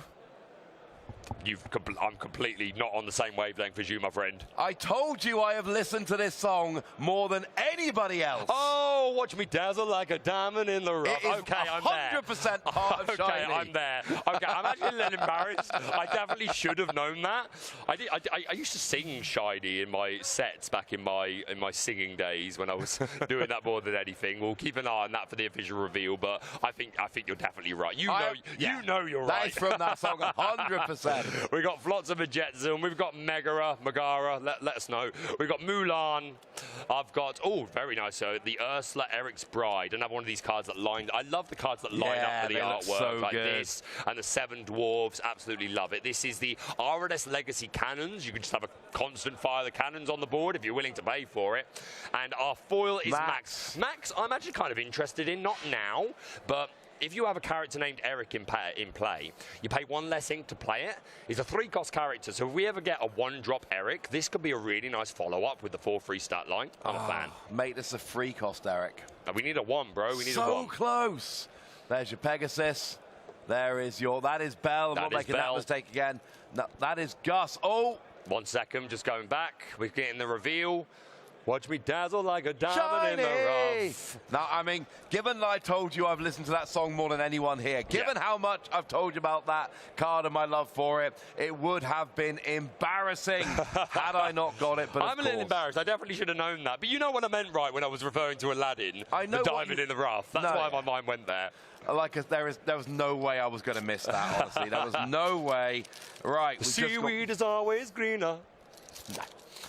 We got under... Oh! Yeah, okay, that's what you were doing. Did you think I was just doing that for no reason? To be fair, I would. Don't answer that question.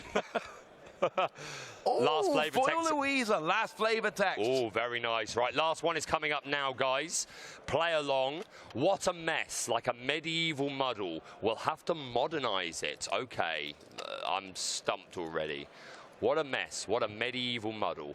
We'll have to modernize it. Okay. Do you have any ideas, Ross? I'm thinking kind of, Flavisham or Merlin, along those kind of lines. But we're all doing set 1 cards, aren't we? Oh, Merlin, I think you're... It's definitely not Flavisham. I know Battle too well to know that that's not a quote from that. I think Merlin is probably the... Yeah, I think this is the scene where they go to visit Camelot and they put Merlin in like the top tower where the rain's coming down. It may be a different scene, but I think you are right about the Merlin. Let us know in chat if you've got any ideas. Okay, I've got 2 packs left. I'm determined to get through them. This is Augustine. Yes, we're getting there with the Madrigal names. This is Training Court. Very good. This is the Rose Lantern. This is the Fates. I'm a big fan of that artwork. We got Pascal. We got Chen Pao. He's a big old boy, big bulky boy. This is Lost in the Woods. It is Lost in the Woods. This is our River Guardian. I still can't remember his name. Nessus, the River Guardian. Shangli. Iduna. That was completely wrong. Wrong it's film another there. Disney mum. We got Bruno, but you know. Look at this family. And I also got the foil Louisa Madrigal. Do you want one? There you go. You have it, mate. Oh, no, I have 2 of them. Let's pop back to this flavour text one more time. If you're only just joining us, our final round of Guess That Flavour Text, we have what a mess. To be fair, I'll do it in the Merlin voice and see if it sounds right. What a mess. What a medieval muddle. We'll have to modernise it. It sounds right to me, buddy. Okay, well, even if it's right wrong, to me. it's right. See, I'm getting nods from the staff in the background. They approve. Right, come on, let's get through it. Now, this is my last pack of the box, just for your last pack of the box. Yep. Timing is good, but it's all right. We flooded our eyelids yesterday, and more boxes appeared. Just Life flutter our is eyelids. good. The Magic Broom, the Flotsam Jetsam, the Megara. Oh, you're much better than I am. There's Mulan, I know that much. Now, there's your Singer Ursula, Singer 7. Ariel. Yes, of course it is. I meant Ariel. I know.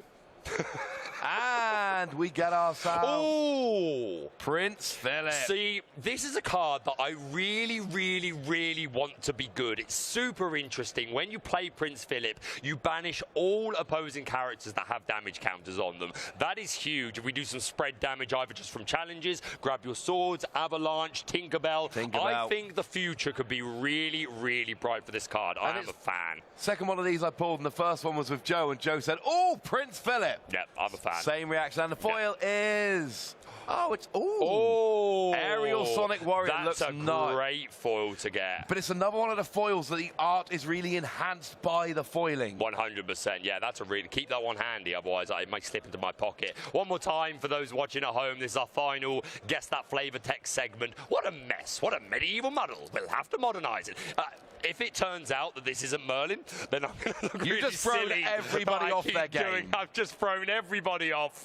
We're just waiting for that reveal. This is my final pack of the box that I've been opening since yesterday. To be fair, I did get a Diablo, non-foil, but Diablo, so I can't really complain about the box no matter what happens. So I'm happy. We've got Li Shang, the Magic Broom, Diablo, the source of many fears today. Oh, I see the German casters. Oh, let's do it. I see them shaking hands. Let's I see them locking in. The reveal is coming. Oh, am I going to look like a fool? Yes! Nailed Thank goodness it was Merlin. Thank goodness. Oh, I think our German compatriot. Did you get? Yes. We got it. We got it. Let's finish this pack off. Come back to the camera. We got big old Chen Pao contract. Sign the scroll. Close enough. That's pretty close. Close That's enough. Madrigal. I don't know. It's Camillo Madrigal. Nessus. No, it's Khan, this one. Oh. I didn't know that we earlier. We always forget Nessus. I've recently learned. That's Mickey Mouse. The Mickey Mouse play. I know that one. This is one of my favourite arts. I think this scene in Fantasia with Mickey like conducting the Roach and the brooms is top tier Disney. Oh, that's a nice pull. Let's go to Flynn Rider, will take that. And then my foil is a hidden Inkcaster. I got a lot of slack at the when this was revealed, when I said I'm not sure if it was going to see play or not. It's a really cool card. Very cool like, card. Again, as Lorcana continues, the more support for different things could make everything a lot more playable. But maybe I'm wrong. I'm definitely a big fan of the artwork. But yeah, that's the end of Guess That Flavour Text for now. If we get time to play it later, we certainly will, or maybe tomorrow. But even if not officially, I'm sure we'll find time to just do like a private round of it. So thank you so much for joining us. Do be back after this break. We'll be moving into another round of the top tier gameplay for Lorcana. With Joe. With Joe. It'll be you yourself joined by Joe. I'm going to have a little scout around the tables and see what's what. But see you very, very, very soon. Oh.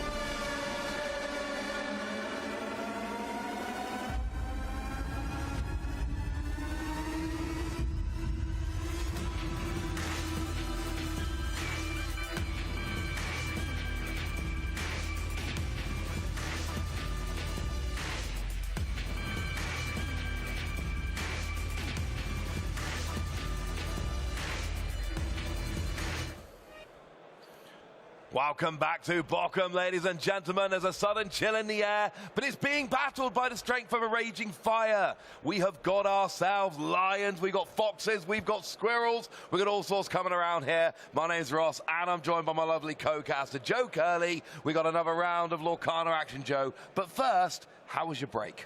Break was lovely. There are some really interesting decks on the top tables. I could not believe, Ross, the amount of Ruba Ambi Mufasa players. There was at least 6 or 7 within the top 100 tables or so still within contention of making it across the line.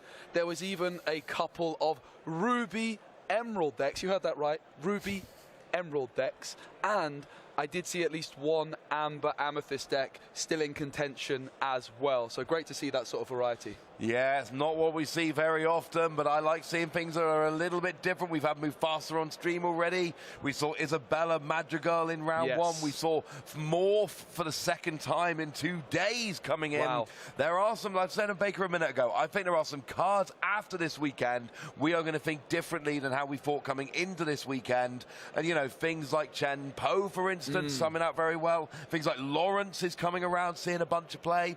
There are some cards coming out.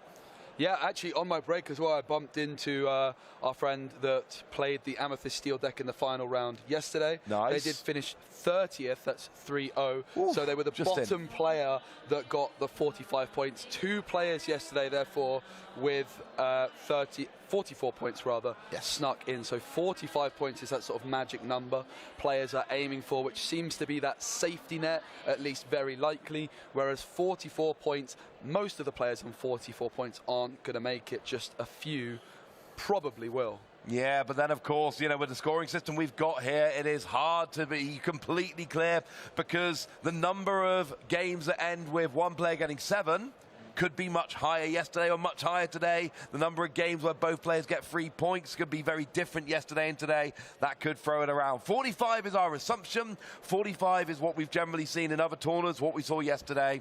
Some 44s we think are going to make it. You don't want to try and rely on it. 44 might be the optimal number generally, but not points for the DLC today. Yeah, and onto that point as well, the more points you can get, the higher your seeding will be, which is going to be really crucial for our Sunday main event, because the player with the highest seeding does have that ability, because it's a best of 3. They're going to be able to go first in game 1 if they so desire. And we do see a lot of players preferring to go first into Lorcana, so that higher seeding is going to be a real advantage going in to the main event on Sunday. Yeah, plus if there's going to be a couple players that bubble in at 44, they are the players who cut with the...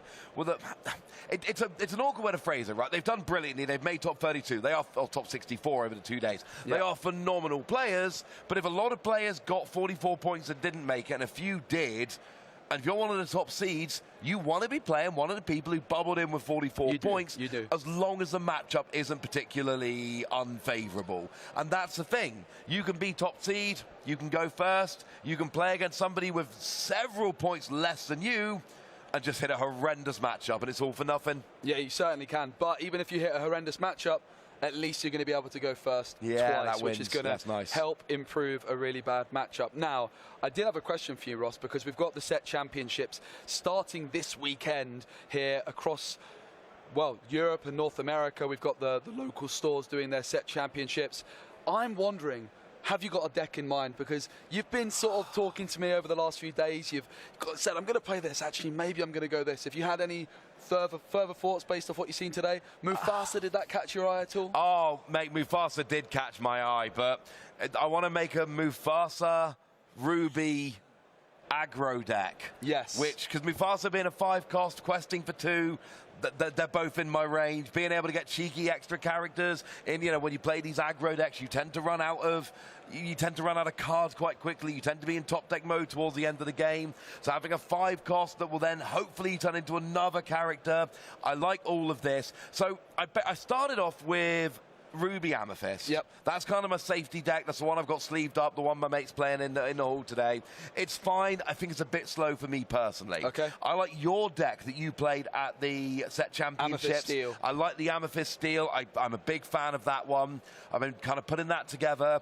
But I was playing around last night. Like, I should have been going to bed, but instead I was thinking about an Amethyst Ruby, the most aggro deck I can possibly build. I've picked up some singles at the vendors this morning, so when we finish this evening, I'm going to want some testing games with that. So I've kind of got those 3 decks I'm flicking between for my Set Championships, assuming I might need a babysitter to go to one.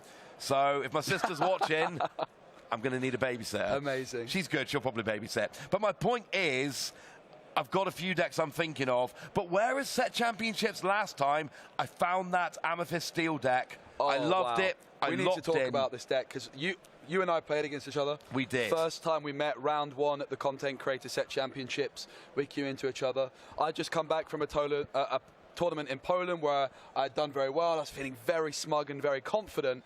You go first, you open with a Maleficent, and then on turn 2 you play another Maleficent and befuddle my turn 1 back. Yeah, I did. And you were just at 20 lore before I could do a single thing. Yeah, it was a really fun game. The thing was, I didn't know what this was going to be. I turn up, there's 8 people. I know a couple of them. There's an editor of a magazine I write for who's a very lovely person, very casual player. So I think a couple of people there had to literally borrow a deck on the day. Yeah. So I'm thinking, look, I know Lorcana, I play Lorcana, I've got a deck I'm feeling good about. And I look and I'm like, oh, there's 2 players here that are really serious players. There's this Lorcana villain and this Specky guy. I didn't know either of you. Like, Specky literally is on the way home from a tournament in Poland where you got top 4. Hadn't even gone home yet. You're my round 1 opponent. Squeak out a tie, which, I'm sorry, I was 1 turn away and you know it. Yeah, I got saved by the bell. I then get paired up round 2. Win that one, I then get paired up round 3 into Baker, and I'm like, I had the hardest possible route through that tournament. Still got myself the stitch, which made me very happy. So, yeah, but I loved that deck, and I was happy playing that deck for pretty much the whole of set 3. I don't have a deck like that right now. I've got decks I like playing, but I haven't yet hit that deck where I play a few games and I'm like, this is my jam. Yeah. And that's what I'm currently looking for. I've got some ideas. I've got a full back deck. But honestly, being at a DLC is phenomenal because I've got a bunch of people I can run stupid ideas past. I've got 3 vendors over there where I can go and buy singles, and then I've got a bunch of people to test with in the evening. Like, if you want to come up with Lorcana deck ideas, there is no better place than, there's like 2,500, 3,000 Lorcana folks here. Yep. Who will chat through ideas with you. You can pick up singles easily, and you've got play testing partners today. So, and that is a very long answer towards a very simple question. No, I think it's a great answer. That's where I am right now. No, I think it's brilliant. Let us know in the chat what you are planning on bringing for your Set Championships. Maybe you're planning on bringing a few different decks as well. Our players are now seated, and so our next round game is going to be starting very, very soon. I've had a lot of people when I've been roaming the halls ask me what deck I would have played this weekend. I think Amethyst Steel is definitely one which I am pretty tempted by. But also, I do think Ruby Amethyst with some really aggressive cards would be something I'm interested in. A bit of Super Goof action. If you're a fan of the Super Goof, let us know. I think that card's got to be good. I'm pretty sure from now until Shimmering Skies, I'm going to have 4 Super Goof in every deck I build. All of the decks I'm building right now, like 4 Super Goof is going at the top of the deck list. I picked up a couple this weekend. We've got some more packs to open here. And I've told you and Baker, the first 2 Super Goofs that come out, they're going straight into my deck. So, no, I think Super Goof is great. What I love about Super Goof, it's got Rush. And you gain 2 lore when you challenge. So you top deck it. If you've got 4 ink available, as long as there is something challengeable, you will get 2 lore. That is the worst case scenario. Yep.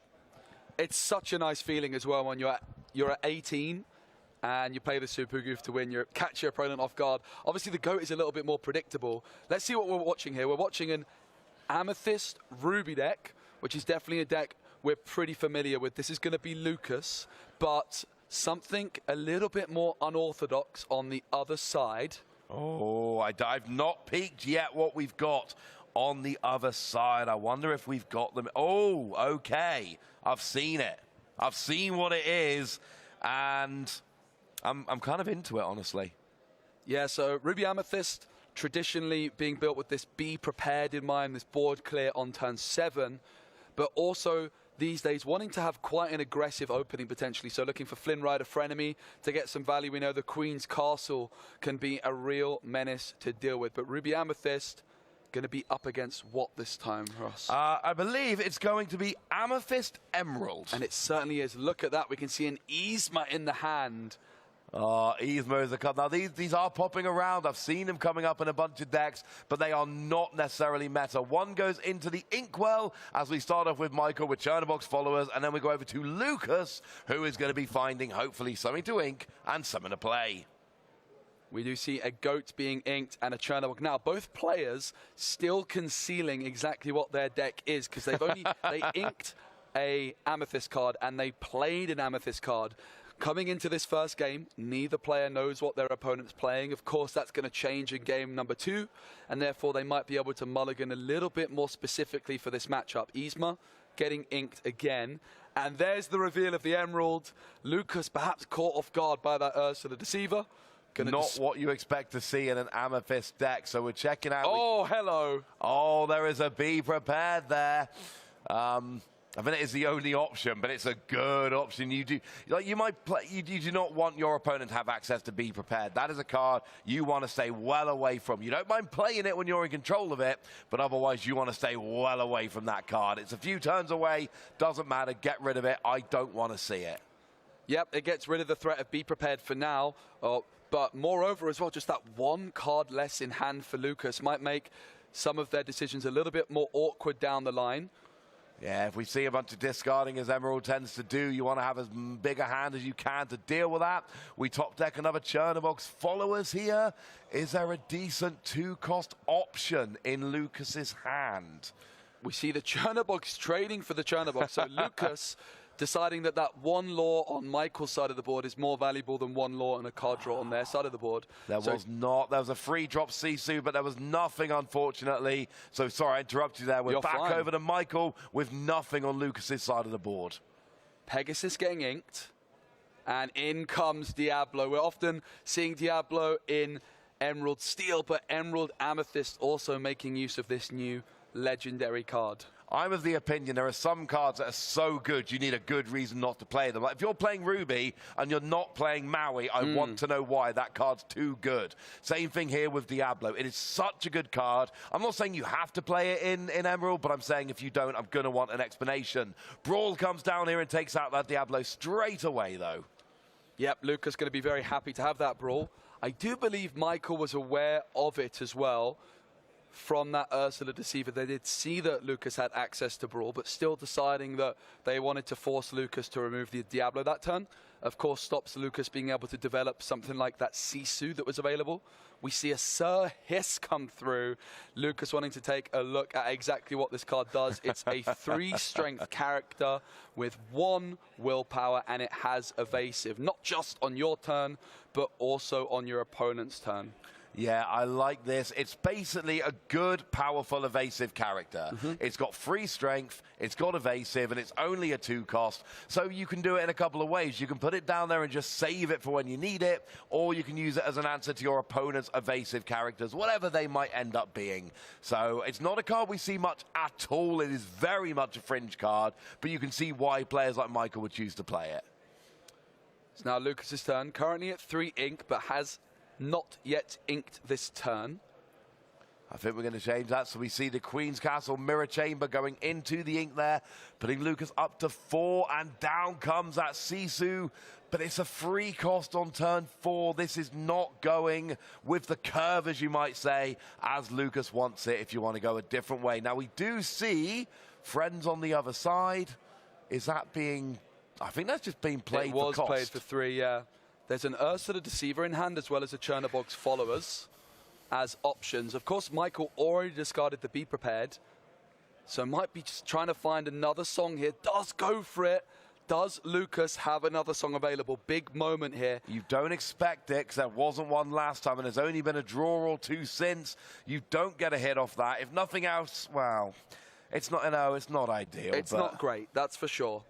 But what I do like from Michael was this turn 3 Diablo, forcing Lucas to play that Brawl instead of developing the Sisu and really slowing them down a bit. But of course, Lucas, the longer this game goes on, the more you're going to favor the Ruby player with those bigger, uninkable threats like Be Prepared and Madame Medusa. Yeah, they are going to come down and wreak havoc on the board like we do tend to see.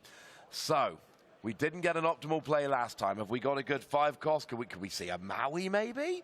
I like Maui. Who doesn't like Maui? I like Maui. Michael currently on 2 lore, Lucas on just 1, thanks to that Chernobog's followers earlier on. There's a second Queen's Castle. 2 of them are in the ink now, so not exactly what Lucas is going for. That's not the plan. We are playing a... Oh, it is a Maui for 5 and taking out the Ursula. I like this. Remember, of course, that if you go after Cursed Merfolk, you will have to discard a card from hand, which you are doing. And it looks like... Oh, so Sisu goes after it, and then Sisu discards, because Sisu went after it.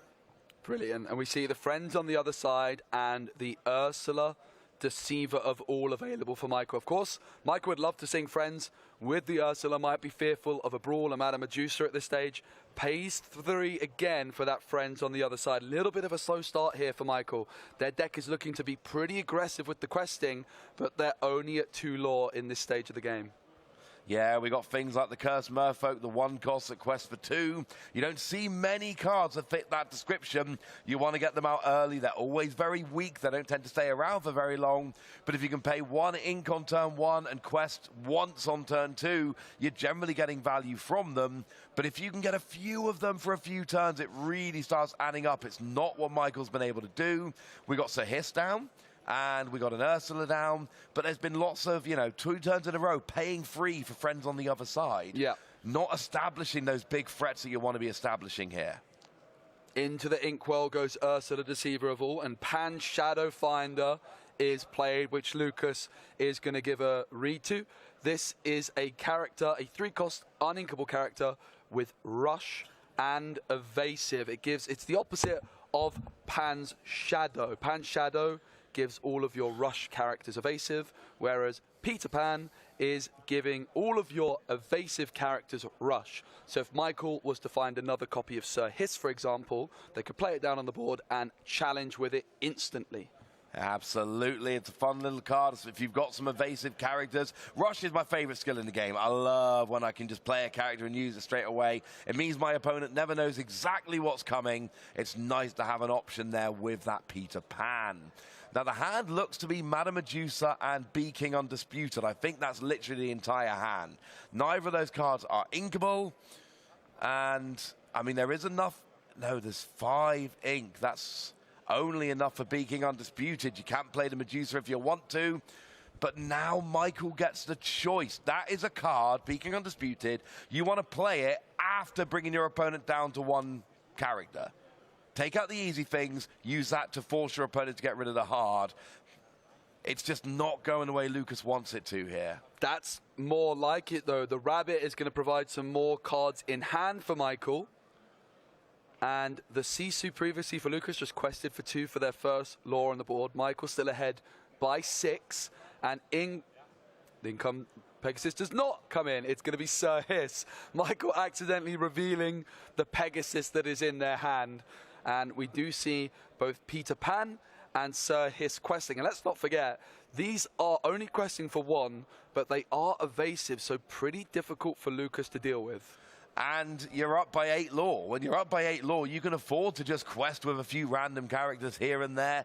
Just keep it ticking along. It's not your main game plan. It's not going to get you there quickly. But if you've got a better board than your opponent and you're ahead, just get some questing rolling. But what do we have here? And I think Lucas was asking about, like, what are they evasive? Of course, being in Europe, being in Germany, there's players that have come from many different countries, English speakers, French speakers, German speakers, Italian speakers, and I'm sure many other languages as well.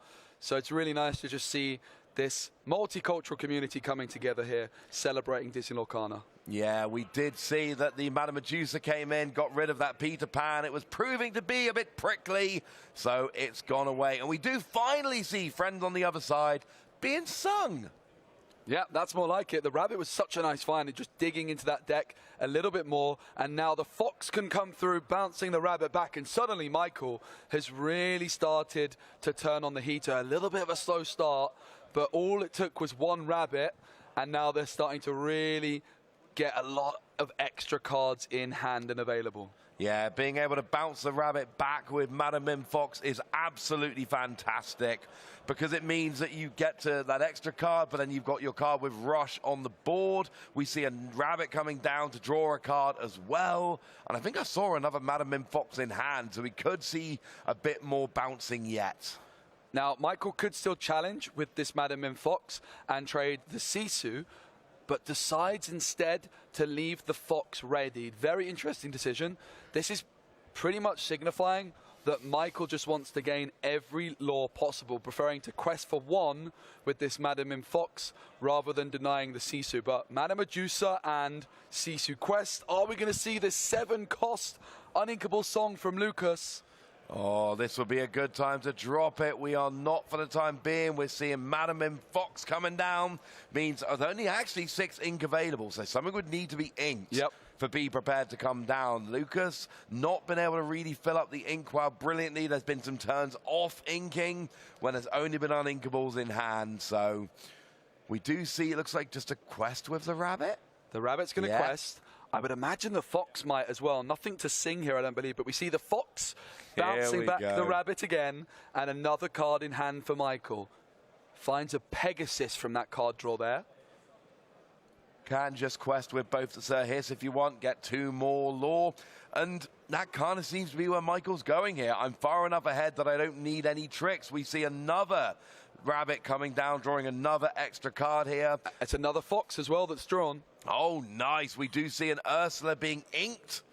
And it does look like we're just going to... Oh, no, we're going to attack. Okay. I think this was the fox. This was the fox which was just played, so it had Rush. Yes. So this other fox is still able to quest for 1.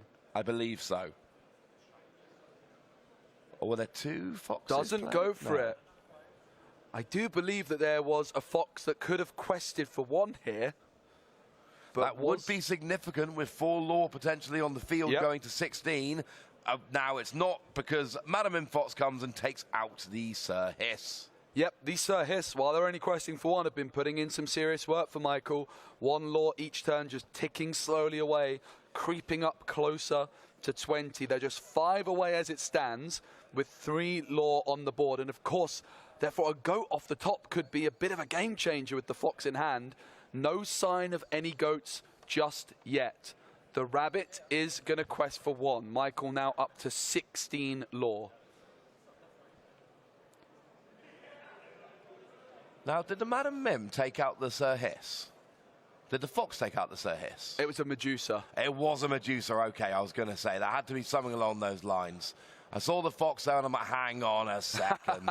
That's got evasive, but thank you. It was the Madam Medusa. That makes a lot more sense. So now we see fox into fox, and they both go down. But of course, Michael has doubled up the lore total of Lucas, 16-8. So you don't mind trading a few characters. You just need a little bit of lore to creep you over the line. We see another Sir Hiss coming down. We see questing for 2 to go from 16 up to 18 here, with 4 characters on the board. And if 2 of them are there at the start of Michael's next turn, Michael will win game 1. Yep, and Lucas spending 4 for a rabbit. I think Michael's going to be really happy that there was no Be Prepared. And Lucas calls the game there. Michael taking game 1.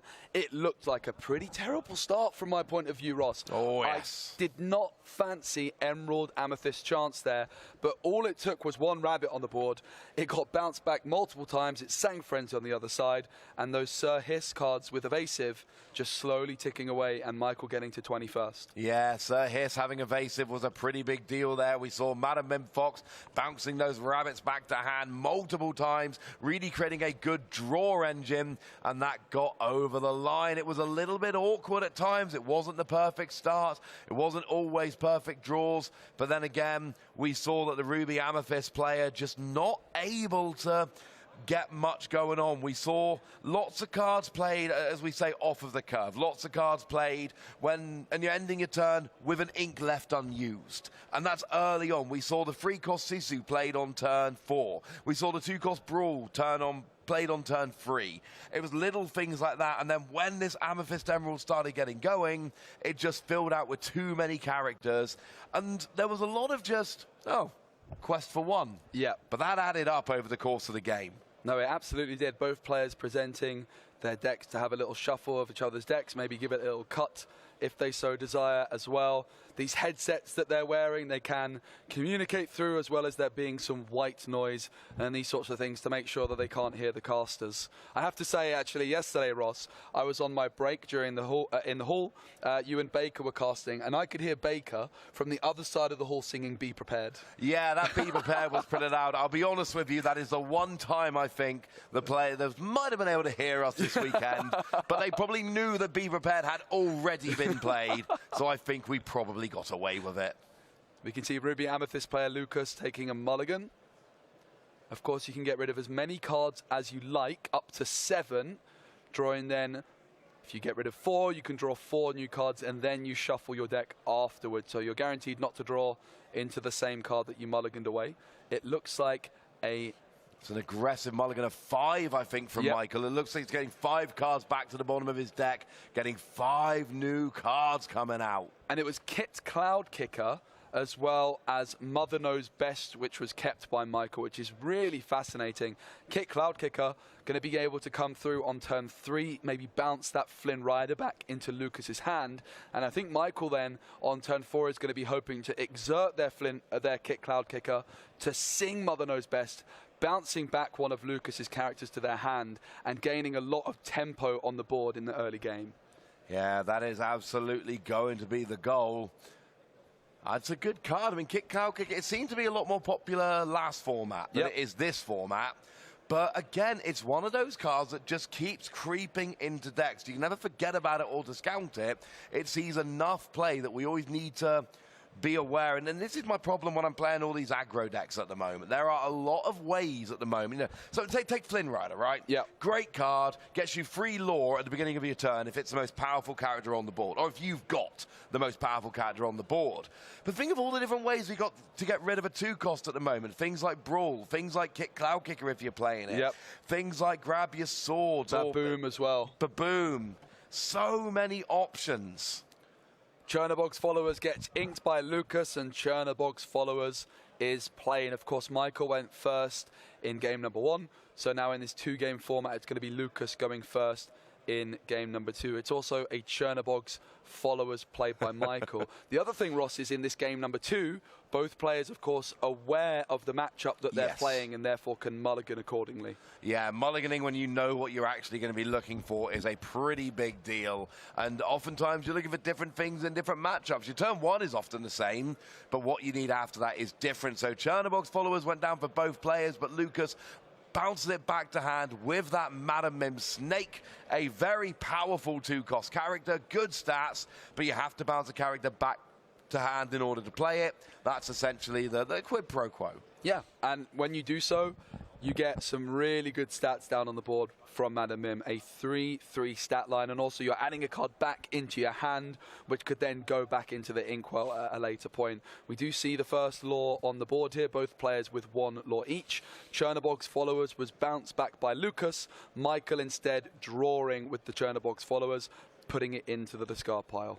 Not too bad. I wouldn't mind seeing someone play actual Chernobog this weekend. I've not seen any yet, but it's out there in some decks. We see Pegasus hitting the inkwell, but it doesn't look like there's anything to do with it. We've had 3 cards played so far between the 2 players, and they are all Chernobog's Followers. I am a proud owner of an enchanted Chernobog, Ross. It was my first ever enchanted I got. Very nice. That is my first ever card reveal. Fantastic. It was the enchanted Chernobog, so one day I will have to join you in having that card in my binder. We are seeing the ink coming down from Lucas here. We've got free ink available. Do we have something tasty to play with it? Although, decision time for Lucas. Have we? No, it has gone down. The decision has been made. Wow. but nothing played. Both players are missing cards here just by not having anything to play that fits the ink they've got available. Yeah, and what's really interesting is Michael kind of had this game plan from the mulligan to play Cloud Kicker perhaps on turn number 3, maybe predicting a Flynn Rider or something like this, but of course no target for Flynn Rider at this moment in time, but Michael does certainly have another 3-cost option in their hand, a certain legendary card that you might have heard of, Ross. It's called Diablo. Will we see it? Well, we're going to see it, if not this turn, pretty soon. There's a reason why all the Emerald players play Diablo. There it is. And it is right there as well. The downside is, of course, if you play the 1-cost turn 1, shift it turn 2, you can then immediately quest, and then the drawing skill is online. Playing it normally, you do have to wait a turn to exert it and draw when your opponent draws. Not the end of the world, but just something to keep in mind. Now, last turn, Lucas did very little. Yep. Can we see more this turn, please? Go into the Inkwell, 3 being exerted for a brawl onto Diablo. No mucking about there. Brawl into Diablo is something we have seen a lot in Bochum. We certainly have. The Chernobog's followers also coming down onto the board for Lucas. That 1 ink was spare, and Chernobog's followers is just a 1-cost character. Michael made a really interesting play, Ross, in the previous turn when they played the Diablo, not to quest with the Chernobog's followers. This was in case Lucas had access to King Undisputed.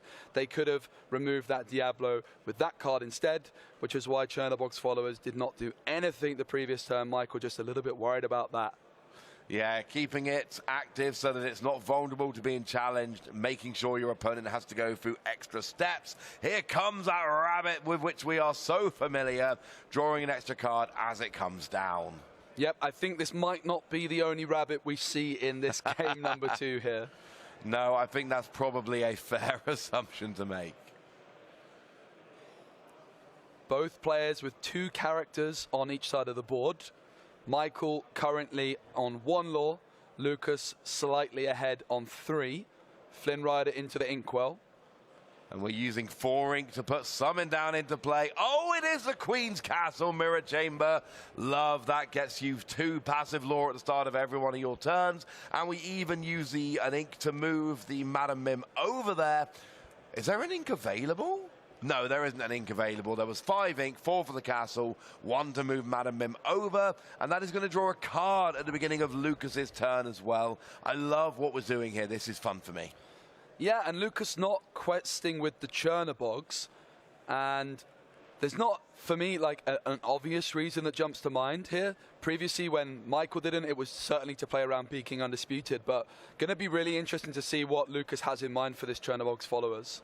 Wow, we've seen 2 damage going on to the Queen's Castle here. We have seen a Fox get played, and we see Chernobog and Fox. Wow. All 3 characters being used to go into that need to get rid of it. Yep, Chernobog's followers now exerted. Of course, you can't draw a card with it after you challenge. It's only when you quest. So that's not going to be an option for Michael. Still has 1 ink available as well. Hovering in Ursula Deceiver of All, looking to possibly put that into the Inkwell. That is what happens. It does go down, then 2 ink available for... Ooh, okay. The other Ursula. Michael was really hoping for some sort of song there. Especially something like a Be Prepared.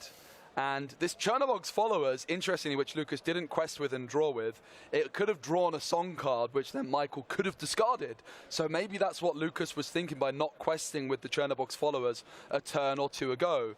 We see the rabbit come through, the first for Lucas. Yeah, we've seen Michael playing a bunch of those rabbits. This is Lucas's first. You play it, you draw a card. When it leaves play, however that happens, you get another card. Banish, draw a card. Bump to hand, draw a card. And so on.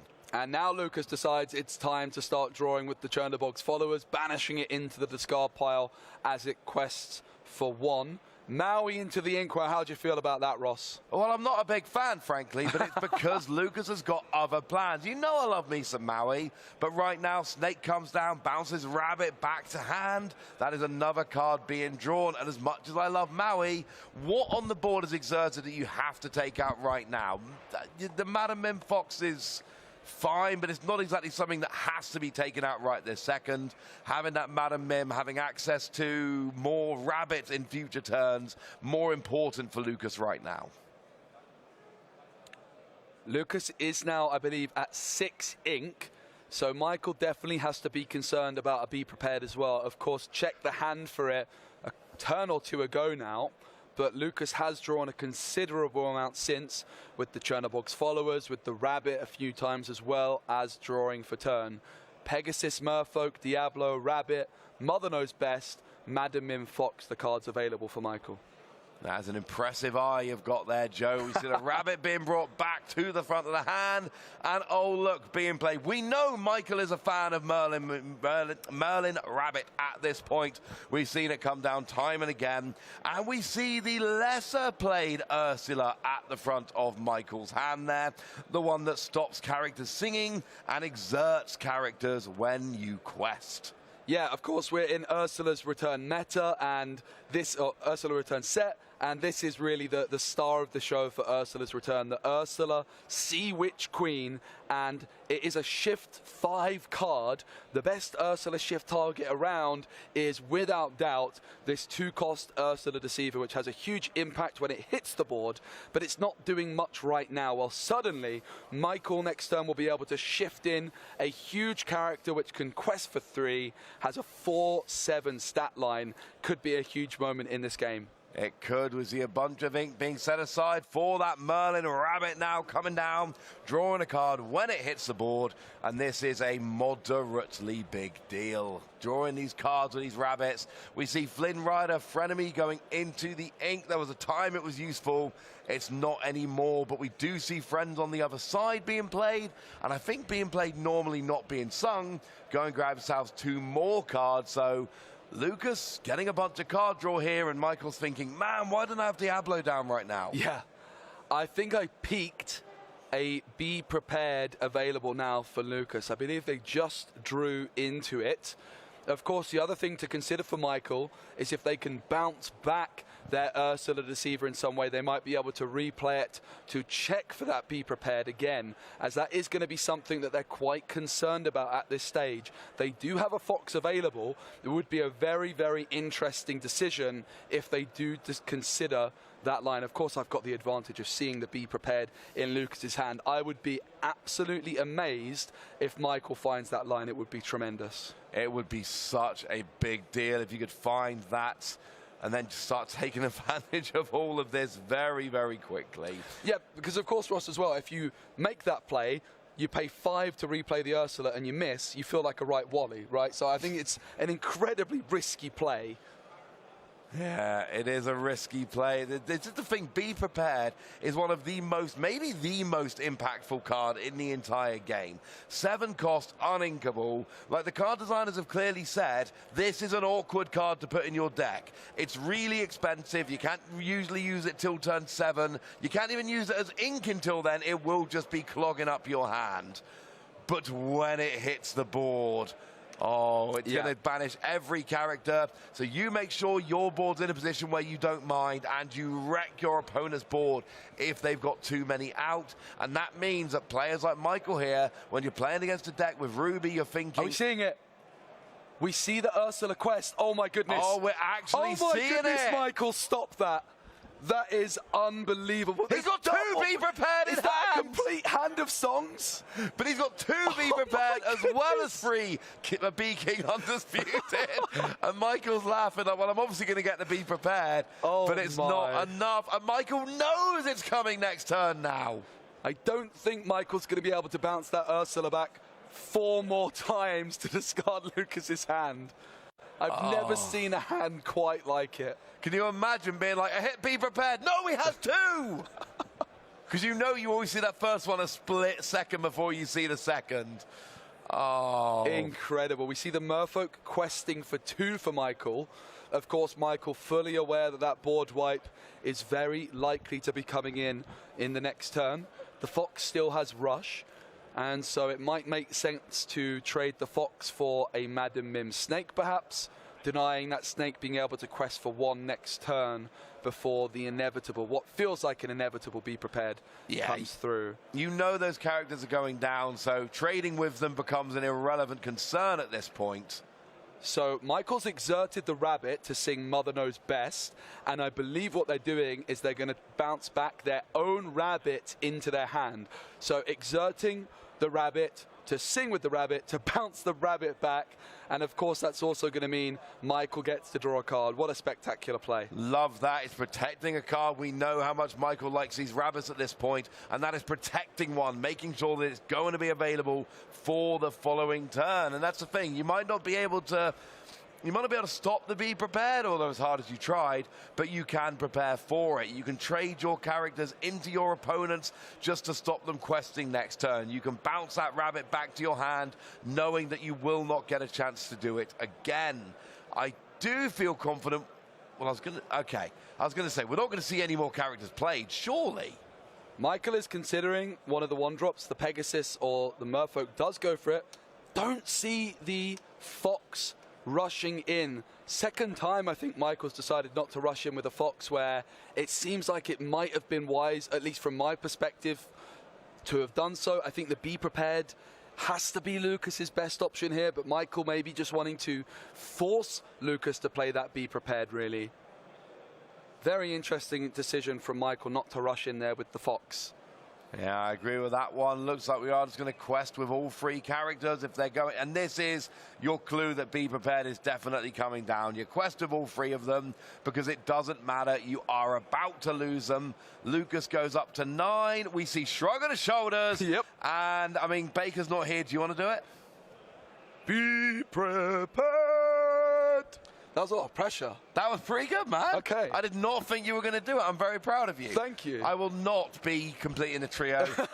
I think you and Baker have done such a good job. I don't need to do that at any point this weekend. But it is a big pre-prepared, which is just completely wiping the board from both players. But of course, although it's a two-sided card, as I like to say, it does not affect both players equally, not when you're making the decision of when it comes down.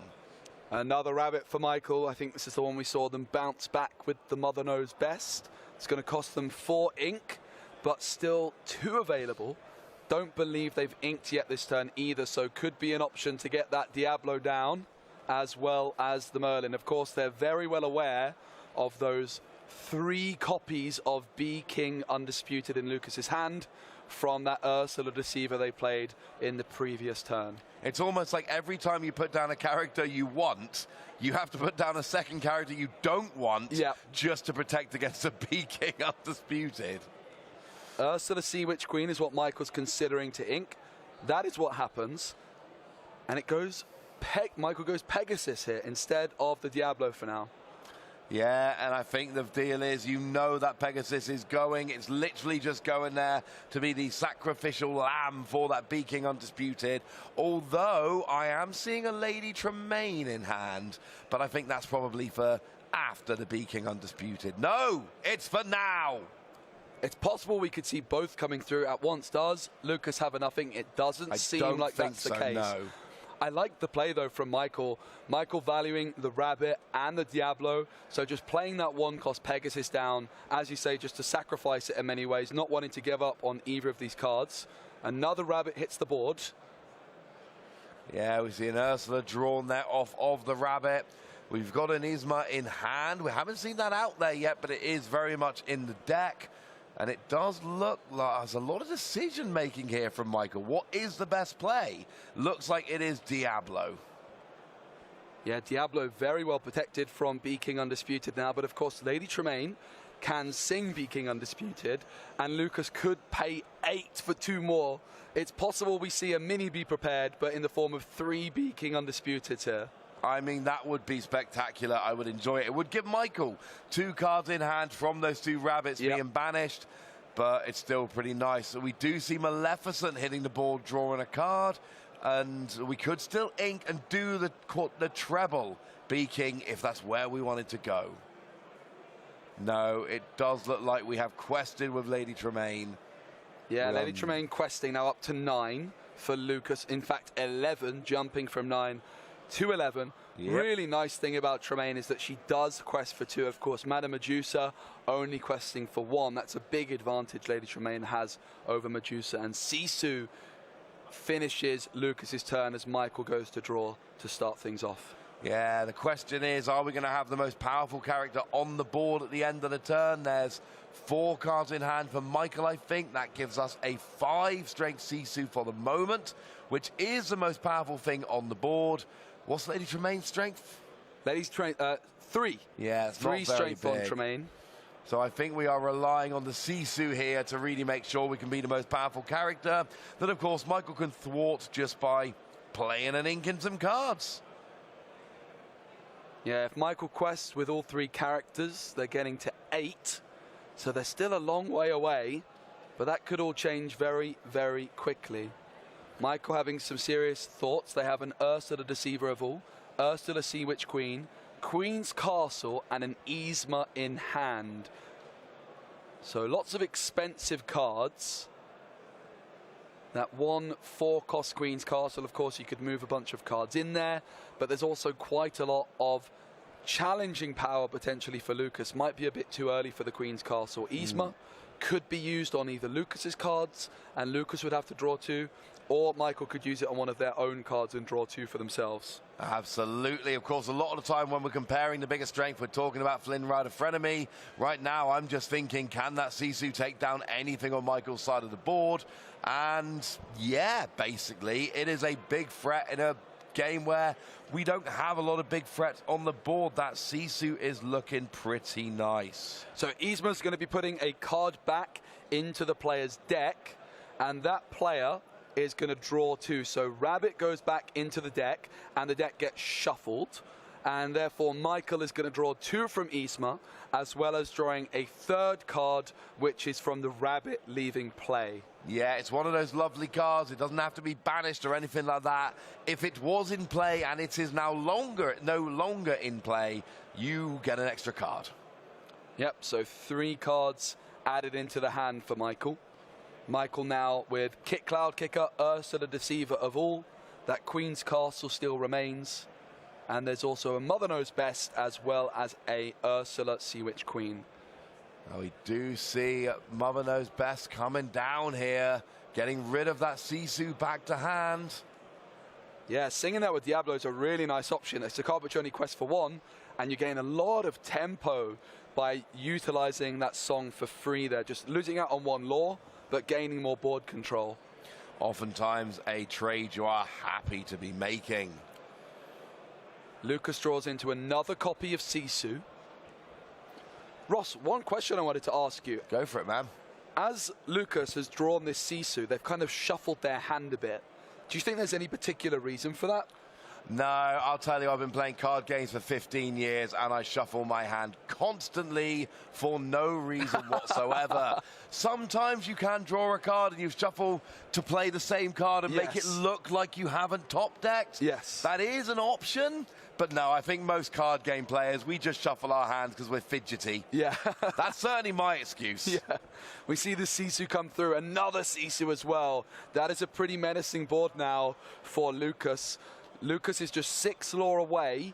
Both of these Sisus can quest for 2 each. So Lucas does currently have game on board unless Michael is able to remove some of these characters. Yeah, there's 7 lore on board from those 4 characters. Maleficent, the only one that is questing for 1, but there we go. Lady Tremaine goes away, Yzma takes it down, and Rabbit goes after Maleficent. So there's only 4 lore on board now, and Lucas, unfortunately, no longer. There is a potential for Goat, and then something like, you know, Madam Mim Snake or Madam Mim Fox. That could be the extra 2 lore to get you over the line. But I think that you know what else would do it? Super Goof. Oh, the Super Goof. Would do it, I'm saying. Now, Lucas's hand, there's still a lot of information Michael has. They know there's still those 3 Bee King Undisputeds because they've not gone anywhere. And the 4th card, Ross, it's another Be Prepared, can you believe? Oh, I love the idea next turn of just questing up to 18, dropping a Be Prepared and going, I don't think there's any way you can answer this now. especially Michael's got a nice board. That big Ursula is down now. We've got, a Pegasus coming down as well. Not doing too much, but it'll quest for one, offer a bit of protection. The other thing that's really interesting about the Pegasus, Ross, is the 5-cost Floodborn Pegasus Michael has in hand. If you shift in with that card, it gives all of your other characters evasive until the start of your next turn. Yes, which is quite awesome. We're going to see... We see the Diablo as well for Michael drawing for the first time in this game at the start of the turn, because it is exerted. It is indeed. Looks like we're going to go from 14 to 18 with Lucas here. I want to see the Be Prepared. I think that would be fantastic. There is an argument that you're ahead by 7 lore and you've got 2 good characters on board. But by the same token, Michael's got ways to challenge and take them out. I don't think those Sisu are going to be there. We see a grin from Lucas. It's coming. Be Prepared. Wipes the board. I think Michael's board was too good. I do not think those Sisu were going to be there at the start of next turn. And if Lucas isn't going to have his characters, why should Michael have his? Yeah, and Michael had already seen those 2 Be Prepareds, and therefore the odds of Lucas finding a third at this time in the game were not that high. So I do like Michael's decision to go very wide with the board, as we see a really good response to the Be Prepared with a Queen's Castle, a Goat, a Merfolk. Not bad. But Michael is still very well aware, or at least should be very well aware, of those 3 copies of Be King Undisputed in Lucas's hand, which is a lot of information. Oh my goodness, it's a go. It's a go. If there's any way to bounce this back to hand, that will be game. Lucas is on 19. If we have a goat, if we have a fox, if we have a snake.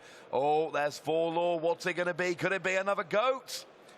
It is a Be King Undisputed taking out the Merfolk.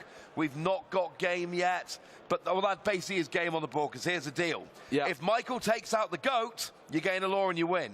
Yep. If Michael doesn't take out the goat, you quest, you gain a lore and you win. And there is the game for Lucas there. That goat, when you're on 19 lore and you put a goat into play, you are going to win the game.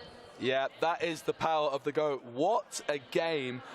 Really, really interesting moment there where Lucas got really big value off that Be Prepared, but I do think it was the right decision for the Emerald Amethyst player to just hope that that Be Prepared had not been top decked recently. They knew 3 of the cards were Be King Undisputed. They just had to hope that the 4th card was not the Be Prepared, which it turned out to be. Yeah, and there's a lot of reasons. Like, you know, to Be Prepared have gone. You know there's 4 cards in hand. You know what 3 of them are. And a lot of the time when you're playing games like Lorcana, you've got to play the odds. You can't know what's in your hand unless you play something like a Diablo or an Ursula and you actually look. So essentially, you've got to go, I am pretty sure there is no way they've got this. And sometimes they do, and there's nothing you can do about that. Sometimes your opponent has got the perfect card at the perfect time and it's over. Yeah. Really, really interesting game. I think you see how Emerald Amethyst could play this matchup depending on if it's going first or second. When it went first, we saw a little bit more of an aggressive questing approach with those cards like Sir Hiss, but a much longer game too, where the Emerald Amethyst player was kind of able to adapt to that slower start with the fact they're going second to really, really develop a lot of card draw engines. And it worked very nicely indeed. Another game finishing with 1 win for each player, 3 points for each player. And we saw both players go, look, this is my deck, this is what it does. We saw some nice play. We saw both players picking up points. But we are at that stage of the tournament where it's got to be said there is a big difference between 3 points and 7 points. And we are at that stage of the tournament where some players are going to get 3 rather than 7. And that is going to start basically saying you're not going to be in the top 32 today. Yeah, absolutely. You need such an incredibly strong record to make it into the top 32. But let's not forget, that's not all that players are playing for. Nope. The more points you get are going to help get you more prize tickets, as well as the top 64 players and every other player who is tied on points with the 64th player will get a very, very impressive Let It Go promo card. Yeah, that Let It Go is awesome. So it's Let It Go for top 64, Cinderella for top 32. We got Rapunzel for top 16. No, I've missed one. No, it's top 128 for Let It Go.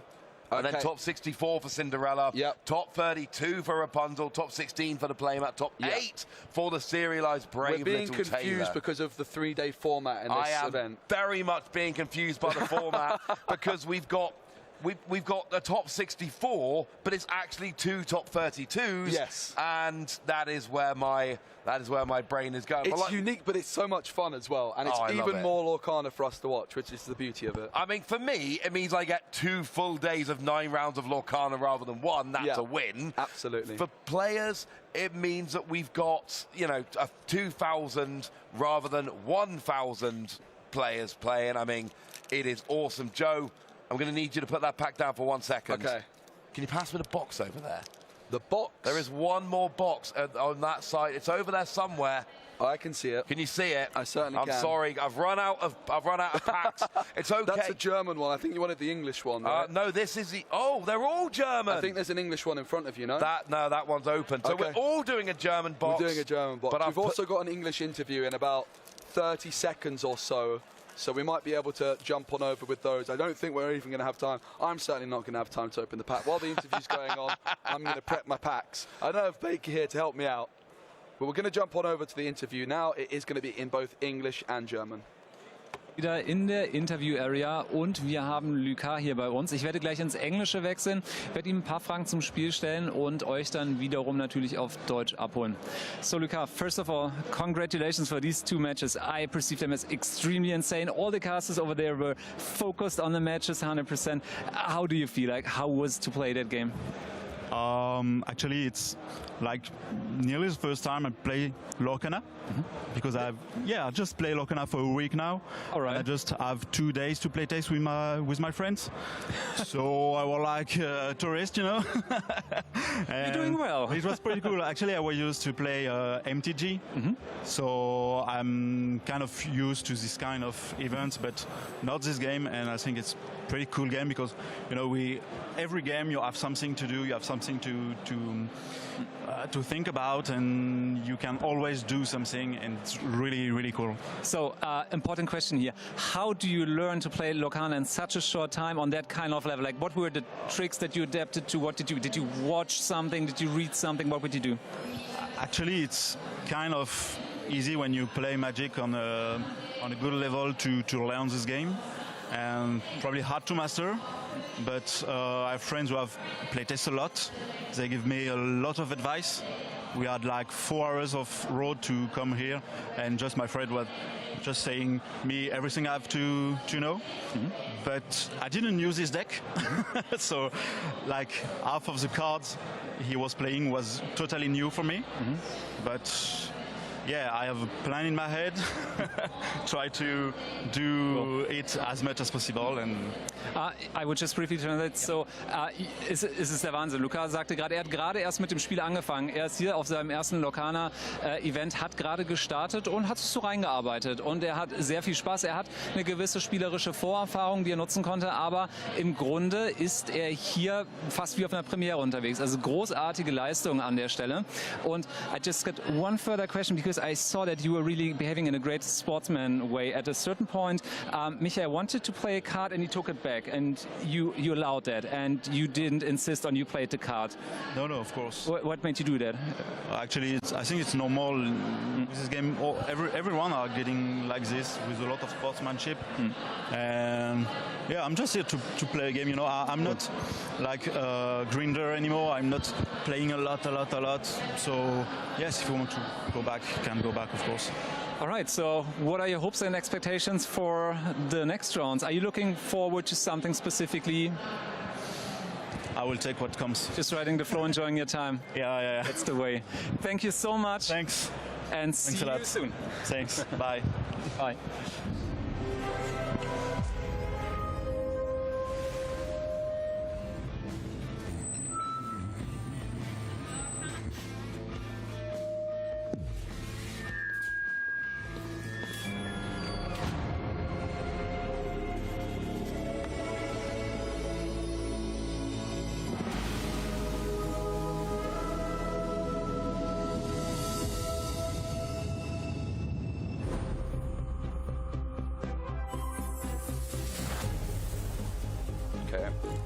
back in. I'll intro. Welcome back, ladies and gentlemen. Nice to always hear from our players. But, you know, we've got a couple of minutes before we really have to go to a break while they go and do an interview in German. So I thought, you know what? We could either go to a break screen or we could open some packs and chat about some Lorcana. And Joe, I can see you're already prepped. I've prepped my packs. I'm sick of being embarrassed, fumbling around, not being able to open them. These are the last 3 from my booster box. So I'm going to box 2. Am I a bad person? I'm still hoping for Go on, Joe. The Enchanted. I've got Ursula Vanessa, a card I got to reveal, which was awesome. I've got a Vitalisphere. I got a Rose Lantern. Yes, got it. I got a Pirate's Cove, Hidden Cove rather. I got the Olaf, Triton's Decree. I got a Ursula's Trickery, Ursula's Plan. I got, is it Pain or Panic? It is Panic. I'm going Pain. Get in. Oh. It was Pain. I tried. Imperial Bow, Mirabelle Madrigal, 2 left. This is a super rare, so there's another super rare at least, maybe a legendary. Could be a legendary, I still mate. never packed a Diablo, not one. Never. Diablo! Until now. Oh, okay. Until now. Didn't work, mate. It didn't work. Ursula Vanessa in foil is nice, though. I'm going to do 1 pack. I've already opened it, and then you're going to have to do those last 2 packs quickly. First German pack. I will not be guessing their German names. We've got Mulan, and we've got... Oh, my... All right, oh, it's just Pascal. That's a little bit upsetting. I thought we were going to get a nice translated name there. So, there is your Aurora... Oh, no, it's Ursula. Oh, no, I ruined it.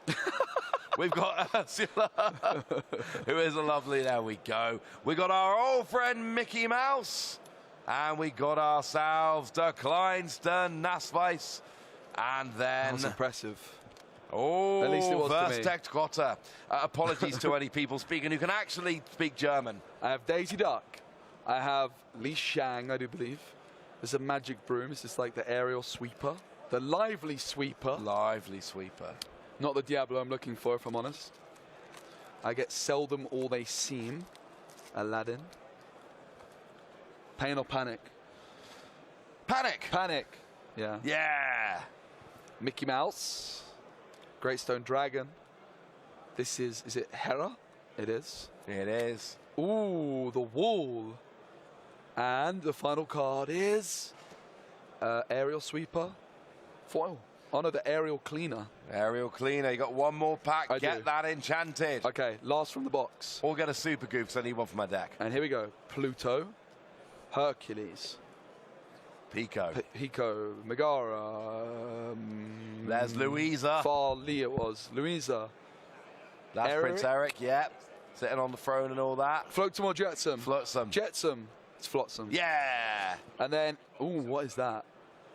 What is that? A Pirate's Life. A Pirate's Life. One of the few ways to make your opponent lose lore. That's what they needed when the GOAT was on the board and they were at 19. Seeing a Pirate's Life, reduce them down.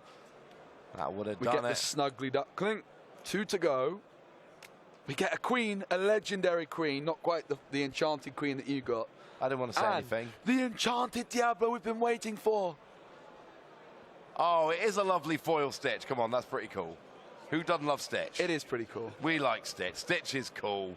Do we have to take a break now? Yeah, Can we do more packs? Or we could probably do more packs. Oh, fine. I'll do another pack. Would you mind Stop going on passing me about a it. fresh German I would box, love to pass you a fresh German box of Ursula's Rucker.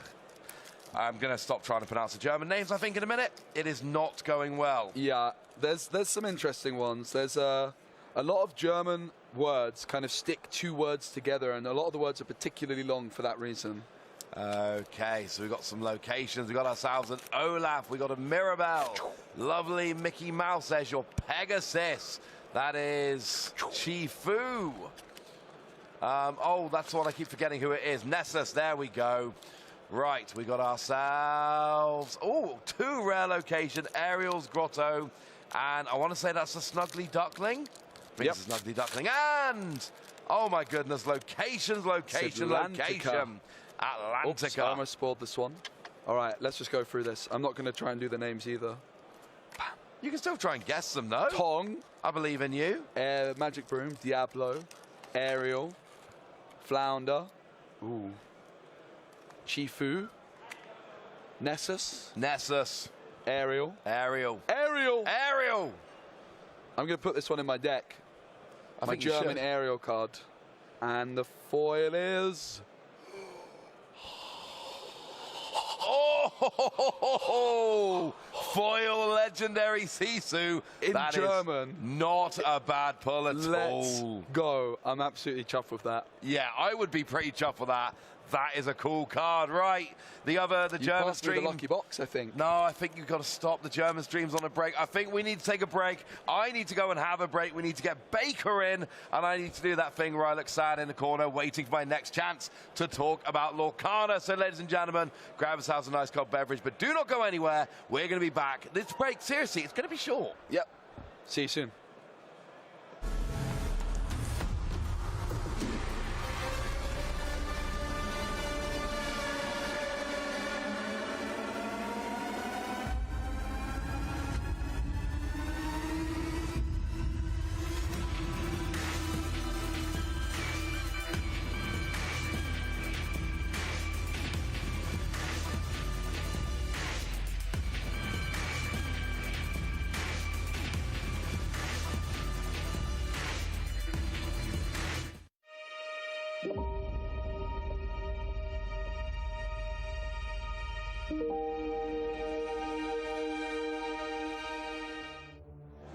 Da sind wir wieder zurück. Live aus Bochum. Ja. Match 7 steht jetzt an. Es vergeht wieder wie im Flug, oder? Es vergeht wirklich wie im Flug. Also es ist so, heute Morgen war ich noch so, hoffentlich vergeht es heute nicht so schnell.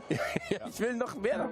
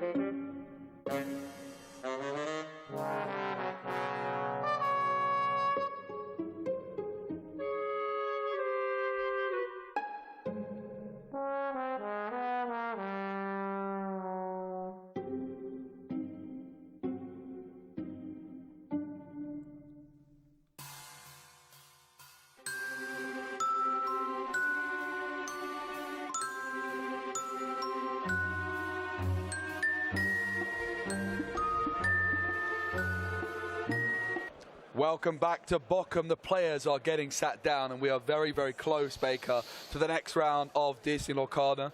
How are the halls looking? How's everyone doing over there? Yeah, it's looking good. We've reached that point in the day where all the top tables, you've got the first tables 1 and 2, all the other people in the room are like gathering around. They're keeping a distance, you know, making sure not to distract the players. But yeah, everyone wants to see what decks are performing the best, see the top tier plays, and yeah, it's looking really good. I do want to mention, wasn't at the top tables, it was like table 30, but I did see a very spicy Sapphire Amber deck, which was very cool. It was playing copies of Arna to give extra lore to characters. So yeah, it was pretty cool. The vibes are still very good, and we're on to our highlight deck. Tell us, as if we haven't heard enough about Bucky throughout the day, Joe, tell us a little bit about the Squirrel.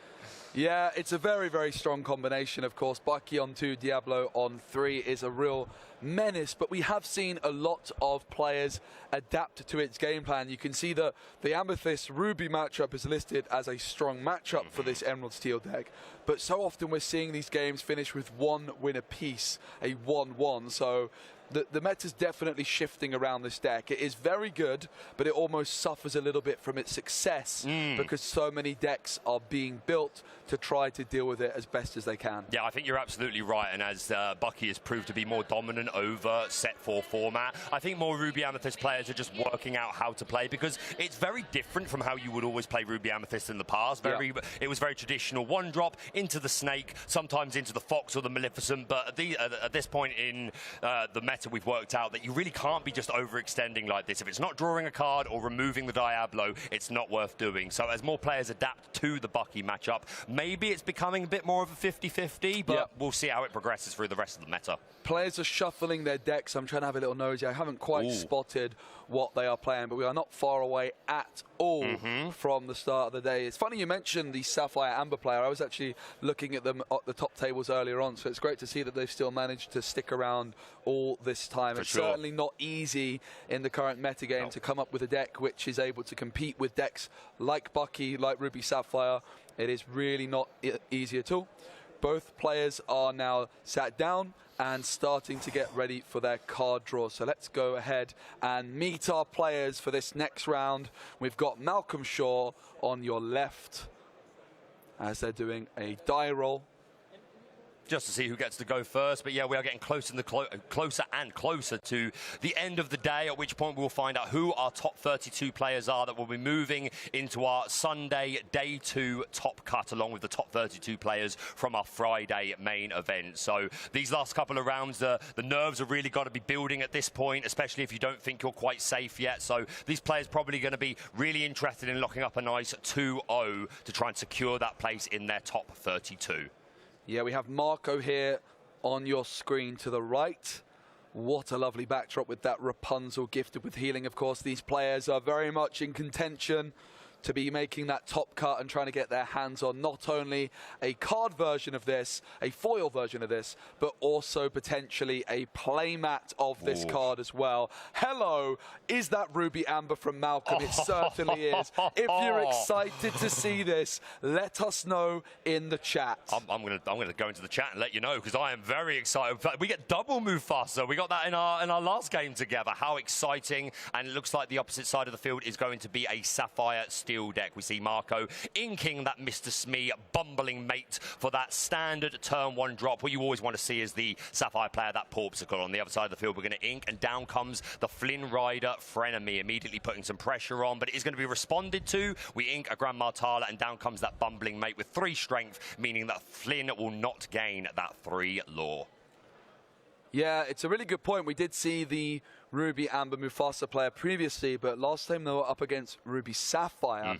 And one thing that Malcolm might struggle with is getting that card draw here through with cards like Lady Tremaine, when Marco has lots of cards like Grab Your Swords, Tinkerbell. But Gaston on turn 3 is not something we've seen before, Baker. That is a very scary card for Marco to have to deal with at this stage. Yeah, you're absolutely right. We saw it in the previous game, but much later in the curve. But getting it on turn 3 does open us up to a world of possibilities. Next turn, we could ink up to 4, and then if we exert Gaston, that could be either a Mufasa who's a 5-cost or any 6-cost character, a Medusa, a Lady Tremaine. To your point as well, with the Sapphire Steel deck, if they do utilize Whole New World, that might benefit the Amber player. It depends how much they're able to draw with cards like Rapunzel, but they might be quite welcoming of a fresh hand of 7. But I think you're absolutely right. Those ping damage cards that Steel gives us access to may make it harder to get a big Rapunzel play off.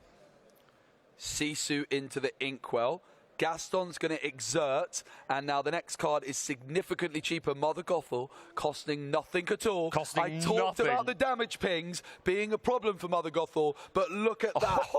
Not a chance for Marco to respond. Mother Gothel healed by Rapunzel, 3 cards into Malcolm's hand. You've got to think that's one of the most ideal starts for this Mufasa deck. Incredibly powerful. We do see a Mufasa in the hand as we pass back to Marco's, utilising that Gaston into intellectual powerhouse. We used to see that a lot in previous versions of Sapphire Steel. Has fallen off a little bit in this set, just people finding other options more preferable, but that intellectual powerhouse, very good card. You look at the top 3 cards of your deck, one goes into your hand and the other to the bottom, the other 2 to the bottom, and 3 lore as well, so that could definitely put in a lot of work. We're going to exert 5 cards, and down comes the Grab Your Swords. That's going to get rid of the Flynn Rider. It's going to be 2 damage on the Gaston, finished off by the bumbling mate Mr. Smee, taking 2 in return, and 2 damage to the Rapunzel and Gothel. But does this set up Malcolm for another Rapunzel? That's a really good point. We do see the Fishbone Quill going through there. Mr. Smee, no captains on board currently, and 2 damage counters on to Mr. Smee. So we do see the Popsicle healing up Mr. Smee, which is ensuring that they do not go to the discard pile at the end of the turn. 1 damage counter down onto the bumbling mate. Yeah, and that's a great play. We've talked a lot about Mr. Smee, one of the most powerful cards in the game, I would go as far to say. So incredibly cheap, a really low-cost 2-cost character, 3/3 questing for 2. He is a fantastic addition to these steel decks, and we're going to be inking a Teeth and Ambitions, which we've seen a couple of times over the course of the weekend, creeping into... Oh, there's a second Teeth and Ambitions. That's going to put the damage on Mother Gothel, which again is really nice synergy with our Rapunzels and our Juliettas, and it will finish off the bumbling mate. And down comes the Mufasa, betrayed leader. I want another big rip off the top, Joe. I really do. Yeah, that would be lovely to see, Baker. The Teeth and Ambitions was sung by Mother Gothel, which cost no ink at all, allowing the Mufasa to come down. It was actually the Rapunzel who had the 2 damage counters with that 5 willpower. That would be such a great target. Rapunzel healing Rapunzel is something I always enjoy seeing, Baker. Yeah, no, nice spot. My apologies for that. Yeah, Rapunzel taking the brute of that damage, and as you say, it could just set up another one. But can Marco play some sort of chip down? Oh, I do see a Grab Your Swords in hand. It was just drawn as well for Marco. Wow, that's coming along at the right time. He's looking at a Flavisham as well. Probably kind of interested in drawing some more cards, but yeah, that Grab Your Swords is going to be very important. Just doing a quick card count check there. Yeah, Malcolm with 3 characters on board.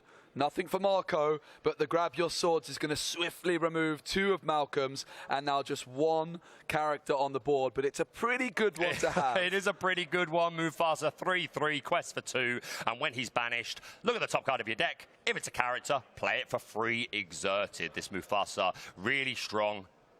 We're seeing Marco be really aggressive with the inking on the Fishbone Quill, Gaston into the Inkwell, and you would imagine that Flavisham is going to be banishing this Fishbone Quill the next turn to allow Marco to draw cards. Hello, double Mufasa. Baby, a double.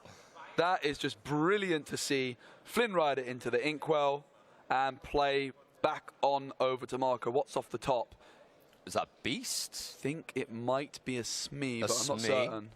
One or the other. It is a beast. It is a beast. It is a beast, the tragic hero. But yeah, these Mufasa are so strong, and you might think, well, okay, I just won't banish them, and then they won't get their effect. But they quest for 2, so that's a lot of pressure that Marco cannot ignore. You were correct, that Flavisham coming down, removing the Fishbone Quill, and drawing a couple of additional cards. We see a pair of Tinkerbells in Marco's hand. A very good card. Won't be able to play it this turn, so he does just pass over to Malcolm. So that's got to feel pretty good. He's probably going to be questing for 4 this turn, at the very least. Yep. Yeah, we did see the Fishbone Quill putting that Beast Tragic Hero into the Inkwell face down. But now Malcolm at 12 lore with the double Mufasa down on the board. Let's just check that lore count. Looks like we might be at 8, not quite 12 just yet. Yeah, bit of a bigger jump than we were expecting. And down comes the Lady Tremaine, forcing Marco to choose one of his characters to be banished. And, of course, only Flavisham on the board, so it's going to have to be the Toy Maker. And just looking at the body language here of Malcolm a little bit, I mean, if you're looking at their facial expression, they're looking pretty happy, pretty content. It tells the story of the game a little bit. Malcolm's feeling good, whereas Marco's feeling, probably feeling the pressure a little bit. He's going to exert 6 to play down that Tinkerbell. Okay, let's see. What are we getting, Joe? What are we getting? The first Mufasa of this series off the top. It's a Surfer Stitch! That's going to draw 2 cards immediately because of the other 2 characters on board. That was a great hit. Oh, my goodness. Marco is like, yeah, okay, that hurts. That is a stinger. Goodness me, and there's a Mufasa still on the board that survived to tell the tale, and of course Lady Tremaine. This is a lot of questing pressure. 6 lore total on the board from characters that could potentially quest for 6. I mean, there you go. There is that 6 that could jump us up to 14. So the pressure is certainly on to Marco. And even if he gets rid of this Mufasa, it's just going to replace itself again, probably. Have we seen any non-character cards from our Mufasa player? Don't believe so. No, I don't think so. They could be in there. Maybe Brawls we saw in the last one. Teeth and Ambitions. Yes. Well done. Okay, so now, of course, Tinkerbell on Marco's side of the board. Malcolm does have to be worried about multiple characters being removed at once. Mulan comes down for just 1 ink there, and still an abundance of ink remaining. For sure. And in comes the Chernabog. Oh, tell us about Chernabog. What does it do, Joe? Chernabog is reducing in cost for every character you have in your discard, and then shuffles them all back into the deck.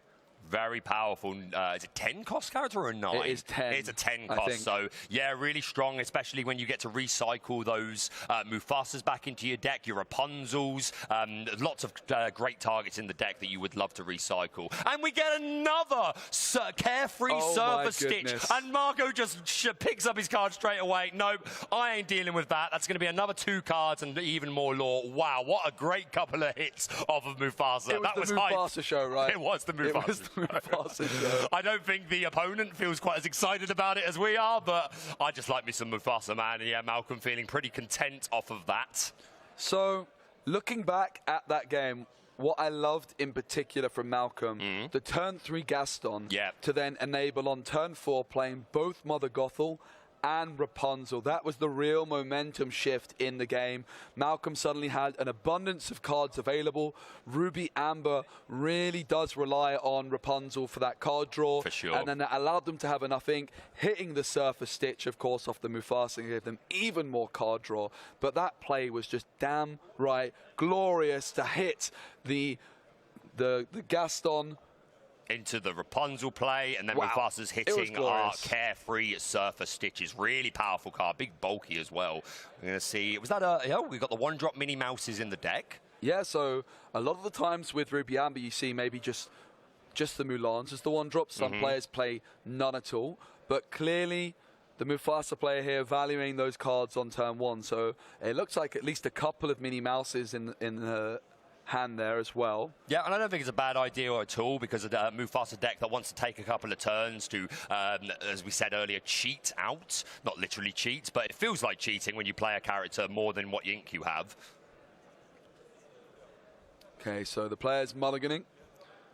Do you believe it's going to be Marco going first in this one, inking a Cogsworth, playing a Popsicle, drawing a card? Excellent stuff. There's that Gaston, so maybe Malcolm is going to look for a similar play. But yeah, to your previous point, the Minnie Mouse, I think it's a perfectly good idea. If you come up against aggro decks, then you could really struggle. So just a nice addition, but we do see the Mulan hitting the board, taking 2 damage to potentially set up a Rapunzel or a Julieta Madrigal in future turns. We see Flavisham hitting the Inkwell, and down comes the Bumbling Mate, crabs and all.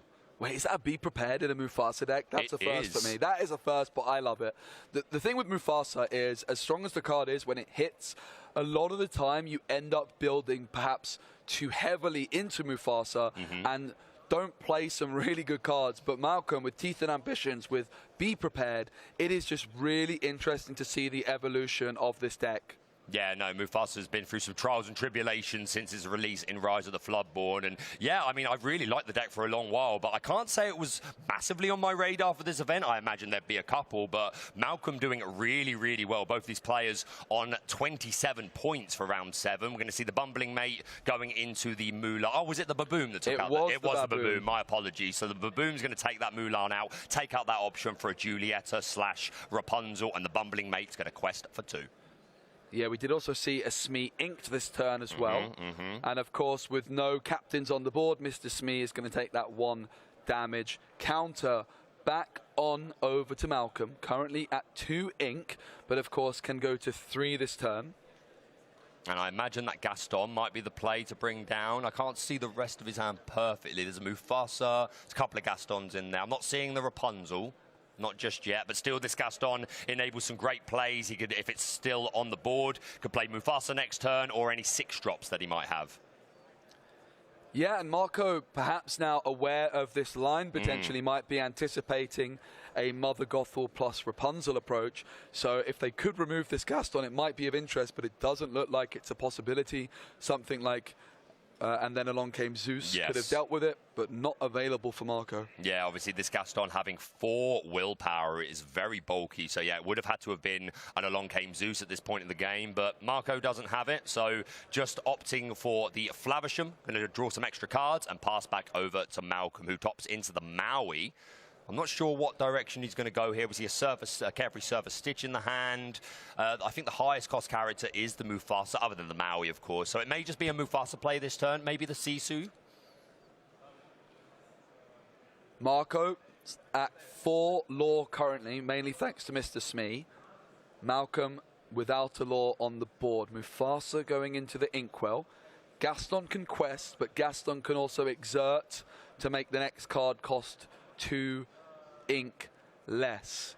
Are we questing or are we exerting for the ability? Looks like the ability, so essentially 6 ink available, paying just 3 for Maui. Goodbye, Mr. Smee. And there's still 1 ink available for Malcolm, but they do not want to use it. Or maybe they're unable to use it. Yeah, no, it's a nice move. A couple of people might be surprised to see the Mufasa inked, but in that situation, I think it made sense. Just clear that Bumbling Mate off the board, who is not only questing for an awful lot, but big 3 strength could be a contributor towards getting rid of the Gaston, which I'm sure Malcolm wants to prevent and get some more use out of it later on in the game.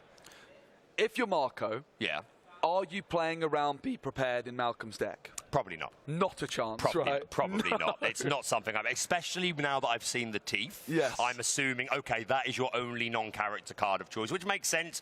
We saw Brawl earlier, but Teeth can also deal with the Diablo, can deal with the Flynn Rider, so I imagine this Teeth has put in a lot of work over the course of the weekend. We're going to see the Tragic Hero Beast inked and a double Baboom to get rid of this Gaston. Marco does not want to let that Gaston achieve its full value, and we pass over to Malcolm. There's a Mother Gothel, just reached the hand, but not a Rapunzel yet. You would love to think, you would think, sorry, that Malcolm would love to see that Rapunzel. Not quite yet. No Julieta either. There is another Gaston in hand for Malcolm, and they've just seen Marco play 2 cards from their hand to remove the Gaston. They might fancy their chances of it sticking around again, because a more efficient answer to Gaston would have been something like a Zeus, for example.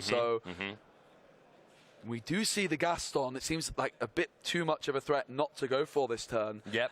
And to be fair, this is setting us up really nicely for a Carefree Surface Stitch drop on the following turn, which with the 2 characters on board would let us have another 2-card draw. So, yeah, I really like this move, and Marco really feeling the pressure from this Gaston. Such a good card. Yeah, the body language again. Marco just feeling not super happy with how this one's playing out, I would imagine. No, there's the Beast Hard-Headed being inked, can remove item cards, not going to be relevant in this particular match, I don't think. And there's the intellectual powerhouse. We're going to draw 3 cards. We've got a Lucky Dime, a Porpsicle, and I missed the third one. Broom. Magic Broom. What do you opt for here? Of course, the Lucky Dime is the most tempting. You don't really want to put the dime on the bottom, but it is the Fortisphere for Marco. It's just a nice, cheap card you can play down. You can then banish it with Flavisham as well. Little bit too good to say no to with Flavisham on the board. Now, there's 2 characters. There's Gaston, and there is, of course, the potential of that Surfer Stitch, as you mentioned, Baker. Is it time? I think it's time. Wow. Down comes the Carefree Surfer. Look at Marco's face, Baker. He's not happy with this at all. This Carefree Surfer Stitch is nightmare fuel at the moment, and drawing us a couple of more cards. We found a Mufasa off of that. Down card. Oh, into the Inkwell goes the Mulan. And it's back on over to Marco. Of course, Maui unable to quest. No songs to sing with Maui. But really a great board presence, though. As soon as the Gaston or the Flavisham choose to quest, then Malcolm will be able to immediately deal with it. And worth saying, Malcolm not at any lore yet, whereas Marco's at 4. Yep. Could quest for 3 this turn with the Gaston, and then, of course, with the Flavisham. So he's a little bit more in the game than he was last time, I would certainly say. Yeah, without doubt. Marco now questing for 1 with Flavisham, bringing their total up to 5. I don't think that Porpsicle's going to stay around for much longer. No, I think he'd rather turn it into 2 new cards, a Hard-Headed Beast and a Grandma Tala off the top of the deck. Yeah, has also Grab Your Swords, Gaston, that Fortisphere we saw earlier, as well as one other card I can't quite. It's a Mickey Mouse. A Mickey Mouse. See, that Grab Your Swords might be quite tempting. It would remove that Maui, so which is obviously offering a big threat. Although the Carefree Surfer could also take out the intellectual powerhouse and would survive the challenge. So, yeah, Marco presented with a lot of viable threats. We're going to see the Fortisphere finding us another Fortisphere. Baker, we've just seen Gaston challenging Gaston, which is not something I've ever seen before. Marco could, of course, quest with their Sapphire Gaston for 3, but really, really threatened by the power of the Amber Gaston, instead deciding to take that challenge. Maui and Gaston removed, but the Surfer Stitch remains. And interesting to say, another reason why he might wanted to get rid of that Gaston is because in Malco's mind, this could be a Maleficent Monstrous Dragon turn if Gaston was still on the field. Yeah, it certainly could be. In comes Rapunzel. Marco's like, yep, nodding, okay. It figures. Really seeing the power of this Ruby and Amber combo. Ruba, I love it. That's the new name. Yeah. We're going to ink a Minnie Mouse, not really necessary in this particular match. There's another Teeth and Ambitions in the hand there. And a lot of other nice cards. Another Gaston, the Mufasa, the Giulietta, a Sisu. Malcolm has a lot of options here. Going to play the Giulietta, remove another damage counter from Stitch to draw another card. And passing back over to Marco. Finds another Mickey. I think he already had one in his hand. What we've seen from Malcolm is, even though their deck is, Mufasa is how it's known, they're not completely building around the card, and they're also happy to ink it. Yep. They're finding the right moments to play Mufasa. Of course, we saw how dominant it can be when you have a nice bit of luck and find that powerful character, but they're also not making the rest of their deck just playing 60 characters just for Mufasa, and that's just enabling them to have a bit more of a flexible game plan. Yeah, I think that's the right decision as well, because if you base it all around Mufasa and then you just don't see them, then... Or you want to ink it. Or you want to ink it, then what do you do? So lots of other really powerful characters in here. Obviously the Gaston, I think we saw Lady Tremaine in game 1. I'm pretty sure that's in the deck. Yep. Obviously the Carefree Surfer, the Rapunzel, and these are all draw cards, but a lot of them quest for 2. So that's a lot of pressure in and of itself. So yeah, I think you're absolutely right. The Mufasa, a great addition, but not necessary for the deck to work. Fishbone Quill going through. A lot of ink. I think the key thing, Baker, with the Mufasa is it's a great card, but it's very easy to get tempted to just play 60 characters when there's so many good songs and actions available. Yeah, no, I agree. I'm kind of quoting you, to be honest, but that's right. I actually think Ruby Amber could do just as well without Mufasa in general. Don't get me wrong, I'm really enjoying seeing the Mufasa in play here, but yeah, just the color combination, really good. A lot of very powerful songs and actions in the deck. And I think really seeing this healing synergy as well with Rapunzel and Giulietta, with cards like the Mother Gothel. I'm still absolutely blown away by this line to go Gaston on 3, Mother Gothel, Rapunzel on 4. When I've played Ruby Amber, my biggest problem is when I play against Steel, them just sinking 2 damage into my Mother Gothel and removing it from the board, and then I have no cards left in hand. It's a great idea as a way of getting around that weakness of the deck. Yeah, no, I absolutely agree. Gaston really strong. I feel like you're being converted. I'm going to see you playing Ruby Amber in the next event, aren't I? I do. I have a real soft spot for Ruby Amber. Yeah. Rapunzel, one of my favorite cards. In fact, we've got the artist for Rapunzel here at the event upstairs doing some signings. Yeah, fantastic guy. Done some of the finest artworks in Lorcana. There's the Mufasa down on the board. Marco knows what's up. We're going to see a Sisu as well, really wide board. And again, when you're not playing against Ruby, you know there's not going to be a Be Prepared. Of course, Steel does have access to Grab Your Swords, which we could see a double of. But even that, the Stitch would survive, the Rapunzel would survive, and Mufasa would be banished, but we'd get a fresh character. So I think Malcolm's like, yeah, sure, I'll extend. Marco on 6 lore currently. Malcolm on just 2. But with an incredible amount of characters on the board. Of course, Marco playing Sapphire and Steel does not have access to that Ruby card called Be Prepared. But Steel does also have a lot of ways of controlling the board, and Tinkerbell was one of the cards found here, and possibly it does go into Marco's hand. Grab Your Swords could also be a nice option, but it's not currently available. We're going to ink the Fortisphere. I'm going to be paying a lot of ink to put down another intellectual powerhouse, dig for something deeper. Haven't been able to catch which cards Marco has access to from Gaston. Yep, it's a Tamatoa, a Flaversham, and it might be a Grab Your Swords as well. Is it another Tinkerbell? It is a Tinkerbell. Yeah. It's a Tinkerbell, a Flaversham, or a Grab Sword. Yeah. Yeah. And this Gaston on the field is really important because it's got that 4 strength, and not many of Marco's characters can really do much damage in challenging, and he definitely wants to start to be able to answer this board. So that's certainly going to help. These Mickey Mouses maybe, okay, we're going to double into the Giulietta. That sounds good to me. They're going to take, I think she's 1 strength, is she? Pretty sure she's 1 strength. So. Yeah. 1 damage counter on both of the Mickeys, and taking out that Giulietta just relieves some of the pressure from the board. Now, in hand for Malcolm, they have that Be Prepared. They have a couple of Gastons and a Brawl as well. Okay, so we've seen 3 Teeth and Ambitions. There's 1 Brawl. We've seen 1 Be Prepared. So Malcolm not afraid to play some of these more powerful non-character cards that, as you were saying, I'm playing Mufasa, but I don't care. I'm still going to utilize these awesome cards. Yeah, and just hope that they get lucky and find the big cards anyway. And it's also a big threat. I wonder if we ever see Malcolm Be Prepared their own board, be preparing their own Mufasa. That would be quite an amazing sight. Huge quest, though, from Malcolm, with every single character jumping from 2 all the way up to 10. Very, very impressive indeed. Yeah, that is a big jump. And I think you've got a good point there, mate. I think if Marco is able to take out a lot of Malcolm's other characters, then he'd be quite happy to just respond with a Be Prepared and reset everything, get that fresh card off the top for Mufasa, hopefully, as long as we don't hit a non-character card. We see a pair of Gastons on the board. Gaston, I think, has been the MVP of this particular game so far. Certainly has. It's a Grab Your Swords. Oh, that's big. That is absolutely humongous because there's also that Tinkerbell in hand too. We could do that, and then Gaston Intellectual Powerhouse could sing this Grab Your Sword. So maybe we will see what you just said. We see a little bit of a board clear here for some of the characters, and then Malcolm maybe wants to play the B prep, but that Surfer Stitch has 8 willpower. It's very tricky to get off the board.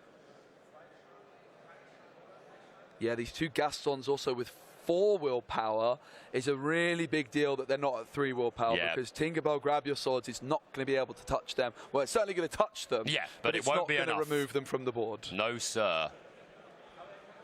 Flaversham not on the board either for Marco, so if they do want that card draw, they're going to have to play the Flaversham from hand to begin with. And of course, that is going to cost 4 ink. So Marco wanting to make sure they can go Flaversham, Tinkerbell, and still sing that Grab Your Swords of Gaston, I would imagine. Yeah, and that's why these Sapphire decks are so strong. They ramp really high, and then they can make these huge plays out of nowhere, playing multiple cards. We're going to see Mickey Mouse into the Mufasa. So now Mufasa has that 1 damage on. Because that sounds good. You want to get rid of the Mufasa first, so that then whatever it hits can be the target of the Tinkerbell and the Grab Your Sword. So, yeah, I like this play. It's an interesting idea. We're going to... Gaston is going to challenge Rapunzel. It seems as though Marco's wanting to perhaps hold on to either Grab Your Swords or Tinkerbell, maybe. It's going to be really interesting to see what they've got in mind here. Lots of decisions to make. More damage into the Surfer Stitch. And the good news for them is that they're playing around the Be Prepared quite well here, with perhaps not knowing that it's there. Grab Your Swords for 5, not being sung. That's going to clean up Mufasa. Rapunzel. It's Lady Tremaine! And we did it again, and that takes out the Intellectual Powerhouse. That is... Wow. Wowee. That is absolutely bonkers. We have seen today Mufasa hit 2 Carefree Surfers and 2 Lady Tremaines. 1 in this game and then 1 in the previous. Those have been the main targets of Mufasa. Pretty good targets, if I don't say so myself. Great play, though, by Marco with that Tinkerbell, removing every character from the board, not including the Gastons and, of course, the Lady Tremaine that was found off Mufasa. Marco was really hoping that Malcolm got punished for the deck building there with all these non-character cards. If Mufasa hit nothing, Marco would have a Gaston still on the board of their own. For sure, and Malcolm doesn't really have a whole lot left here. Obviously, there's to be prepared when he needs it to reset the board, but Marco's only got a Tinkerbell, so that's not the most value. Brawl not offering any utility right now, and there's that final card, the Sisu, that's going to hit down the board. Yeah, and the Tinkerbell is definitely still a bit of a threat for Malcolm. Of course, as soon as Malcolm exerts their character, any character, Tinkerbell can challenge one of them and deal 2 damage elsewhere, which is perhaps why they decide not to quest with anything. And I have to say, Marco's hand looks pretty good, Baker. They have a Flaversham and a Simba as well. Ooh, that's pretty good. The 7-cost Simba. Absolutely, yeah. Yeah, very cool card on play, and when banishing a character in a challenge, you get to pick out 2 abilities, either draw 2 cards and discard 2, or do 2 damage to any character on the field. But yeah, you're absolutely right. This Tinkerbell is checking Malcolm's board, so Malcolm not wanting to quest and give up too many of his characters unnecessarily. Down comes the Fortisphere, going to draw us an additional card. Yeah, Malcolm definitely needs to start questing pretty soon. Took a risk to delay it by a turn, wanting to protect all their characters as much as possible.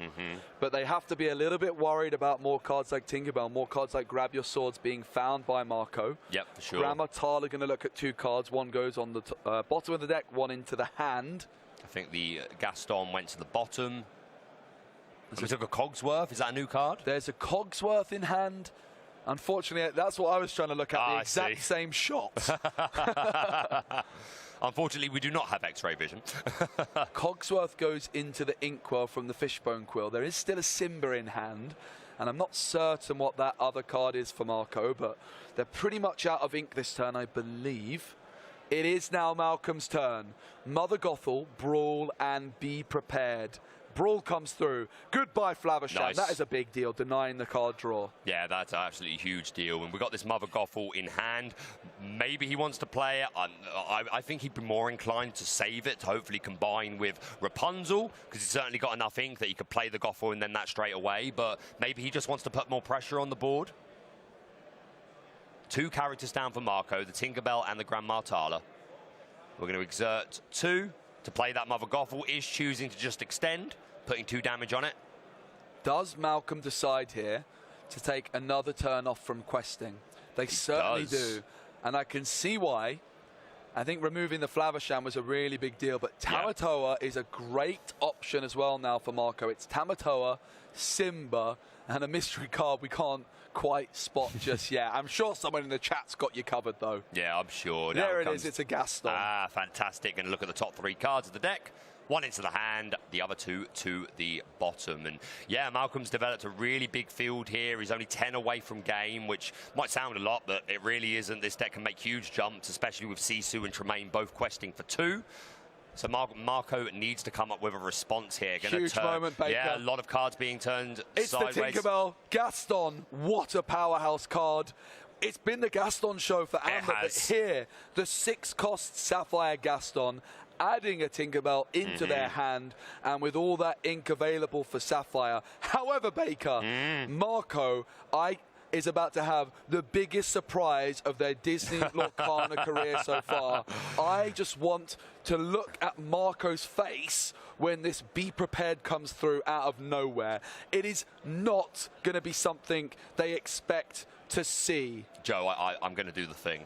I think you have to. I'm just warning you. I plan to do it. Look at the Peter Pan in hand as well. Double quest. That's amazing. We're going to quest for 4, taking Malcolm up to 14. All eyes on Marco's face when this hits the board. All eyes on Marco. Be prepared. How did Marco almost like nod, like, yeah, okay. I knew that was coming. I think he's got so unlucky in this game that he just sort of went, nah, figures. By the way, Marco, if you watch this back later, I'm sorry for singing when you were going through a hard time. Malcolm with 1 card more in hand, and it's a Peter Pan. Not a card I'm super familiar with. It can quest for 2, and it's pretty difficult to remove as well with that 5 willpower. And evasive as well, and the less relevant part is he takes no damage from pirates. I don't think there's any pirates in my... the Mr. Smee. The Mr. Smee. I stand corrected. Tamatoa comes through. Popsicle back into the hand for Marco. And comes the Cogsworth. Okay, so this is the catch up now for Marco, because Malcolm's only holding 1 card in hand. So Marco's got to be feeling a little bit better. Malcolm is on 14, but still a couple of turns away. Was that a Maui we just drew into? No, it was another Sisu. Yeah, another Sisu. Yeah. And you can really see if Malcolm was able to have got like another Rapunzel through a little bit earlier on and drawn some more cards, those extra few cards in hand could have made a huge difference at just helping them jump up from that 14 lore to 20. Peter Pan, definitely a nice option, but as you mentioned, with Tamatoa on the board, Marco is going to be able to wrap this one up pretty quickly, and therefore Malcolm is going to need to find either some board control or some heavy questers very, very soon. I mean, he might just find another Be Prepared. Yeah, who knows, right? But yeah, this Tamatoa putting on so much pressure, getting additional lore for all of those items, and whenever he quests is going to give us even more. Down comes the Grandma Tala. Look at the top 2 cards of the deck. Grab Your Swords could be really good to have in case Malcolm does start to redevelop a board. Didn't see the other one. A Beast Tragic Hero, another really good card. One of them's going to be going to the bottom. It will be the Beast Tragic Hero going to the bottom, and we're going to be keeping hold of the Grab Your Swords. But yeah, you got to think Marco's feeling pretty good at this point. Yeah, Marco just counting out their ink because there's an awful lot of it. Pretty impressive to see the ink total for Malcolm as well in a Ruby Amber deck, which often lacks card draw, of course, utilising that Gaston, Mother Gothel, Rapunzel synergy so well. Yeah, and that really has made the difference in this game, I think, compared to game 1, where Malcolm was able to get a real early Rapunzel playoff, and then even more, and then Julietta's, but just hasn't gone that way for Malcolm this time, and Marco has absolutely taken advantage. We see the Forger Sphere going to find us another Simba. A Future King? No, it's not Future King, that's the 1-drop. It really was, Baker, this Gaston as well, which was able to add in that Tinkerbell at the perfect moment. It was such a game-changing play. Marco with that 1 damage from Tinkerbell, removing multiple characters from the board. Now we're going to see 2 damage as a result of the... Oh, it's Rightful Heir. That's the subtext for Simba, yeah. So Simba's going to put 2 damage onto that Peter Pan just for coming into play.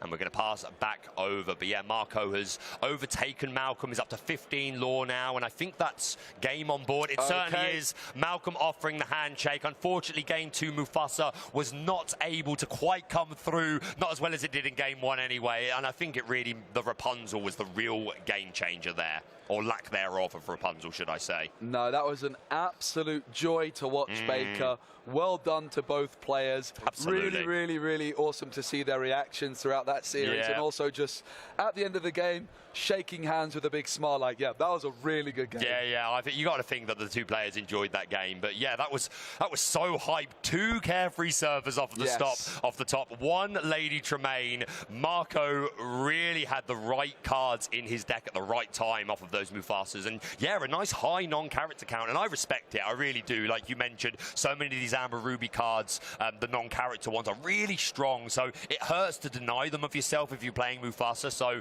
Marco just saying, nope, I'll play it all because I'm not even all in on Mufasa anyway. Yeah, and maybe the biggest surprise for me this weekend has been the performance of Amber and Ruby, because there has today in particular been a lot of players on the higher tables playing Amber Ruby. I have to say, I didn't see any Amber Ruby on the very, very top tables. No, it's all... But certainly in contention to make the top cut. Yeah, 100%. All they need is these last 2 rounds. If they can go 2-0, that could get them in. And I would absolutely love to see at least 1 Amber Ruby deck make the top cut. I would too. I want some more Mufasa hype. I need to see some more. Give it to me. It would be nice. Baker, I've got another box I just freshly opened. Well, it's funny you say that, mate, because I've got one right here as well. Snap. I need to... These are the German ones, right? They certainly are. Fantastic. I'm 1 pack in so far. Okay, all right. And I got a foil Sisu Legendary. I saw. I was standing in the background. That was a really great hit for you. Not quite the Enchanted Queen that Ross was. Quite. Oh, it's his first day on the job and he gets the Enchanted. Who do I complain to at Ravensburger? I'm not going to. I have nothing to complain about. We have a seldom all they seem. Is this Max? Yes. Oh, it's First Aid, in fact. I said that so confidently and I was completely wrong. Flazo. Luisa Madrigal. We have Pegasus, Ariel. We have Eric, Avalanche. Pretty good card, Avalanche. Li Shang, definitely, big fan. Yep. Is it Raja? Yes, Raja. We have Zeus, a super rare, and the foil. Here's the Enchanted. That's not Enchanted. Never mind. To you guys that have been with us all day, or whether you're just joining us, maybe you've just been popping in and out between doing jobs, thank you so much for joining us for Disney Lorcana Challenge here in Bochum. We're having an absolutely incredible time, and we hope that you're enjoying the games as well. The top level of Lorcana gameplay. It's my turn, bro. I got Mulan, I got Dolores. No, that's not make. Is it make the potion? Make the potion. It is make the potion. There we go. I should have trusted my instinct. We've got Pascal. I've got your reveal card, Ursula, Vanessa. Aerial Cleaner. I went to read it and it's German. I think it's the Aerial Cleaner. I've got Ariel. I wish I'd have got Ursula, and then we could have been a pair. We could have made it up. Ursula's Trickery or Ursula's Plan? Ursula's Plan, I think. It's the 3-cost one is Ursula's Plan. Oh, that's actually called Ursula's Plan in German. Easy. Excellent. That makes my life a bit easier. This is the Young Trident. I'm a big fan of that. The Prince Philip. So Ross pulled this in the last one, and I was like, oh, I actually really like this. And he was like, you should talk to Joe because he really liked it as well. Yeah, I think there's potential here, right? Well. There is someone playing it out on the top table. Oh, I need to see that. Do you know what else is in their deck? What are they playing with? It's Emerald Steel. Okay, so and Avalanche? in fact, there was 2 players I saw on Emerald Steel with Prince Philip. And Avalanche? A 2-cost item called the Hidden Inkcaster. Oh, goodness. I mean, yay! we had a bit of banter over this card previously. I was like, it's got to be good at some point. At some point, I agree. Was there anything else apart from Yeah, I haven't finished. I've just wanted to quickly mention this Philip. I think it's really interesting. It is obviously a Floodborn. We have 1 Emerald Prince Philip, and just banishing all opposing characters with a damage counter. I think this card has a place in the future. We've got Bruno, but you know the drill, and the foil is an Aurora. Let's go to you. I have Anna. I have Max this time. Ooh. And it is Max in German. It is actually Max this time. We have Pegasus, Belle. This is Tor the Florist. Yeah. Thor. Maybe Tor in English. I think it's Tor, yeah. Yao. Oh, we have Camilla Madrigal. Camilla. I have assigned one of these. Oh, nice. I have a Pete. Hades. Ooh, the big bad, I think. A Rapunzel, which is a rare. Nice. 2 to go. 2 to go. Come on, bro. Let's get you in charge. Is that Noi? Yeah, it's Noi. And the record player.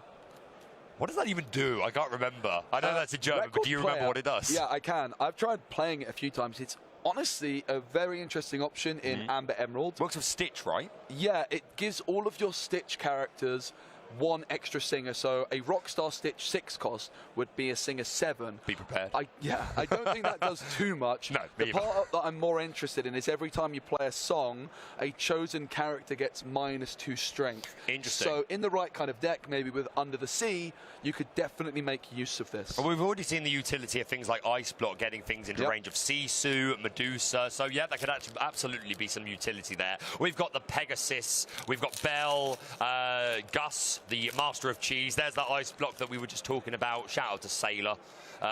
This is Augustine.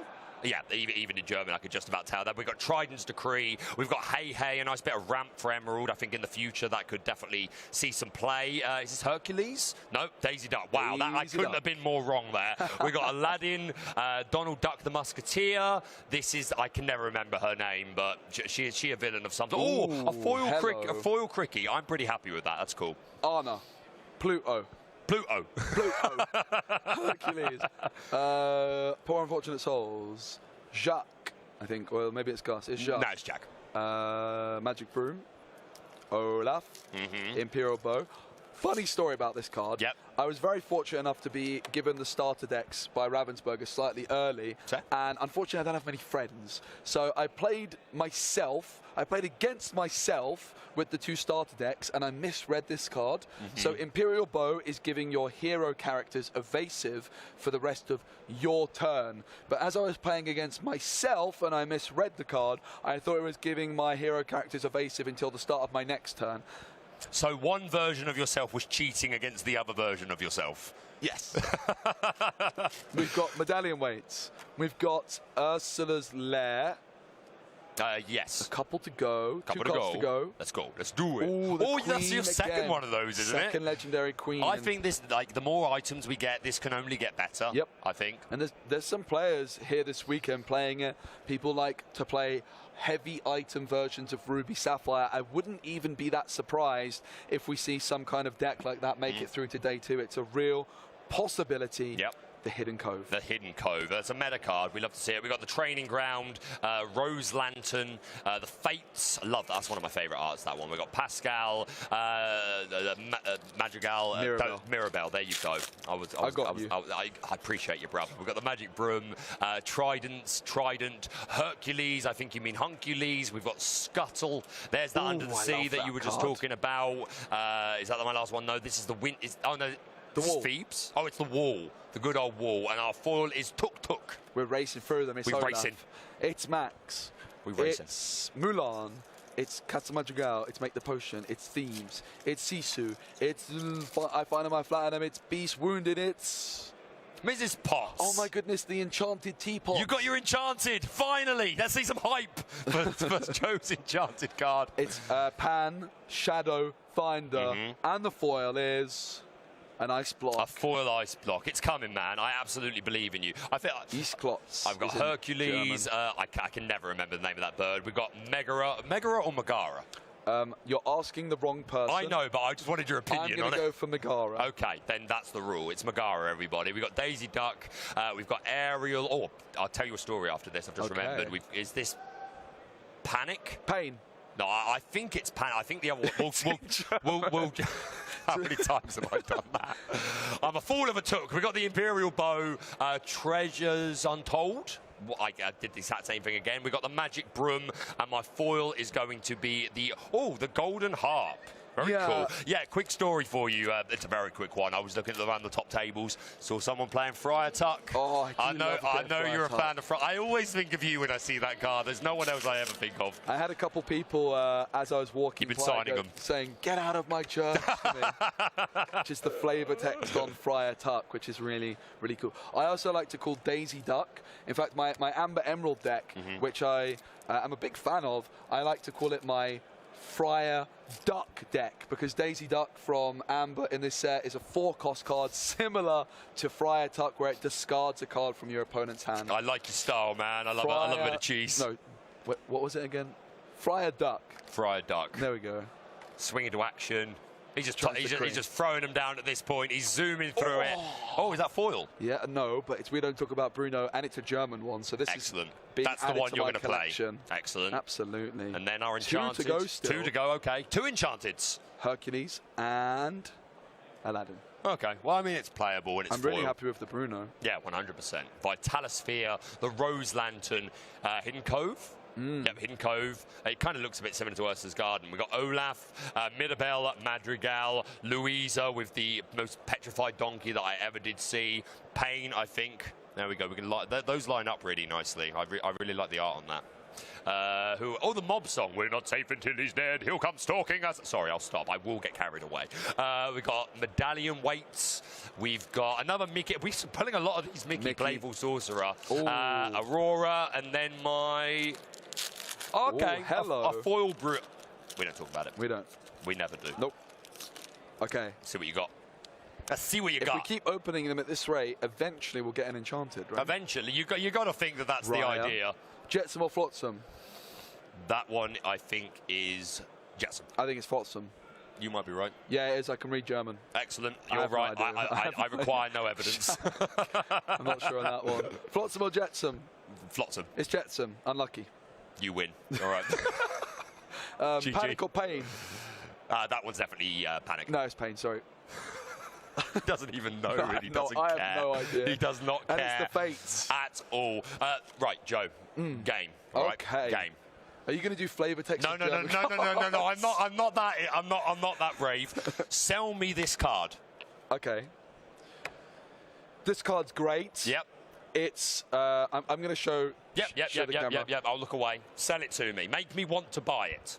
Wow, this card is incredible. Yep. Who needs an ability when you have an incredibly average stat line? Who needs to gain lots of lore when you can lore for one? Oh, you're really selling me on this. Let me get my wallet. It likes a lot. It likes to eat cheese. Okay. Oh, is it Gus? It's Curley. I'll give you £5. No. I'll write you an IOU. I quite like that game. That was quite a good one. Yeah. We can do that in the future. Sell me this card. We'll reverse that. I'm gonna shuffle mine up. All right. I'm gonna take one at random. All right. Do it. Wait. It's supposed to be the other way around, isn't it? Yeah. You just give me one at random and I sell it to you, but I've seen that one. Okay. And so have you. Take this one. Hopefully Right, okay. it's not Gus again. I'm not looking. Oh, my friend. Okay, right. This card. Have you shown camera? Can I look? Oh, right, yeah, I'll show the camera. Sorry. I'm trying to get it so they can see it well enough. There we go. All right. Hopefully you guys at home have seen it. Okay, you can look now. All right. So, Joe, yeah, I know you tried to sell me on no abilities. We have an ability here. Okay. We have an ability here.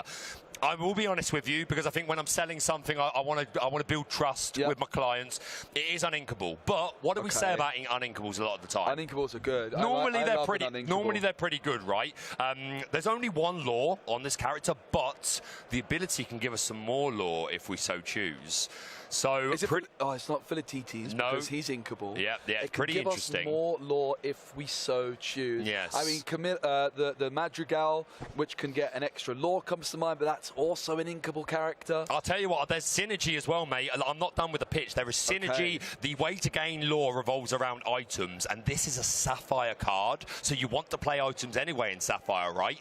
Wait, are you willing to buy? Is it really Ariel, Treasure Collector? No, but you are actually really, really close. Okay. I'll tell you what, same franchise. Okay. Okay. That stumped me. That didn't help at all. I think I give up. But you want to buy this, right? Have I pitched it? I want it. You want it? I don't want it. Hey, you paid for it now. The check is absolutely cleared. Let me open another pack. Yeah, Triton I'm not actually too familiar with as a card. That's fair. It's okay. We've got Li Shang, Magic Broom, Diab. Look, my thing is, my headphones are slipping off and my hair is a proper mess. This is seldom are they seem. We got Cogsworth, Magic Broom, Medallion Weights, Dig a Little Deeper, the Mob Song. Oh my goodness, mate. What is happening? But I've got 3 cards left, or 2. 3 cards left, right? I have my playset. I can be the squirrel. Yes! I have no Diablos. Double legendary. Oh, there's is that Donald Duck? Yeah. Come on. Okay, that was the least interesting of the 3. But I have my playset of Diablos. Yes! Very, very impressive. I'm very jealous. Although I would not play the card personally. Record player. You have standards.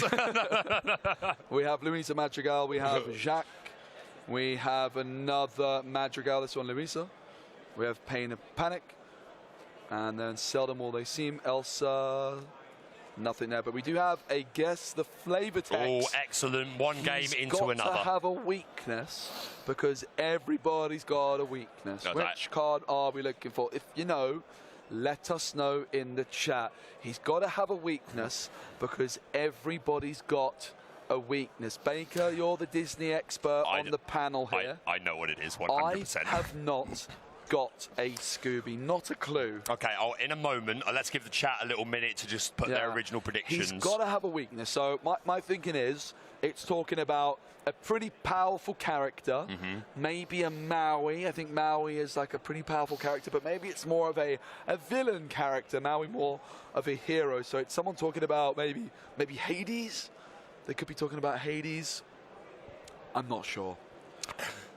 I'm going to go ahead and say it's Hades with very little confidence.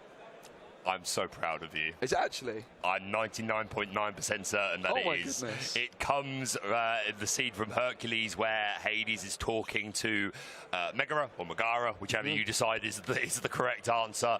Because obviously Hercules is nearly invincible. He's still... Because of what happened to him, because he didn't drink all of the potion that Pain and Panic gave him. Which Hades card do you think it is, Baker? It's not the one from Ursa's Return, because that text mentions Ursula. And the legendary one has no text. So let's say we think it's the Chapter 1 Hades from Amber, the 4-cost uninkable. The one that gets you a new character from the discard. Yep. It could be that. There's also the Floodborn Hades from Chapter 1, but I'm not sure if that would be that. I think you're probably right. I think it's probably the 4-cost one from Chapter 1, but it is definitely Hades. And if I am wrong, I will eat my hat. I don't have a hat, but I will get a hat, and I will eat said hat. What do you think, guys, in chat? Do you agree? Do you agree with our prediction there? I'm pretty certain I know what it is. The Germans also feel pretty confident, it seems like. Let's have a look. Oh, Okay. it was the Infernal Schemer. Why? So many times I see the German team just like face palm. Amazing. That's a good game. I'm a big fan of that one. I actually had forgotten about this Hades. I was thinking of somehow the Amber 7-cost or 8-cost Hades. Which you don't see too often, but it is a very exciting card. And it's a very good card. Yeah, I'm a big fan. You've seen Hercules, right? I have a long time ago. I think I need to brush up on that one. You do, but I've already set you Basil the Great Mouse Detective homework, true. so I don't want to overdo it. We'll wait for that to come up. As soon as it comes back up, Joe will switch straight back to it. But this is Tor. I believe, or Tong. We've got TikTok. We've got Gunther. This is Hans. We've got Augustin Madrigal, Louisa Madrigal, Flotsam and Jetsam, Megara, Mulan, Miracle Candle, Super Goof, and the foil is Belle. What wouldn't thou know, my queen? What wouldn't thou know? What wouldst thou know, my queen? I can't read it. I only know that because I did Shakespeare in my youth. What? How do you say it? Can you say it again? Wouldst. What wouldst thou know, my queen? What wouldst thou know, my queen? Okay, so it seems like a question that someone is saying to the queen. You are correct. That would be my guess. So it's not the queen. I'm going to eliminate that. Yep. However, it has to be someone who really looks up to the queen. The queen, if I'm not mistaken, is from Snow White. You are correct. Okay. So who looks up to the queen? I'm not sure. Ross feels pretty confident. I'm pretty clueless on this one. So I will give you a clue, which hopefully will get it to you very quickly. Could you give me a Lorcana-related clue? Yes, I can give you a Lorcana-related clue. You saw it played in the showcase game when you and Ross were commentating. Oh, the showcase game. The gentleman that was running like really unique cards, like Prince Eric and Madam Mim. You're so close. Magic, Queen's Magic, Castle Magic, Magic something. Magic Cauldron, Magic something. I'm not sure. Baker's like, I'm writing 10 dry on his face. You will get this. So this is a 2-cost uninkable item from Amethyst. Yeah, I could think of it, but and it costs 4 to draw an item. To draw a card, Magic Chamber.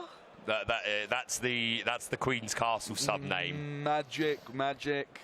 You're doing your hair in the morning. Magic Mirror! Hey, there you go. We got Ross in the background. He's got it up on his phone. He knew what it was. He absolutely did. It's not been revealed yet. But I don't think I would have got on that, Baker, without your help. Not even slightly. I was really thinking it was going to be like some kind of servant to the Queen or something like that. Well, technically, but of course, the mirror on the wall. Yeah, it's the slave of the Queen, technically. We'll go back to that as soon as they reveal it, just to demonstrate that. I hope I'm right, otherwise I'm going to look a right idiot after that. Poor unfortunate souls. We've got Pegasus. We've got Winter Camp.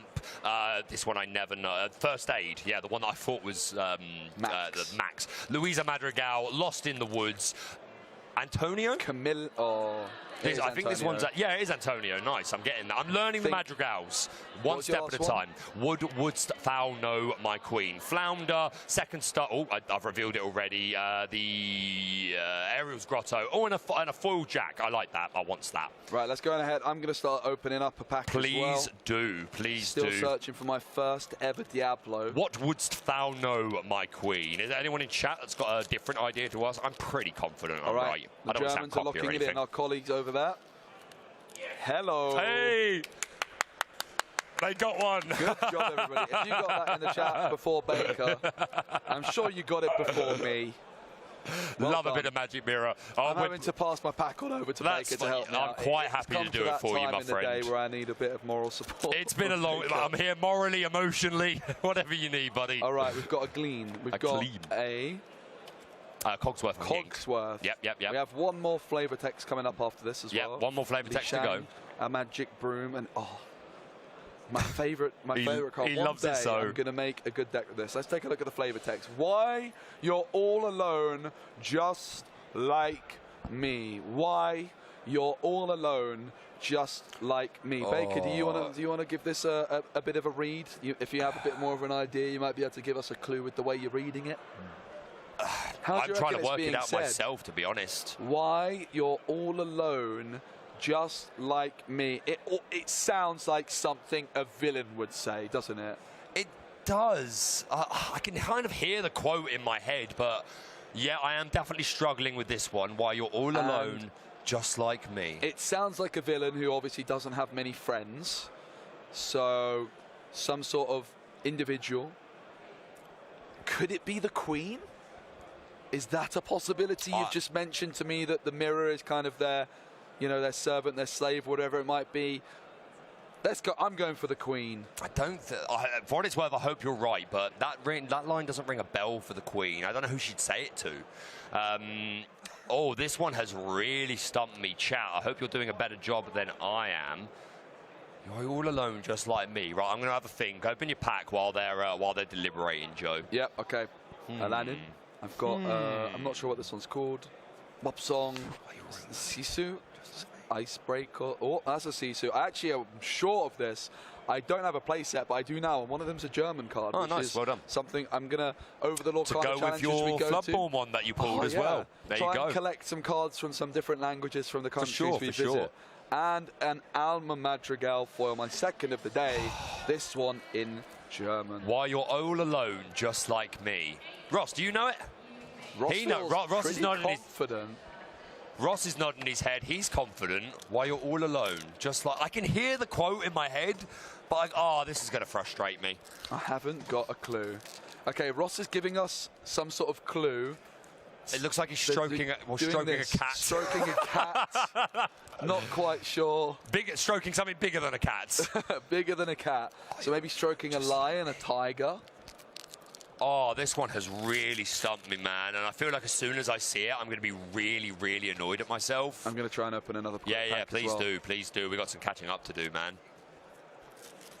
He's zooming for it. Why you're all alone, just like me. Oh, Hades. Legendary Hades. Very cool. And an Argus. An Argus. It was a Prince Philip. It wasn't a legendary Hades. I was looking at the shot and it's green. It looks a bit like Hades. It's green. It must be Hades. Yeah, love to see it. We got Raya. We've got this bird whose name I never know. We got Gunter. Transform Chef. There you go. There you know. We got Atlanta. Atlantica. Very nice. This is the one whose name I never remember. Yao. Ursula's Trickery. Or Ursula's. Yeah, I think it's Trickery. We got Avalanche. A Pirate's Life for Me. The Snuggly Duckling.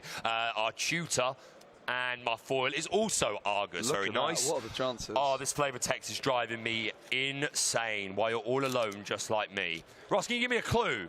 Now, I'm also going to say, I've just started seeing the players sit down for the next round. We are going to be doing a swap around of casters, but one of the players sitting down is someone I'm familiar with coming from Italy. And so that's really exciting to see someone coming from overseas, traveling all the way to Germany for this event, and definitely looking forward to seeing how this next matchup gets on. Once we've got this flavor text, we're going to be going to a very short break to swap around the casters. The next game is not far away at all. Someone with a high voice is the clue that I'm being given by Ross. 7 voices? I think it's being locked in. I think the Germans are submitting their I'm guess. so annoyed at myself. Here. I don't even have a guess. I don't know. High voice. Okay. We're going to lock it in. I'm going to be so annoyed at myself, I can tell. It's Snow White. Okay, I wouldn't have guessed that. Okay. That's what she was stroking, bigger than a cat. I think I'm going to take that because I was kind of right with the Queen, and I opened a pack. Yeah. We are then going to go to a very, very short break. Agreed. Because the players are ready to go. I got a little Minnie Mouse in Minnie there Mouse. as well. Banish a 5-character strength or more. Yeah, very so nice. The player on the left-hand side is coming out of Italy. I'm not familiar with the player on the right, but a friend of mine here on the left. Awesome. So I'm going to be watching in the background. We're going to go on over to a short break, but the players are sat down and ready, so do not go anywhere at all. See you and soon. We'll be right back. Heute